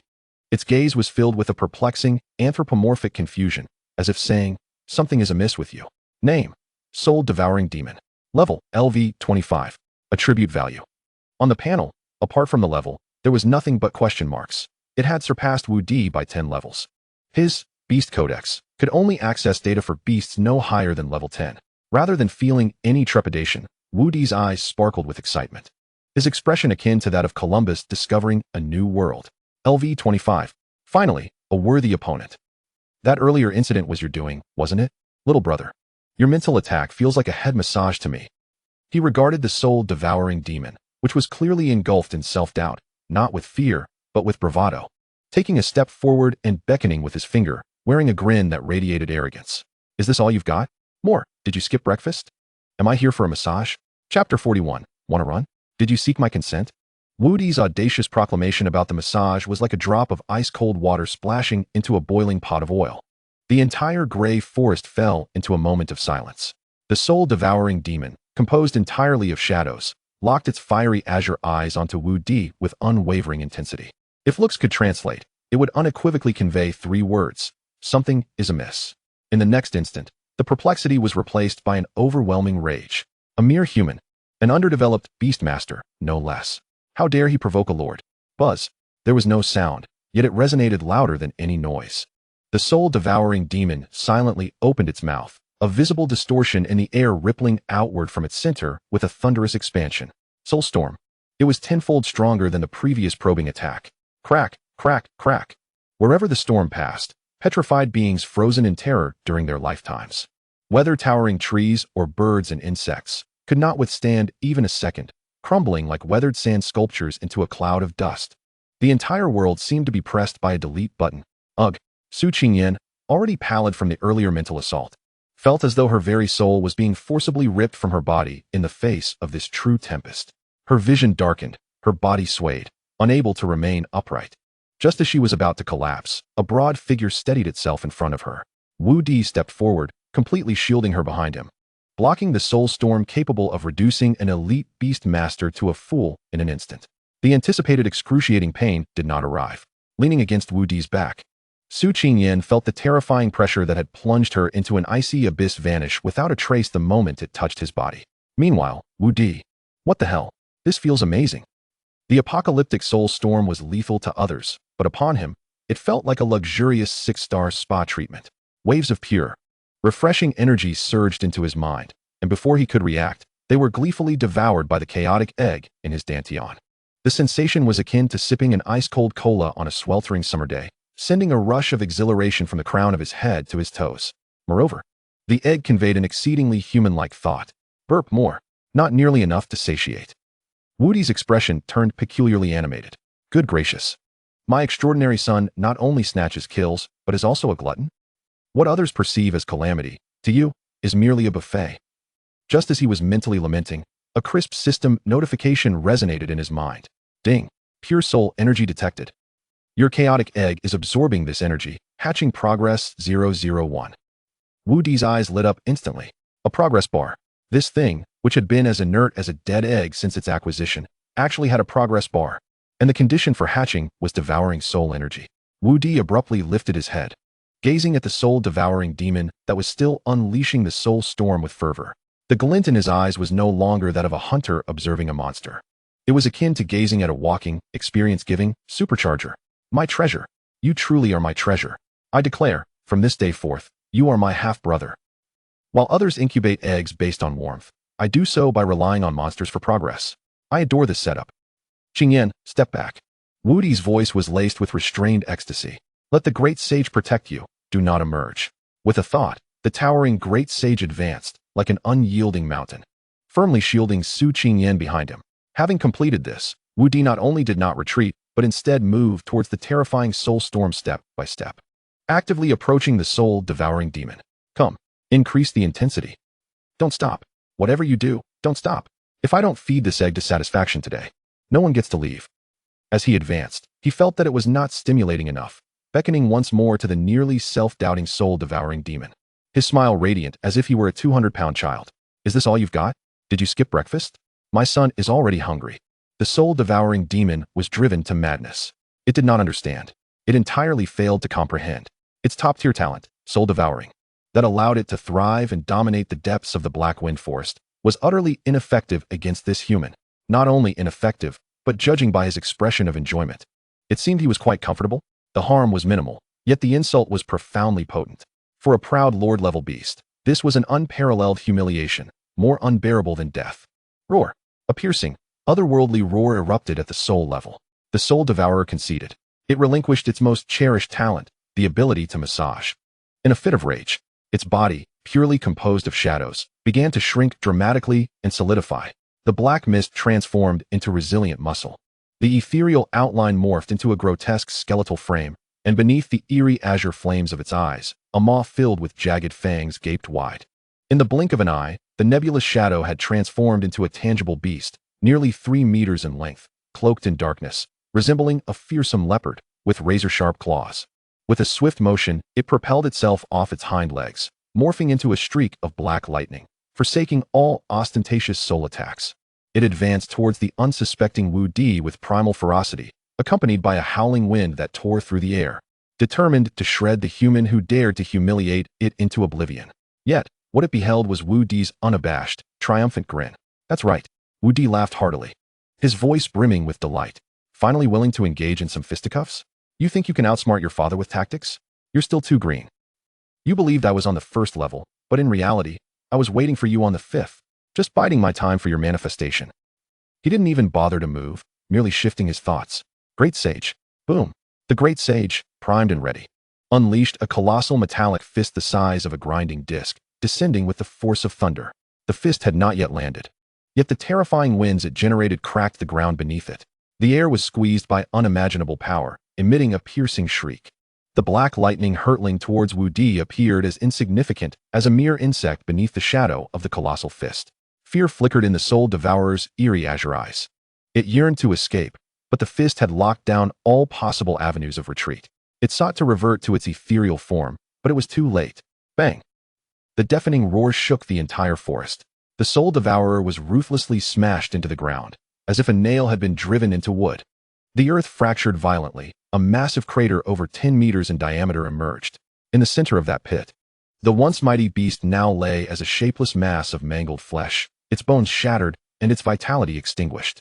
Its corporeal form, in the face of over 4,000 points of pure power, was no different from that of paper. One punch, and it was obliterated. At that moment, a wisp of azure light fled in panic from the pile of flesh. It was the essence of the soul devourer. It attempted to employ its old trick. The soul attempting to escape its corporeal bonds. Trying to flee? Did you obtain my consent? Wudi sneered, extending his palm towards the ethereal glow. In the next instant, an irresistible force of terrifying suction erupted from his palm. The wisp representing the soul devourer's essence emitted a silent wail, struggling desperately. But the force held it captive, ultimately drawing it into Wudi's palm, where it was thoroughly consumed by the primordial egg of chaos within his dantian. Ding! You have achieved a level up by defeating the LV-25 Lord Soul Devourer. Experience points, 58,888. Ding! Hexdeck Talent, Soul Siphon, has been activated. Permanent attribute bonuses for the Great Sage, Strength 20, Constitution 21, Agility 31, Spirit 42. A flurry of system notifications erupted in rapid succession, signaling a significant increase in the Great Sage's attributes. Chapter 42, One Power Bank Falls, a host of power banks rise. The panel of the Great Sage was extravagantly opulent. However, Wudi's attention was suddenly drawn away by another notification that arrived belatedly. Ding! Your Chaos Incubation Egg has absorbed a high concentration of soul energy. Hatching progress at 0.3. Current total progress, 0.31. Wudi's eyes widened in astonishment. What the heck? It moved. It truly moved. My deadbeat son has finally sent a message back to dear old dad. Ecstasy surged within him like a volcanic eruption, momentarily drowning his rationality. Yet, merely 3 seconds later, Wudi's smile gradually froze, his expression turning peculiar. Wait, something seems off. He began to mentally calculate rapidly. ALV-25 Lord-level boss took me half a day of effort, mocking and performing theatrics, just to yield a mere 0.3 in progress. To reach 100 to hatch it. Does that mean I need to slay 333 such bosses? Wudi's mouth began to twitch. Where on earth will I find so many soul attribute beasts? This is rarer than hidden limited editions in an SSR pool. Is my life's goal now to scour the world for power banks? Just as Wudi lamented his arduous path to fatherhood, the last remnants of soul energy dissipated from the pulverized carcass of the soul devourer, creating invisible ripples in the air like stones thrown into a tranquil lake. This disturbance instantly alerted another group of uninvited guests in the gray forest. Whoosh, whoosh, whoosh. Almost simultaneously, several dark figures, like phantoms, swept through the depths of the forest from various directions at astonishing speeds. They moved with remarkable swiftness, weaving through the shadows of the trees, silent yet accompanied by a chilling gust of wind. Wudi's gaze sharpened, swiftly positioning Su Qingyan behind him. Before long, the dark figures halted at the edge of the massive pit, revealing their true forms. 5 individuals, all clad in loose black robes, with hoods pulled low, their faces obscured by expressionless silver masks. An aura of coldness and malevolence radiated from them, echoing the essence of the recently vanquished soul devourer, yet even more pure and repugnant. Well, Wudi raised an eyebrow. Buy one, get one free? Now they're even doing wholesale? The leader of the black-robed figures, taller and more imposing than the others, exuded a robust aura. His gaze first fell upon the mass of flesh in the center of the pit, and a flicker of surprise seemed to cross his silver-masked visage. But in the next moment, he abruptly turned, his eyes locking onto Wudi with the intensity of twin swords. No. The voice of the black-robed man was raspy and dry, reminiscent of sandpaper rubbing together.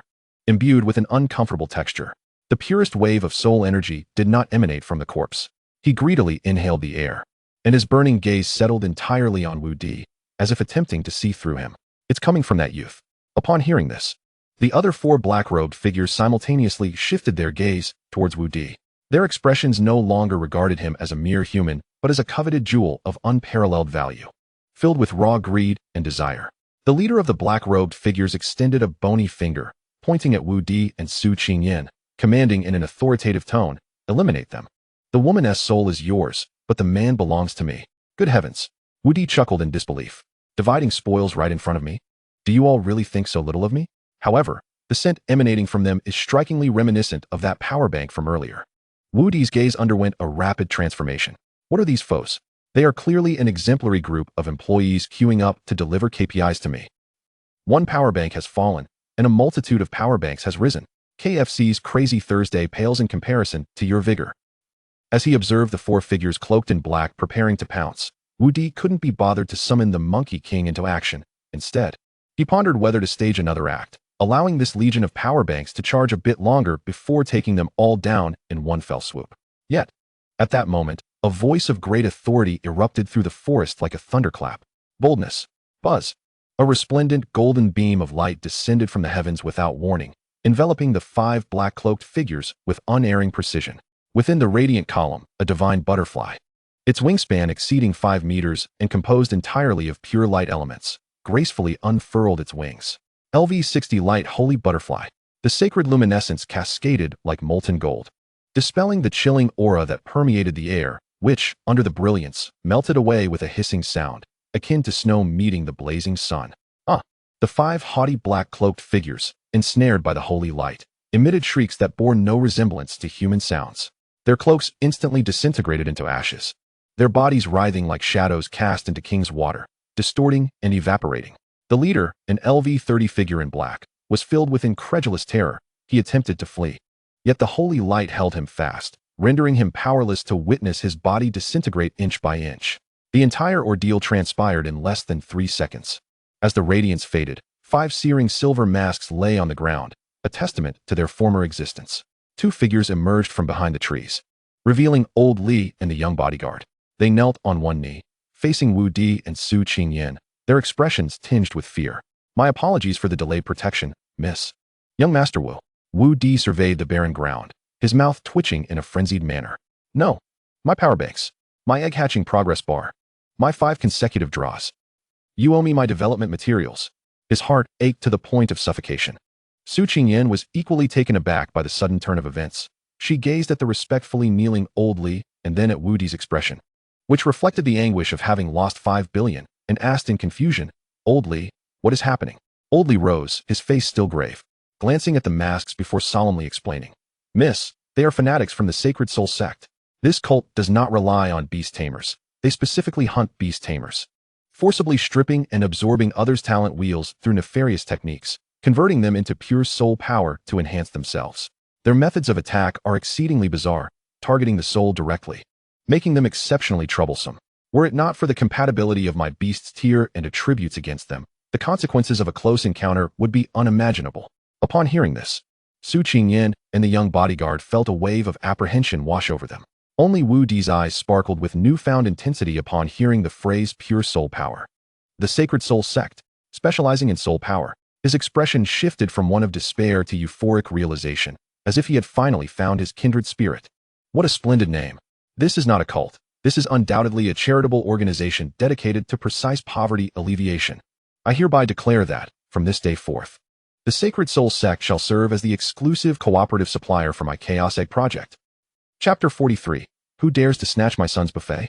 Wudi's expression morphed dramatically from that of a grieving billionaire to someone eager to press Old Li into the ground. A performance as captivating as a Sichuan opera face change. Su Qingyan observed his expression, akin to someone who had just lost their parents, then glanced at the masks on the ground, utterly bewildered. The plot was becoming incomprehensible. Wudi, they are fanatics from the Sacred Soul Sect.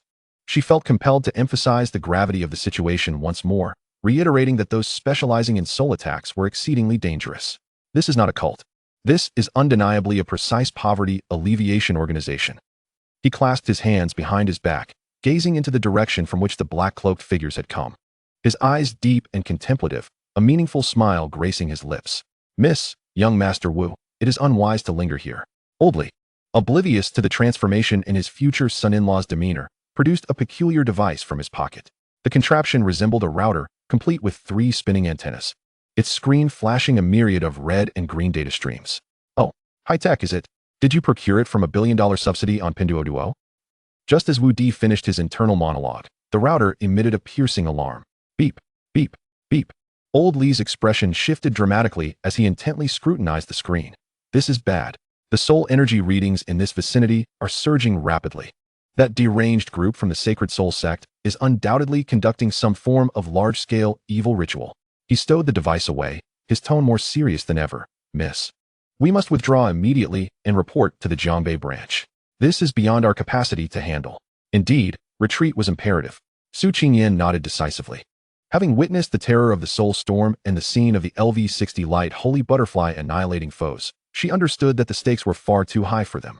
Mere college entrance exam candidates to manage.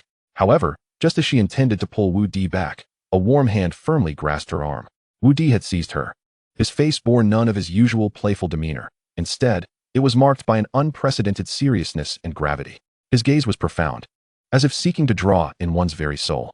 Qingyan. His voice was low and powerful. Do you understand why this egg is called the Chaos Egg? Here it comes. The Oscar-winning performance begins. Next, please enjoy my impromptu presentation. Wudi's eyes burned with intensity as he fixed his gaze on Su Qingyan, enunciating each word with clarity, because what it requires is not ordinary energy, but the most pure and primordial nourishment. And what those lunatics from the Sacred Soul Sect are gathering is precisely what I need. This may be its only chance to hatch. His tone bore an undeniable resolution, tinged with a hint of yearning. Su Qingyan was captivated by his demeanor. Throughout her acquaintance with Wudi, she had never witnessed him so earnest. This was not posturing or jesting. It was a genuine, heartfelt pursuit of power. She felt a tremor in her heart as she gazed into his determined eyes, causing her initial resolve to leave to waver. Yet, it was perilous. Her voice softened, filled with concern. Old Li has stated that this is beyond our handling. I understand. Wudi nodded, his expression still grave. Of course, if it weren't a significant challenge, I wouldn't even consider it. Can low-level monsters drop rare equipment? No. He inhaled deeply and proposed what appeared to be a prudent plan. Therefore, we cannot charge in recklessly. Let Uncle Li and the others scout ahead to ascertain the enemy's capabilities. As the art of war states, knowing oneself and one's enemy ensures victory in 100 battles. If it can be done, we shall execute a grand maneuver. It is unacceptable. We must retreat immediately, without any lingering attachment to the battle. First, dispatch 2 scouts to ascertain the bounteousness of today's buffet offerings at the cafeteria to evaluate their richness and complexity. If it consists merely of a few paltry cold dishes, then we shall forego it. However, should there be an abundance of sea cucumbers, abalones, and lobsters, then, in that case, I must apologize, for today, no one can hinder me from feasting. Su Qingyan hesitated momentarily, but was ultimately swayed. She understood Wudi. Despite his penchant for revelry and mischief, he never engaged in ventures without assurance. Nodding, she turned to Lao Li and the young bodyguard. Let us proceed as Wudi suggests, and you two must exercise utmost caution. Lao Li and the young bodyguard exchanged a glance, both detecting a hint of bitterness in one another's eyes. Future son-in-law, you truly do not regard us as outsiders. You wish us to scout amidst a horde of monsters? Why not ask us to perform an unarmed interception of a nuclear bomb? Internally lamenting, yet understanding that commands are commands. Yes, Miss. Young Master Wu. The two accepted their orders, their forms flickering like shadows as they stealthily advanced towards the area dense with soul energy. Wudi observed their vanishing figures with a satisfied nod. Go forth. My tool number 1 and number 2. Do ensure you return with good news. As time ticked by, Su Qingyan anxiously clenched her fists, while Wudi wore an expression of eager anticipation, akin to a lottery player awaiting the draw. Before long, Lao Li's communication request came through. Su Qingyan promptly connected. Lao Li's voice, laced with heavy breathing and immense shock, emanated from the communicator. Miss, we have discerned, at the center of the Black Wind Forest, that group of lunatics, they have constructed a colossal altar of bones. Above the altar, there gathers a soul energy as vast as the ocean. They are resurrecting a gravely injured bishop. Surrounding the altar, there are at least 5 LV-50 to LV-60 level guardians protecting it. Upon receiving this astonishing intelligence, Su Qingyan's face turned ashen. 5 LV-60 guardians? It was over. They must flee at once. Yet, upon turning, she found no trace of fear upon Wudi's countenance. Instead, it bore the ecstatic expression of a famished refugee encountering a sumptuous feast after 3 days without sustenance. His eyes sparkled like 2,000-watt light bulbs. Drool nearly escaped the corners of his mouth. A bishop, accompanied by 5 boss-level guardians? This ISNTA power bank. This is a nuclear power plant. Who dares to snatch my son as buffet? Chapter 44. This ISNTA power bank. This is a nuclear power plant.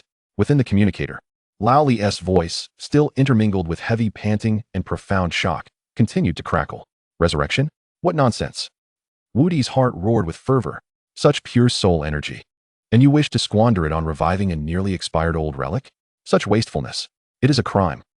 He glanced at Su Qingyan's panicked expression and quickly adjusted his demeanor, adopting a composed and strategic facade. Do not panic, Qingyan. It is not a significant issue. Clearing his throat, he began his tactical deployment. A high-caliber hunter often presents themselves in the guise of prey. What we must do now is quite simple. Strike with a diversion and lure the tiger away from its mountain. Su Qingyan was utterly bewildered. Lure the tiger away from the mountain. How could we accomplish that? The mountain man possesses his own clever strategies. Wudi smiled mysteriously, his thoughts directed towards the distant Great Sage. Great Sage, respond if you hear me. You are entrusted with a glorious yet arduous task. Do you see the tallest peak to your left? Yes, the one that looks the most unseemly. Go forth. Activate demolition mode. With your massive fists, carve it out for me. The greater the commotion, the better. It should be loud enough for a 10-mile radius to know there's a grand feast underway. However, this was too perilous. Su Qingyan remained tense, her palms sweating. What if they did not take the bait? What if they all came rushing over? Fear not. Wudi patted his chest. Grinning like a cunning fox who has successfully executed a scheme, trust in your man's tactical planning. They play with souls, which is precisely my forte. What is this called? It's called a professional match, a precise alignment of the upstream and downstream of the industry chain. They are raw material suppliers. And I am the end consumer. Today, as the principal party, I shall conduct a thorough inspection of the supplier's production workshop. No sooner had he finished speaking than a thunderous explosion erupted from a mountain several kilometers away. A colossal figure, akin to a mythical giant, was relentlessly and recklessly pounding the mountain with fists larger than grinding wheels. Each strike, wielding over 4,000 points of terrifying power, tore through the air with a piercing scream. Rocks shattered, the earth trembled. The terrifying wave of energy surged forth like a tsunami, spreading wildly in all directions. To the unknowing observer, it might seem as though two monstrous beasts were clashing in a cacophony of fervent passion, shattering the heavens and earth.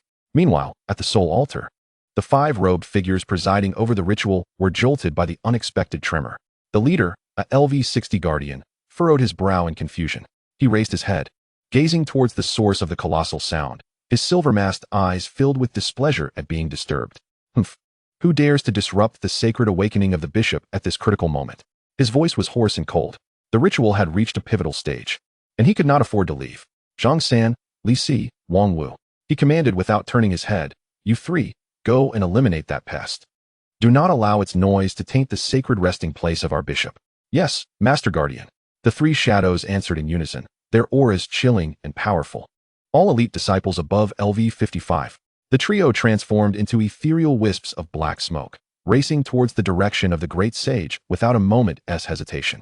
Almost simultaneously, lurking in the shadows, Wudi heard Lao Li's suppressed yet excited report. "Young Master Wu, 3 have departed. Judging by their auras, they are exceedingly strong. At least LV-55.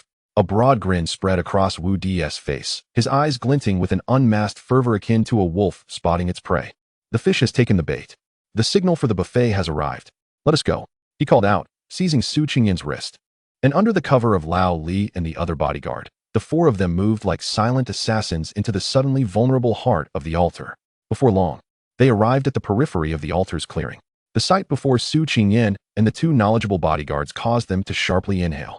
A vast altar, constructed from countless eerie white bones, exuded a dense aura of death. Above the altar, a massive pool of energy, formed from millions of wailing souls, pulsated slowly like a heart. The ethereal blue energy pool resembled a concentrated ocean, and the silent screams emanating from it were enough to drive any weak-minded individual into madness on the spot. In the heart of the energy pool, a languid figure clad in a black robe lay still, clearly the bishop awaiting resurrection. Beneath the altar, the last two black-robed guardians, with closed eyes, chanted softly. Sustaining the ritual's flow, Su Qingyin merely cast a glance, and felt her very soul tremble. The sheer, distilled essence of malevolence sent a chill coursing through her. In stark contrast, beside her, Wudi reacted with an entirely different fervor. His body trembled, not from fear, but from an uncontrollable, soul-deep exhilaration and yearning. His eyes, fixated on the ocean of souls, gleamed with an unnerving brightness, and his breath grew heavy. Mother, I feel as though I have glimpsed paradise, a veritable banquet of delights. How much progress must be added? Could it be that I could hatch it all at once, right here? The mere thought of such a possibility sent Wudi's heart racing, thumping louder than the earlier thunderous crash of the great sage. Oldly, you too. Wudi's voice was low yet resolute. Go and hold those two guardians back. Just ensure they do not interfere with me. Oldly paused, suddenly comprehending. His expression shifting dramatically. Young Master Wu. Do you mean his words were left unfinished as Wudi sprang into action? Wudi, what are you doing? Su Qingyin cried out in alarm, watching in horror as he leapt from the shadows like a cheetah locking onto its prey, charging towards the altar that radiated an aura of malevolence and death. The two chanting guardians were instantly alerted, their eyes snapping open at the sight of this reckless human. Seeking death, one of them barked, raising a hand to unleash a soul shockwave. Yet, it was already too late. In the moment that Su Qingyin's horrified gaze lingered, as Old Li and the others summoned their beasts to intercept the guardians, Wudi had reached the altar's edge. He disregarded the piercing cold and the soul-rending wails that filled the air. He extended his right hand. Within his palm, the long-dormant chaos egg seemed to sense an unprecedented feast, beginning to tremble with fervor. In the next instant, Wudi pressed his palm firmly against the ocean of pure soul energy. Dinner is served. Chapter 45. The Feast. My Son's Imperial Banquet. As Wudi's hand made contact with the ethereal azure sea of souls, an indescribable sensation of euphoria surged through him, akin to pouring an entire bottle of ice-cold soda down one's throat on a sweltering summer day, penetrating through to his very core. Oh wow! He nearly gasped in pleasure. Simultaneously, the long silent system notification echoed in his mind, like a chaotic lottery screen at a year-end celebration, exploding into life. Ding! High concentration of unbound soul energy detected, commencing absorption. Chaos egg begins to feed. Hatching progress 5. Hatching progress 10. Hatching progress 15. Hatching progress 25. The visible stream of soul energy formed a robust azure torrent, as though it had found an outlet for release. Rushing toward the egg nestled in Wudi's palm, the once vast energy pool began to diminish at an alarming rate, its levels dropping visibly. This cataclysmic shift instantly alerted the two guardians beneath the altar. Just as they were entangled with Old Li and the others, they felt a sudden wave of debilitating weakness wash over them. Turning around, they nearly suffered cardiac arrest at the sight. What is that? Our sacred soul power. However, the first to crumble were the three black-robed figures lured away by the great sage. They were sprinting back when they suddenly beheld a thick pillar of soul energy shooting skyward from the altar, then curving to precisely enter a figure's body. They froze in shock. That sound, it's not an exotic beast. The altar. Something has gone awry at the altar. One of them let out a heart-wrenching cry. It's a trap. The tiger has been lured away. We must return. The trio abandoned their mission, unleashing their dark energy, transforming into three streaks of black lightning, racing back toward the altar in frenzied haste. Meanwhile, atop the altar, the LV-60 head deacon, Night Owl, who had been maintaining the ritual with closed eyes, abruptly opened them wide. The ritual was interrupted. The pure energy intended to resurrect the bishop had been intercepted. He whipped around, and upon witnessing the torrent of souls flooding into Wudi's form, he stood in utter disbelief. For the first time, the ageless silver mask betrayed a look of bewilderment, shock, and unbridled rage. No, a roar of pure fury erupted from him, echoing like a wounded beast through the forest. This was the entirety of their Sacred Soul Sect's Northern Jiang Division's painstaking accumulation over several years. Having hunted thousands of beast tamers and countless exotic beasts, all aimed at resurrecting this gravely injured bishop. Now, someone dared to snatch it right before his eyes. You seek death. Night Owl was utterly enraged. He immediately abandoned the ritual and the attack on Old Li, transforming into a dense, inky black light. Shooting like an arrow straight toward Wudi at the altar's edge, he aimed to stop him. He sought to tear this thief's soul apart, piece by piece. Almost simultaneously, the three lured disciples raced back at full speed. Upon witnessing the scene of their sacred power being stolen at the altar, their eyes turned crimson with rage. Little beast, put down our sacred soul power. Kill him. At any cost, kill him. The 5 frenzied members of the Sacred Soul Sect surrounded Wudi from 5 different directions. They had lost their minds. Completely lost their minds. The terrifying soul attacks required no incantations or preparations, unleashing like a hail of bullets from a machine gun, transforming into twisted black shockwaves. Each bearing howling ghostly faces and shrieking wraiths, coalescing into an impenetrable barrage of death, raining down upon Wudi from all sides. Wudi. Su Qingyan watched in horror as Wudi was engulfed by the terrifying black storm, her face paling as she let out a piercing scream.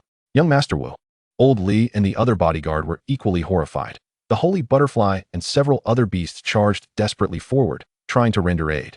But as soon as they approached the range of the assault, they were forcefully repelled by the overwhelmingly dense soul attacks. It's over. Su Qingyan's heart sank to the depths of despair. Yet, at the center of the storm, Wudi found himself in a peculiar state. He was firmly rooted in place by the immense suction force, unable to move. Yet, not a trace of fear marred his expression. Instead, there was an almost fervent anticipation bubbling within. Oh wow, is there a bonus course? You humans are quite generous. Those attacks, potent enough to shatter the souls of LV-50 powerhouses, struck him yet made no sound, as if swallowed by the ocean, instantly absorbed by the chaos egg in his palm. Come on, treat my son to some snacks. Don't be shy. Make yourselves at home. An overwhelming surge of soul energy, combined with the full power of 5 elite energy sources, sent the incubation progress of the chaotic egg spiraling into madness. Soul impact detected. Chaotic characteristic transformation in progress. Incubation progress at 70. Corrupted by resentment. Chaotic characteristic transformation in progress. Incubation progress at 85. Afflicted by malicious curses. Chaotic characteristic transformation in progress. Incubation progress at 95. Incubation progress at 99. The progress bar stubbornly remained at 99. It was merely a step away from completion. Why can't I kill him? What manner of monster is he? Night Owl watched in despair as his attacks were devoured like mere fodder, his composure shattered. His eyes turned blood red as he let out a desperate howl. Everyone, assist me. Obliteration of 10,000 souls. The 5 robed figures simultaneously unleashed their final and most potent soul power, coalescing above Night Owl's head into a colossal black skull, exceeding 3 meters in diameter. Formed from countless agonized faces, the aura emanating from that skull plunged the entire forest into a chilling silence. Die for me. With every ounce of strength, Night Owl forcefully propelled the sphere of obliteration towards the nearby Wudi. Su Qingyan closed her eyes in despair. Yet, just as the deathly skull was about to strike Wudi's face in the fraction of a second, a clear and melodious notification rang in Wudi's mind, resounding like celestial music. Ding. Incubation progress at 100. The chaotic egg is about to hatch. In an instant, the egg, which had remained dull and unremarkable, resembling a mere pebble, exploded with radiant brilliance. It was neither gold nor silver, but a chaotic light that seemed to encompass all the colors of the universe's dawn. An indescribable aura, ancient, vast, and supremely exalted, radiated from the egg.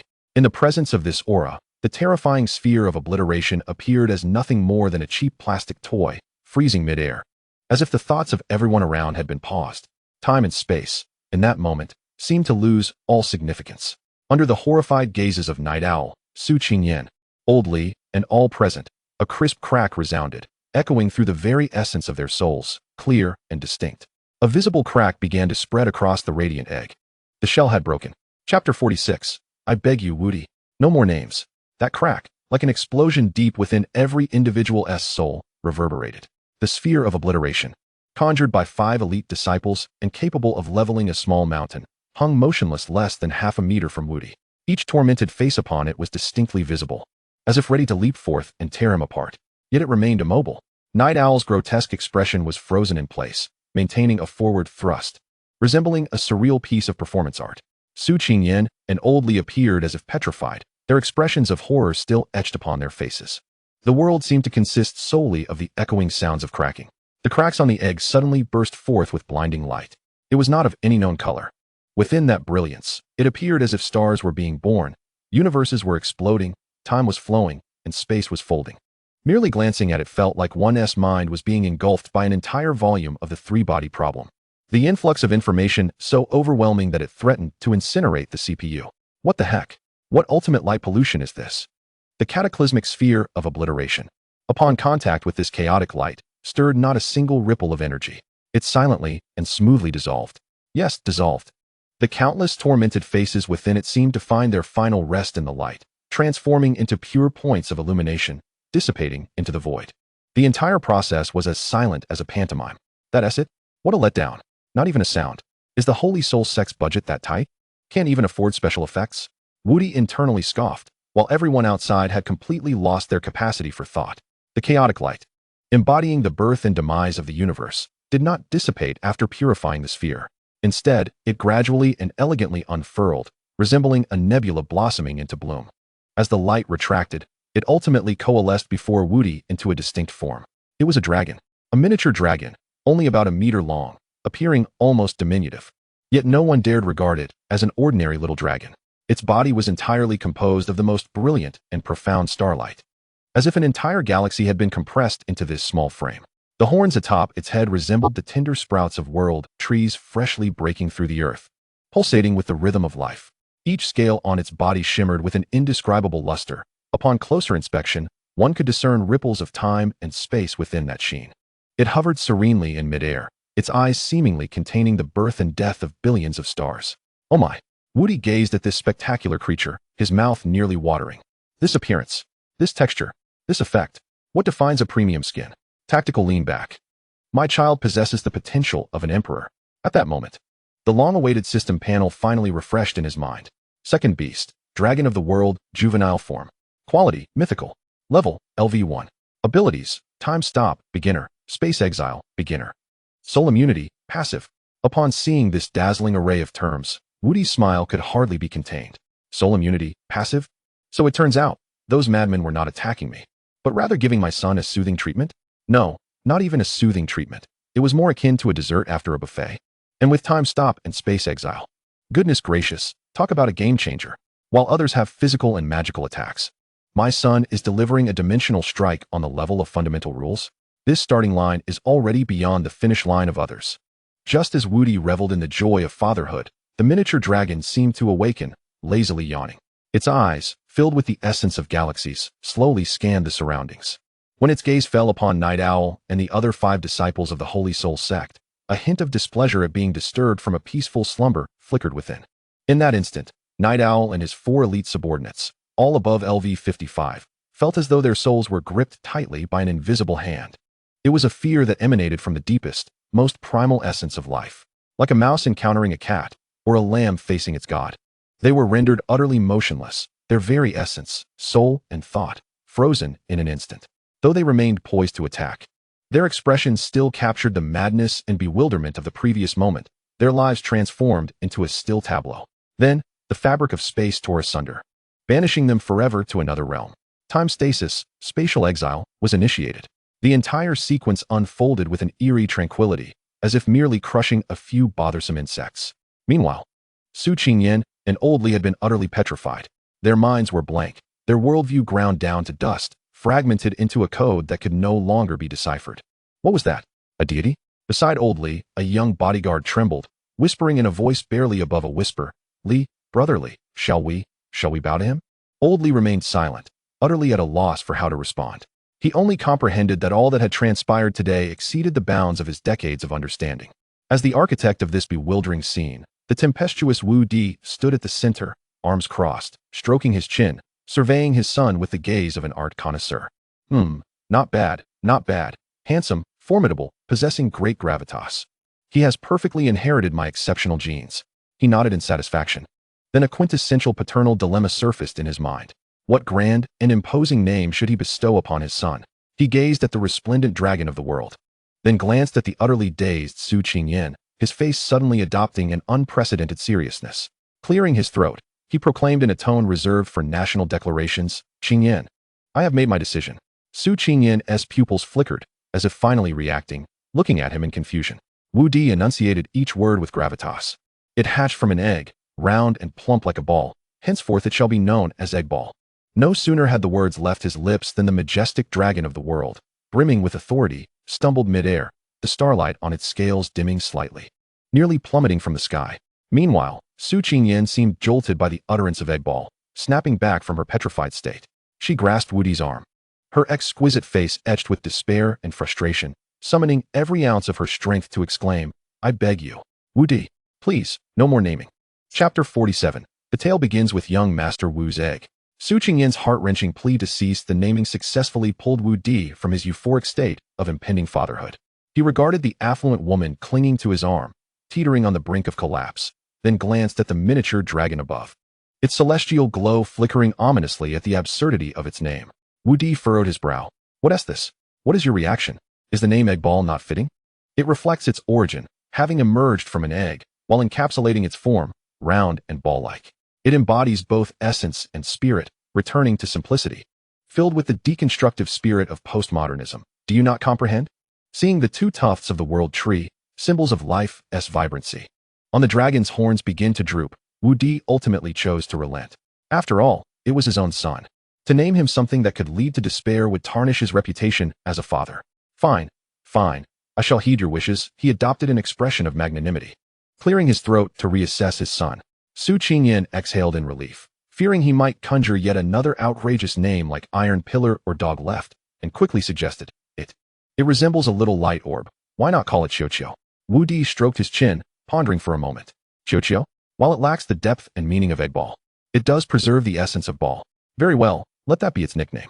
He turned to the miniature dragon in midair, offering what he believed to be a warm smile, and once more declared with the weight of a national announcement, "All right.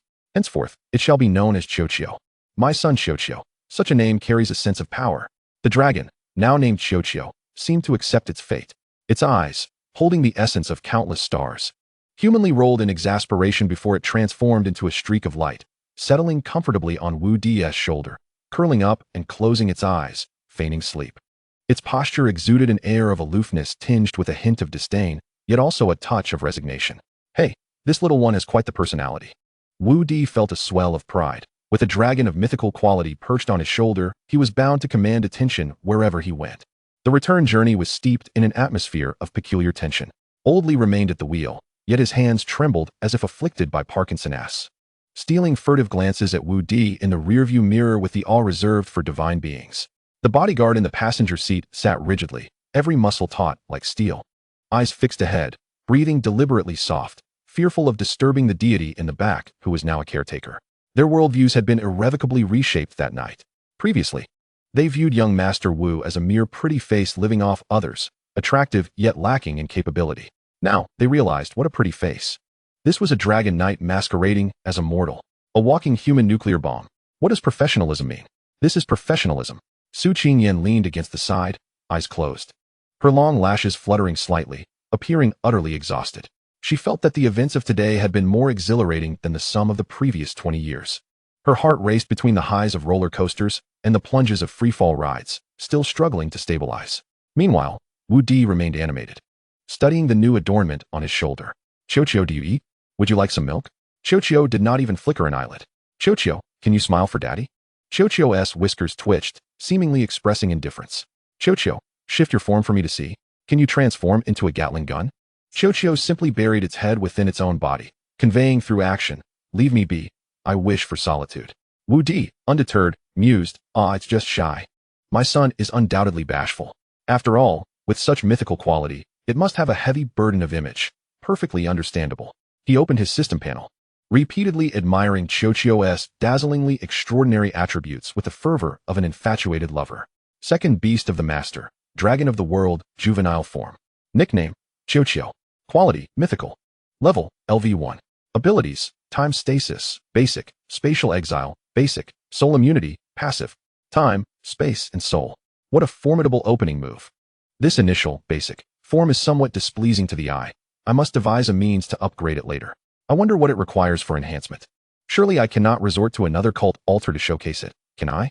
Wudi's thoughts began to wander. Is this time stasis akin to Dio's smashing of the world? Then should I also procure a steamroller? And this spatial banishment? It sounds remarkably like divine power. If one cannot defeat an adversary, simply cast them into another dimension. It's clean, eco-friendly, and saves the trouble of disposing of bodies. Perfect. The more he contemplated, the more exhilarated he became, his lips curving into a grin that made Su Qingyan, who was feigning sleep nearby, twitch her eyelids. She couldn't shake the feeling that this world was destined to grow increasingly peculiar due to Wudi and his new offspring. Upon returning to the Su family estate, Wudi, invigorated as if he had consumed a stimulant, greeted Su Qingyan and then dashed back to his room with his new companion, Chio.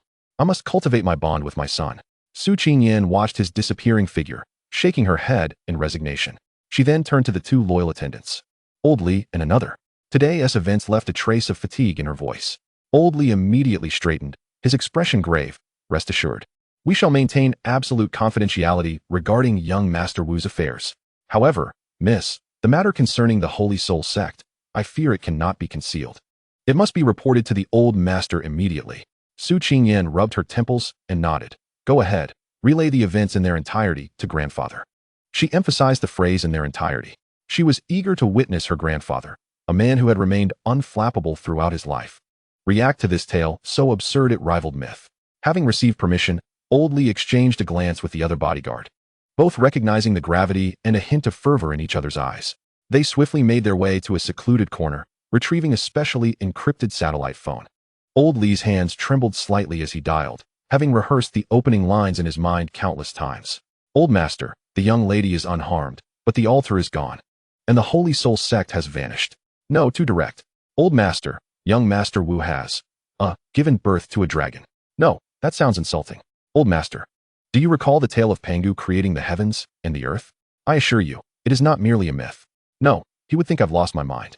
With a beep, the call connected. A voice, aged yet commanding, filled the receiver with undeniable authority. Speak. Just that single word sent a wave of cold sweat down Old Li's back.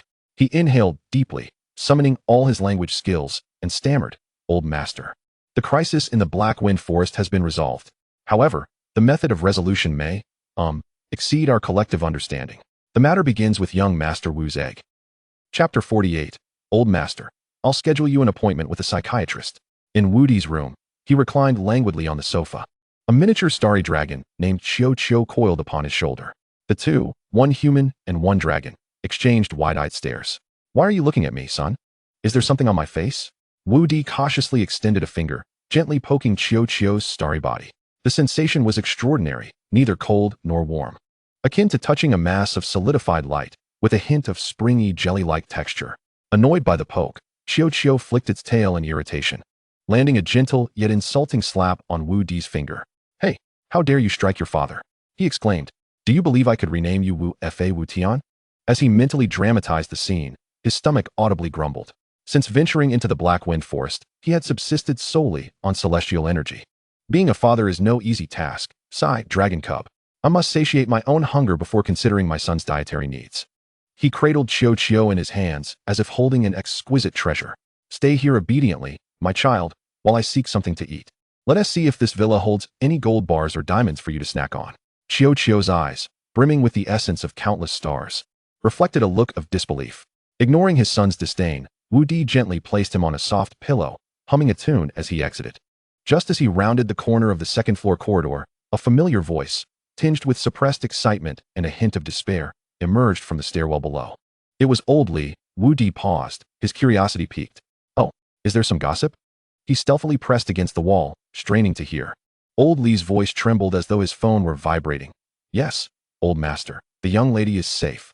However, the members of the Holy Soul sect have all disappeared. There seemed to be a moment of silence on the other end, and Wudi could almost visualize an authoritative elder frowning. Old Li swallowed hard, his voice trembling further. They were dealt with by young Master Wu. Yes, the one who made a pact with the stone. Hey, What do you mean by a stone? That is the child of the earth, the Titan. You know nothing of power. Wudi protested vehemently in his mind. Old Li continued, sounding as though he might burst into tears. No, no, not with that stone. Young Master Wu has another beast. It is an egg. And that egg hatched into a dragon. Yes, a dragon. A glowing one. Bling bling. And then, in a flash, time stopped. And then, in another flash, they disappeared. Truly, more real than gold. Wudi couldn't help but chuckle. Ha ha. Old Li's narrative skills are lacking. What do you mean by in a flash? Are you playing sound effects? This description would convince no one on the other end of the line. As expected, the next moment, a thunderous roar erupted from the phone, so loud that even Wudi, hiding in the corner, could hear it distinctly. Have you lost your mind? Old Li, I believe you have been dazed by the miasma in the Blackwind Forest. What did you just say? That Wu, who made a pact with a worthless stone, used his second beast to obliterate a level 60 Holy Soul Sect enforcer? His second beast is a dragon. Tom stopped. Space banished. I don't need to send someone to deal with the aftermath of the Holy Soul Sect. I need to schedule you an appointment with a psychiatrist at the first mental hospital. You wait for me. I shall see if you all have fallen under some collective illusion. Beep. The call was abruptly disconnected. In the corner, Old Li stood frozen, drenched in sweat. His expression more tragic than death itself. PFF, ha! Wudi nearly burst into laughter. What a collective illusion. The old man certainly possesses a vivid imagination. And he even has an expert title, such attentive service. Just as he was reveling in his amusement, he turned around only to find himself gazing into a pair of beautiful eyes filled with resignation and fatigue. Su Qingyan had appeared behind him, arms crossed, looking at him with an expression that seemed to question the humor in the situation. Is it amusing? Coughing softly, Wudi instantly suppressed his laughter, adopting a serious demeanor. It's not funny. I am genuinely pained by Old Li's plight. Just look at him. He has endured immense pressure and misunderstanding in order to convey the truth to your grandfather. Su Qingyan rolled her eyes dramatically, clearly unconvinced by his words. My grandfather does not believe him. He thinks Old Li has lost his mind, and that we are all under your control through some sort of sorcery. Sorcery? This is science. Chaos theory. The ultimate mystery of the universe. Ignorance is truly terrifying. Wudi feigned innocence. What should I do? Should I fetch a kitchen knife and perform a disappearing act, followed by a time-stopping cucumber slicing? Enough. Su Qingyan was so exasperated that it made her head throb. My grandfather will be here soon. He has a terrible temper, especially towards those whom he does not recognize. The implication was clear. You better watch yourself. Oh. Wudi's eyes instantly sparkled. Those who are unrecognized. A bad temper. Coming soon. This is precisely the ultimate test in the novice village. The hidden mission of meeting the parents. If I pass this stage, will I unlock the trust of more wealthy ladies? Observing the elated and eager expression on Wudi's face, Su Qingyan felt a sudden surge of ominous premonition. She sensed that her usually authoritative and unyielding grandfather might encounter his greatest nemesis today. Wudi, I warn you, do not act recklessly later. Su Qingyan urged him anxiously. Rest assured, Wudi patted his chest, revealing a dazzling smile that showcased all 8 of his teeth. I am, above all, a person of sincerity. Hee. The big boss is coming to personally inspect the goods. I must hurry back to the room and prepare my son for the occasion. Soon. Let the old man open his eyes to witness what it truly means to have a mythical beast and the kind of prestige that money cannot buy. Wudi mused, turning towards the room. He was determined to make that obstinate old man understand one fundamental truth. The times have changed. Now, it is no longer a world where merely having a loud voice can resolve issues. Your grandfather is ultimately still your grandfather. However, your future grandson-in-law may very well become your grandfather. Chapter 49. The Professional Sugar Baby, Part-Time Mythical Beast Keeper. Wudi returned to his room and promptly locked the door behind him. This is the final preparation time before the showdown. It must be taken seriously. He held the orb-like creature in front of him and solemnly conducted a pre-battle mobilization. Listen well, my son, an extremely important client will be arriving shortly. And he has a rather foul temper. Perhaps it is due to his old age. He is your future, Su Qingyan's grandfather. The creature blinked its starry eyes, seemingly asking, what does that have to do with me? It is of utmost importance. Wudi waggled a finger. This directly affects my future KPIs and the quality of your meals. Therefore, you must present yourself in the best possible state. Be cool, be handsome, be aloof. Make that old man feel that you are unfathomable, thereby garnering my esteem, and ultimately, he will cry and insist on handing over his granddaughter and fortune to me. Perfect. The creature seemed to be left speechless by his grand vision, turning its head away to present its hindquarters to him. Hey, such a little rebel.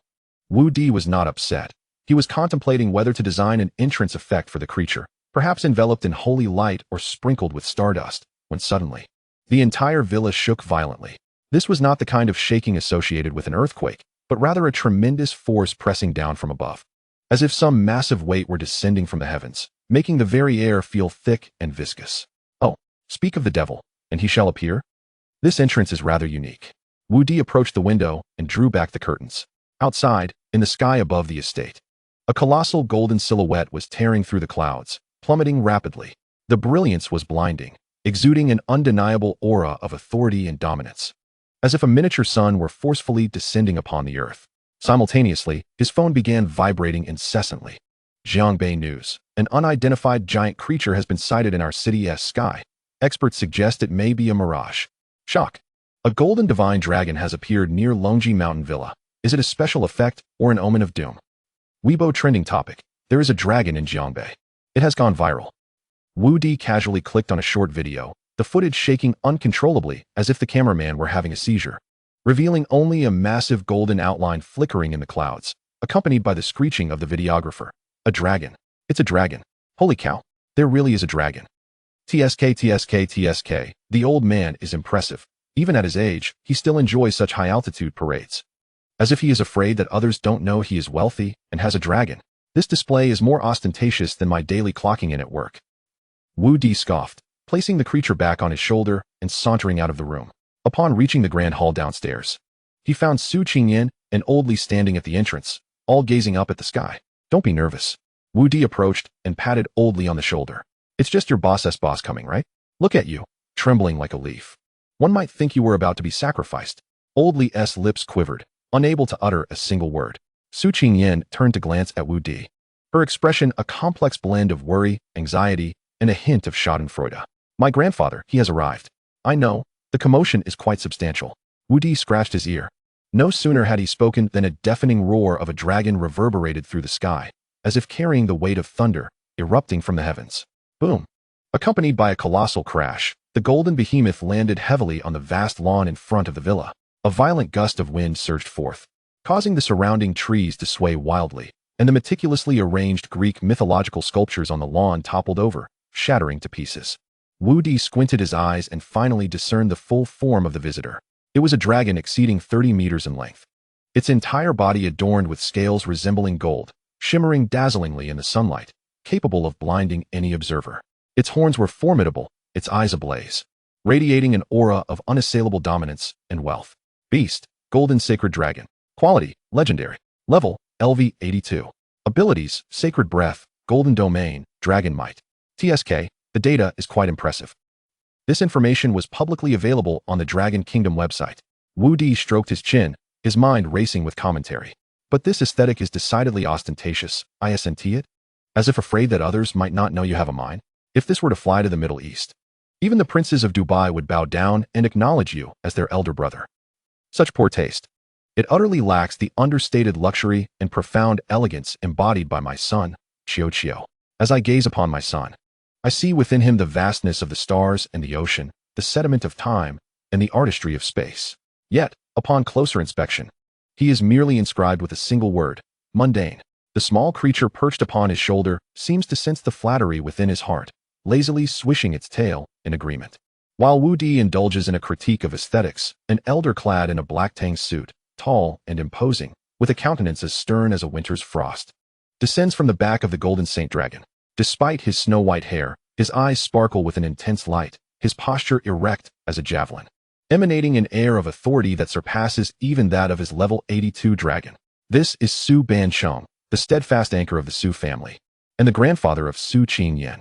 Upon landing, Su Bansheng does not even glance at his terrified subordinates, his hawk-like gaze piercing through the crowd, locking onto Wudi with unyielding intensity. His expression is frigid and scrutinizing, laced with unabashed disdain, as if regarding a mere jester. In that moment, the very atmosphere of the estate seems to solidify. Su Bansheng strides forward, each step resonating with the heartbeat of those around him. He halts 3 meters in front of Wudi, adopting a condescending tone that, though not raised in volume, carries an undeniable weight. You, with your trivial and unrefined sorcery, have managed to ensnare my granddaughter and my personal guard in your deceit? Old Li's face pales instantly. Su Yin clenches her fists nervously, poised to interject with an explanation. Grandfather, it's not like that. However, Wudi makes his move first.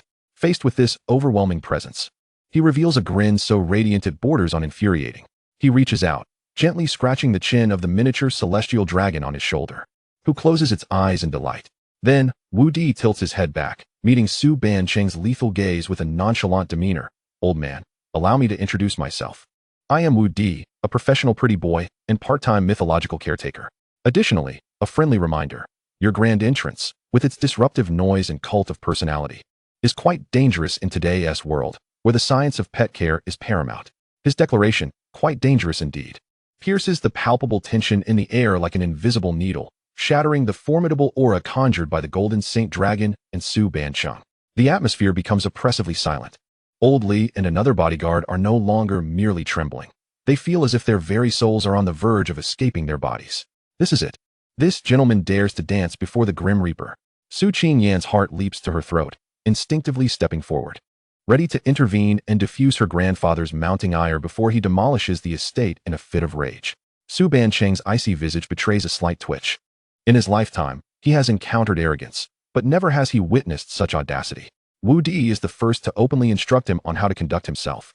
His keen eyes remain locked on Wudi, the chill within them capable of freezing the very air. Oh, has the old man's nerves become disordered? Do not look at me with such eyes. I fear you may fall in love with me. Wudi muses internally, maintaining a facade of calmness, even exhibiting a hint of genuine concern for him. Taking a deep breath, Su Bancheng summons the terrifying might of the level 82 Golden Saint Dragon, combined with the ominous aura he has forged through countless battles, sweeping forth like a tsunami. Young man, do you even comprehend to whom you are speaking? His voice, though not loud, bears the weight of 1,000 mountains, crashing upon the hearts of all present. Su Yan's complexion pales, her mouth opening to speak. Grandfather. Yet, just as the tension reaches its zenith, Su Bancheng's gaze finally drifts from Wudi's infuriating visage to the small creature yawning upon his shoulder. Initially, he cast a casual glance. What is that creature coiled upon this young man's shoulder? A glowing little serpent? Or perhaps a new breed of lizard? The pets of today's youth truly grow ever more peculiar. This fleeting thought barely lingers in his mind for a mere moment. In the next instant, Su Bancheng's eyes, seasoned by the vicissitudes of life and familiar with the bloodshed of battle, contract into two piercing needles of danger. The disdain, anger, and scorn etched upon his face shatter, replaced by an unprecedented shock and horror. He stands frozen as if struck by a divine bolt from the heavens, his entire being rendered rigid. What is that? What sort of essence is this? It is neither a known elemental fluctuation nor simply a life force. It is an energy that transcends all worldly rules, a primordial rhythm stemming from the very inception of the cosmos. The small form does not exude mere light. It pulses with the threads of time and the folds of space. It embodies the very essence of existence. Having traversed a lifetime of battles and trials, Su Bancheng has only just managed to grasp the pinnacle of this world, yet he has never touched the fabled threshold of legend. He may not have personally experienced every marvel, but he has witnessed them in others. Within the highest echelons of the Dragon Kingdom's Beastmaster Alliance, he has had the honor of beholding those who serve as steadfast anchors, feeling the aura they radiate, one that could dim the very skies. Identical.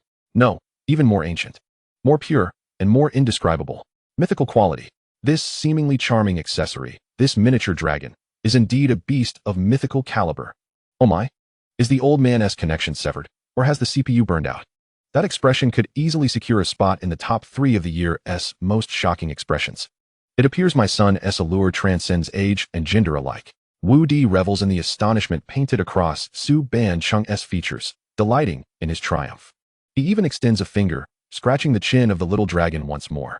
The small creature, seemingly annoyed by their mutual staring contest, flicks its tail, releasing a sprinkle of stardust more brilliant than diamonds, which glimmers with ethereal light under the sun before dissipating into nothingness.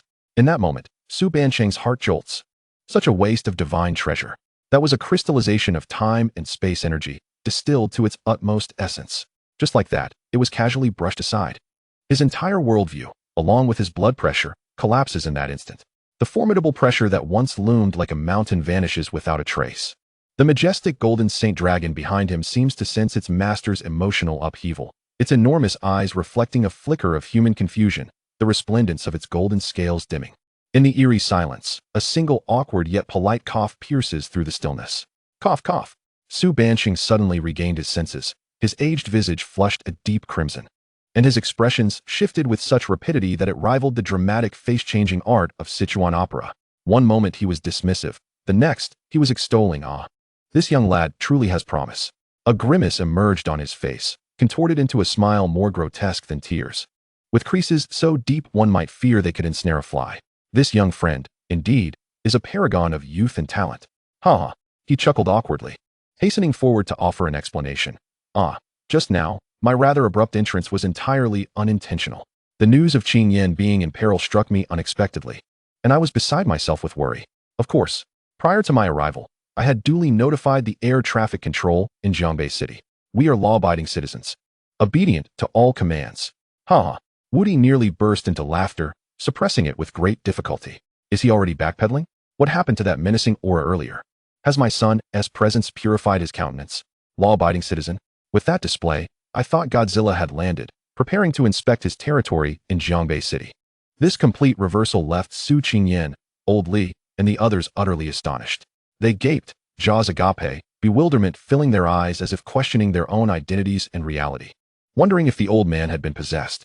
Especially Su Qingyan, who gazed at her grandfather's exceedingly unnatural and almost obsequious smile, feeling as if the past 20 years of her understanding were disintegrating before her eyes. Was this really the same domineering grandfather who commanded silence in the Su family with his fiery temper? At this moment, all of Su Banqing's attention was entirely captivated by the creature perched upon Wudi's shoulder. His gaze was fervent, reverent, even touched by a pilgrim-like zeal. He cautiously approached, even moderating his breath, lest he disturb the divine being. Young friend Wudi, is this little dragon upon your shoulder your familiar? He carefully chose his words, even resorting to calling it a little dragon. Wudi, witnessing the old man's apprehensive yet eager demeanor, felt a surge of delight in his heart. He extended a finger and gently flicked the dragon's horn.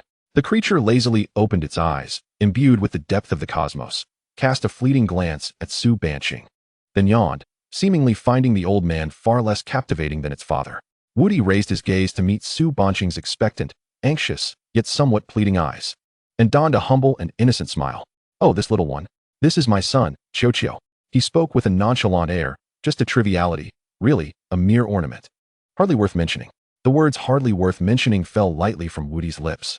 Yet they struck Su Banqing's heart with a force greater than the landing of his golden holy dragon. Hardly worth mentioning? You refer to a mythical quality familiar as trivial?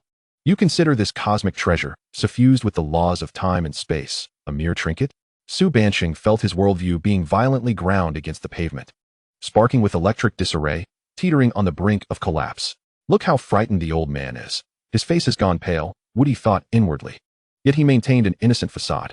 The atmosphere was surreal, to say the least. Old Li and the bodyguards had completely abandoned rational thought, their minds akin to two humanoid sculptures awaiting a reboot. Su Qingyan surveyed Wudi as though he were an extraterrestrial while gazing at her grandfather as if he were a lunatic. She realized that the dynamic between these two men had shifted towards an indescribable direction. Ahem. Ha ha ha ha. Su Banqing finally emerged from his stunned state, his old face beginning to exhibit an awkward smile. Young friend Wudi, you truly are exceedingly modest. Incredibly modest. He rubbed his hands together, akin to an excited fan meeting their idol, stumbling over his words. It is I who have failed to recognize greatness. I was presumptuous. I apologize for my previous behavior. To her astonishment, he actually bowed slightly to Wudi. What? Is the old man serious? Wudi quickly reached out in protest. Elder, please. That is unnecessary. You are Qingyan's grandfather, my elder. It is not the custom for elders to apologize to the younger generation. Seeing Wudi's understanding demeanor, Su Banqing's smile grew ever more genuine. Excellent. A good child. Truly, heroes emerge in youth. Not only is his strength unfathomable, but his character is also exceptional. Su Banqing nodded in satisfaction, regarding Wudi with the approving gaze of a mother-in-law assessing her son-in-law, growing increasingly pleased. Not arrogant nor impatient, humble and courteous. Most importantly, he possessed a mythical quality familiar. What was this? A mere son-in-law? He was clearly the future ancestor of the Su family. The ticket to catapult the Su family to the pinnacle of the world. Young friend Wudi, your act of saving Qingyan has rendered you a monumental benefactor to our Su family. I am not one for frivolous gestures. He produced a pitch-black card from the pocket of his tang suit, its matte surface gleaming. At its center, a single character, Su, was outlined in dark golden thread. Without further ado, he thrust it into Wudi's hands. This is the highest authority black card of our Su family, valid globally, with no spending limit. You and Qingyan may indulge in whatever you desire on your outings. Consider it pocket money from your grandfather. Wudi grasped the light, yet weighty card, his hand trembling slightly. It's here. The legendary unrestricted spending artifact. No spending limit. Elder, your awareness is more elevated than even the level of your dragon. Internally, he began contemplating whether to purchase an island first or to book a spaceship, yet his expression remained one of astonishment as he repeatedly declined. Elder, this is far too generous. I cannot accept. Must accept. Su Banqing's eyes narrowed. If you refuse, it implies you look down upon this old man. All right. Since you insist, to refuse further would seem ungrateful. Wudi reluctantly accepted the card. Seeing this, Su Banqing's spirits soared. Feeling this was merely a prelude. He continued. What is one card? Your success in helping Qingyan upgrade and successfully contract a second familiar is a monumental achievement. Merely gifting money is too pedestrian. He paused dramatically, then dropped a bombshell. Let us do this. As a reward, I grant you permission to enter our Su family's treasury and select any treasure you desire. Upon hearing this, Su Qingyan's breath hitched momentarily. The Su family treasury. It was the repository of the Su family's centuries of heritage. One of the 5 great financial families of the Dragon Kingdom. Each item within was a precious rarity, often unattainable in the outside world, some even priceless. Not only outsiders, but even she, a direct descendant of the Su family, needed to prove her worth and undergo the Elder Council's approval to choose a single item. Now, her grandfather was allowing Wudi to enter and choose at will. This treatment was more preferential than that of a beloved grandson. Oh my. After vanquishing the minor adversaries and confronting the formidable boss, we now transition to the moment of unlocking the hidden treasure vault. This procedure is one I am well acquainted with. My heart swells with elation, yet I am acutely aware that in such moments, it is imperative to maintain composure. I must not falter in my character. Casting a deeply affectionate glance at Su Qingyan beside me, I allow a gentle and sincere smile to grace my face and softly articulate, Esteemed Elder, I truly appreciate your kindness. However, this time, I am not motivated by any reward. This is merely what I ought to do. My voice, though modest, resonates clearly in every ear present. Su Qingyan has always treated me with unparalleled kindness. During my most desolate times, she was the sole individual willing to believe in me. Now that I possess a modicum of strength, it is my lifelong duty to safeguard her. My heartfelt declaration stirs profound emotions, leaving Su Qingyan's cheeks aflame, the blush extending to her ears. She had not anticipated that I would express such sentiments before her grandfather, and her heart raced uncontrollably, akin to a startled rabbit. Embarrassment mingled with a hint of undeniable sweetness surged within her, prompting her to instinctively reach out and surreptitiously pinch a soft portion of my waist, twisting it with fervor. Ouch! Are you attempting to murder your husband? I nearly leapt from the pain, yet with remarkable fortitude, I maintained my affectionate demeanor. What does this pinch signify? Is it a nudge for me to promptly acquiesce? Understood. The wealthy lady is concerned for me, fearing I might miss out on the treasure. Su Qingyan's unspoken words clearly conveyed, You scoundrel! Cease your pretense. Do not act coy after gaining an advantage. Seize this splendid opportunity and agree at once. Well said. Su Banqing was utterly moved by my heartfelt confession, slapping his thigh with a resounding thud. What a lifelong responsibility. My granddaughter deserves such a fine young man. His gaze towards me transformed from mere satisfaction to one of treasured admiration. He erupted in laughter, pointing at Su Qingyan. You must certainly explore that treasure vault. All that belongs to the Su family shall inevitably be inherited by Qingyan. Her foolish father is nothing but a hapless fool, perpetually engrossed in frivolous endeavors. I foresee that the rise of the Su family shall hinge upon the two of you. My pupils dilated in shock. Elder, are you implying that you intend to offer the entire Su family as my dowry? Isn't this progression a tad swift? I am not yet psychologically prepared to inherit a fortune of billions. I sense my life as a professional gigolo veering towards an unexpected, tumultuous, and alas, pungent direction at breakneck speed. Calm down. Wudi, you are a principled young man. You must not succumb to the allure of wealth. Alas, the offerings are simply too generous. As I wrestled with my inner turmoil, Su Qingyan was on the verge of an explosion. She yanked me behind her, her cheeks as red as a ripe apple, exclaiming in an exasperated tone directed at her grandfather. Grandfather, what nonsense are you spouting? Dowry, relying on us. If you continue this way, I shall ignore you. Su Qingyan had never felt so humiliated in her life. As if her face had been repeatedly rubbed against the ground by her grandfather. Oh dear child, how can you fail to comprehend your grandfather's good intentions? Su Bansheng waved his hand dismissively, utterly unconcerned by her protests. His mind and heart were entirely consumed by the languid little dragon perched on my shoulder. No, that was not merely a dragon. That was the Su family's future pathway to greatness. A walking miracle. He rubbed his hands together and cautiously leaned forward a step. His expression reverent as if he were about to embark on a pilgrimage. Young friend Wu, may I dare to inquire if I might draw closer to behold the majesty of this divine dragon? The reverence in his tone was unmistakably genuine. Divine dragon? Impressive vocabulary. Elder. However, my son truly embodies this title. Before I could interject with a boastful remark, the ball of fluff on my shoulder seemed somewhat perturbed by Su Bansheng's fervent gaze. It lazily opened one eye, revealing a gaze devoid of pupils, filled instead with swirling nebulae and flickering stardust, as if reflecting the life and death of an entire universe. It cast a fleeting glance at Su Bansheng, seemingly unimpressed, then closed its eyelids once more, emitting a sound so faint it was nearly imperceptible. A soft rustle. Yet, this barely audible sound stirred a tempest. A wailing cry, hauntingly pitched, erupted from the center of the lawn. The onlookers turned in horror. The once majestic LV-82 golden dragon, brimming with pride and authority, now trembled as if a chihuahua had inadvertently stepped on its tail. Its massive form quivered violently, retreating 2 steps, nearly collapsing to the ground. Then, under the astonished gazes of all present, this legendary dragon buried its colossal head deep between its forepaws, curling its body in fear, emitting pitiful whimpers. This was not submission. It was a visceral manifestation of primal fear and trepidation. It was as if an ant had inadvertently glimpsed the wheel of the world rolling over it.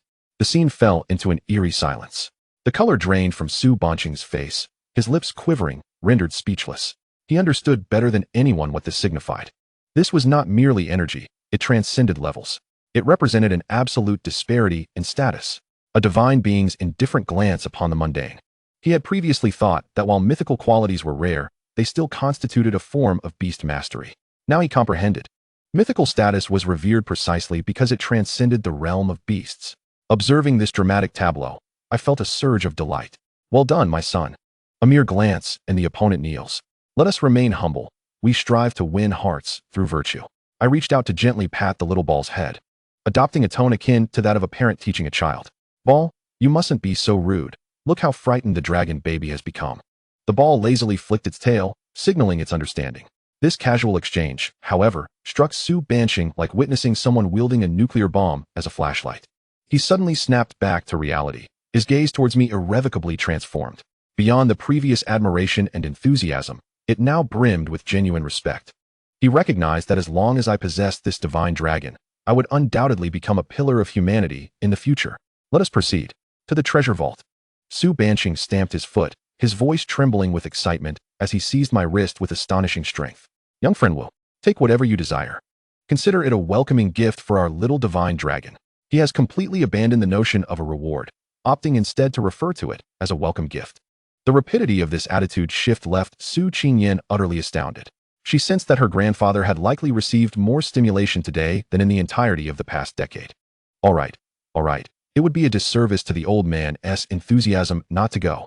Inwardly elated, Wudi wore a facade of feigned reluctance. Since the old man has said as much, then I shall. Before he could finish his sentence, a series of crisp electronic chimes suddenly emanated from the entrance of the estate. Everyone turned their attention toward the sound. A pristine white hovering enforcement vehicle, adorned with the dual emblems of the Jiangbei City Comprehensive Management Law Enforcement Bureau and the Beast Control Behavior Supervision Office, silently hovered in midair. The door slid open, and a middle-aged man, impeccably dressed in uniform and donning gold-rimmed glasses, stepped out, flanked by 2 clattering enforcement robots. The middle-aged man held a data terminal in his hands, his eyes, concealed behind the lenses, scanning the scene before settling precisely on Su Bansheng. Clearing his throat, he projected his voice, amplified through the sound system, which resonated across the entire lawn. May I inquire who among you is Mr. Su Bansheng? Just as Su Bansheng was caught up in his excitement, he was abruptly interrupted. Frowning, he unconsciously exuded an aura of authority that came from years of holding power.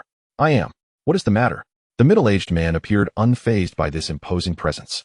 Adjusting his glasses, he nonchalantly extended the data terminal towards Su Bansheng, revealing a glaring red electronic fine. Greetings, Mr. Su. We have received multiple reports from citizens, and upon verification through the Skynet system, it has been confirmed that your golden sacred dragon, without prior flight route notification, forcibly descended upon a residential area. The resultant airflow damaged 3 ornamental sculptures on the fringe of the public greenery, and the noise levels exceeded permitted limits.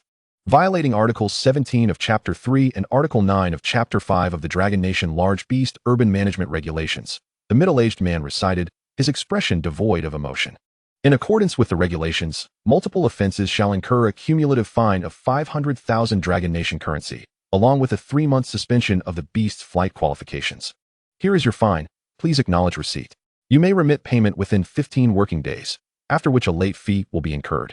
Upon concluding, one of the enforcement robots extended a mechanical arm, politely presenting a printed fine to Su Banqing.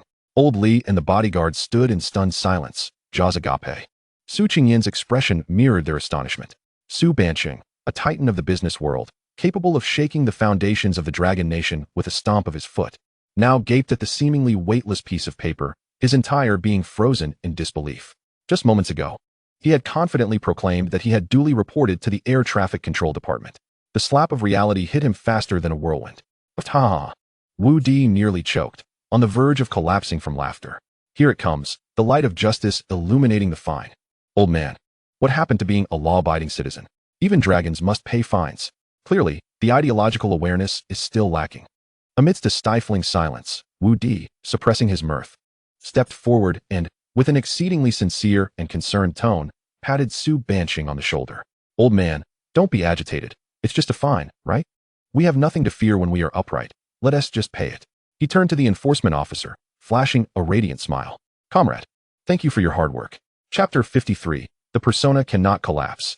Wudi's earnest consolation was akin to salt, unerringly sprinkled on Su Banqing's already wounded heart. What does it mean to be upright and fear no shadows? Throughout his life, aside from purchasing candy for his granddaughter, when had Su Banqing ever personally paid a fine? His face turned a shade akin to that of pig liver, lips quivering as he struggled to contain his outrage while maintaining the image of a reasonable elder before Wudi. His expression was more agonizing than a month-long bout of constipation. Ha! I can't take it anymore. I can barely hold back. The old man's face changes quicker than a traffic light. This moment is justice served, albeit belatedly. I shall refer to it as the Waterloo of the Dragon Knight. Internally, Wudi was laughing to the point of crowing. Yet his visage bore the weight of sorrowful empathy. Just as the atmosphere reached a level of awkwardness that could be excavated with one's toes, a nearly inaudible engine sound approached from afar. The crowd looked up to see a pitch-black hovering shuttle, shaped like a drawn sword, slicing through the air and coming to a precise halt beside the enforcement vehicle. The shuttle's design exuded a sense of futurism and intimidation, devoid of any superfluous lines. Standing there with quiet authority, it resembled a top-tier predator lurking in the shadows, replete with understated luxury and lethal danger, overshadowing Su Banqing's resplendent golden sacred dragon. What a surprise, another one. Is today some gathering of magnates?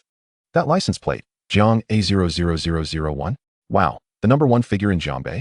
The hatch opened like a pair of wings, and a middle-aged man, clad in dark casual attire yet unable to mask his bureaucratic aura, stepped down. With a perfectly measured smile and sharp eyes, he surveyed the scene before his gaze settled firmly on Su Banqing. Old Su, what brings you, this revered figure? To my humble Jiangbei? The man's voice boomed, tinged with a familiar jest. Striding confidently, he glanced at the golden sacred dragon, still sulking in the corner. From afar, I could see the brilliance of your precious gem. With such a spectacle, I thought Qingyun had been kidnapped in Jiangbei.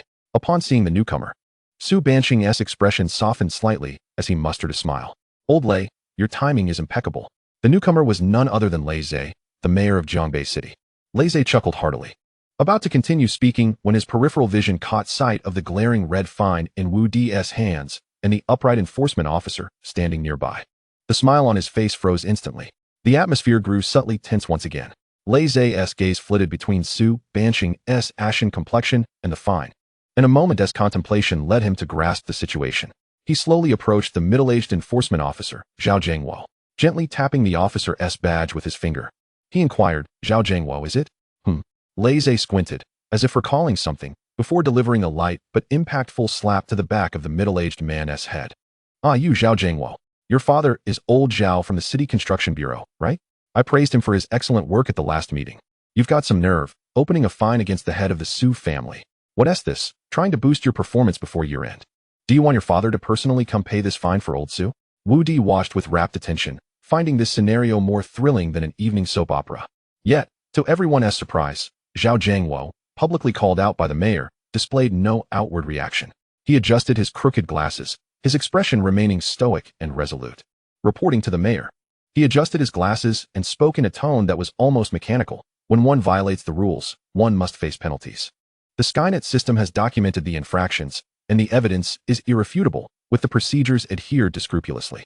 Even if my father were to transgress, I would issue the fine without hesitation. In the eyes of the law, all are equal. Wealth does not grant the license to act with impunity. His words were articulated with precision and resonated with authority. Laissez was momentarily taken aback by this proclamation, before bursting into laughter. You little rascal, are truly a blockhead. A commendable man indeed. Brother Zhao, have you become a sentient AI? An absolute champion of order and virtue. Mayor, I provided you an opportunity. Yet you prove ineffectual. Wudi nearly applauded this comrade, Zhao Jiangwo. This was true impartiality, a paragon of integrity. Meanwhile, Su Bansheng was seething with indignation.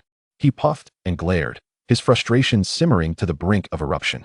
If it weren't for Wu Di's presence, if he didn't have to uphold the illustrious image of a progressive elder and future esteemed ancestor, today, he would ensure that this Zhao Jiangwo lad comprehended the true meaning of wealth, allowing one to act without restraint. But at this moment, he could not. His persona must not crumble. Su Bansheng inhaled deeply, forcibly swallowing back the retort that had risen to his lips, and donned a magnanimous smile. Approaching Lei Zhe to pat him on the shoulder. Ah, Mayor Lei, let it go, let it go. It's a trivial matter. He waved his hand nonchalantly. Adopting an air of tranquility, this comrade is merely executing his duties with integrity, which is commendable. It indicates that the urban management in Jiangbei City is quite effective. I am pleased. I shall pay the fine. It is only right.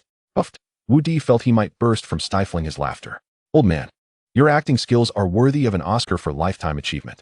Look at your hand, trembling like you have Parkinson's, and you claim to be pleased?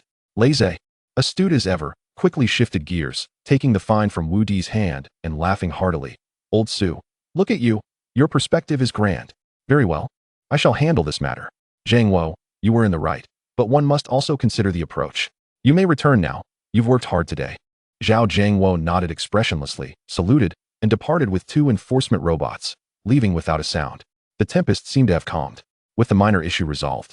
Lei Zhe finally turned his full attention to the epicenter of this commotion, Wu Di. His perceptive gaze, honed by years of experience, scrutinized Wu Di with curiosity and scrutiny. To provoke such a reaction from the cunning Su Bansheng, even compelling him to lower his stature to preserve his image, this young man was undoubtedly remarkable.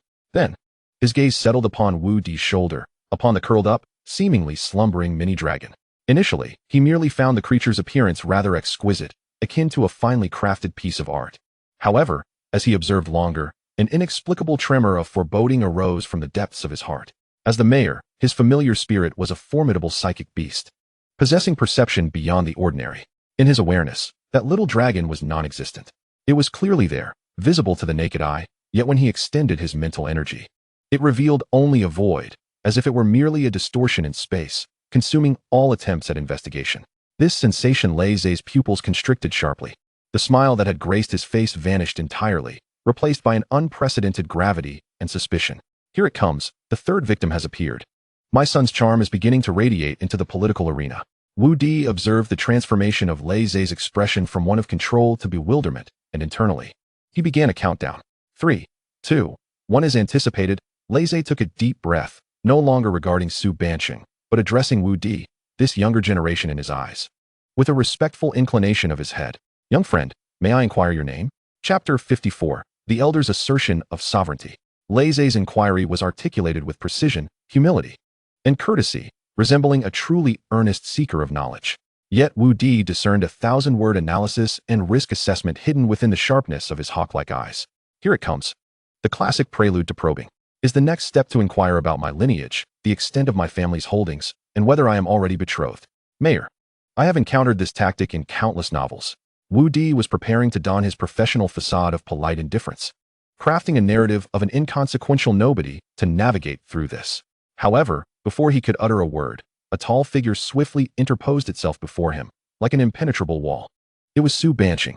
The elder straightened his posture, exuding an aura of authority accrued from years in power, meeting Lei Zhe's scrutinizing gaze head-on. Old Lei, what are you staring at? Su Banqing's voice was unassuming, yet carried an undeniable forcefulness. This is my grandson-in-law, a matter set in stone. He extended his large hand, delivering a hefty pat on Wudi's shoulder, the force akin to stamping ownership upon a piece of land. Do not entertain any improper thoughts. Holy moly! Wudi nearly had his kidneys rattled from the impact. Goodness, the old man has just asserted his claim right here. The tone, the intensity. It is reminiscent of a child defending their new toy. This is mine. You cannot take it. The atmosphere instantly shifted from a high-level discussion to the brink of a street brawl. Su Qingyan, standing nearby, had completely abandoned her composure, feeling as though her toes were fervently attempting to excavate a Disney castle in the grass to hide within. How embarrassing. Lei Zhe, the foremost leader of Zhongbei City, was momentarily taken aback by Su Banqing's declaration of protectiveness. Who was he? A mastermind among men. With a mere glance, he comprehended the warning and determination reflected in Su Banqing's eyes. This cunning fox truly regarded this young man as the future cornerstone of the Su family. Glancing at the golden holy dragon still pacing anxiously in the corner, Lei Zhe's understanding crystallized. To render a legendary creature of such caliber into this state, the little being perched upon the young man's shoulder was undoubtedly an extraordinary existence. Such a potential asset was no wonder Su Banqing would risk a confrontation.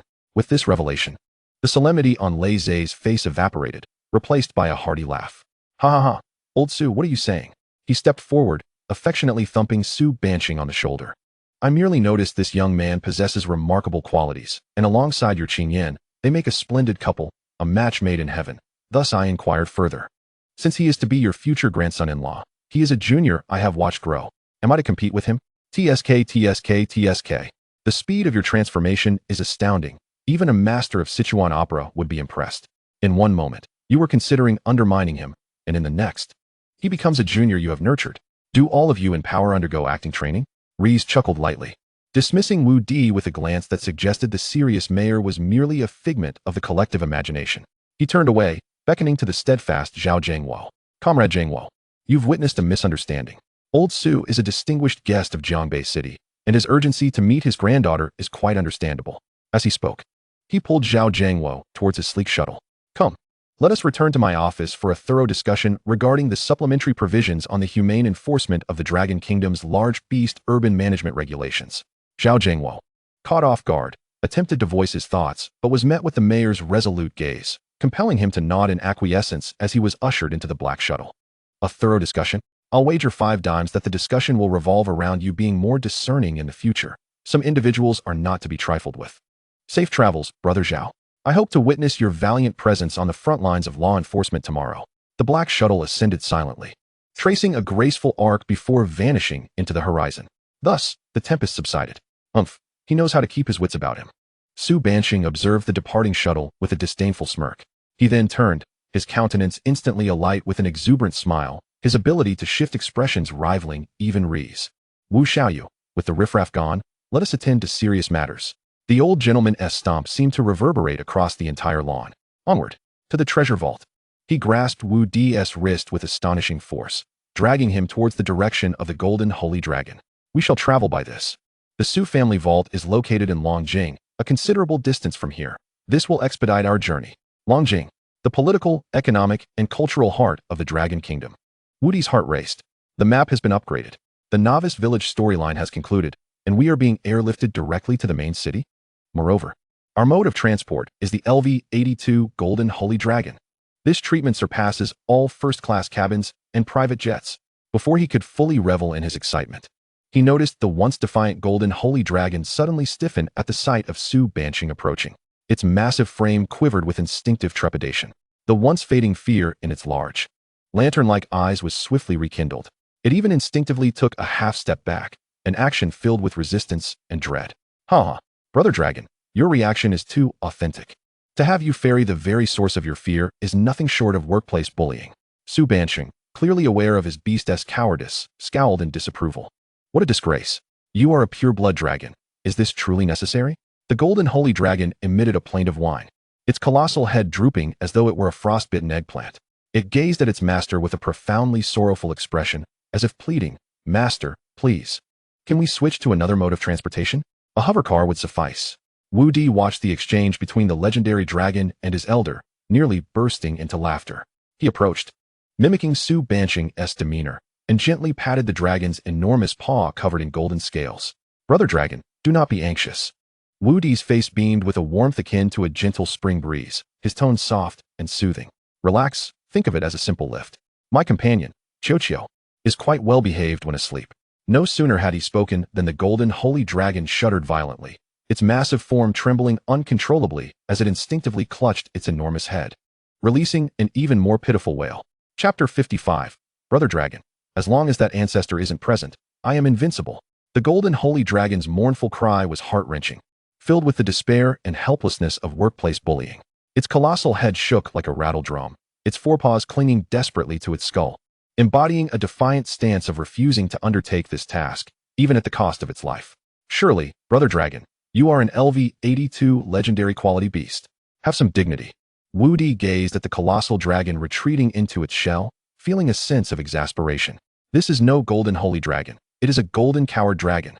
Su Banqing's face darkened to a shade comparable to the bottom of a pot, his accumulated dignity and reputation obliterated by his own uncooperative dragon. "You ungrateful creature," he fumed, trembling with indignation, pointing a finger at the golden holy dragon. "I have raised you for 100 years, pampered you with the finest, and yet you balk at performing a simple task. Do you believe I will stew you and host a whole dragon feast today?" At the mention of a whole dragon feast, the golden holy dragon trembled even more violently, yet it stubbornly clung to its head, refusing to budge. The terror in its eyes stemmed from the very depths of its soul. What a jest! To have it carry that little ancestor aloft. Even standing upright is a challenge. "Old man, cease your reprimands. If you continue, the poor creature may succumb to depression." Wudi, witnessing the standoff between the man and the dragon, finally found his conscience stirring, realizing he could no longer merely spectate. Clearing his throat, he stepped forward and patted Su Banqing's arm, adopting an extremely sympathetic tone. "Old man, let it go. A forcibly twisted melon is not sweet. Brother Dragon may simply be experiencing a mild case of acrophobia today. Let us show some understanding." "Acrophobia?" Su Banqing's eyes nearly bulged out of their sockets. "It is a dragon, and you dare tell me it has acrophobia? Indeed, is that so strange? Fish might even fear water." Wudi engaged in playful banter, though his visage remained one of reconciliation. He turned, squatting before the golden holy dragon to align his gaze with its enormous, lantern-like eyes. "Brother Dragon, let us negotiate. How about this? I will keep my little ancestor stowed away and not let it out, and you can carry us for a stretch. What do you say?" The golden holy dragon hesitated, cautiously peeking out from between its claws to reveal one eye, filled with skepticism and a quest for confirmation. I see. Your eyes have betrayed you." Wudi discerned its meaning, extending a hand to gently pat the slumbering Chochio on his shoulder. "Child, awaken, do not slumber any longer." Chochio lazily opened its starry eyes, yawning and flicking its tail in irritation. "It seems the morning mood is rather strong. Good. Let us return to your room for a bit. When we arrive, I shall procure an entire truckload of energy crystals as a treat." Wudi initiated the coaxing mode. Chochio appeared indifferent to the prospect of energy crystals, casting a disdainful glance at the massive golden coward dragon before letting out a soft huff. It was clearly reluctant. The beast's space felt to it like a drab, unfinished room, small and dreary, far less comfortable than remaining outside. Wudi, left without recourse, resorted to internal communication. "There's still the great sage to keep you company. You two can play cards together." Only then did Chochio begrudgingly stir. With a delicate sweep of its diminutive dragon claw, a gaping chasm of pure darkness materialized before it. Without casting a glance at Wudi, Chochio twisted its body and effortlessly slipped through, the rift sealing shut in an instant as if it had never existed. The entire sequence unfolded with an elegance and swiftness that left Su Banqing and Su Qingyan, the grandfather and granddaughter, utterly astonished, rending space with bare hands. Is this truly the capability one would expect from a beast master? Legendary beast masters of the spatial domain must chant for ages and conjure elaborate ritualistic formations to execute a spatial leap. What is this? A casual act akin to opening one's front door. Through a mental link, Wudi glimpsed the scene within his beast's spatial realm. In that dim, barren expanse, the great sage sprawled on the ground, snoring in a most undignified manner, saliva nearly pooling beneath him, his chest rhythmically rising and falling with each breath. Chochio appeared out of thin air, landing atop the great sage's belly, clearly displeased with the great sage's lack of decorum. It raised its dragon claw and delivered a light tap to the great sage's stony head. Thud! The great sage remained unperturbed, merely rolling over, causing the very fabric of space to tremble before resuming his deep slumber. Chochio shook its head in resignation, seemingly abandoning the notion of rousing this foolish creature. It deftly coiled around the great sage's stout neck, finding a comfortable spot, curling up, and closing its eyes to continue its slumber. Well, my beast's spatial realm turns out to be a pet daycare. Wudi gazed at the harmonious scene, a mix of amusement and exasperation bubbling within him. Great sage, your duty is to be a bodyguard, not a mobile mattress. Meanwhile, with Chiyo's aura completely dissipated, an earth-shattering dragon's roar erupted. The once timid golden holy dragon, which had resembled a chihuahua, was instantaneously revitalized. It rose with a mighty flourish, its colossal form unfurling, each golden scale shimmering under the sun, emanating an overwhelming aura befitting a legendary dragon. Following a thunderous bellow, its voice resonated with the exuberance of survival and the audacity of newfound freedom. Impressive, dragon brother. Quite the actor. Wudi couldn't help but silently commend the dragon, observing its dramatic shift in demeanor. As long as that ancestor is absent, I am the master of the skies. Is that the sentiment? Understood. Su Banqing's face flushed as he cleared his throat, stepping forward to deliver a swift kick to the dragon's leg. What are you roaring about? Get down. The golden holy dragon complied obediently, lowering itself, even rubbing its massive head affectionately against Su Banqing. Let us go. Su Banqing sprang onto the broad expanse of the dragon's back. Wudi approached Su Qingyan, and with natural grace, extended his hand. My lady, please. Su Qingyan's cheeks flushed as she placed her delicate hand into his palm. With a gentle motion, he assisted her onto the dragon's back, following suit to settle securely behind her. The dragon's back proved far wider and more stable than anticipated, the gaps between the scales providing just the right amount of friction. In an act of gentlemanly courtesy, Wudi wrapped his arms around Su Qingyan's slender waist, even daring to give a gentle squeeze to her softness. The young lady froze momentarily, warmth enveloping her as the faint fragrance wafted from her ear. All set. Su Banqing's voice called from the front. Su Qingyan felt her cheeks ignite, her heart racing uncontrollably. Instinctively, she attempted to squirm away, but his strong embrace held her firmly in place. With a triumphant roar, the golden holy dragon flared its wings. A tempest surged forth. The massive creature ascended with a speed that belied its size, soaring into the clouds. A sudden sensation of weightlessness gripped Su Qingyan, prompting her to gasp as her body instinctively leaned back, pressing against Wudi's broad chest. The wind howled past her ears, the ground below rapidly shrinking. Villas, cities, mountains, rivers, everything transformed into a miniature panorama. Cradling the fragrant and delicate girl in his arms, Wudi reveled in the dragon's powerful flight, surveying the vast expanse below. An unbridled sense of grandeur surged within him. Holy cow, we're taking off. Riding a legendary dragon, embracing a billionaire heiress, soaring toward a treasure trove worth billions. This is the pinnacle of life. He felt as though his once humble existence as a gigolo had finally reached its zenith. Chapter 56. One responsible for beauty, the other for battle. The speed of the golden holy dragon's flight exceeded Wudi's wildest imagination. It was akin to a biological fighter jet that had shattered the sound barrier, and a convertible at that. The violent gusts of wind were deflected by an invisible energy shield ahead of the dragon's wings, transforming into a gentle breeze that playfully tousled Su Qingyan's hair. Strands of her hair grazed Wudi's cheek, bringing an enchanting tickle and a hint of sweetness. As he embraced the soft and fragrant girl, gazing downwards, he marveled at the view. This vista, this exhilarating sensation, this exquisite pillow in my arms. He could distinctly feel the golden holy dragon's unrestrained delight and pride beneath him. Its broad back was as stable as a mountain, each powerful flap of its wings radiating explosive energy. The weighty majesty and ferocity it exuded were a stark contrast to its earlier timidity. Look at how happy the dragon is. Now that the ancestor is gone, it dares to stomp on the gas. As his thoughts wandered, he recalled the previous night when he returned to the Su family and excitedly opened the Beast Mastery panel, eagerly examining Chiyo's attributes and skills. That night, he experienced a whirlwind of emotions. Upon seeing the panel, he nearly thought the system had encountered a glitch. Second beast, dragon of the world, juvenile form. Quality, mythical. Level, LV1. Days required for upgrade, 5. Strength, 500.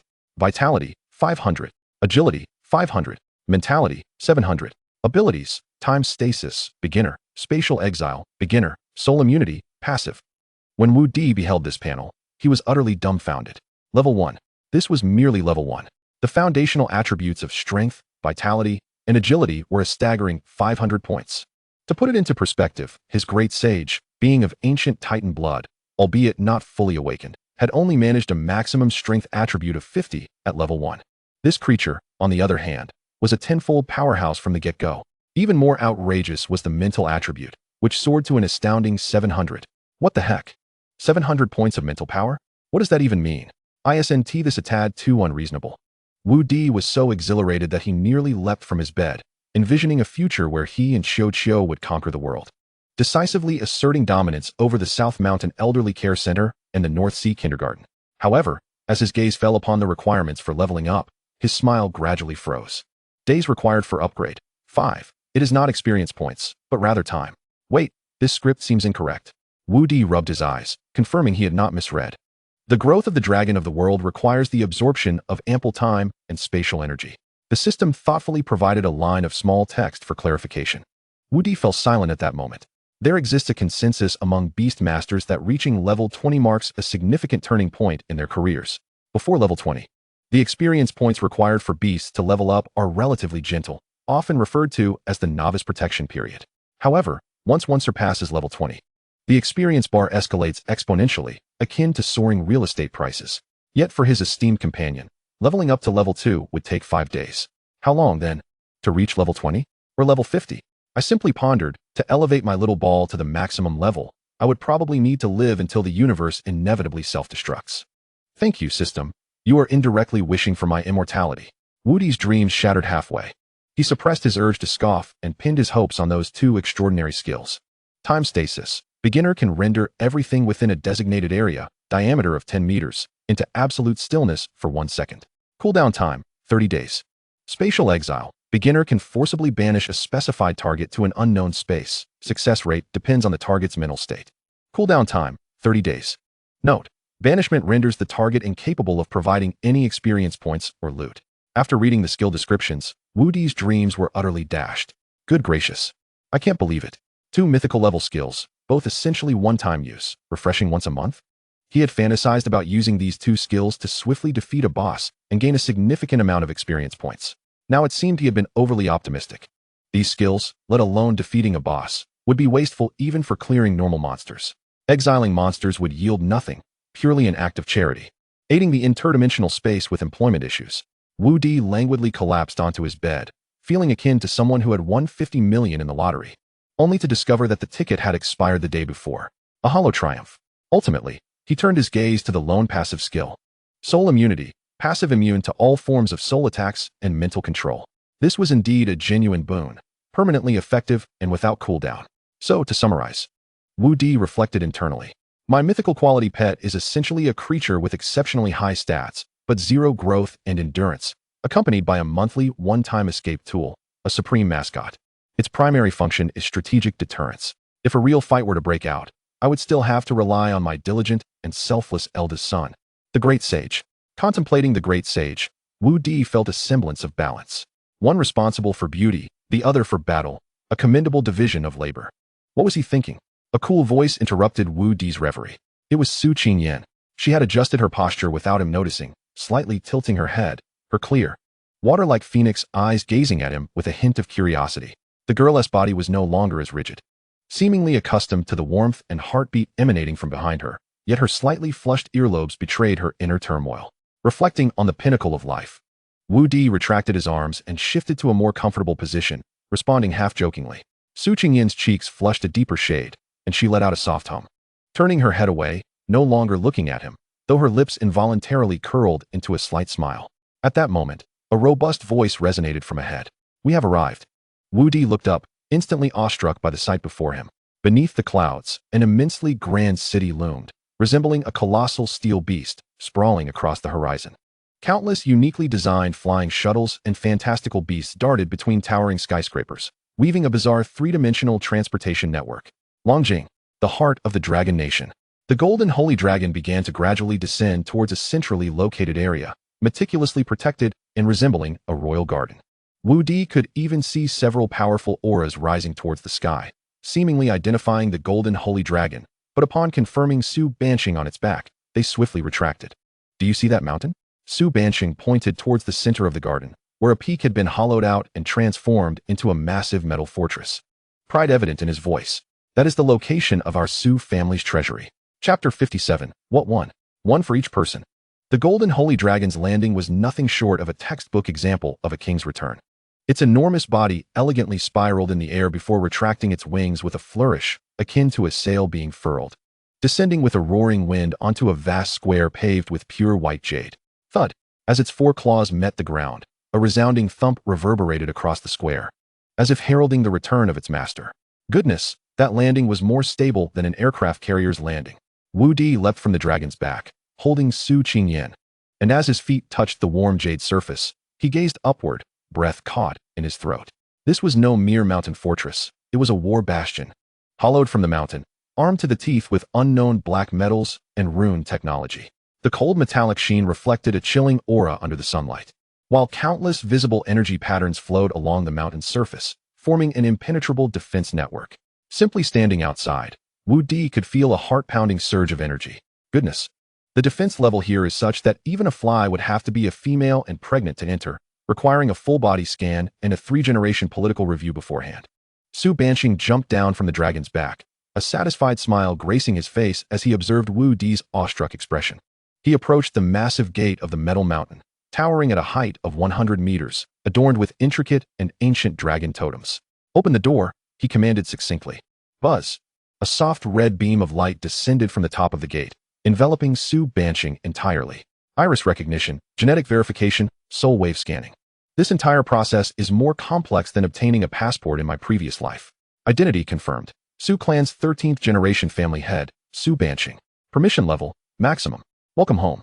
An emotionless electronic voice announced. The next moment, that enormous metal gate, weighing over 10,000 tons, began to slowly swing open with a cacophony of grinding gears. Beyond the door was not the imagined resplendence, but a deep and elongated corridor, with walls embedded with softly glowing moonstones, illuminating the entire space as bright as day. A unique scent, a blend of ancient times, metal, and energy crystals, wafted towards him. "Let us proceed, my young friend Wu," and Qingyan. Su Banqing, with his hands clasped behind his back, stepped inside first, exuding an aura akin to a local magnate preparing to escort his future grandson-in-law on a tour of his estate. Wudi and Su Qingyan followed closely in his wake. Upon entering the treasury, Wudi felt as though he had plummeted into a grain bin, but instead of grains, it was filled with diamonds, gold, and an array of SSR equipment. This place resembled an immense, seemingly endless museum. Countless dazzling treasures were meticulously arranged in crystal display cases protected by energy shields. There were ancient divine weapons quietly hovering, exuding sword energy. Extraordinary flora radiating a powerful life force, invaluable in appearance. Powerful beast eggs sealed in crystal, still emanating a terrifying aura, and mountains of dazzling energy crystals and rare materials. Beneath each item lay a small nameplate inscribed in archaic script, detailing its name and origin. What in the world? This is as if the ultimate reward zone of a grand secret realm has been entirely moved here. Wudi felt overwhelmed, his heart racing wildly within his chest. At that moment, Su Banqing halted, turning around with a twinge of pain on his face, yet predominantly an air of magnanimity. Clearing his throat, he gestured grandly, exuding the authority of one who commands nations. "Wu Xiaoyu, today, I shall make an exception. You may select 2 items from within. One shall be a gift, a token for your little divine dragon's introduction. The other, a token of gratitude for rescuing Qingyan from those rascals of the Holy Soul sect." The old man spoke with unwavering resolve, as if he were not bestowing 2 items that could incite envy among all beast masters in the world, but rather 2 heads of cabbage. 2 items. Wudi's heart trembled. "Old man, your generosity is astounding. I fear my heart may not withstand this." Yet he feigned surprise and repeatedly waved his hands. "Old man, this is utterly unnecessary. We agreed on 1 item, and rescuing Qingyan was my duty. How could I accept a reward?" It was a jest, a polite exchange. What if the old man took him seriously? Wouldn't he be at a loss? "I don't want it. I'm acting. Quick, hold my hand. I fear I might be unable to resist emptying this entire display." "Ha ha." Su Banqing, witnessing his demeanor, laughed heartily, his satisfaction with this future grandson-in-law rising another notch. "Not greedy, not proud, understanding of decorum. Good. Very good. Enough of the pleasantries." The old man waved his hand, speaking in a tone that brooked no argument. "It's settled. However, I've changed my mind." Wudi's heart sank. Is he backing out already? Do the promises of the wealthy have an expiration measured in seconds? Su Banqing chuckled like a cunning fox, pointing at Wudi and then at Su Qingyan. "The treasures here will eventually belong to you and Qingyan. Since you are too shy to take more, that is fine. You choose one, and Qing Yin will choose one. One for each, fair and square. It's decided. After saying this, he patted Wudi on the shoulder, winking as he added, "You young ones take your time to browse, no rush. I must go attend a meeting with those old fellows and discuss matters." A meeting? I bet a pack of spicy strips that the meeting's agenda is a feasibility report on the reasonable transfer of family assets to the granddaughter's name. Old man. Safe travels. May heaven be free of nitpicking elders. Wudi watched as Su Banqing ambled away, humming a tune, with a nonchalant gait that seemed to disregard all ties. His inner thoughts erupted in a torrent of sarcasm. This old man has literally etched the word assistance onto his forehead. This was not merely an opportunity for them to choose treasures. It was clearly a scheme to create a moment for them to be alone. Perhaps with 800 hidden cameras broadcasting the elders collectively shipping their CP. As Su Banqing's figure vanished at the end of the corridor, the treasury fell silent, leaving only Wudi and Su Qingyan amidst the dazzling array of treasures radiating their alluring glow. The atmosphere became somewhat delicate. Clearing his throat, Wudi broke the silence. "So, Qingyan, shall we begin?" Su Qingyan's cheeks flushed slightly as she softly affirmed, then added, "Each time treasures are drawn, a vote must be held by the Elder Council. And only if a majority agrees can one item be taken. This time, taking out 2 items will likely cause Grandpa's mouth to wear raw." Wudi understood that such treasures could not be easily extracted, deepening his gratitude towards the old man. Chapter 58. What is special about this stone? The two continued to stroll between the display racks, akin to perusing a lavish supermarket. "Look at this." Wudi pointed to a crystal case containing a blazing red egg. Crimson Flame Dragon Phoenix Egg, legendary quality descendant of the ancient divine beast, the Crimson Flame Dragon Phoenix. Upon hatching, it possesses the ability to scorch the heavens and boil the seas. Gasp. A legendary beast egg. If this were sold, it could likely exchange for the GDP of a small nation. Su Qingyan glanced at it and softly explained. This was brought back 300 years ago by an ancestor from an ancient ruin, barely escaping with his life. Unfortunately, the family has exhausted all means but failed to hatch it. Wudi nodded in understanding. "I see. Its value lies more in its ornamental nature than practicality. It's merely a super expensive display piece." Pass. They moved to another section, where a droplet of golden blood floated under a crystal dome, emanating an unsettling pressure. Titan blood, mythical material sourced from the primordial Titan race. It contains a thread of creation power and can be used for bloodline enhancement. Wudi's eyes widened in astonishment. My goodness. Mythical material. If this were used on the Great Sage. He could almost envision the scene of the Great Sage transforming into an invincible Titan after absorbing that drop of divine blood. "Can we take this?" Wudi instinctively licked his lips, his eyes gleaming with desire. Su Qingyan perceived his yearning and smiled softly. "It can be taken. But the energy within this blood is exceedingly volatile. There have been elders in the family who attempted to absorb it with several robust beasts, only to narrowly escape death. The risks are high. High risk, high reward, sister." Wudi roared internally, yet reason cautioned him that now was not the time. The Great Sage was still in his growth phase. Recklessly using such a domineering substance could lead to disaster. "Stay composed. Wudi, you are here to court a wealthy lady, not to gamble with your life." He forcibly diverted his gaze from the droplet of golden blood, yet silently marked its location in his mind. "Little treasure, just wait. When my son grows a bit more, I shall come to claim you."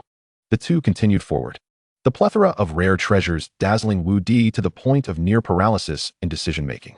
He desired each one, yet hesitated to let any go. Just as he was engulfed in turmoil, Su Qingyan suddenly halted, her gaze fixed on a nondescript shelf in the corner. On that shelf lay a solitary stone, an unremarkable, dull gray rock about the size of a fist, in stark contrast to the resplendent treasures surrounding it, which evidently belonged to a realm of luxury. This particular item appeared as though it were a mere trinket from a roadside stall, intruding upon an upscale boutique.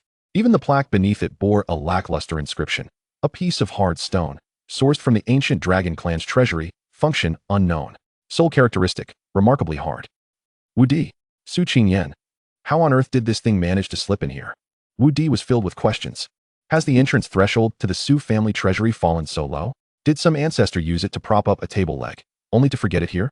Yet, the moment his gaze landed upon the stone, the long-dormant system in his mind erupted with an urgent alarm, akin to an ECG spiking. Ding. Detected an extraordinarily high concentration of world origin power. Ding. Detected an item resonating profoundly with the dragons of the second Beastmaster world. System recommendation. Acquire it at all costs. A flurry of red, bold exclamation marks cascaded through his mind as if in a frenzy. the blaring alarm far more jarring than any fire drill he had experienced in his past life. What the hell? System, calm down. Your reaction is as frantic as if the boss had just announced an unexpected bonus at the annual meeting. On the surface, Wudi maintained his composure, yet internally, a tempest was brewing. His gaze remained fixated on the unremarkable, drab stone. This object? World origin power? What an absurd jest. Its only apparent value seemed to be its hardness. Perhaps it could produce a dull thud if thrown into water. Had an ancestor of the Su family truly been duped by some street vendor? Did they buy it to level a table only to discover it was of no use and casually discard it here? What was so special about this stone? Su Qingyan also noticed Wudi's peculiar fixation and, intrigued, leaned closer, tilting her head to scrutinize the stone, her clear phoenix eyes filled with bewilderment. To her, it appeared quite ordinary. She arrived at a rather astute conclusion. Ordinary? It's utterly unremarkable. If tossed into a pile of gravel at a construction site, it would hardly draw a second glance. Wudi was about to concoct an excuse, perhaps claiming it possessed an extraordinary structure, suggesting it was a rare martial arts prodigy, thereby justifying its acquisition. However, before he could utter a word, a sharp sound akin to fabric being torn pierced the silence of the treasury. The air around Wudi and Su Qingyan twisted unexpectedly, and in an instant, a dark crack appeared as if a canvas had been slashed by a claw. Su Qingyan's delicate visage paled, instinctively retreating half a step, energy surging within her as she assumed a defensive stance. What the hell? An ambush?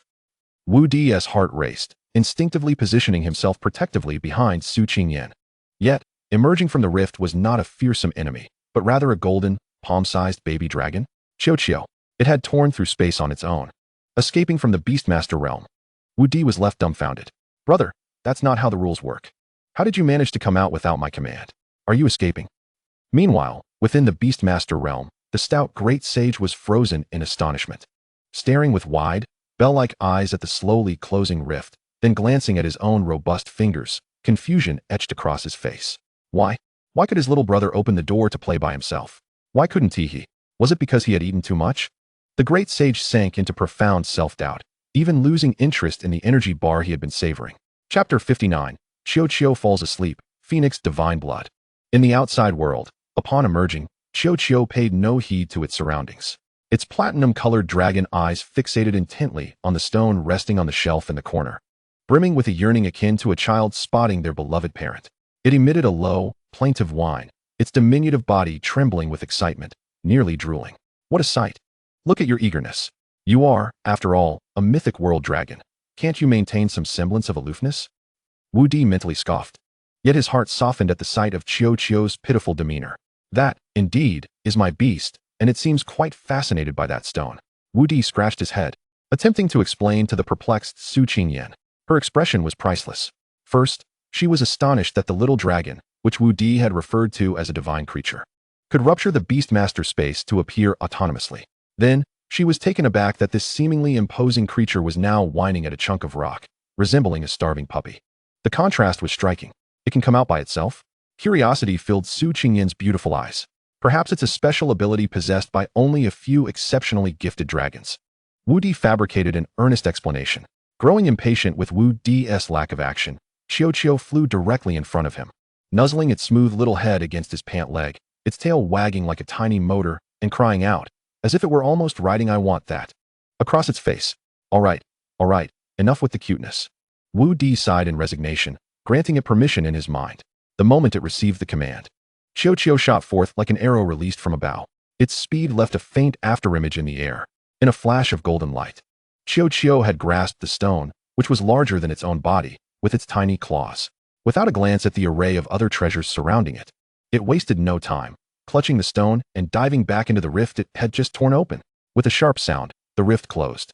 The entire sequence was fluid and seamless, from appearance to disappearance, taking no more than 3 seconds. So swift that Su Qingyan almost believed she had conjured an illusion. Good heavens, what an operation! Were you afraid I would change my mind, or that the Su family charges by the second? Wudi's lips twitched. He immediately immersed himself in the Beastmaster realm. There, Qiu, cradling the stone, wasted no time upon returning to its cozy little nook, eagerly opening its mouth. What transpired next left Wudi utterly astounded. The stone, reputedly of extraordinary hardness, began to reveal peculiar golden patterns upon being grasped by Qiu's claws. In that moment, it seemed to lose its solidity, transforming into a stream of gray-golden liquid that flowed seamlessly into Chiyo-Chiyo's open mouth. Gulp. Chiyo-Chiyo let out a satisfied burp. Its little face radiated pure bliss, as if it had just tasted the most exquisite delicacy in the world. A golden aura emanated from its body, enveloping it in a cocoon of light. Subsequently, it curled up contentedly, eyelids drooping, and succumbed to slumber. Ding! The dragon in the second Beastmaster world is currently absorbing an unknown high-dimensional energy, with the duration of this process remaining uncertain. The system's alert sounded once more. This time, while still grave, it lacked the previous frenzy. A surge of joy filled Wudi's heart. He immersed his mind into the Beastmaster space to confirm.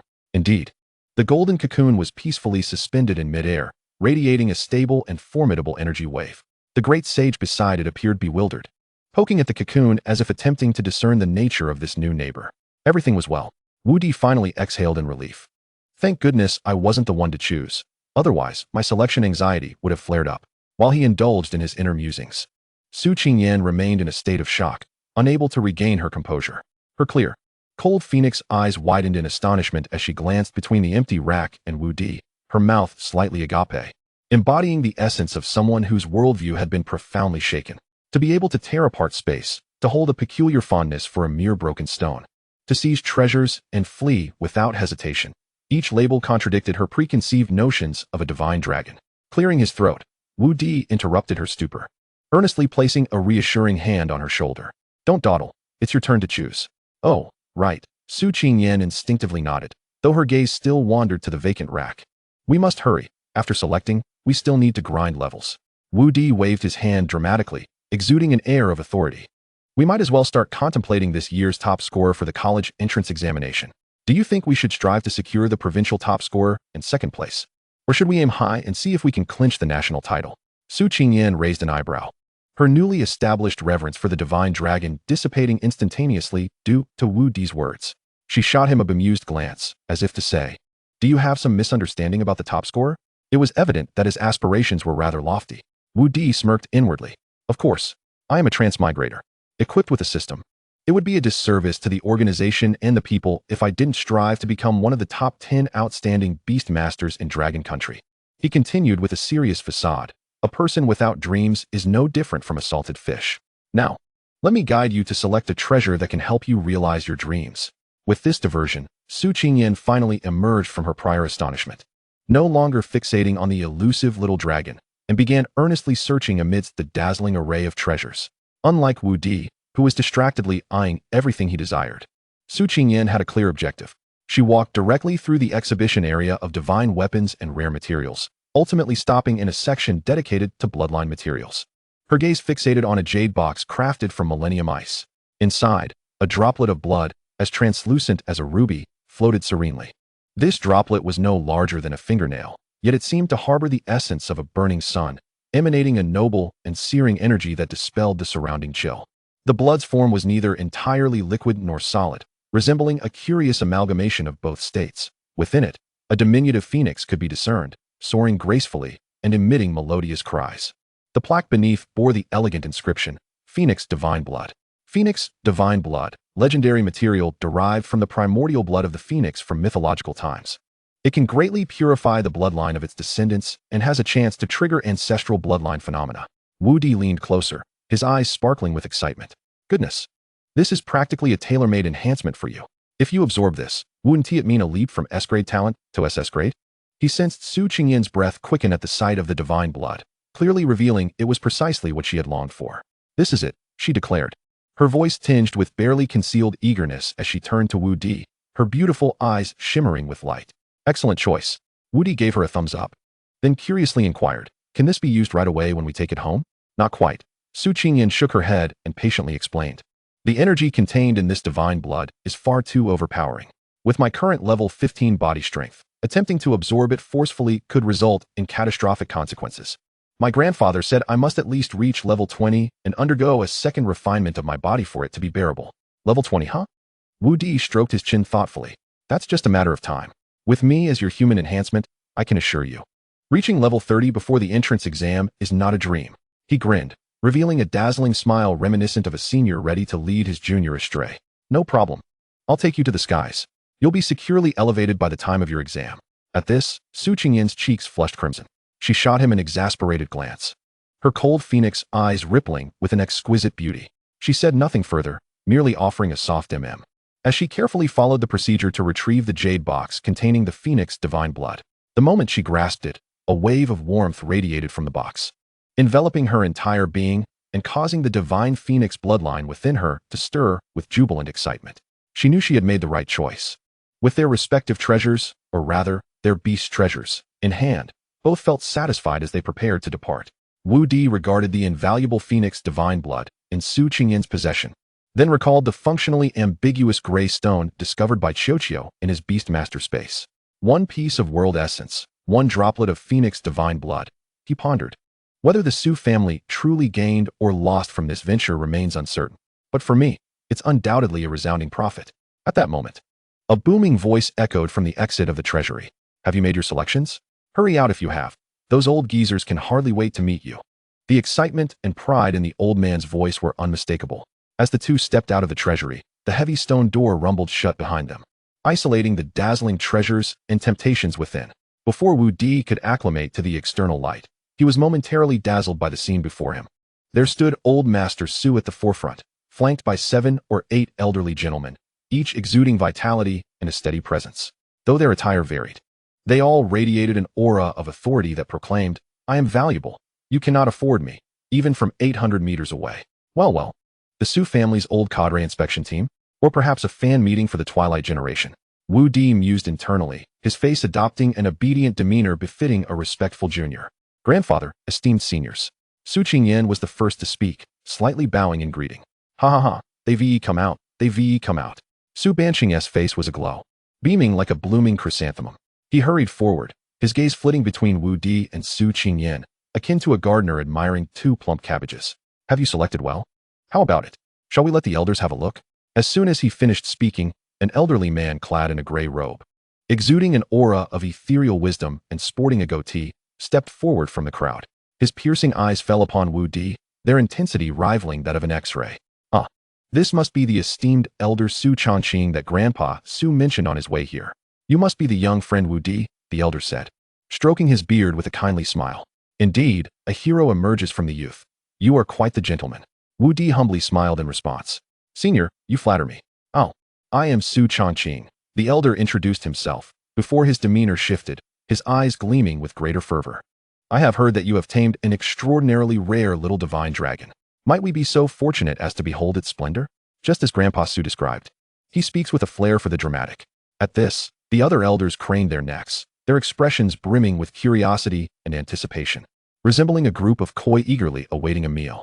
Behold, are you here to admire, or do you intend to conduct a CT scan to study its genetic sequences? My son is still in slumber, and disturbing its evolution would be a grave mistake. Can you afford the consequences? Wudi silently lamented, though his face betrayed a perfectly timed hint of embarrassment and apology. Unfortunately, esteemed elders, it has just absorbed a treasure, exhausting its energy. It has now fallen into a deep slumber to evolve. I wouldn't dare disturb it. Oh, it is in slumber to evolve? I see. The elders nodded in understanding. The evolution of a divine beast is a monumental opportunity and must not be interrupted. Rather than skepticism, their expressions turned to one of admiration. Their gazes towards Wudi suffused with newfound respect. A treasure capable of inducing such an evolution in a divine dragon could not possibly be mundane. This young man possesses discernment. Not to worry. Su Banqing waved his hand dismissively, swiftly shifting the conversation. He then draped an arm around Wudi's shoulder, proudly addressing the elders. Look, did I not tell you? This young man is perfectly matched with our Qingyan. Indeed, they are a match made in heaven. Such a handsome youth paired with a beautiful maiden, a golden boy, and a jade girl. I observe that young friend Wu exudes charisma, and with his remarkable potential. He and Qingyan are indeed a perfect pair. Stop. Enough. Are you all so infatuated with this pairing? Shall I bring the Civil Affairs Bureau to you? You can pay. And we can get a marriage certificate, shall we? Perfect pair? Why not say that Qingyan and I are like a game of connect the dots, where if one vanishes, another appears.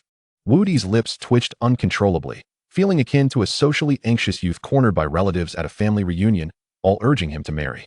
At that moment, Elder Su Changqing cleared his throat, adopting a more serious demeanor. Young friend Wu, we have just concluded an elders meeting. He fixed his gaze on Wudi, speaking each word with deliberate clarity. The meeting has unanimously decided that from now on, you shall be our Su family's most esteemed friend. Should you encounter any troubles in Longjing, or have any needs, the Su family will certainly extend our utmost assistance, without question. Chapter 61, Once Lost. Even deities cannot save you. Regarding the feasibility report on how to rationally transfer family assets to my granddaughter's name, it seems to have passed unanimously. Wudi understood fully. Enhancing one's fortunes is never as valuable as providing timely support in times of need. The cunning old foxes of the Su family had recognized the potential in him and were preparing to secure their interests early, binding him tightly to their chariot of fortune. After all, such a vast estate attracts many predatory eyes. However, he found the ongoing flattery and grandstanding rather tiresome and a waste of time. With this in mind, Wudi bowed deeply to the elders, his tone sincere. Thank you for your kindness, esteemed elders. I am immensely grateful. However, I have a more pressing matter that I hope you might assist me with. His sudden shift in topic left the elders, who were prepared to continue their lengthy discourse. Momentarily stunned, Su Bansheng inquired curiously, "Oh, what is it? Speak freely." Wudi straightened, his gaze resolute as he glanced at Su Qingyan beside him, and proclaimed, "Qingyan and I are about to face the practical assessment for our college entrance examinations. Time is of the essence, and every moment counts. Thus, I seek your recommendations for a place suitable for rapid training and leveling up." He emphasized the word "we" heavily. Leveling up alone is solitary. Leveling up together is a team effort. I cannot be the only one striving. I must raise my future wife alongside me. Couples should progress together. That is the way. As soon as he uttered these words, silence enveloped the room. The elderly gentlemen exchanged glances, their eyes reflecting a strange glimmer. They had anticipated Wudi would seize this opportunity to demand resources, techniques, or propose conditions. Yet they were utterly taken aback to discover that his singular ambition was the humble and earnest pursuit of leveling up, a task that demanded resilience. Not boastful nor impatient. With a clear objective and intent on uplifting his beloved granddaughter alongside him, this young man was truly commendable. Su Bansheng and Su Chongqing exchanged a glance, each seeing a deeper appreciation mirrored in the other's eyes. After a moment of contemplation, Elder Su Chongqing spoke, the tremor of his goatee betraying his seriousness. "There exists a place known as the Abyss of Beasts." Each word was articulated with grave weight. Upon hearing this, the other elders' expressions shifted, their previously warm smiles vanishing, replaced by an air of somber caution. One rather stout elder could not help but rub his hands together, muttering softly, "Elder, is the Abyss of Beasts truly?" "Oh dear, just the name suggests it is no ordinary tourist attraction. The Abyss of Beasts. It sounds like the elite monster zone beside the novice village marked with skulls. Entering means giving up your life, while exiting means collecting bones." Wudi's inner radar activated instantly. He was drawn to places that sounded impressive, shrouded in mystery. Danger? High risks yield high rewards. The Abyss of Beasts is one of the foundations upon which our Su family stands in Longjing. It is a perilous realm. Su Chongqing ignored the other elders' murmurs. His penetrating gaze fixed intently on Wudi, as if he sought to discern even the slightest hint of hesitation upon his face. "It is a spatial rift discovered over a century ago, a realm unto itself, vast yet exceedingly unstable. The ferocious beasts within, influenced by spatial turbulence and alien energies, have mutated, rendering them tenfold more savage and violent than their counterparts outside. Most importantly, the energetic environment there is extraordinarily unique, imposing immense physical strain on both beast tamers and their beasts. An ordinary individual who dares to linger there for merely half a day would find their sanity eroded by the rampant energies. Thus, for centuries, only the most esteemed descendants of the Su family, having surmounted exceedingly rigorous trials, have been deemed worthy of entering for training, and even then, each expedition requires the accompaniment of an elder from the family, with a strict time limit of no more than 3 hours." Su Chongqing slowly elaborated, laying bare the perils of the Beast Abyss. "Goodness, this is like a private VIP training ground. And with time restrictions, it feels akin to an anti-addiction system."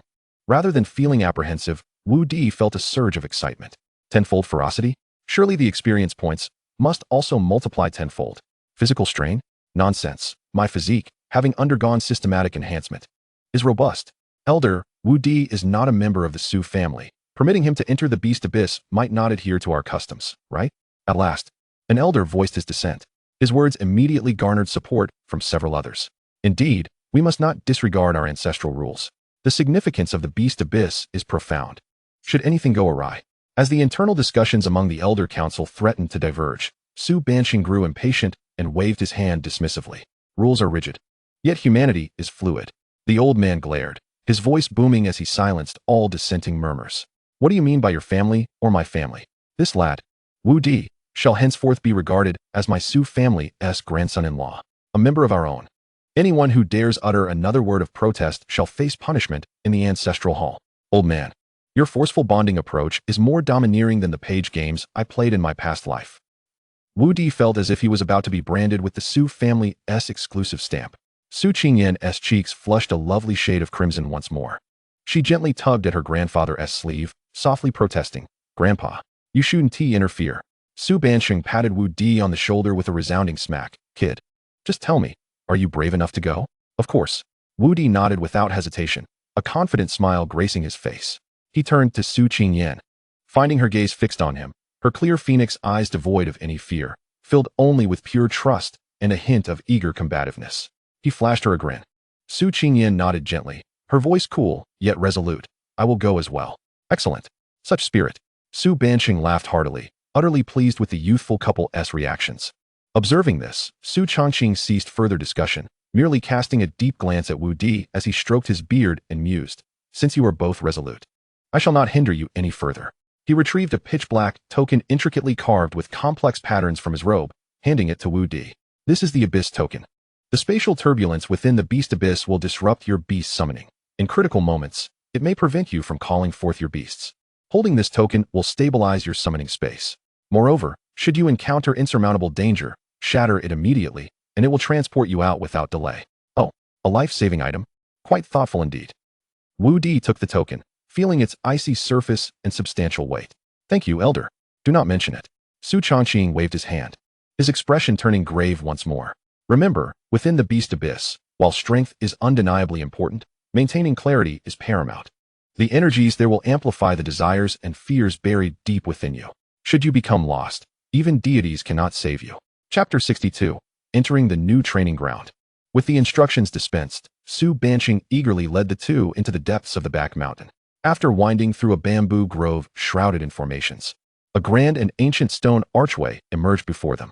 Towering several dozen meters high, it was constructed from an unknown black rock, its surface marred by the ravages of time. At the center of the archway, two ancient characters, radiating an aura of primordial might, were intricately carved, Beast Abyss. Simply standing before the archway, Wudi could feel a dense, oppressive atmosphere, replete with bloodshed and ferocity, seeping from the world beyond, causing a tightness in his chest and a slight difficulty in breathing. Su Qingyan's delicate features paled slightly, her divine phoenix talent instinctively activated, dispersing the discomfort with a surge of searing energy coursing through her body. The center of the archway was not solid but rather a swirling vortex of pitch-black space, undulating like water, profoundly bottomless. Resembling the gaping maw of a colossal beast waiting to devour its prey. Almost there, Su Bansheng halted, turning to regard Wudi and Su Qingyan. The smile that once adorned his face now replaced by an unprecedented seriousness. Once inside, exercise utmost caution. He paused, seemingly weighing his words, then fixed his gaze on Wudi, adding each word with deliberate emphasis. And, kid, keep an eye on my granddaughter. Rest assured, old man Wudi thumped his chest, grinning widely. I guarantee that when I bring her back, she will have lost not a single hair. With that, he no longer hesitated, grasping Su Qingyan's hand and stepping boldly towards the dark vortex. Su Qingyan's body stiffened momentarily, yet she did not resist, allowing his warm hand to envelop her own cool palm as she followed his lead into the unknown abyss. At the very moment their figures were consumed by the vortex, Su Bansheng's voice seemed to transcend the barriers of space, echoing in their ears one last time. Remember, inside, never trust your eyes. Before the archway, standing before the swirling dark vortex, Su Bansheng stood with his hands clasped behind him. The earlier bravado and excitement wiped clean from his visage, leaving only a profound solemnity. He gazed intently at the slowly rotating darkness that had swallowed Wudi and Su Qingyan, his expression complex, as if observing a chess game he had orchestrated but could not fully control. A gentle breeze rustled through the bamboo grove. A figure emerged from the shadows beside the archway, revealing the ethereal elder, Su Changqing. He approached Su Bansheng, both observing the swirling vortex, stroking his goatee with a hint of teasing in his tone. What's this? Starting to worry already? Where did that earlier bravado of binding your granddaughter's husband to the chariot go? Su Bansheng shot him an irritated glance and huffed in annoyance. You old codger. Spare me the sarcasm. This lad seems a bit unhinged. One's true character can only be discerned through experience. Qingyan, I cannot entrust her to just anyone. So, you deliberately lured him to the Beast Abyss? Su Chongqing's eyes glimmered with understanding. Otherwise, what choice do I have? Su Banqing replied, hands clasped behind his back as he paced a few steps. The divine dragon chooses its master with its own logic. I trust in the dragon's vision. But I trust my own eyes even more. Hearing this, Su Chongqing smiled knowingly, his deep-set eyes twinkling with the shrewdness of an old fox. You speak truly. The Beast Abyss is, in fact, known by another name. He paused, lowering his voice as if to avoid disturbing something unseen. The heart-training abyss. Those who enter will incessantly face assaults from beasts of comparable rank, each wave more frenzied than the last, with their numbers multiplying exponentially. Yet, this is not the most arduous challenge. Su Chongqing's gaze deepened with intensity. The most formidable challenge lay in the relentless onslaught of the beast tide, where a peculiar energy within the abyss could manifest as a soul disturbance, ensnaring individuals in myriad illusions. It amplified one's innermost desires, resurrecting the most painful memories and stripping away all facades. Under such extreme pressure and perilous circumstances, one's true nature would often be laid bare. Whether one would choose self-sacrifice for others or flee in the face of calamity would be readily apparent. Upon concluding his statement, Su Chongqing's lips curled into a sly smile, erupting into hearty laughter. Ah, Bansheng, it seems your crafty mind remains as sharp as ever. Come, I do not wish to miss the spectacle. Let us observe whether our esteemed son-in-law, when cornered, proves to be a dragon among men or merely a slippery mudfish adept at verbal sparring. With that, the two exchanged knowing smiles, their expressions brimming with test and anticipation for the younger generation. They linked arms and turned to stride toward another side. Crossing through a hidden barrier, a chamber replete with futuristic technological allure suddenly came into view. At the center of the room, Su Banqing focused his thoughts and summoned a unique beast. The creature was devoid of a physical form, manifesting solely as a massive, bloodshot eyeball. Silently hovering in the air, Heavenly Eye, activate. With a low command from Su Banqing, the enormous eyeball abruptly opened, its pupil emitting a soft beam of light that projected onto the wall opposite them. The light flickered several times before the image gradually clarified, revealing the figures of Wudi and Su Qingyan upon the wall. I'm intrigued. This sensation resembles the dizzying aftermath of a roller coaster ride followed by confinement in a washing machine for 3 minutes. After a whirl of disorientation, Wudi felt the ground solid beneath his feet. His instinct was not to survey his surroundings, but rather to tighten his grip on the cool hand still clasped in his own. It felt smooth, accompanied by a barely perceptible tremor. Are you all right? He turned to Su Qingyan. The young woman's face had paled, clearly indicating that the spatial transit had taken a toll on her as well. Yet, she merely shook her head lightly, her cool phoenix eyes regaining composure as she began to scan their environment warily. Only then did Wudi begin to take in the training map they found themselves in. Goodness, the sky above was an eerie shade of dark red, reminiscent of congealed blood. There was neither sun nor moon, only distant fissures in the horizon that resembled colossal scars, intermittently flickering with purple lightning, providing the sole source of illumination. A sharp, acrid scent pervaded the air, causing a heaviness in the chest. The ground beneath them was not composed of earth or stone, but rather a strange, resilient dark red material that felt soft and yielding, akin to stepping upon the vast tissue of a colossal organism. Surrounding them were grotesque black rock formations, twisting and coiling like silent giants casting enormous shadows. Chapter 63. Now this is what a real man should be playing with in terms of beast taming. The decor in this place is quite distinctive. A blend of Gothic and post-apocalyptic styles, Wudi thought to himself, mentally critiquing the aesthetics. And what was that last remark from the old man about not trusting your eyes? It feels like we're playing werewolf here. Just as Wudi's inner monologue reached a crescendo, a low, menacing growl, thick with malice, echoed from the nearby shadows. Here they come. Wudi's senses sharpened, and he instantly shifted into combat mode. Emerging from the shadows were pairs of crimson eyes, igniting one after another like ghostly flames in the night, brimming with bloodthirsty desire, fixating on the two unwelcome visitors. Moments later, a dozen or so enormous black wolves, comparable in size to calves, stalked into view. These wolves were markedly different from their external counterparts. Their bodies were devoid of fur, encased in obsidian-like shells, their backs bristling with menacing bone spikes. Their sharp claws scraped the ground with an ear-splitting sound, drool dripping from their fangs, corroding the dark red earth into small pits. Ah, an appetizer has arrived. These wolves look quite abstract, not appetizing at all. Wudi turned to Su Qingyan, displaying his signature radiant smile. Are you ready, academic prodigy? Su Qingyan shot him a glare, exasperated that he could still jest at such a moment. However, just as they were about to summon their beasts and engage in battle, a sudden, invisible wave swept through Wudi's mind without warning. He felt a momentary blur, a wave of intense dizziness crashing over him. Then, a seductive voice resonated deep within his consciousness. You do not belong here.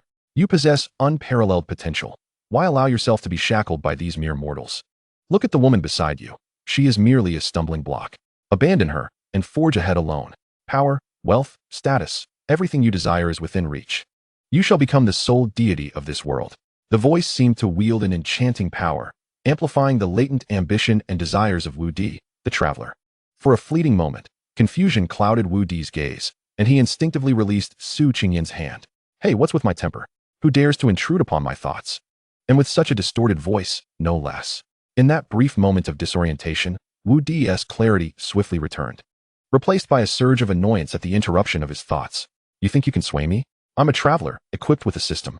A survivor of the 9-year compulsory education. You think you can manipulate me? Attempting to play mind games? I was a master at countering such tactics in my previous life. Adept at spinning grand dreams for my employers. Do you think you can daunt me? It's like brandishing a large blade before Guan Yu or wielding a great axe in front of Lu Ban. Moreover, my future wife is right beside me. How dare you call her a stumbling block? You're done for. Not only was Wudi unfazed by the temptation, but he also found himself amused.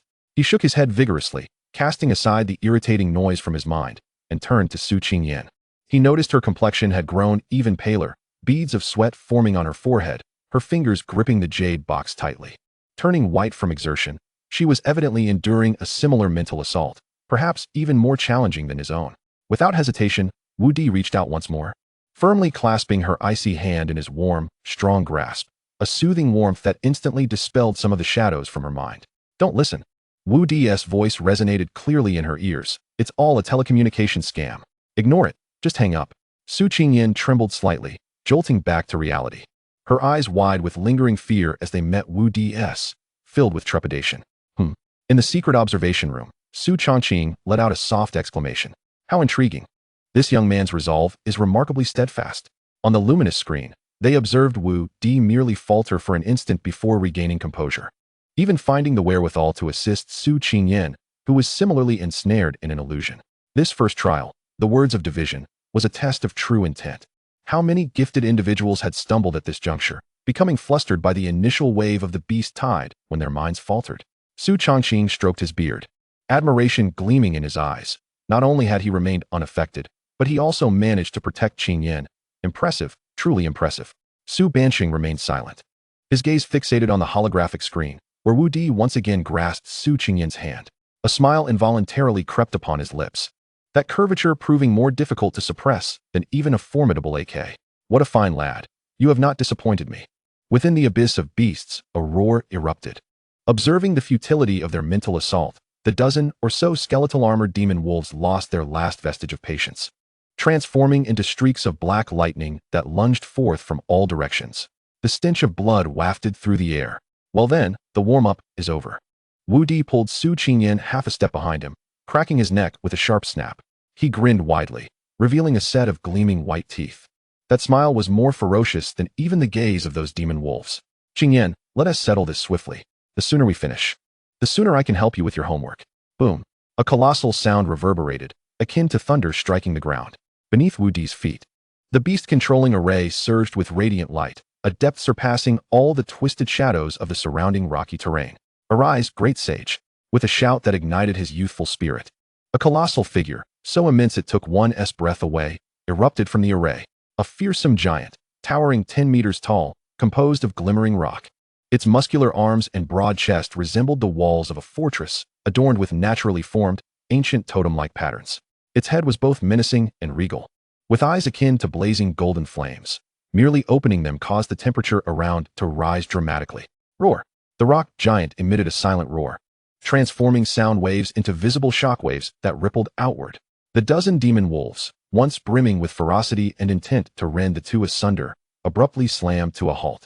Collectively stunned, in their blood-red eyes, the insatiable thirst for blood was instantly replaced by a bewilderment that could only be described as confusion.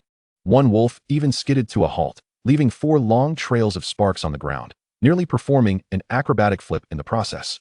They all raised their heads in unison, gazing up at the rock giant that loomed before them like a mountain, collectively entering a state of paralysis. Their expressions seemed to say, "Wait, mate? Wasn't this supposed to be a tribal clash, a Stone Age skirmish? Why the hell are you bringing out matches? That's against the rules. Goodness. So handsome. Absolutely stunning. This size, this overwhelming presence, this spectacle. Doesn't it rival the excitement of Boruto?" Despite having witnessed the great sage's new form before, Wudi was still awestruck by its magnificence. This was the kind of beast mastery a true man should aspire to. Chapter 64, Little Rascal. You'd better be talking about legitimate homework. Meanwhile, in the secret observation room, Su Banqing and Su Changqing were intensely focused on the holographic display. Upon hearing Wu Di's remark about returning to assist with homework, Su Changqing stroked his beard, nodding approvingly. The youth understands the balance of work and rest, and still cares for his studies. Quite commendable.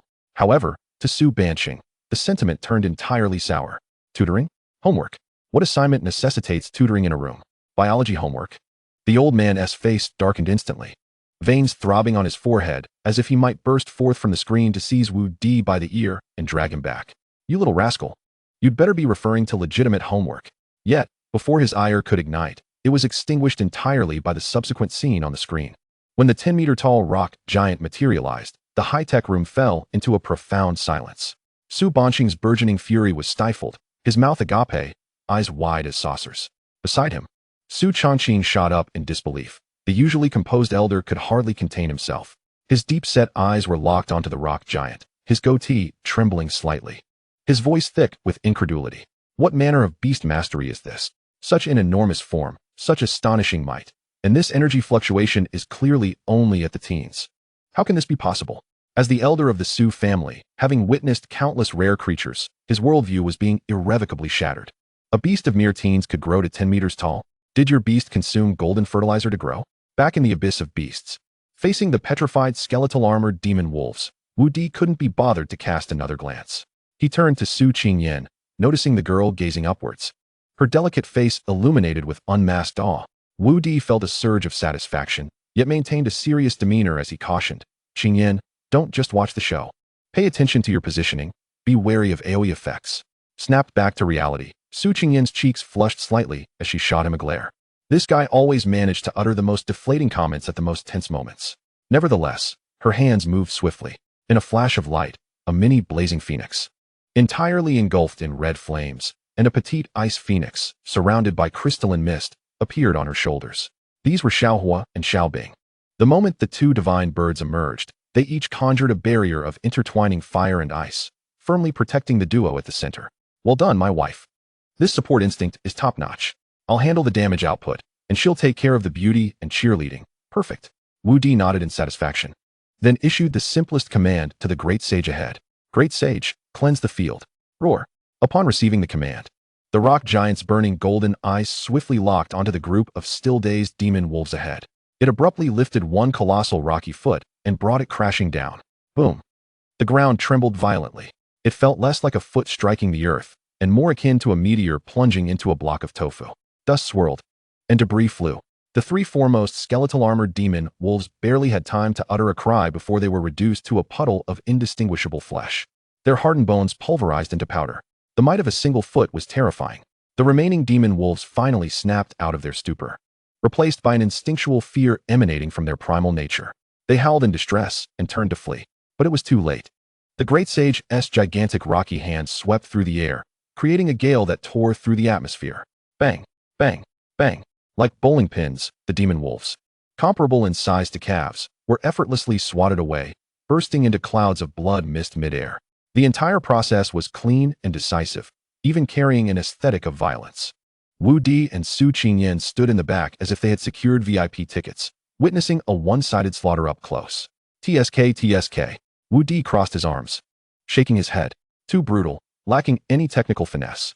Su Qingyan, she was at a loss for words on how to react to this man beside her. In less than a minute, the once ferocious dozen skeletal-armored demon wolves had been completely annihilated, leaving not a single bone intact. The air was thick with the metallic tang of blood, intensifying tenfold in an instant.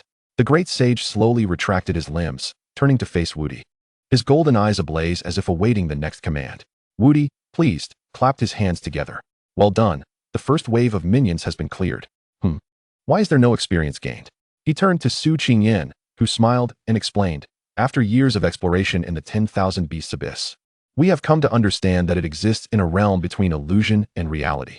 The beasts slain here do not yield experience immediately. It is only upon exiting to the real world that one receives the total reward. Damn, is this instance truly so insidious? Just then, a heavy, rhythmic footfall echoed from the distant darkness. The sound grew increasingly distinct, each step heavier than the last, as if a moving mountain was slowly approaching from the depths of the shadows. Wudi's smile faded slightly as he shielded Su Qingyan more protectively behind him. The great sage also turned, his fiery gaze directed towards the source of the sound, adopting a stance of vigilance. Soon, beneath the dark red sky, a colossal silhouette emerged from the twisted black rocks. It was a beast of immense proportions, rivaling that of the great sage. Its head bore a striking resemblance to that of a rhinoceros, yet instead of a single horn, there were 3 menacing spikes glinting with a metallic sheen. Its body resembled that of a massive bear, with powerful limbs that caused the ground to tremble with each step. Most bizarrely, its skin was not flesh or fur, but a flowing, dark golden liquid metal, constantly shifting in form, coalescing into spikes or shields. Trailing behind this 3-horned giant were dozens of smaller, quadrupedal beasts, similarly coated in liquid metal, emitting a deep, rumbling growl that formed a disquieting chorus. The second wave had arrived, and it appeared far more formidable than the skeletal armored wolves of the first wave. Goodness, is that a transformer? Just look at its defensive capabilities. I wonder how effective the great sage's physical attacks will be against it. Chapter 65. Half City, you've struck gold this time. Wudi's mind raced as he analyzed the disparity between their strengths. However, just as he prepared to issue new battle commands, a familiar, intangible wave swept through his mind once more. This time, the voice that resonated was not the clipped tone from before, but a grand, solemn voice imbued with supreme authority. Wealth is the cornerstone of power. Gold, jewels, divine weapons, secret treasures, everything you desire is here. As the words faded, the scene before Wudi abruptly transformed. The dark red sky and twisted boulders vanished, replaced by a magnificent palace of pure gold, its floors strewn with a dazzling array of gemstones, piled high like mountains. A blurred figure of an emperor clad in a golden dragon robe sat regally upon a throne at the palace's end, extending a hand. Submit to me, and all of this shall be yours. You will possess inexhaustible wealth, enough to buy the entire world. No longer will you need to heed anyone's gaze. The Su family? Before absolute wealth, they are but fleeting wisps. The voice was laced with an enchanting allure, each word striking at the primal desire for possession within the heart. Wudi froze, standing rooted in place, utterly stunned by the mountain of riches before him. Ha! I can't hold it any longer. Let me laugh for a moment. Wudi's inner self was rolling on the floor with laughter. Is this it? Just this meager offering? In my past life, I heard my boss paint a better picture than this golden mountain. They say financial freedom is just around the corner. That next year I'll have a new car and house, and the company will feel like home. I've heard those words so often my ears are calloused. You think you can dazzle me with your coins? My future wife is the daughter of one of the 5 major financial conglomerates. The Su family. Her wealth has more zeros than I can count. Do I need your paltry trinkets? Perspective. Do you understand what perspective is? Your vision is far too narrow. Not only was Wudi untempted, but he felt a desire to teach the architect of this illusion a lesson in what truly constitutes a grand vision. The golden palace before him began to tremble violently, clearly indicating that the illusion's energy could not comprehend his mindset, leading to instability. Wudi smirked, and with a mere thought, the mirage shattered like a broken mirror, collapsing into oblivion. He found himself back in the dark red abyss of the 10,000 beasts. Glancing sideways, he noted that Su Qingyan fared much better than before. The young woman merely furrowed her brows slightly, a flicker of struggle crossing her clear phoenix-like eyes. But she quickly regained her composure. Having grown up in the Su family, one of the nation's premier financial dynasties, money was merely a number to her. Such a low-level temptation of wealth was no different than watching an episode of Gray Sheep and Happy Wolf, and it even felt somewhat childish. As she broke free from the illusion, her gaze immediately sought Wudi, ready to alert him. Instead, she found him with one eye closed, the other wide open. His mouth twisted into a comical grin. He looked like a dog that had just been caught in an awkward position. Su Qingyan. She paused for a moment, then realization dawned upon her. This guy hadn't been affected at all. He had merely stood there, watching her predicament with amusement. A mix of exasperation and amusement surged within her. Stop messing around. She suppressed the strange feeling and urged him to prepare for combat. In the secret observation room, upon witnessing the liquid metal 3-horned giant beast, Su Changqing's expression turned grave. The flowing gold beast, and of epic grade as well. Such a creature possesses formidable physical defenses and can alter its form at will, making it exceedingly troublesome. I didn't expect the second wave to consist of such a beast. Su Banqing snorted, remaining silent, yet his taut posture betrayed his inner tension. Shortly thereafter, they sensed through the heavenly eye the onset of the second wave of mental attacks. The second challenge, the voice of greed. Su Changqing stroked his beard and spoke slowly. This challenge tests the greed embedded in one's nature. Within the 10,000 beasts abyss, countless heroes have fallen, not to the beast horde, but rather lost within the illusions of this trial, ultimately torn to shreds by the beasts. He observed the light screen with keen interest, eager to see how Wudi would respond this time. However, the Wudi on the screen paused for less than 2 seconds. Then, he began to make exaggerated facial expressions at Su Changqing. His hand, which had been stroking his beard, froze mid-air. He broke it. So quickly? Having lived over 100 years, it was the first time he had witnessed an outsider so effortlessly and comfortably dismantle the voice of greed, especially considering this kid's humble beginnings. He even began to wonder if the heavenly IS surveillance had malfunctioned. The fortitude of this young man was indeed a rare gem. Su Changqing could not help but applaud in admiration. Unperturbed by external influences, not swayed by wealth or lust. Half city, this time, you have truly stumbled upon a treasure. What does this signify? It indicates that this lad holds genuine feelings for our Qingyan. He is not merely enamored with the wealth of the Su family. Su Hanqing's face remained darkened, still irked by the earlier remark regarding homework assistance. Upon hearing Su Changqing's praise, he merely exhaled a heavy sigh through his nose. Well, at least this lad is perceptive. He glared fiercely at the figure of Wudi on the screen, gritting his teeth as he added, "If he dares to entertain notions about Qingyan or covet the Su family's fortune, I shall drag him out and break his legs right now." Su Changqing observed his contradictory demeanor, clearly elated yet feigning stubbornness, and burst into hearty laughter. Within the abyss of beasts, received, witnessing Su Qingyan's rare, gentle smile, Wudi felt a surge of joy. He turned back to face the Golden Beast King, which was now perilously close, along with its pack of menacing little golden beasts. All right, enough jesting. Wudi's expression shifted to one of steely determination. Great sage, this creature appears rugged and resilient. Let us first test its defenses. Roar. The rock giant obeyed, taking a massive step forward to confront the three-horned king beast. Its giant rock fist, enveloped in a thick layer of earthy yellow light, tore through the air with a deafening roar as it struck fiercely at the king beast's head. Boom! A thunderous sound erupted, akin to 2 high-speed trains colliding head-on. The violent shockwave radiated outward from the 2 colossal beasts. The dark red, peculiar substance on the ground was uprooted, rolling like ocean waves. Before Wudi and Su Qingyan, the elemental shields conjured by little fire and little ice flickered violently, barely keeping the residual force at bay. As the dust settled, it became apparent that the great sage's rock fist was firmly planted before the three-horned king beast. The beast's liquid metal exterior had coalesced into an incredibly thick shield, perfectly deflecting the earth-shattering punch. The shield bore only a few shallow cracks, while fragments of rock were cascading down from the great sage's fist. In this initial clash, the great sage had surprisingly sustained a minor setback. Chapter 66. Just go for it. This is the true combat style of a formidable man. What the heck? Wudi's heart sank. The first direct confrontation had resulted in a setback for their side. Although it was merely a few rock chips falling, it was a matter of pride. He could distinctly sense a surge of turbulence and fury emanating from the other end of the Beast Master contract. The great sage's eyes, ablaze with golden flames, flared up further, locking onto the boastful Golden Beast King. That gaze seemed to convey, "You have successfully captured my attention." A hint of ancient dominance, quite impressive. This is very Titan-like. Rather than panicking, Wudi felt exhilarated, just as he was preparing to issue a new command for the great sage to change tactics. A notification pinged in his mind, revealing a flashy little red dot. Instinctively, he focused his thoughts on it. Form shift, rock armament, legendary active skill. Consumes spiritual energy to transform one's form into combat armament. Current unlockable form, Watcher S Heavy Fist. Evaluation. Its awakening steps forward once more. Continue to satiate its appetite with vast resources, and you shall witness the birth of a moving mountain.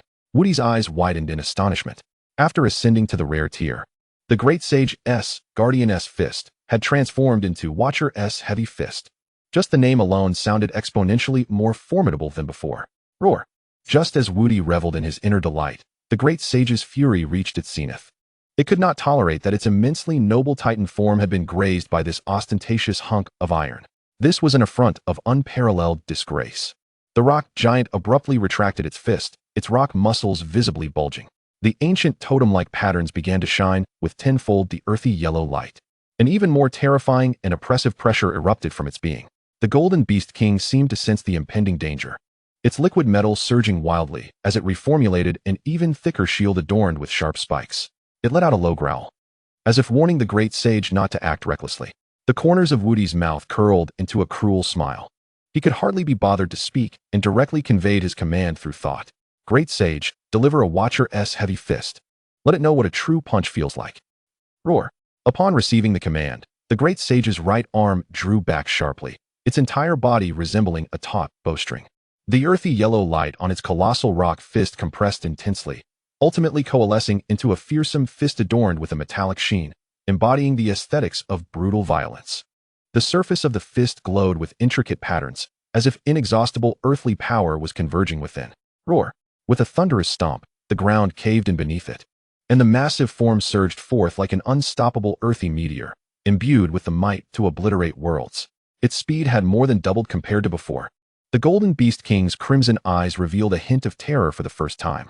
It attempted to evade, but the overwhelming aura had locked onto it completely, leaving no room for escape. It could only channel all its strength into the metallic shield, bracing itself to withstand this earth-shattering blow. In the next moment, fist met shield, with a resounding clash. Clang. This time, it was no longer a dull thud but a piercingly sharp metallic explosion that could rupture eardrums. The visible shockwaves surged forth like a tsunami, sweeping in all directions. Little Fire and Little Ice perched on Su Qingyan's shoulders emitted urgent cries, their fiery and icy barriers flickering wildly as they were pushed back by the residual force. Amidst the swirling dust, the sound of cracking echoed ominously. The seemingly indestructible liquid metal shield, which could even rebound attacks, proved to be as fragile as glass before the Watcher's heavy fist. A colossal fist imprint sank deep into the shield, an intricate web of cracks instantly spreading across its surface. Roar. The Golden Beast King let out a chilling wail of agony, its defenses shattered. The great sage, relentless in its pursuit, bore a fierce expression, its golden flame eyes radiating coldness. With Renee, the formidable body of the Golden Beast King, comparable to that of a small mountain, was met head-on by the force of a speeding train, sending it flying backward as its feet left the ground, crashing heavily to the earth and raising a cloud of dust. Before it could struggle to rise, a colossal shadow loomed over it. The great sage stepped forward, mounting its back, and raised a fist larger than a millstone, which coalesced into a fearsome, guardian's heavy fist, poised to descend with great force. Boom. A punch landed squarely on the chest of the Golden Beast King. Its liquid metal body rippled violently, as if a boulder had been cast into still waters. Boom. Another punch. The Golden Beast King began to thrash wildly, its stout limbs flailing in desperation, while its surface of liquid metal formed countless sharp spikes in an attempt to unseat the great sage. Yet, the sage stood unwavering, as steadfast as a mountain, impervious to its efforts. With an expressionless demeanor, he delivered punch after punch. Boom, boom, boom. The rhythmic, thunderous sounds of his blows echoed throughout the depths of the beast abyss. The scene was starkly simplistic and brutally straightforward, a one-sided, merciless display of physical domination. Wudi stood at a distance with his arms crossed, marveling at the spectacle. What a magnificent display. This approach resonates deeply with me. Forget about flashy skills or evasive maneuvers. Just engage directly. This is the true essence of a warrior's combat style. Beside him, Su Qingyan's expression was one of shock, her piercing phoenix eyes wide as she struggled to articulate her thoughts. She had witnessed countless beast tamers in combat, each exhibiting grace, cunning, or grandeur. Yet, she had never seen a scene like this, where an epic-level beast was decisively subdued and bludgeoned into submission by sheer force. This transcended mere battle. It was an act of violence. Initially, the Golden Beast King had fought fiercely, roaring in defiance. After several punches, its struggles waned, reduced to meaningless convulsions. After dozens of blows, it surrendered entirely, lying flat and allowing itself to be pummeled, its dark golden body becoming increasingly dented, barely maintaining its form. Finally, with a resounding boom, the great sage delivered his final blow, causing the massive creature to shudder violently before it succumbed entirely, transforming into a pool of solidified dark gold metal, emitting wisps of smoke, and being forcefully driven into the ground to create a gaping pit. Chapter 67. The Illusion of Commerce? This task lacks rigor. The great sage slowly rose, his eyes burning with golden flames sweeping over the droplets of metallic liquid on his fists, revealing a hint of disdain. He turned to Wudi. as if awaiting the next command. Around them, an eerie silence enveloped the scene. The smaller golden beasts stood frozen, trembling as if they were helpless citizens witnessing Godzilla dismantling a skyscraper, lacking even the courage to flee. Wudi clapped his hands, shattering the stillness. He took 2 steps forward, passing by Su Qingyan, and grinned at the paralyzed quadrupeds, exposing a set of gleaming white teeth. Well then, having dealt with the elite monsters, it's your turn now. Fear not, I assure you, I am quite gentle. I guarantee there will be no pain. His tender assurance fell upon the ears of the small golden beasts like the whispers of a demonic overlord. Their liquid metal bodies began to tremble uncontrollably, shaking as if caught in a sieve. Fear transcended species and form. It was an instinctual response. Roar. The great sage had no interest in engaging in psychological warfare with these lesser creatures. Taking a step forward, he unleashed a barrage of indiscriminate blows against the ground. Boom, boom, boom, boom. The scene resembled a giant playing whack-a-mole. With every punch, 1 or more small golden beasts were flattened into metallic pancakes, embedded deep into the earth without a chance to struggle. What a sight! A humanoid battering ram. Wudi observed with great amusement. Moments later, the great sage straightened up, brushing off non-existent dust from his fists. The ground was littered with an array of oddly shaped metal craters. The once formidable swarm of golden beasts had been completely eradicated, leaving no reflective remnants behind. The world once again fell into an eerie silence. Within the secret observation room, Su Chongqing and Su Banqing stared at each other in wide-eyed astonishment, their mouths agape, as if they could swallow an egg. The earlier scene of the great sage breaking through the defenses and mercilessly hammering the epic-level Golden Beast King had already left them in shock. The subsequent clearing of the battlefield in mere seconds shattered their comprehension.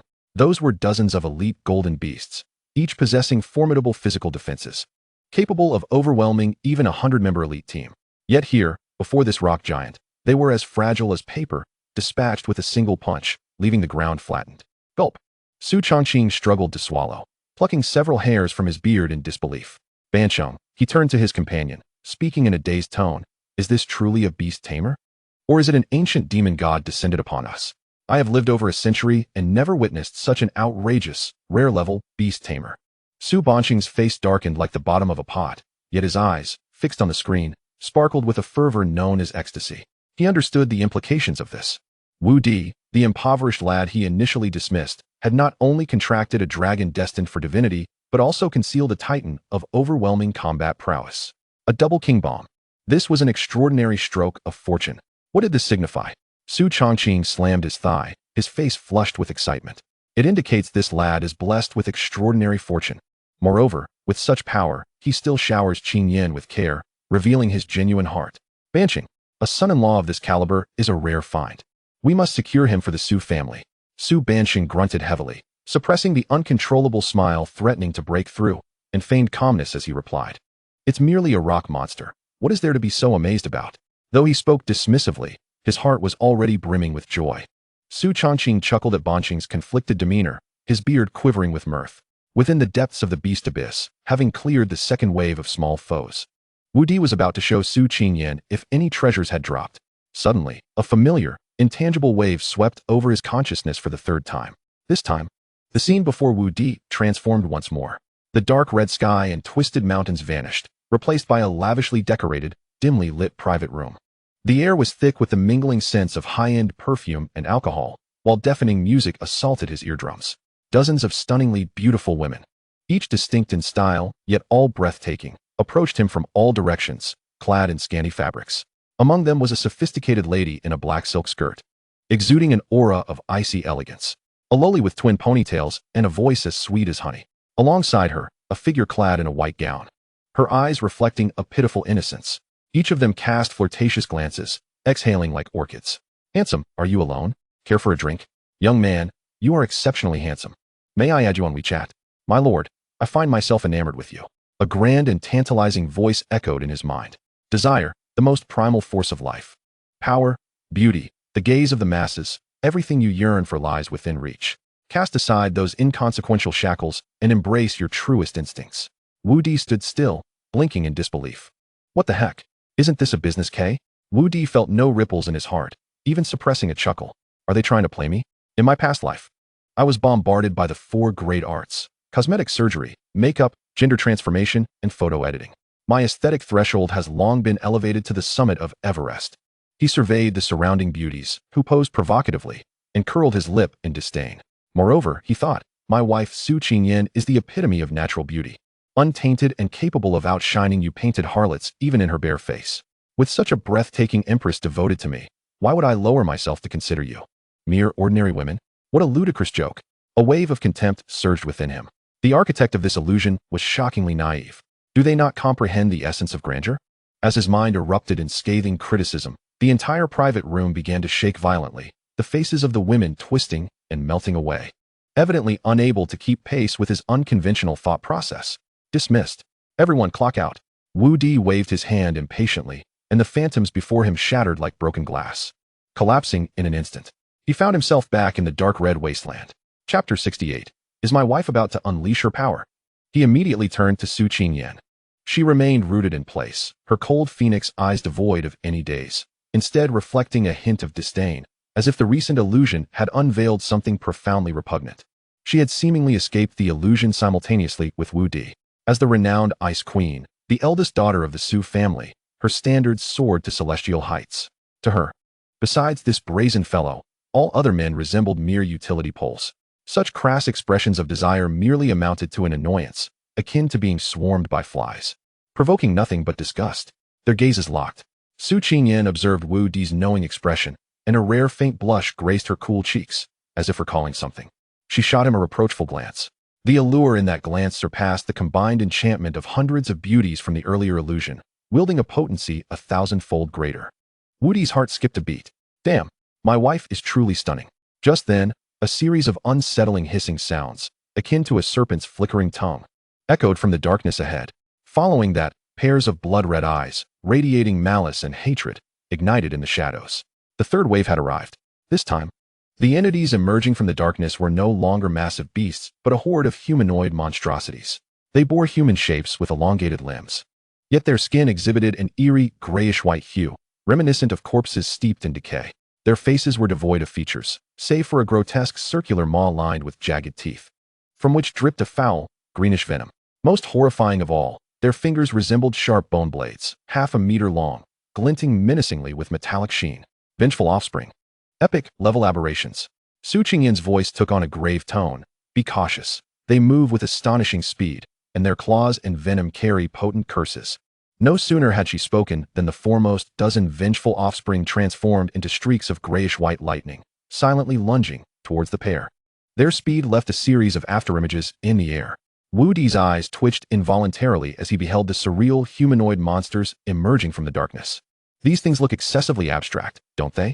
If you claim they are the lickers from the Resident Evil set, they at least maintain a humanoid form. Yet, if they are human, what is the meaning of that gaping hole where a face should be? A Cthulhu vibe, perhaps?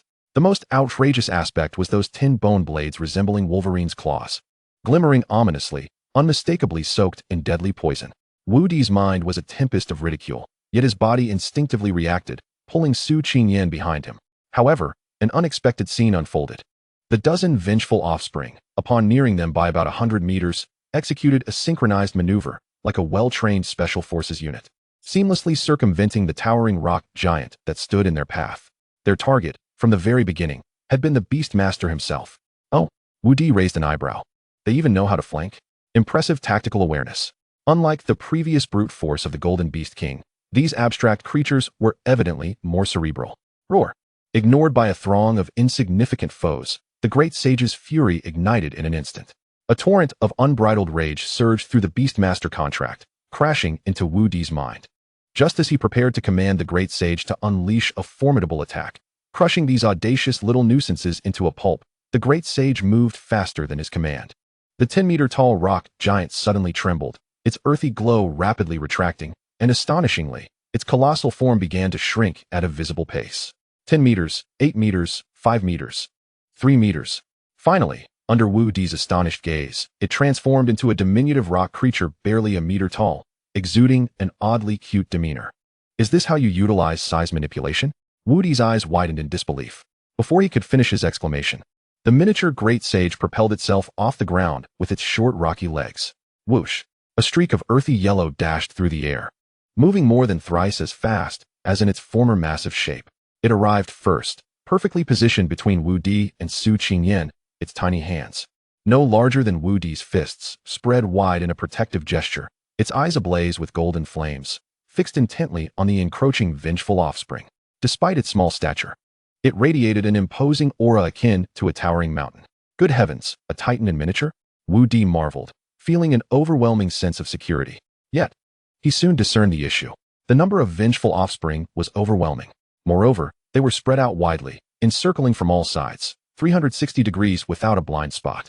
Although the now shrunken great sage exhibited enhanced speed and agility, its defensive area had significantly diminished. It could shield from the front, but could not cover the sides or rear. Hiss! A few vengeful progenies were already perilously close, their sharp bone blades slicing through the air with a piercing whistling sound. Ruthlessly aimed at the vulnerable backs and necks of Wudi and Su Qingyan. This is bad. 2 fists cannot contend with 4 hands. Let alone this is a multitude of bone knives. Wudi felt a tightening in his chest. At that moment, a cool, delicate hand gently pressed against his arm. Do not panic. Su Qingyan's voice remained icy, yet emanated a reassuring certainty. She stepped forward from behind Wudi, standing shoulder to shoulder with him. Her cold phoenix eyes sweeping over the throngs of approaching monsters, devoid of any fear, her lips curving into an unmistakably confident smile. It's my turn now. Huh? Wudi was taken aback. Is my wife about to unleash her power? In the next instant, an indescribable, supremely noble aura of terror erupted from Su Qingyan. A dazzling golden-red beam of light shot skyward. Within the radiance, one could faintly discern the majestic silhouette of a divine bird, gazing down upon the world as its splendid wings unfurled. An S-class talent, Phoenix Bloodline, was activated. Caw! The 2 resonant, soul-piercing cries rang out simultaneously from Su Qingyan's shoulders. In Chapter 69, this is undoubtedly an alluring invitation. One could see that the creature resembling a small sparrow, the blazing feather sparrow, and the ice-blue frost phoenix, underwent astonishing transformations the moment they were enveloped by the golden-red light. The once unassuming feathers of the blazing feather sparrow were instantly dyed with a resplendent golden-red hue. Its size ballooned in an unreasonable manner, transforming from palm size to a magnificent firebird with a wingspan exceeding 5 meters in the blink of an eye. Each feather seemed to be composed of the purest flames, ablaze with a fierce inferno, and with a long cry, the pressure emanating from its bloodline caused the surrounding air to warp. What in the world? A mountain chicken transforming into a phoenix, live broadcast. Wudi was left utterly astonished. Meanwhile, the transformation of the frost phoenix was equally astonishing. Its entire body gleamed a frigid blue, adorned with mysterious silver patterns, and its size also surged. An extreme chill radiated from it, freezing the dark red substance on the ground into solid ice. These 2 creatures, once merely epic-level beasts, under the enhancement of the Phoenix bloodline, ascended in power, erupting with an aura akin to legendary level. This was no mere enhancement. It was a bloodline ascension.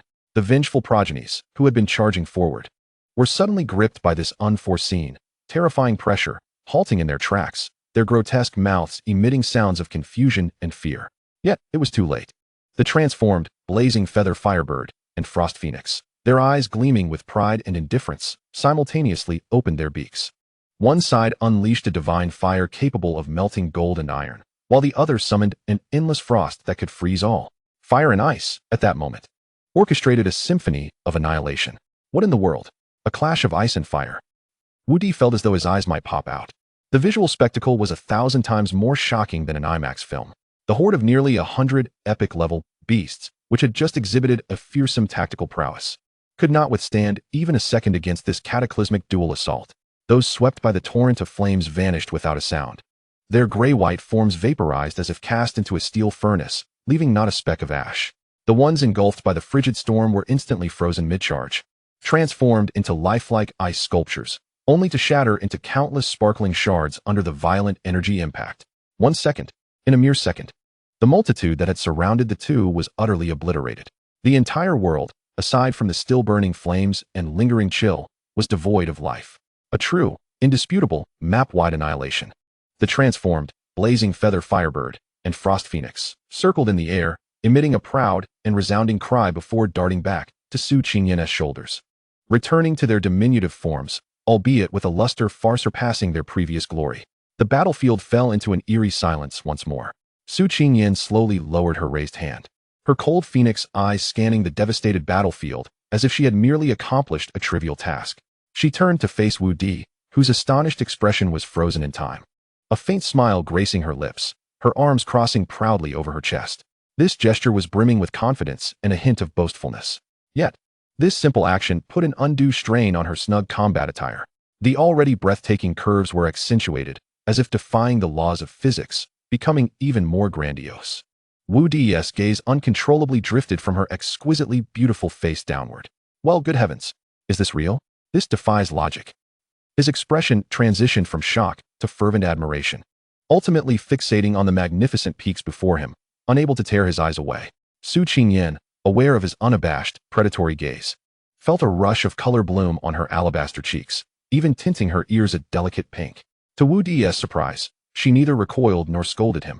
Instead, she met his gaze head-on, her fair neck slightly raised, subtly enhancing her posture. Her cold phoenix eyes held a mixture of indignation and provocation. Humph. She let out a soft huff, her voice gentle yet akin to a feather tickling Wudi's heart. With such timidness, he dares only to look? If he truly desires something more, he should know better than to be a coward. Her tone was laced with mockery and playful indignation. Wudi's heart skipped a beat, nearly stopping in its tracks. Damn, she is flirting with me. This is absolutely a flirtation. Wudi awkwardly scratched his head, chuckling nervously, while a tempest of thoughts surged within his mind. Coward, is that what I am? I am merely adhering to the law. In the past, I did not know your family's stance. I feared that a mere thought would lead to being tossed into the river to feed the fish by your father or grandfather. But things are different now. In an instant, Wudi recalled Su Changqing's smiling visage and the imperative that such a worthy son-in-law must be firmly anchored upon the ship. The decree has been issued. How could I still be polite? Little enchantress, just wait. If you grant me another chance, should I fail to seize it, then I shall be your grandson. Within the secret observation chamber. Good. Excellent. Truly deserving of being the pride of the Su family. Once the divine phoenix bloodline awakens, who among the same tier can rival it? Su Changqing gazed at the scene on the luminous screen, where ice and fire harmoniously coexisted, effortlessly dominating the arena. His excitement was palpable as he thumped his thigh, a vibrant flush illuminating his face, nearly pulling out his own beard in the process. Su Banqing, too, wore a satisfied and proud expression, a smile so pronounced it could scarcely be contained. Yet, in the next moment, upon witnessing his precious granddaughter standing tall and flirtatiously bantering with Wudi on the screen, his smile froze instantaneously. A surge of inexplicable fury shot from the soles of his feet to the crown of his head. No, how shameless. What a disgrace. Su Banqing's face turned crimson with anger, his finger trembling as he pointed at the screen. You little rascal.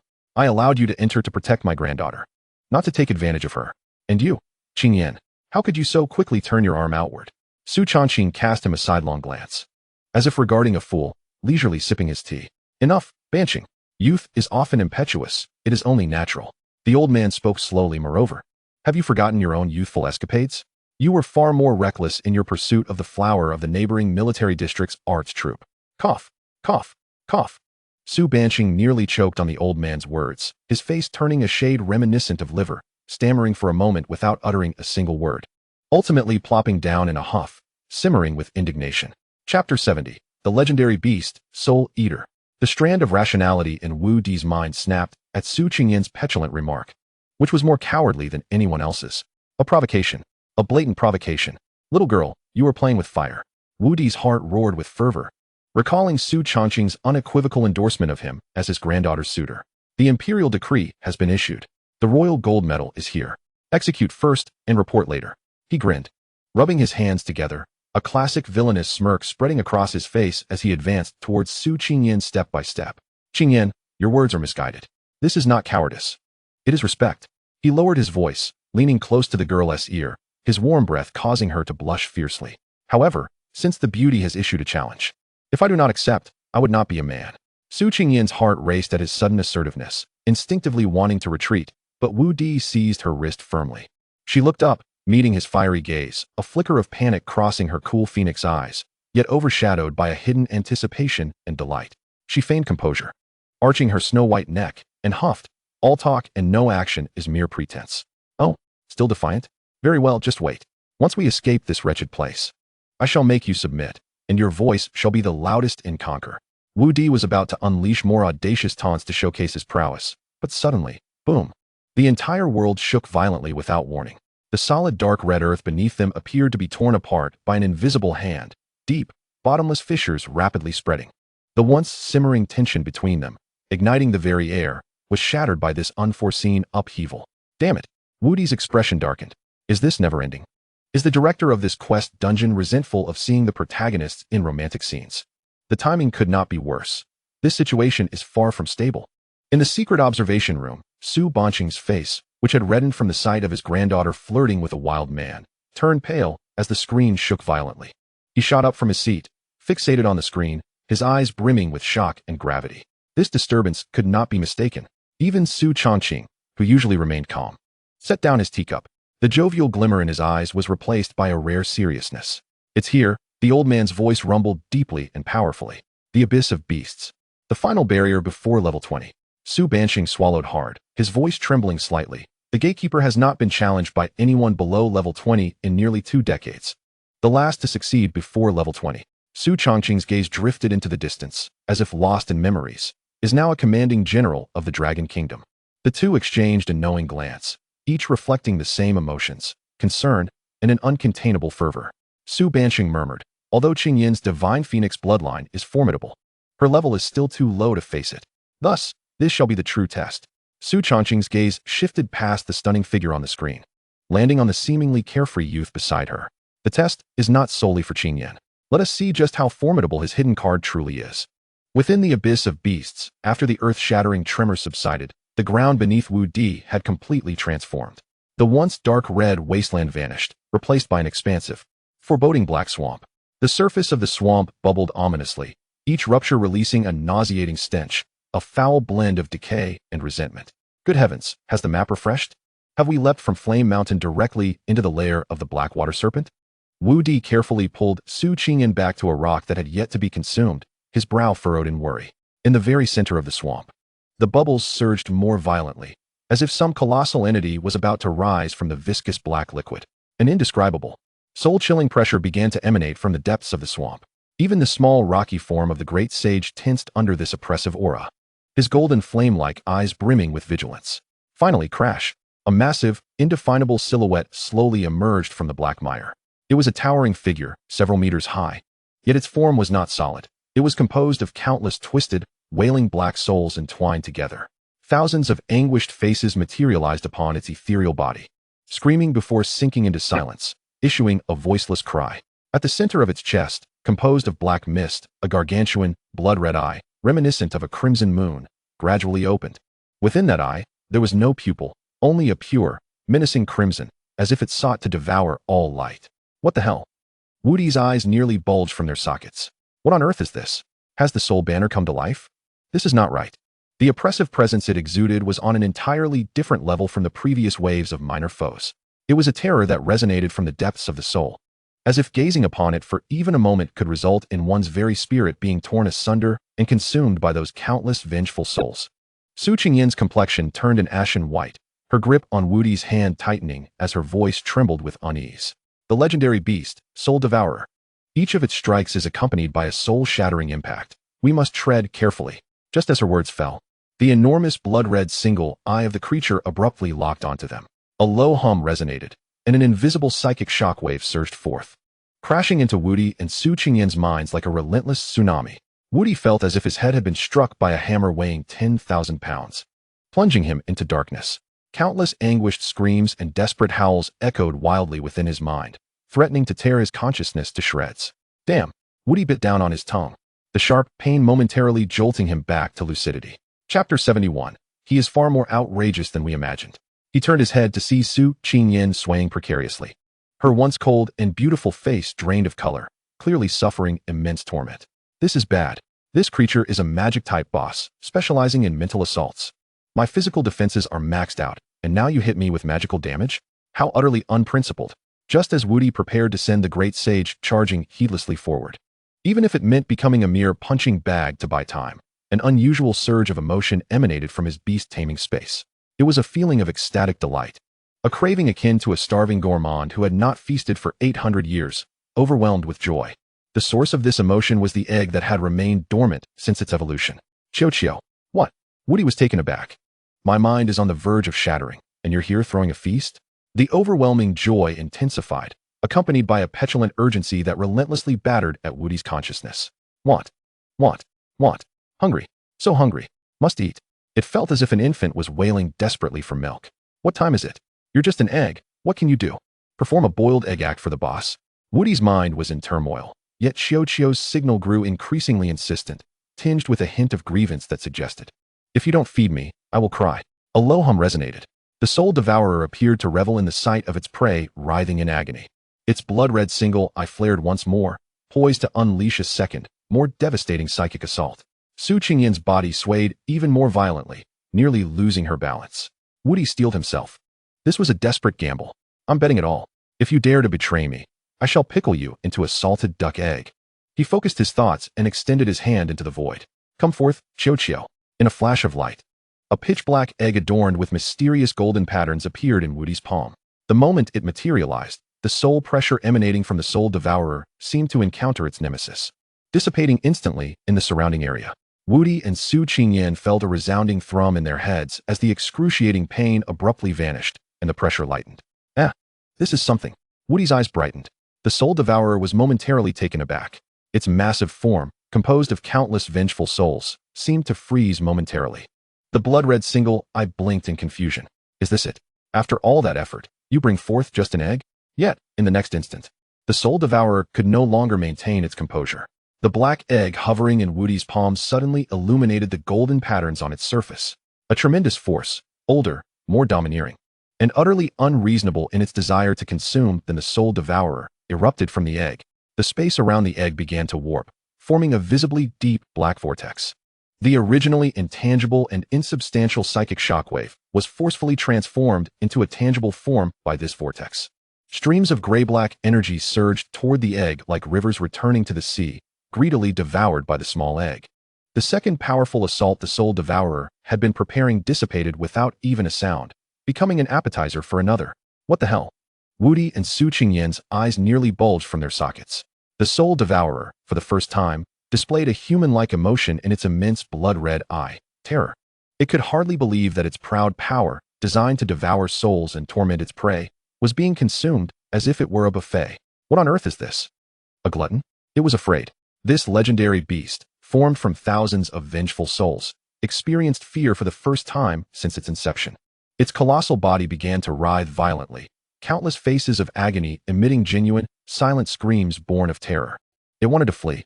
Its lower half, composed of black mist, suddenly sank as it sought to plunge back into the swamp, escaping the unervingly powerful black egg that felt like a natural enemy. But would Xiaoqiu allow that? A duck that was almost in the pot could still fly away. The black egg seemed to sense the prey's intent and emitted an irritable vibration. The black vortex expanded tenfold in an instant. An irresistible, terrifying suction firmly locked onto the soul devourer's massive form. A wail of despair erupted from the soul devourer.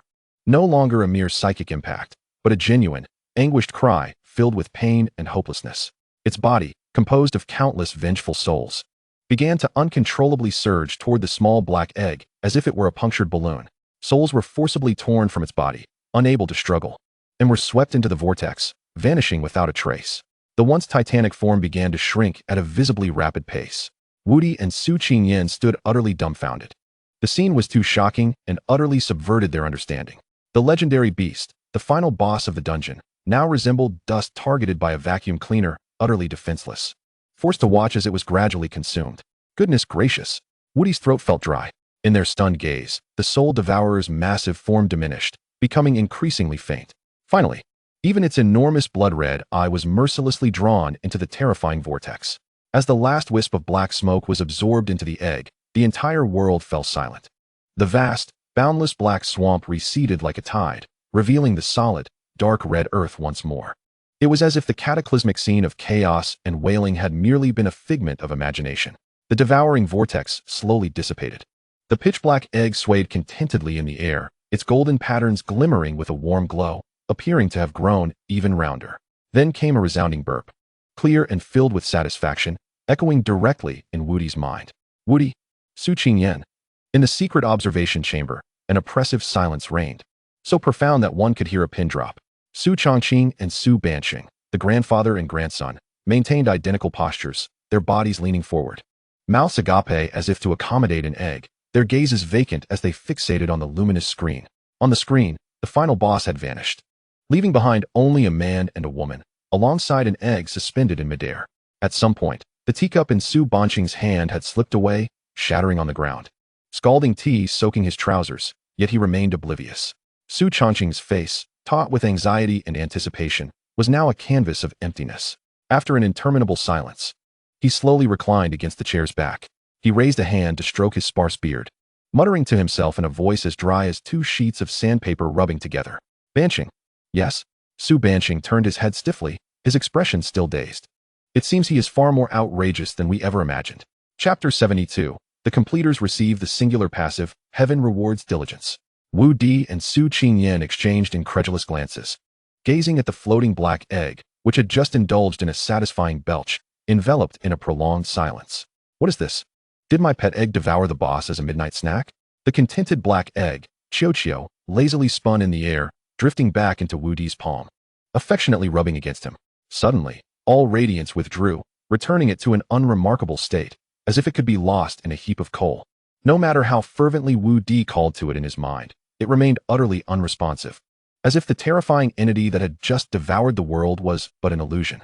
Now, it was satiated and had entered a state of repose. Wudi's lips twitched as he stowed it back into the beast containment space. Well then, sleep after a good meal. Pigs aren't this pampered. He turned to Su Qingyan, ready to resume the conversation that had been interrupted. Just then, a grand and chilling voice resonated unexpectedly within their minds. The core of the low-level beast abyss has been eliminated. Instance progress, 100. Completers, Wudi, Su Qingyan. Re-entry before level 20 is prohibited. No sooner had the words left the voice than the dark red ground beneath them began to shimmer, the surrounding scenery distorting and blurring. What the hell? Wudi's expression darkened. What does this mean? Do they think I finished too quickly and decided to blacklist me? Is there an anti-addiction system in this instance? Before he could finish his complaint, the entire illusory world plunged into darkness. Following this, beams of brilliant golden light tore through the dark heavens, heralding a miraculous occurrence. 3 immense golden scrolls, forged from pure light, unfurled slowly across the firmament, exuding an aura of ancient majesty. Each scroll bore inscriptions in an archaic, vigorous script, illuminating a series of resplendent names. This was the celestial ranking. Su Qingyan tilted her alabaster neck, her cold phoenix eyes filled with astonishment, her voice trembling slightly.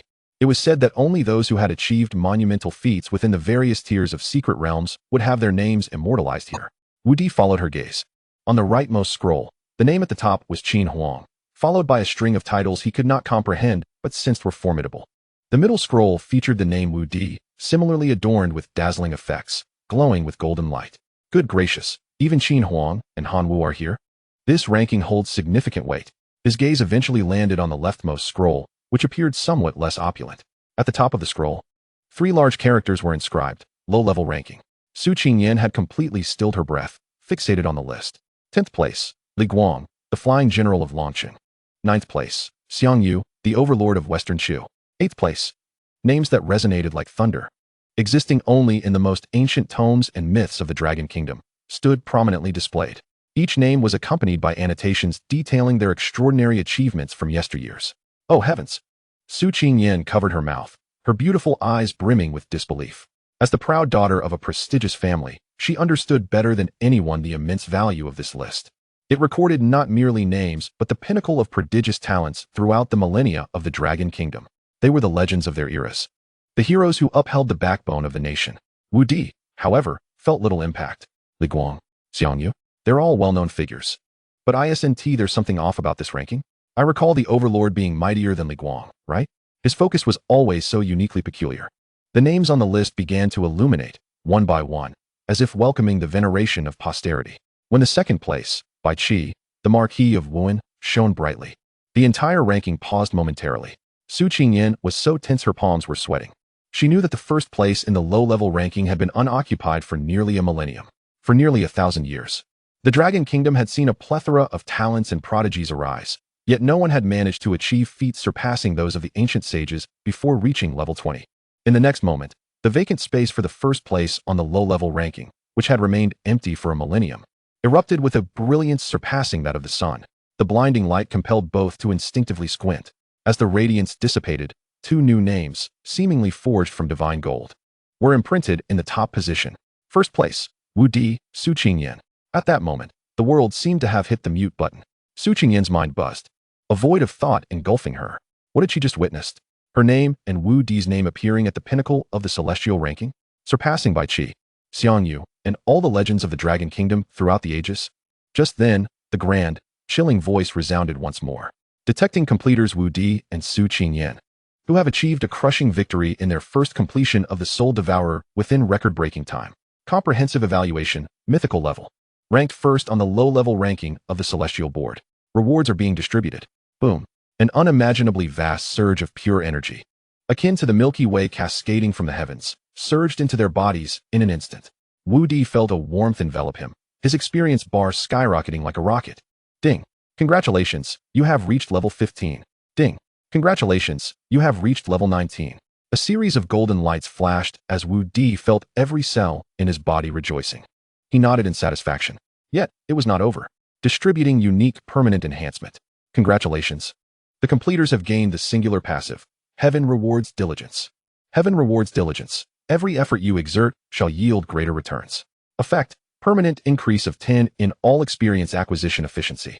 As the voice faded, a faint, ephemeral golden seal inscribed with the character for diligence appeared on both Wu Di and Su Qingyan. Wu Di blinked. Heaven rewards diligence? No. My friend merely watched the spectacle. The boss was devoured by the pet egg. Is this what you call diligence? And this outcome, a mere 10 experience boost? Wu Di's expression shifted to one of subtle incredulity. After all that effort, with upgrades and rankings, we're awarded a mere discount coupon? Isn't this reward a tad stingy? It's more laborious than slicing through the competition on a bargain site. Yet beside him, Su Qingyan froze upon hearing this reward. She abruptly turned her head, gripping Wu Di's arm with such intensity that her knuckles turned pale. Did you hear that? Her voice trembled, not with sorrow, but with uncontainable joy and excitement. Chapter 73. This young man must not be let go. A permanent 10 experience boost. It is everlasting. Huh, I heard it, Wu Di replied innocently. It's just 10, why the excitement? I thought we might receive some divine artifact or something. Why are you so oblivious? Su Qingyan felt as though she might faint from this man's ignorance. She inhaled deeply, her chest rising and falling dramatically as she attempted to regain her composure. You have no idea what this signifies. This isn't merely 10. It's the staircase to the divine throne. It's the chasm that separates us from everyone else. She spoke rapidly in explanation. As levels increase, the experience required for advancement becomes astronomical. In later stages, while others may toil for a year, we will only need a little over 10 months. This cumulative advantage is terrifying. For a mere 1 permanent experience boost, several elite guilds abroad once waged wars that led to rivers of blood, and we have secured a unique 10. Stars shimmered in Su Qingyan's eyes. She looked at Wu Di's face, still adorned with a hint of disdain, as if to say, is that all? Suddenly, she felt a wave of helplessness wash over her. It was impossible to communicate rationally with this man. In the secret observation room, Su Chongqing and Su Banqing had maintained their posture since the moment the pet devoured the boss, until the golden leaderboard appeared on the screen, followed by the chilling sound of the system. Gulp. Su Banqing struggled to swallow, feeling his throat dry as if he were in the Sahara Desert. The supreme ranking. First in the low-tier list, the only passive, hard work, is rewarded. He repeated the information he had just heard, each word weighing heavily upon him, reverberating in his mind. Banqing, Su Chongqing finally spoke, his tone imbued with a dreamlike quality. Huh, that girl Qingyan hasn't merely found a good match for us. She has brought back a grand benefactor for our Su family. Father? Isn't that metaphor a bit off? Su Chongqing suddenly slapped his thigh, standing up as if invigorated by a surge of adrenaline. His previous ethereal demeanor completely vanished. No, this young man must not be allowed to slip away. He paced back and forth, his eyes glinting with calculation. From this moment on, we have seen nothing. Huh? Su Banqing was still reeling from the bizarre metaphor. What do you mean, huh? Su Chongqing shot him a glare. The matter of that egg is of the utmost secrecy. If word gets out, do you believe that tomorrow all the ancient ones from Longwa will come to our Su family to snatch him away? We will pretend we only know they secured the top spot and received the reward.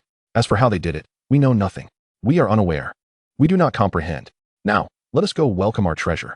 In a flash of light, Wu Di and Su Qingyan were teleported back to the entrance of the Beast Abyss.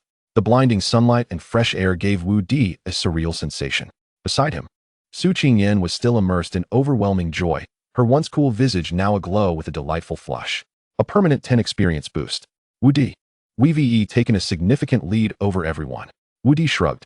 All right, I get it. Is it merely a 10 discount card? Why the excitement, as if you've won 5 million? Seeing Su Qingyan's sparkling eyes, as if gazing upon a deity. Wudi cleared his throat and struck a pose of inscrutable profundity. Calmness, just standard procedure. Su Qingyan felt her heart racing like a roller coaster, having just been elated, now stifled by his dismissive remark. It was impossible to engage in rational discourse with this man. Just then, two figures approached from a distance. It was Su Changqing and Su Banqing. Qingyan, Wudi, you finally emerged. Su Changqing exclaimed with concern, hastening forward. Was it tumultuous inside? Are you all right? Su Qingyan, still basking in elation, had shifted from her previous aloof demeanor to that of an adorable granddaughter upon seeing her grandfather. She rushed to him. Grandpa? We succeeded. We secured the first place in the low-tier rankings. What? Su Changqing and Su Banqing displayed perfectly synchronized shock. They exchanged glances filled with signals to continue the act. First place, surpassing Wu Anjuan's top rank. Su Banqing's voice trembled. Indeed, not to mention the unique passive of hard work is rewarded. Su Qingyan added excitedly. Gasped the duo inhaled sharply in unison, their exaggerated acting nearly prompting Wudi to applaud them. That's enough now. Wudi joined in with a sigh, feigning a look of relief. Let me tell you, old man, the final challenge was perilous.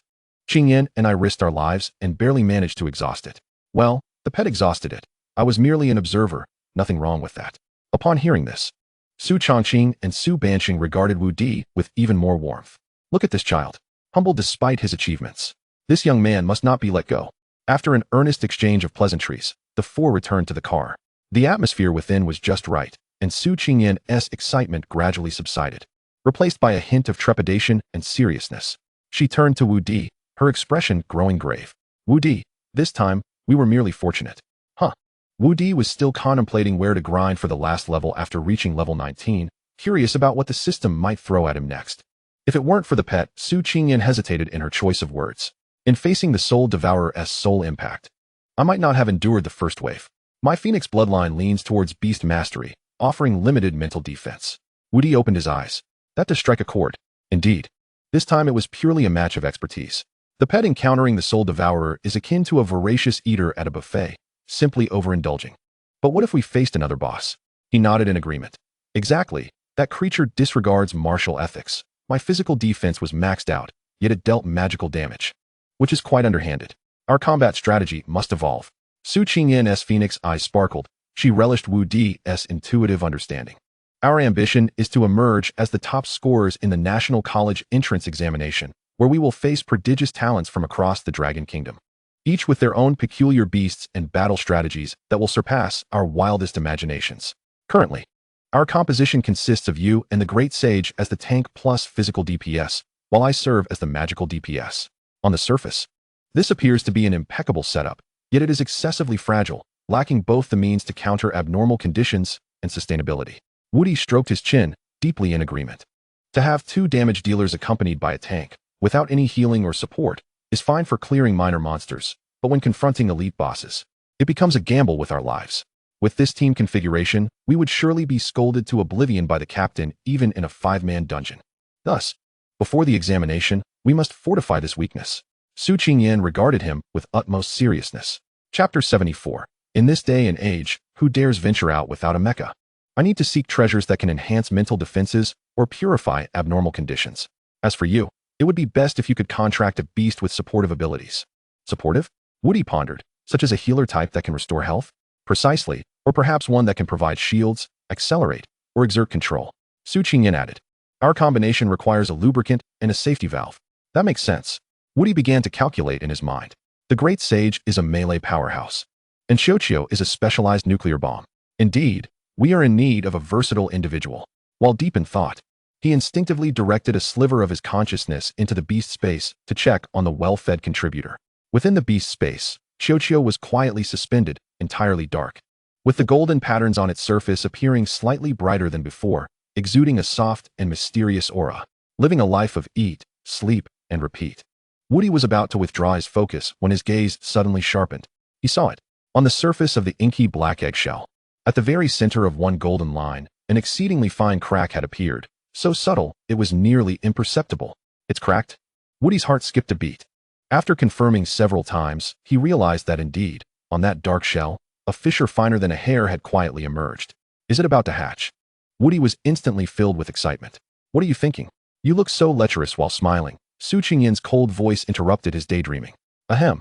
Wudi quickly composed himself and stated with utmost seriousness. I was contemplating the future development path for our team, a matter of grave significance regarding our prospects.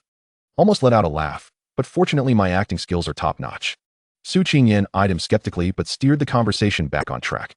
Our goal is to reach level 20 and contract a third beast. According to our previous analysis, we all require a supportive beast to compensate for our shortcomings. Indeed, Wudi nodded, thoroughly convinced. A team with a tank and DPS is lacking only in a healer and a buffing tool. Otherwise, when we encounter monsters that can poison or charm, we will be at a loss. A flicker of appreciation flashed in Su Qingyin's phoenix eyes. Although he often seemed disjointed, during critical moments, his thoughts were remarkably clear. The Black Forest Dungeon Cluster in the western suburbs of Longjing is one of the largest leveling areas in the Dragon Kingdom, featuring a diverse array of dungeons suitable for us to grind to level 20. Fine, I'll follow your lead, scholar. Wudi snapped his fingers. Let us go level up. The sooner we hit level 20, the sooner we can contract a new companion. My third beast must possess astonishing healing capabilities. Ideally, it should be humanoid. Haha. At the entrance to the Black Forest Dungeon Cluster in the western suburbs of Longjing, this location resembled not just an entrance, but rather a vast militarized plaza. The square was bustling with people, alive with activity. Everywhere one looked, beast tamers clad in various battle attire, accompanied by their beasts, congregated in groups. The appearance of Wudi and Su Qingyin was akin to casting a boulder into a tranquil lake. No, more accurately, it was Su Qingyin's entrance that caused the ripple. Today, the young girl wore a crisp white combat uniform, perfectly accentuating her already flawless figure. Her cold, exquisite features and snow-white skin made her resemble a celestial being emerging from a painting, especially when contrasted against the burly figures of the surrounding men. In an instant, at least half of the gazes in the square were affixed upon her. A myriad of astonished, admiring, and envious stares intermingled. Wudi rubbed his chin, feeling as though he were a bodyguard accompanying a superstar. However, before those eager suitors could summon the courage to approach, they caught sight of the two imposing men standing behind Su Qingyin. The bodyguards dispatched by the Su family were tall and robust, clad in black suits and sunglasses, exuding an aura that warned others to keep their distance, lest they face dire consequences. The chilling glares from the two men swept over the crowd, and the men who had previously been brimming with confidence suddenly felt a chill creep down their necks, hastily averting their gazes. Goodness, a physical barrier, is it? These two sentinels could make even the mosquitoes within a 10-meter radius think twice about approaching. Wudi's heart was filled with delight. At that moment, a discordant murmur broke out nearby. Hey, look at those two. They seem quite young, not even in school uniforms. They must be fresh high school graduates, right? They do look quite presentable, especially the girl. TSK, what a pity. It appears she's just some oblivious rich kid here for a taste of life. Indeed. Look at the dungeon entrance they've chosen. That S for level 20 to 30. What are they doing going in there? Offering themselves up as fodder for monsters? A middle-aged man with a goatee crossed his arms, disdain plastered on his face as he spoke to his companions. Don't look at them. They're typical sheltered flowers. Even with bodyguards, they won't gain much experience in the dungeon, purely a waste of time. The path of a beast tamer relies on real combat, not on having a few bucks to spare. His voice was neither too loud nor too soft, just enough for Wudi and Su Qingyin to overhear. The acidity in his words nearly palpable. Su Qingyin's brows furrowed slightly, evidently displeased. Wudi, however, found amusement in the situation. Oh, where did that fly come from? Buzzing around? Are you trying to lecture us? Who do you think you are, a life coach? Instead of anger, he chuckled and turned to face the group, offering them a radiant smile. The men were momentarily taken aback by his reaction. The goateed man puffed out his chest, believing his pearls of wisdom had struck a chord, preparing to say more. However, Wudi's next words left them collectively dumbfounded. Qingyin, it seems they think we're here for a picnic. Su Qingyin looked at him in confusion. I believe it's necessary for us to greet everyone. No sooner had he spoken than a thunderous roar erupted, akin to a clap of thunder. Beneath Wudi's feet, the beast's summoning array, deeper than all the shadows surrounding them combined, suddenly surged into the sky. Arise, great sage. With his dramatic proclamation, an immense figure, so large it was almost suffocating, erupted from the array. A 10-meter-tall rock giant, glimmering with a cold metallic sheen, thunderously descended. Its muscular arms resembled colossal hammers, and its broad chest rivaled that of a city wall, adorned with naturally formed, ancient totem-like intricate patterns. Its menacing and majestic head bowed slightly, two blazing golden eyes surveying the diminutive humans before it. In that fleeting moment, The entire square was enveloped in an eerie silence. Every movement froze. All gazes converged upon the terrifying rock giant. The wind stilled, murmurs faded, and the air seemed to solidify. The middle-aged man with a goat beard, who had been boasting just moments before, now stood with his mouth agape, capable of accommodating a duck egg, oblivious to the cigarette that dropped from his hand. His expression shifted from disdain to shock, then to horror, ultimately settling into a blank slate. His companions, too, felt their legs weaken, nearly collapsing to the ground. Their eyes seemed to convey disbelief. Wait, where's the pampered rich kid we were promised? You brought a colossal mech on an outing? This backdrop, surely, is a tad too overwhelming, isn't it? Chapter 75, Monsters and Spirits. I shall vanquish them all. The towering rock giant, merely standing there, exuded an oppressive aura that rendered the air almost suffocating. The previously blustering goat-bearded man now stood with his mouth agape, eyes glazed over, as if his worldview was undergoing reconstruction after a cataclysmic earthquake. Ah, finally the world is serene, Wudi remarked, satisfied as he clapped his hands. If we had done this sooner, it would have been more effective. Engaging in discourse with flies is futile, better to wield a fly swatter. Simple and efficient. As he reveled in this moment of tranquility, Su Qingyan suddenly let out a soft chuckle. This laugh, akin to the melting of ice and the blooming of spring flowers, seemed to invigorate the surrounding stillness. Her cool phoenix eyes curved into delightful crescents as she gently patted Wu Di's shoulder, leaning in to whisper. You really ought to tone it down a bit, you know? Wu Di could feel the gazes of the male onlookers, who had just managed to recover from their petrification, shift from shock to envy and resentment. Tone it down? Can that fill my belly? He retorted. Rest assured, someone will definitely record this and upload it online. Su Qingyan teased, her voice laced with an uncontainable mirth. When the National College entrance examination rolls around, who knows how many will target us as their primary study case? Devising strategies against you. Against me? Wu Di, far from anxious, puffed out his chest and struck a melancholic pose as if gazing at the heavens. His tone deep and lofty. Monsters and spirits. I shall vanquish them all. Am I right, great sage? He called out to the rock giant. Roar. Whether the great sage comprehended him or not, it graciously thumped its chest, producing a deep rumble, its golden eyes shimmering with wisdom. Observing this, Su Qingyan shook her head in exasperation, though her amusement deepened, ignoring the shattered egos behind him. Wu Di took Su Qingyan's hand and strode confidently toward the flickering portal of the dungeon. Let us go, young lady. Finish early and get some rest. Their silhouettes, set against the imposing figure of the rock giant, exuded an air of carefree elegance before they vanished into the light. With a flash, the scene before them shifted dramatically. Sinister ancient trees blotted out the sun, the air thick with the stench of decaying foliage and earth, and distant monstrous roars sent shivers down their spines. A quintessential level 20 dungeon, corrupted forest. Before Wu Di and Su Qingyan could assess their surroundings, a horde of green-toothed, slimy, corrupted goblins erupted from the depths of the forest, shrieking in terror.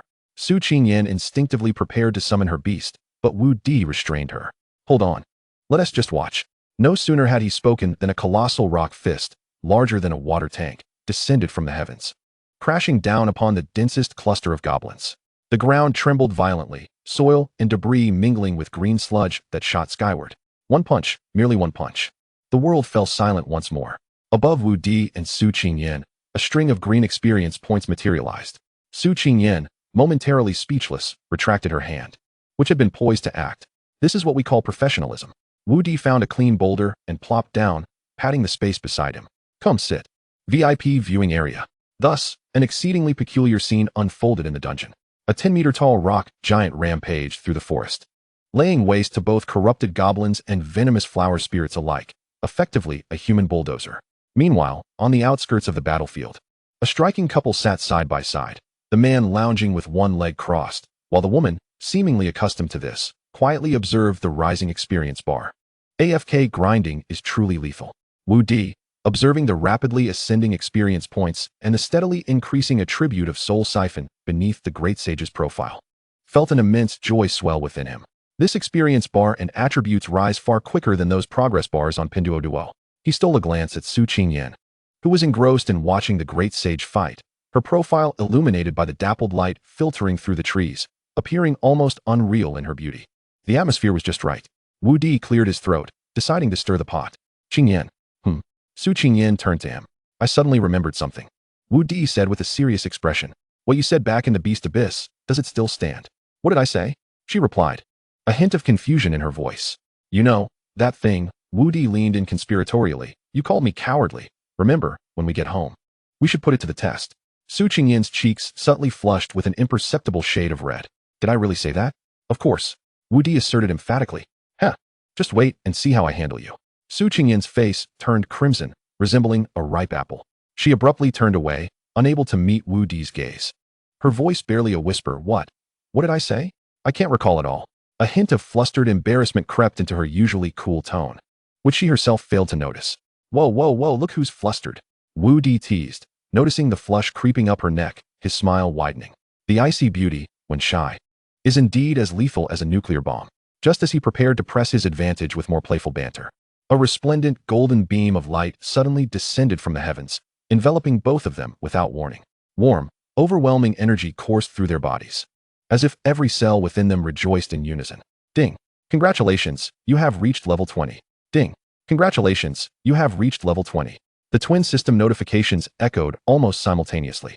The light-hearted banter in the forest abruptly ceased. Wudi and Su Qingyan exchanged a glance, each seeing in the other's eyes an indescribable fervor and excitement. Level 20. This signified that they could contract a third beast. All prior discussions regarding their team's shortcomings, about support and healing roles, transformed in that moment into an attainable reality. Wudi's mind instinctively delved into the beast space. His gaze fell upon the egg, dark as ink, that floated quietly before him.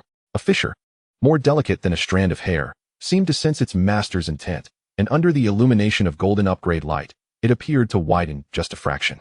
Level 20 achieved. Wudi's heart inexplicably raced. The third beast slot has been unlocked.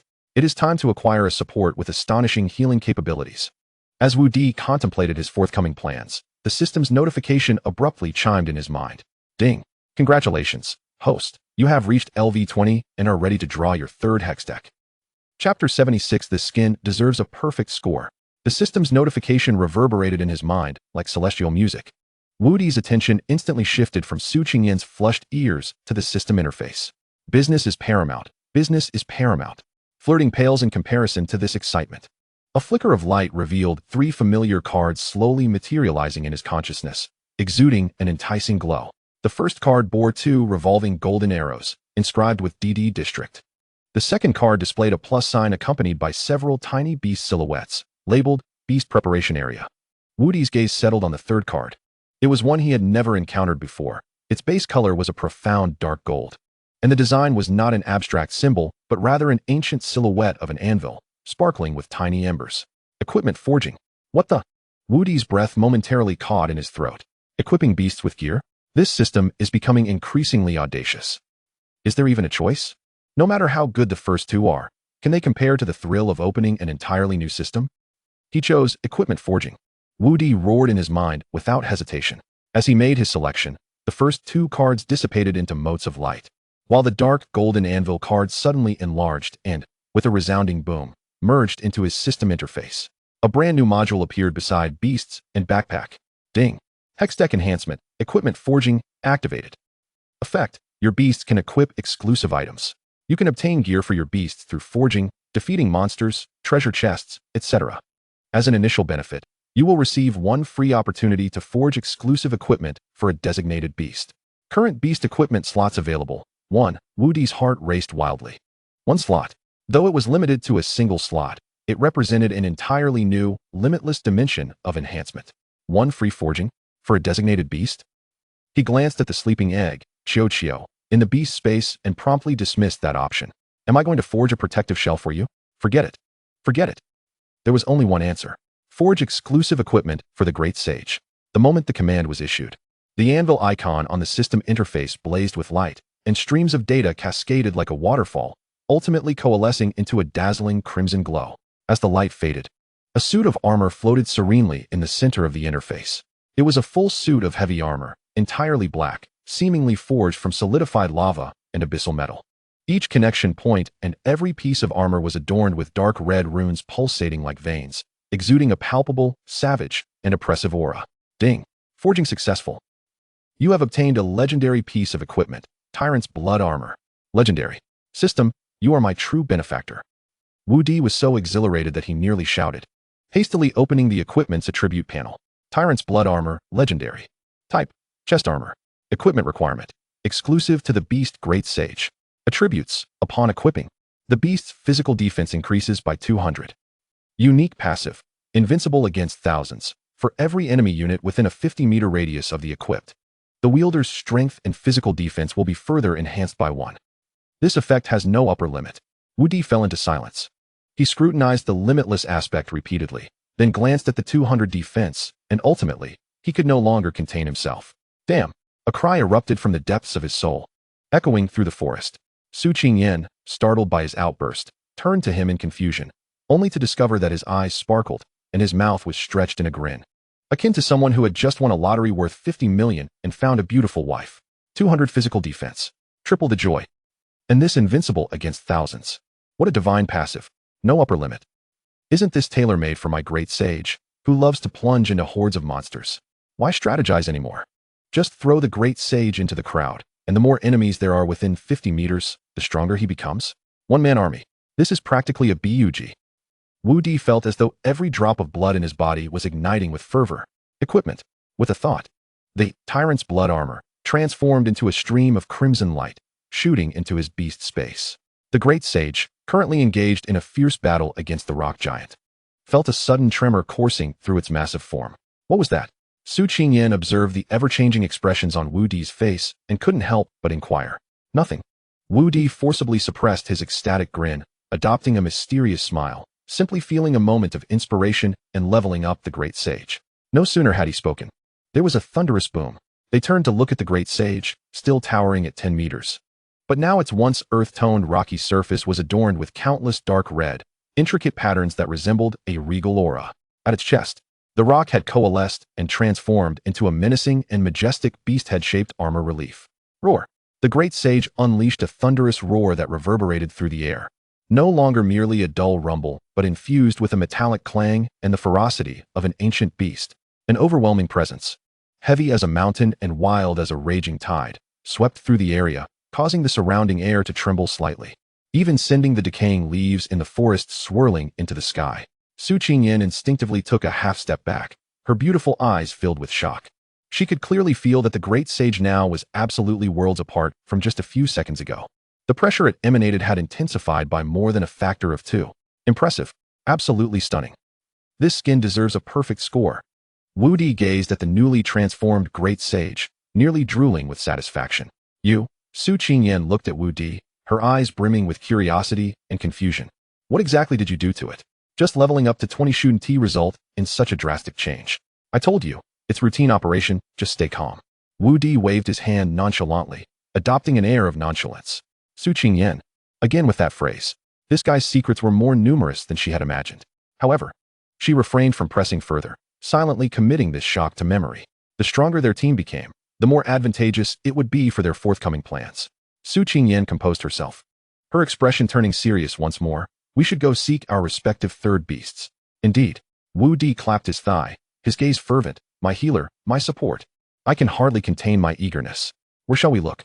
Su Qingyan gazed at his eager demeanor, a radiant smile gracing her lips, imbued with unwavering confidence and a sense of purpose. In the western outskirts of Longjing, there exists a moonlit forest, a sanctuary of paramount importance protected by the Federation, where creatures of the light and life elements thrive in harmony. Recently, whispers have circulated regarding a rare phenomenon within the heart of this woodland, the birth of an exceptionally rare, holy light unicorn offspring. The mere mention of the holy light unicorn ignited a spark in Wudi's eyes. Indeed, Su Qingyan nodded, her phoenix-like gaze shimmering with a longing brilliance. According to legend, this magnificent creature possesses unparalleled healing and purification abilities, embodying the ultimate aspiration of all support-type beast masters. However, it is notoriously proud and astoundingly intelligent. The Federation has dispatched several top-tier prodigies and affinity masters in vain, as none have succeeded in forging a bond with it. Exceedingly rare. Unrivaled healing capabilities? No one has managed to form a contract? The corners of Wudi's mouth slowly curled into a familiar arc. The elements align all too perfectly. Do they not? It seems to be quite explicit in its anticipation of my arrival as the destined one, prepared to tame it with my extraordinary prowess. You shall be my third beast companion, a holy light branded super healer.